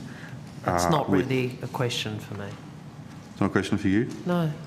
Representing the Prime Minister? Well, you're asking my personal opinion. I'm asking you representing the Prime Minister. You asked me what his opinion is. I'm asking the Prime Minister whether he should have sought a view. This is very confusing. I will take on notice your question, which I think is you're asking the Prime Minister whether or not he should have. Is that right? That can be one question, yes. Okay. Should he have sought should the Prime Minister have sought? Did the Prime Minister? I would say to you, Senator, and I'm sure you know this as a matter of general practice, the relationship is with the country, that generally we would not engage we would engage with the elected leader or the members of, in whatever country you go to, you would engage with the leader or your counterpart. There may be occasions on which you'd meet with the opposition. It would be unusual to do that in the context, well, I should say, it would not be normal practice or standard practice to meet with candidates ahead of an election. Sir Keir Starmer did. I think after the election. No. I'm sorry. I thought it was after, but no. Before inauguration. But I could be wrong on that. I could be wrong. So I suppose. But I would say the Prime Minister's obviously had two very positive conversations with President Trump after his election and then after the inauguration. So I suppose if Sir Keir Starmer is able to do it, why wouldn't the Prime Minister meet with candidate/President Trump? I've answered that, and I'll take on notice if there's any further information I can provide. Okay. That's finished with that bit. I do have some general questions. So most of your questions have been general. From general questions. I smiled when I said that afterwards. So. From general questions, you normally get specific answers sometimes, Minister. So my question is to you, Mr. Hare. In relation to any committees that fall within the remit of the Department of Prime Minister and Cabinet that require, so I'm not talking about internal departmental committees, but committees that require external appointments, are all committees filled at the moment? Committees? Yes, in terms of are all committees, do they have a full complement? Are there any vacancies on committees that sit within the Prime Minister and Cabinet? I'm okay if you need to take this on notice, by the way. Can I just clarify? Statutory appointments? Yeah. I think they're pretty close to full, but I can check that, take the detail on notice. Do I have an answer in relation to my questions about the... Oh, you do? I do.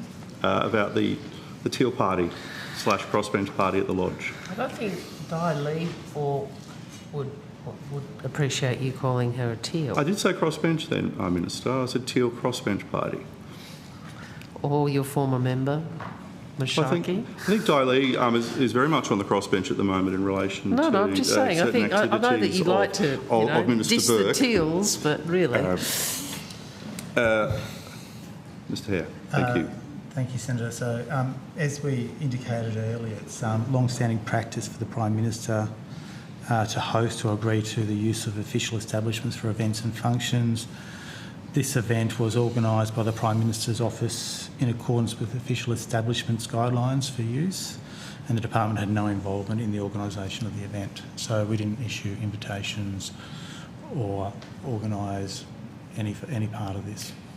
So the Department of Prime Minister and Cabinet had absolutely nothing to do with the Teal / crossbench party at the Lodge? That's correct.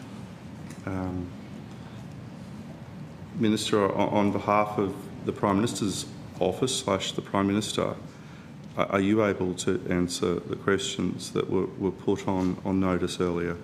No, I'd have to take them on notice.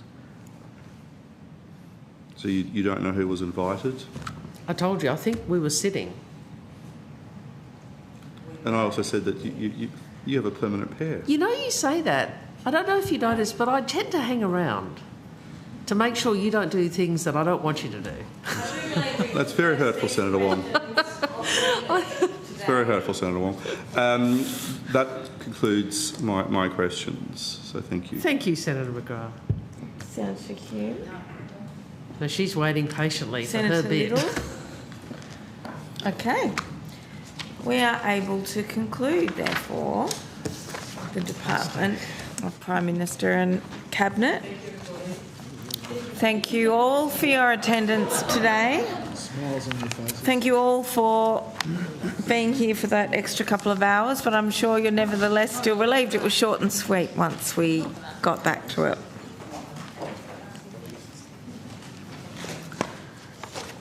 We are now inviting the Australian National Audit Office to the table.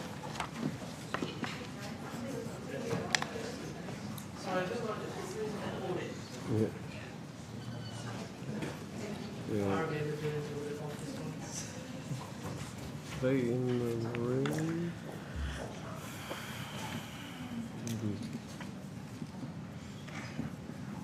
You could suspend.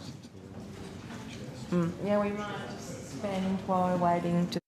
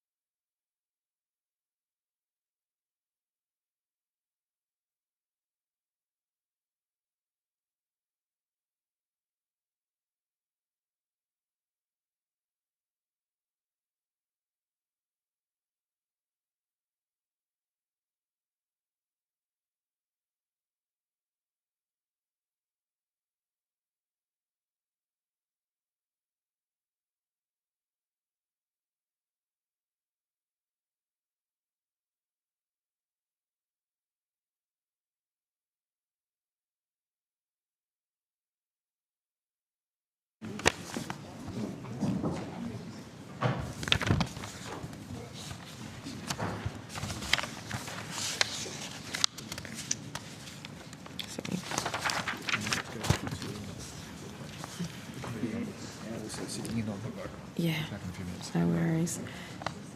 Thank you, Senators. I now welcome Dr. Carolee McLeish, Auditor General, and other officers of the Australian National Audit Office. Dr. McLeish, do you have an opening statement? No, I do not, Senator. We're happy to answer questions. Thank you. We'll go to questions. Senator Hume.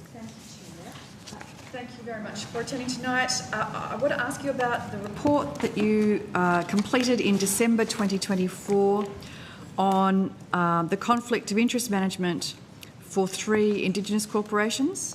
So that was the Aboriginal Hostels Limited, Aboriginal Investment NT and Outback Stores Proprietary Limited. I note that you concluded this report in December. Do you think you could just, for the rest of the members of the committee, could you just provide a brief overview of what it was that you found? Thank you, Senator. I will hand to relevant SES officer to answer your questions. So I might start, Senator. Rona Mellor, Deputy Auditor General. We've been doing a series of audits in the broad integrity space for about a year. So we've been doing gifts, benefits and hospitality and conflicts of interest as 2 sort of lead things.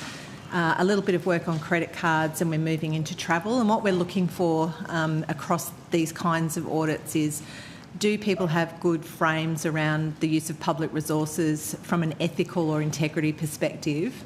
And so across the sort of 250 odd entities, we're trying to touch a broad range of entities. What were the 4 areas? Sorry, can I just interrupt you? You said gifts, benefits, hospitality, conflicts of interest, credit cards and travel. And travel. Yeah, we've started. We're having a look at the use of travel. Terrific. We're currently auditing in DAF, Department of Agriculture, and we're moving through a number of entities. So conflicts of interest is an interesting piece, and Mr. White's joined us to talk specifically to the audit. I was filling in time right here. Thank you. Thank you, Senator. Just to... Sorry. My name's Daniel White, Senior Director at Australian National Audit Office. Just to provide a bit of an overview of the audit. So we looked at the 3 Indigenous entities: Aboriginal Hostels Limited, Aboriginal Investment NT and Outback Stores. They were 3 different types of entities. So one was a non-corporate Commonwealth, a corporate Commonwealth entity. The other 2 were Commonwealth companies. They had different requirements in terms of the requirements they needed to follow for conflict of interest. So that was an interesting element to the audit as well. Overall, we found they were partly effective in their management of conflicts of interest.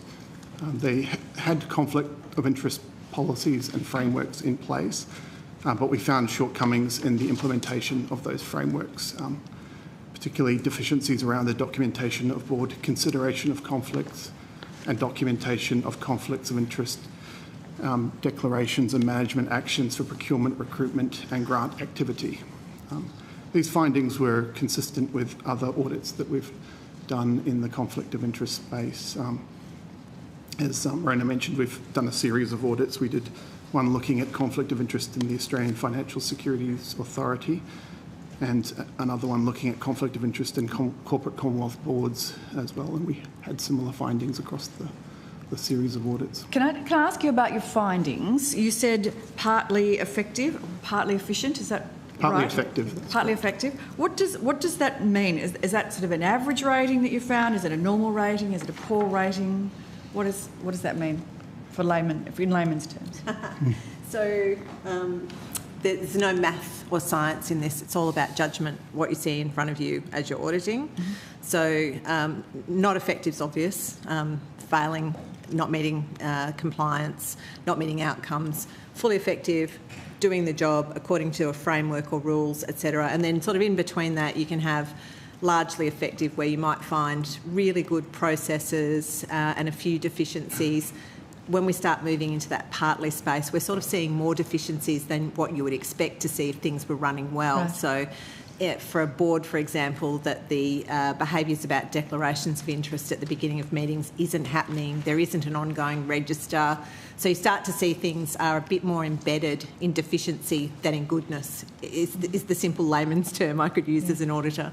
So of the other audits that you've done on conflicts of interest, where sort of on the scale do these entities sit? So the corporate Commonwealth entities audit we found largely effective.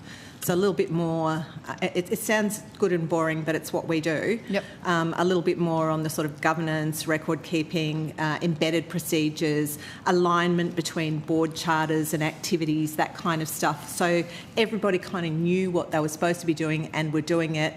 Some small deficiencies when we start looking at the number of meetings and did they do it consistently. In this audit with the 3 entities, we saw more deficiencies than we did in the corporate Commonwealth entities audit. But similar to the Australian Financial Security Authority audit, that was also a partly effective conclusion. Okay. So what's the difference between, and I'm sorry, I'm actually referring you to page 56 of the Aboriginal Investment NT, in relation to Aboriginal Investment NT, you said that the effectiveness for declaring and management of conflicts for Australian Hostels Limited and Aboriginal Investment NT was not effective. So what do you mean by that? That's different from partly effective. So if you were, the way you described it, Ms Mellor, there sounded sort of like quartiles, like you've got effective, largely effective, partly effective and not effective. That sounds like... Are you at table 3.1 in the audit, I Senator? am on page 56. Yeah. Does that sound right? Table 3.1. Yep. Mm-hmm. So that line with the red squares is around procurement. Right. So what we're seeing there is no real procedures, no real action in terms of the way procurement's managed and the declaring and managing of conflicts of interest. So that's not the total story for the whole of the agency, but when we look at the procurement policies and practices, we're not seeing effective management of conflict in procurement. Okay. Can I ask, and I know that my colleague Senator Little's got some questions on this too, but did the audit that you did identify any matters that have subsequently been referred to the National Anti-Corruption Commission? Not to our knowledge. We certainly see things in the press from time to time, but not to our knowledge. Thank you. All right. Senator Little. Thanks. Senator Little. Thank you. Your page, almost the first page, talks about the reason you did this audit was because conflicts of interest can be a source of internal fraud and corruption risks for those government entities. I ask, why were those ones, were you randomly selecting those ones, or why did you select those organisations? So I think we're doing a series of sort of broad ethics and integrity, and we do try to cover as many of the 245 entities in the Commonwealth as we can. Sometimes we take a view of corporates or companies or departments, and in this instance we chose 3 entities, I think 2 corporates and 1 company. 2 companies, 1 corporate. Just to get a view of what some of the practices were like in those. We've been in other entities doing these series, departments, non-corporate entities, and we're just sort of spreading across the service. So my question was, were they randomly selected, or were they you alerted to those organisations because of whistleblowers, complaints, or public commentary? You said you were aware of some public commentary about I was aware of public commentary about some entities being referred to the NAC. Sometimes we use the findings in financial statements audits to inform us of risk. We're just trying to get a spread across the sector of different kinds of entities to test the different practices and actually look for practices that are good and also advise on practices that aren't so good. So I don't know that we'd use the word randomly, Senator. We put a lot of thought into getting that spread across the audit work program, across the different topics. In this instance, we chose things because they weren't non-corporates. Non-corporates make up the bulk of the entities in the Commonwealth, and we get a lot of non-corporate work out of departments and statutory entities. In this instance, we were looking for some sort of company corporate stuff.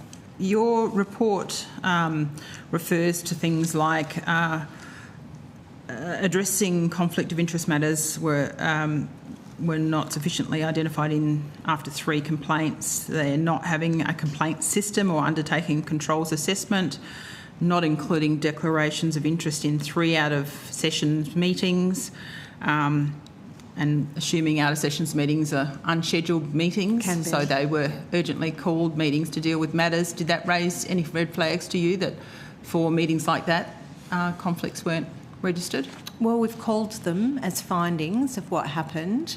Our view would be that if you have a conflict of interest policy, whether the meeting's in session or out of session, you apply the same policy. In the course of this audit, what we've done is called out the things that we've seen that fell below the policies, where the policies weren't being implemented, and made recommendations to the entities to actually either review their policies or follow the policies. So these are government entities where the directors are appointed by ministers. Did you look at all at the process of the appointment of those directors?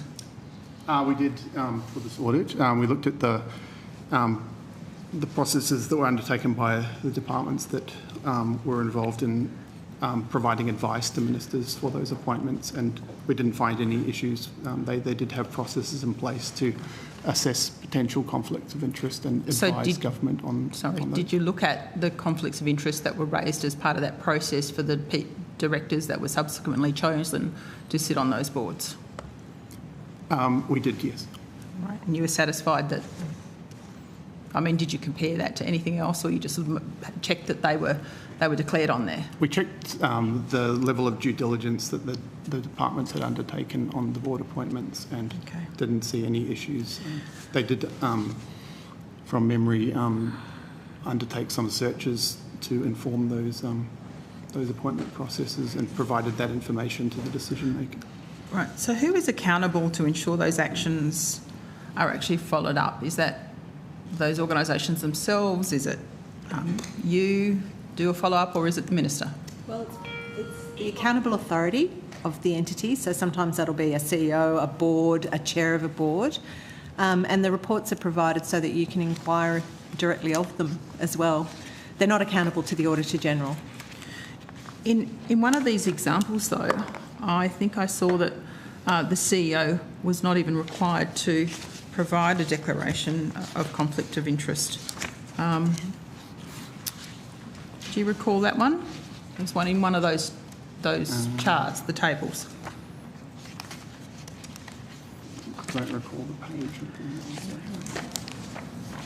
Sorry, we're just scrolling the report to see if we can help you, Senator. It's got a couple of little X's beside it for the CEO. Carla Jago, Acting Deputy Auditor General. I think it could be in relation to things around the grants rules and guidelines, where the companies are not required to comply with the Commonwealth grants rules and guidelines. I think that may be what you're referring to. Right. I think it's one of the only charts that has X's against it as opposed to little squares against it. There it is. Page 24. 24. So on Outback Stores, there's a reference that board members are required to disclose, but it says CEO required to disclose, and it's got an X against it. What does that mean? It's a PGP. Page 24. Yep. So that X is saying that legislative and policy requirement does not apply, and it's because they're companies. Both AHL and Outback Stores, where they've got the X's, it's because they're companies. And where Aboriginal Investment NT has a cross, it's because they are not under the Corporations Act and they don't employ staff under the Public Service Act. Sorry, I might have misunderstood you, but the Outback Stores has an X in there for CEO required to disclose. Yes, that's just that there's no legislative requirement for that. With AHL, which is also a Commonwealth company, they are required to disclose, I believe, under the Public Service Act, although actually, sorry, that may apply only to the other senior officials. I think that the CEO requirement there could be a legislative one as well. We'd have to check that. This table was intended to be informative of the legislative requirements that applied rather than providing a judgment about whether they should have needed to do that. I'll just draw your attention to specifically the NT Grants Committee. You said that there were instances of Aboriginal Investment NT Grants Committee members with declared conflicts of interest recommending grant applications for board approval. So with conflicts of interest related to decisions that they had a conflict on actually making decisions in that board meeting about? Is that what you're saying? That's correct, yes. And that was something that the agency had found themselves through internal investigations and undertaken. Are you able to address. provide what they were? Don't have the details of the actual conflicts. I believe they were relationships, though, that with people in the organisations that were applying for grant funding. Right. Were they people in chair, deputy chair roles? Can you tell me that? What you're suggesting here is that there were people who had registered conflicts of interest that were making decisions about grant applications for which those conflict of interest related. They were making recommendations to the board to make a decision. So based on good governance, they shouldn't have even been in those meetings making those recommendations. Would that be correct? If you look at standard governance expectations. That is correct, yes. The case study that we have in the audit, I think on page... Sorry. So which page are you referencing, Senator? Sorry? Which page are you referencing? I haven't got an exact page number, but that is a direct quote from that report. So if you want to just do a Google search for the electronic copy, it should come up. So the exact quote is, there were instances of Aboriginal Investment NT Grants Committee members with declared conflicts of interest recommending grant applications for board approval. And that is a problem. Yes, it is a problem. Case study 1 on page 38 of the report outlines the more detail on that, Senator, finding. this is why it's going to partly effective, that the rules for declaring conflicts of interest in the circumstances, and we looked at that chart before with red lines for, or red squares for procurement and grants, is that we weren't seeing appropriate declaration and management of declared conflicts in those processes. So why I'm interested to understand, if you can give me any insight at all as to at what level, I mean, it's bad enough that directors are doing this and that a chair or a deputy chair hasn't removed those people from those recommendations and discussion of that, but were those people who you identified, because the assumption is somewhere in this data, not necessarily in the report, is who they were. Were they the chair or the deputy chair? We haven't included that in the report. Certainly, and our practice is to not go beyond what the report says, because we're not an investigator. They would be questions fairly asked of the entity who should tell you. What we're doing is using an auditing approach to call the problem. We're not calling out the person, if that makes sense. It's a distinction that we make between auditing and investigating. For the decisions that we looked at, the report states that they were grant committee members. I think if they had been a chair, we would have included that information. Let me read you another quote. The Grants Committee was dissolved in April 2024 and the Grants Committee Chair was suspended pending further investigation. Aboriginal Investment NT advised the ANO in October 24 that this investigation was ongoing. That makes reference quite clearly to the chair of that organisation. That's correct. That wasn't one of the applications that we looked at in our sample. That was identified by the agency through their own internal processes. I think they had a complaint that was made and they undertook an internal audit that... So they advised you in October 2024 that the investigation was ongoing. There was also reference in your report, in quotes, the internal audit found that conflicts of interest were not effectively managed in 5 of the 15 applications sampled. with grants committee members voting on applications for which they had a conflict of interest. It's a pretty significant number, 5 out of 15. That's correct. When did you provide the report of the ANAO to the Minister's office? So we tabled in the Parliament. The Minister would have been provided a copy 48 hours in advance under embargo. The entity would have been provided a copy about 6 weeks before that. We provide a copy of the report to the entity to give a response as well. The response of the entity is included in the report, and then we table it in the Parliament to enable committees such as yours to inquire into the agency. But if you were the responsible minister for that appointment, you'd pretty much want to know that pretty quickly, wouldn't you? I don't know. I've never been a minister. Opinion. Okay. So on the 10th of February, some 2 weeks ago, the government announced a $71 million subsidy scheme to be delivered by Outback stores. That would have been after they received your report that doesn't tell them necessarily exactly where those decisions have been made or with whom. I mean, I would have thought that that was a red flag in addition to your report, that the minister would have had an interest in this report, and yet still money was transferred across to one of these entities that's named in your report. We couldn't comment on what a minister was advised or what a minister did without auditing it, Senator. Okay.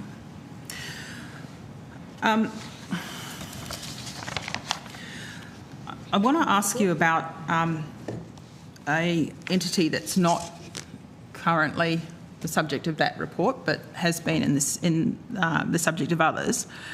If a Commonwealth entity has shareholders in private companies, would you expect that they be referenced in their annual reports? Senator, if you're doing an audit on those organisations?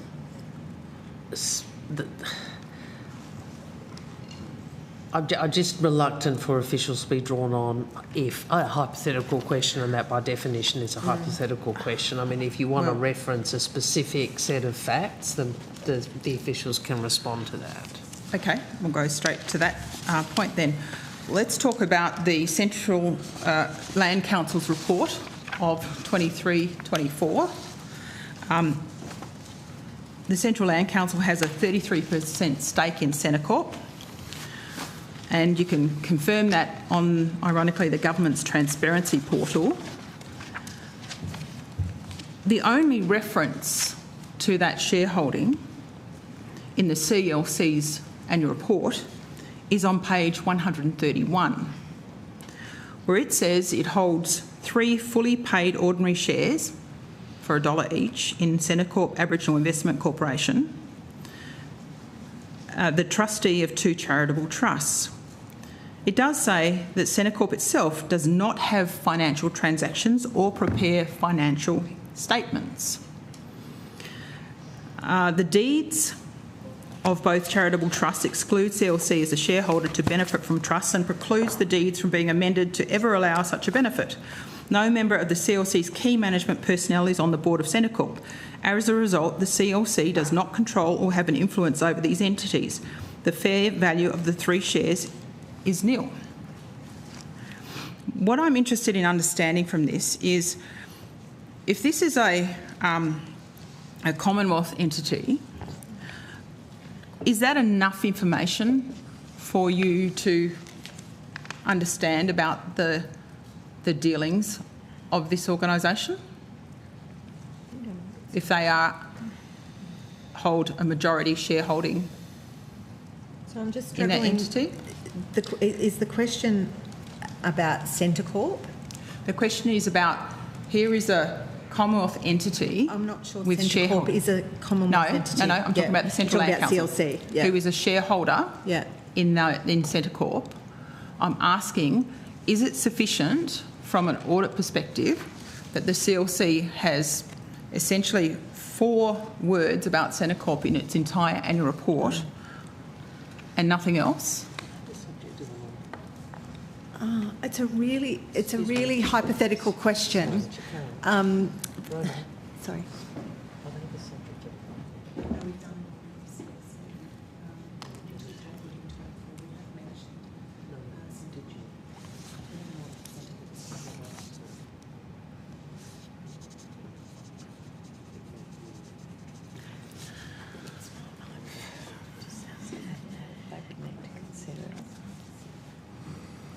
That's an actual statement.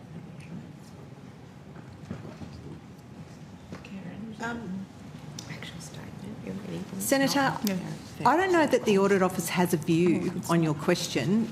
In the CLC audit, we comment on Centre Corp and the arrangement that was made in 1985. The CLC needs to meet the rules that are set for annual reports. I don't know that we have a view on how many words that would take. Would you have a view on, I mean, it says that they don't appoint, but that's different to do they nominate the directors of that board? Would that make a difference? So this says, this statement on page 131 says they don't actually have a representative of the CLC on that board. But there's so little information in here, it's not even clear about do they actually nominate an individual.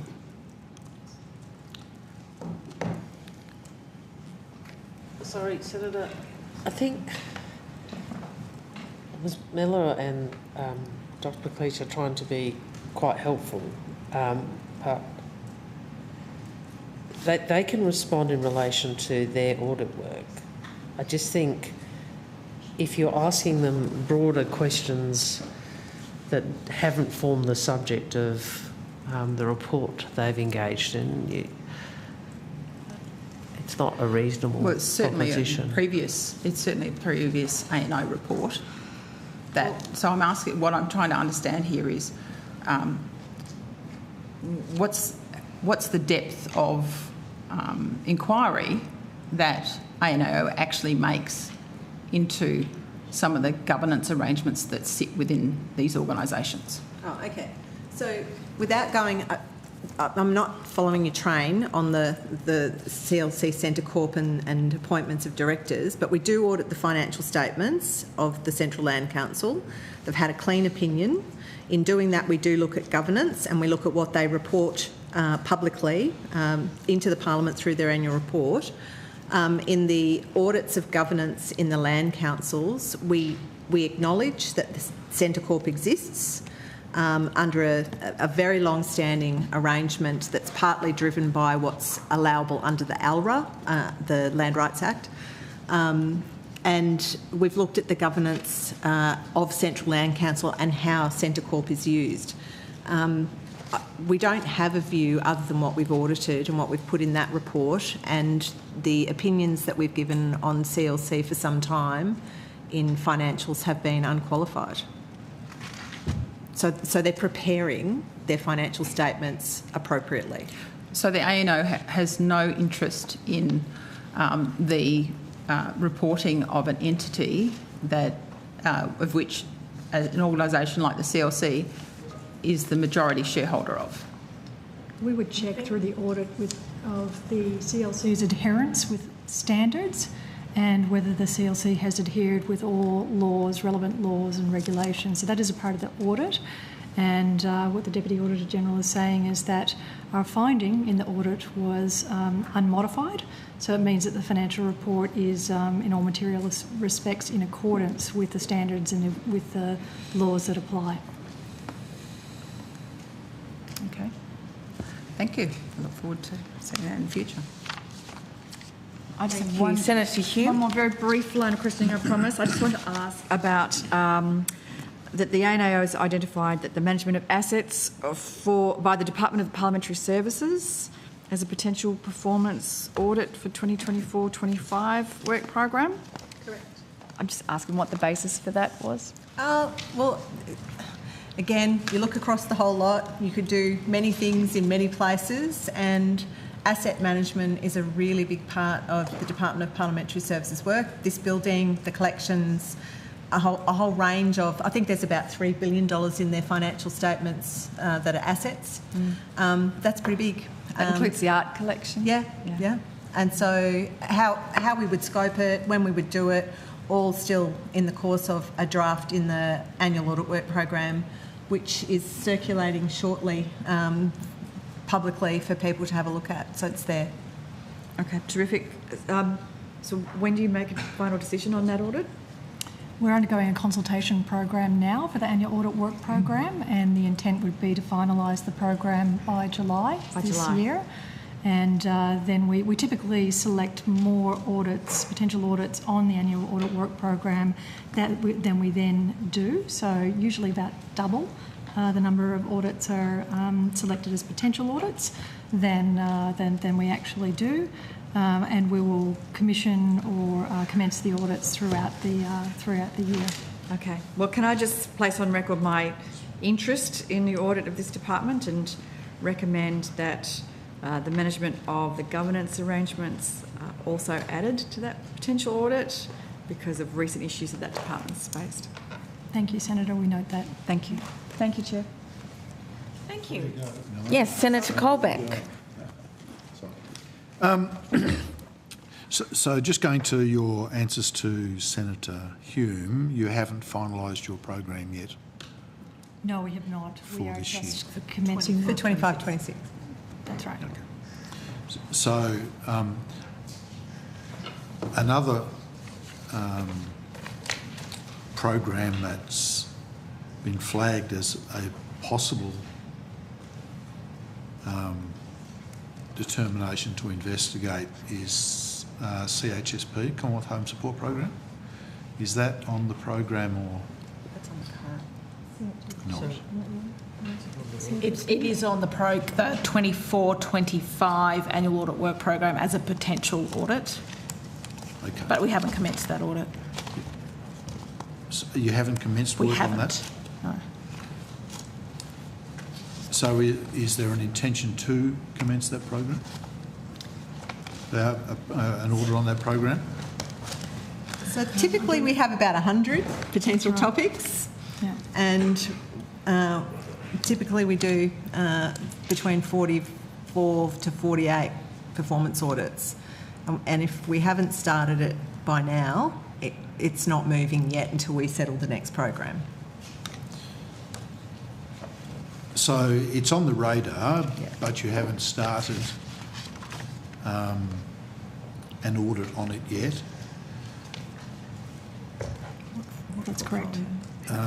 Does it do those projects that aren't picked up as part of your actual program get rolled across to the next cycle, or what's the process for picking up something that's already on the radar but we haven't got there yet? They can roll forward to the next cycle. It's not an automatic process. Every year we'll take a look at a range of factors in determining what goes on to the potential audit list. We'll look at the risk that's involved in the topic, the impact, so the potential actually to lead to improvements in public administration. We'll look at the importance in terms of the priority that's placed on it by the Parliament. We'll look at materiality. We'll look at whether it's possible to audit. Sometimes there are practical constraints that mean that it's difficult to progress with an audit. All of these things are taken into account. And then we also cast a lens to make sure that there's a balance across the program by portfolio, by size of entity, by theme, just to make sure that we are getting an adequate coverage across different issues. Depending upon the outcome of that, it is very possible often topics do roll over from one year to the next, but it will be up to, it'll be a matter of the outcome of that process. So given that it was on your program for this financial year, why would it not have started so far? I mean, what is it about this that, I mean, you've effectively said it, if it hasn't started now, it's not starting, so well, why... it won't start this financial year because we're running out of financial year, Senator. No, I get that, but why wouldn't you have started? It's competing priorities in a small office. As I say, 40 to 48 from about 100 topics. And even within the health portfolio, we've been doing other things. We've been auditing the pharmaceutical benefit scheme, for example, huge audit. We're in Future Fit program at the moment, which is a slice of the home support program. So it's on, to get on the program, it's got to be something that we think is worth doing, but then spreading that 40 plus audits around 250 entities, it hasn't come up to the top yet.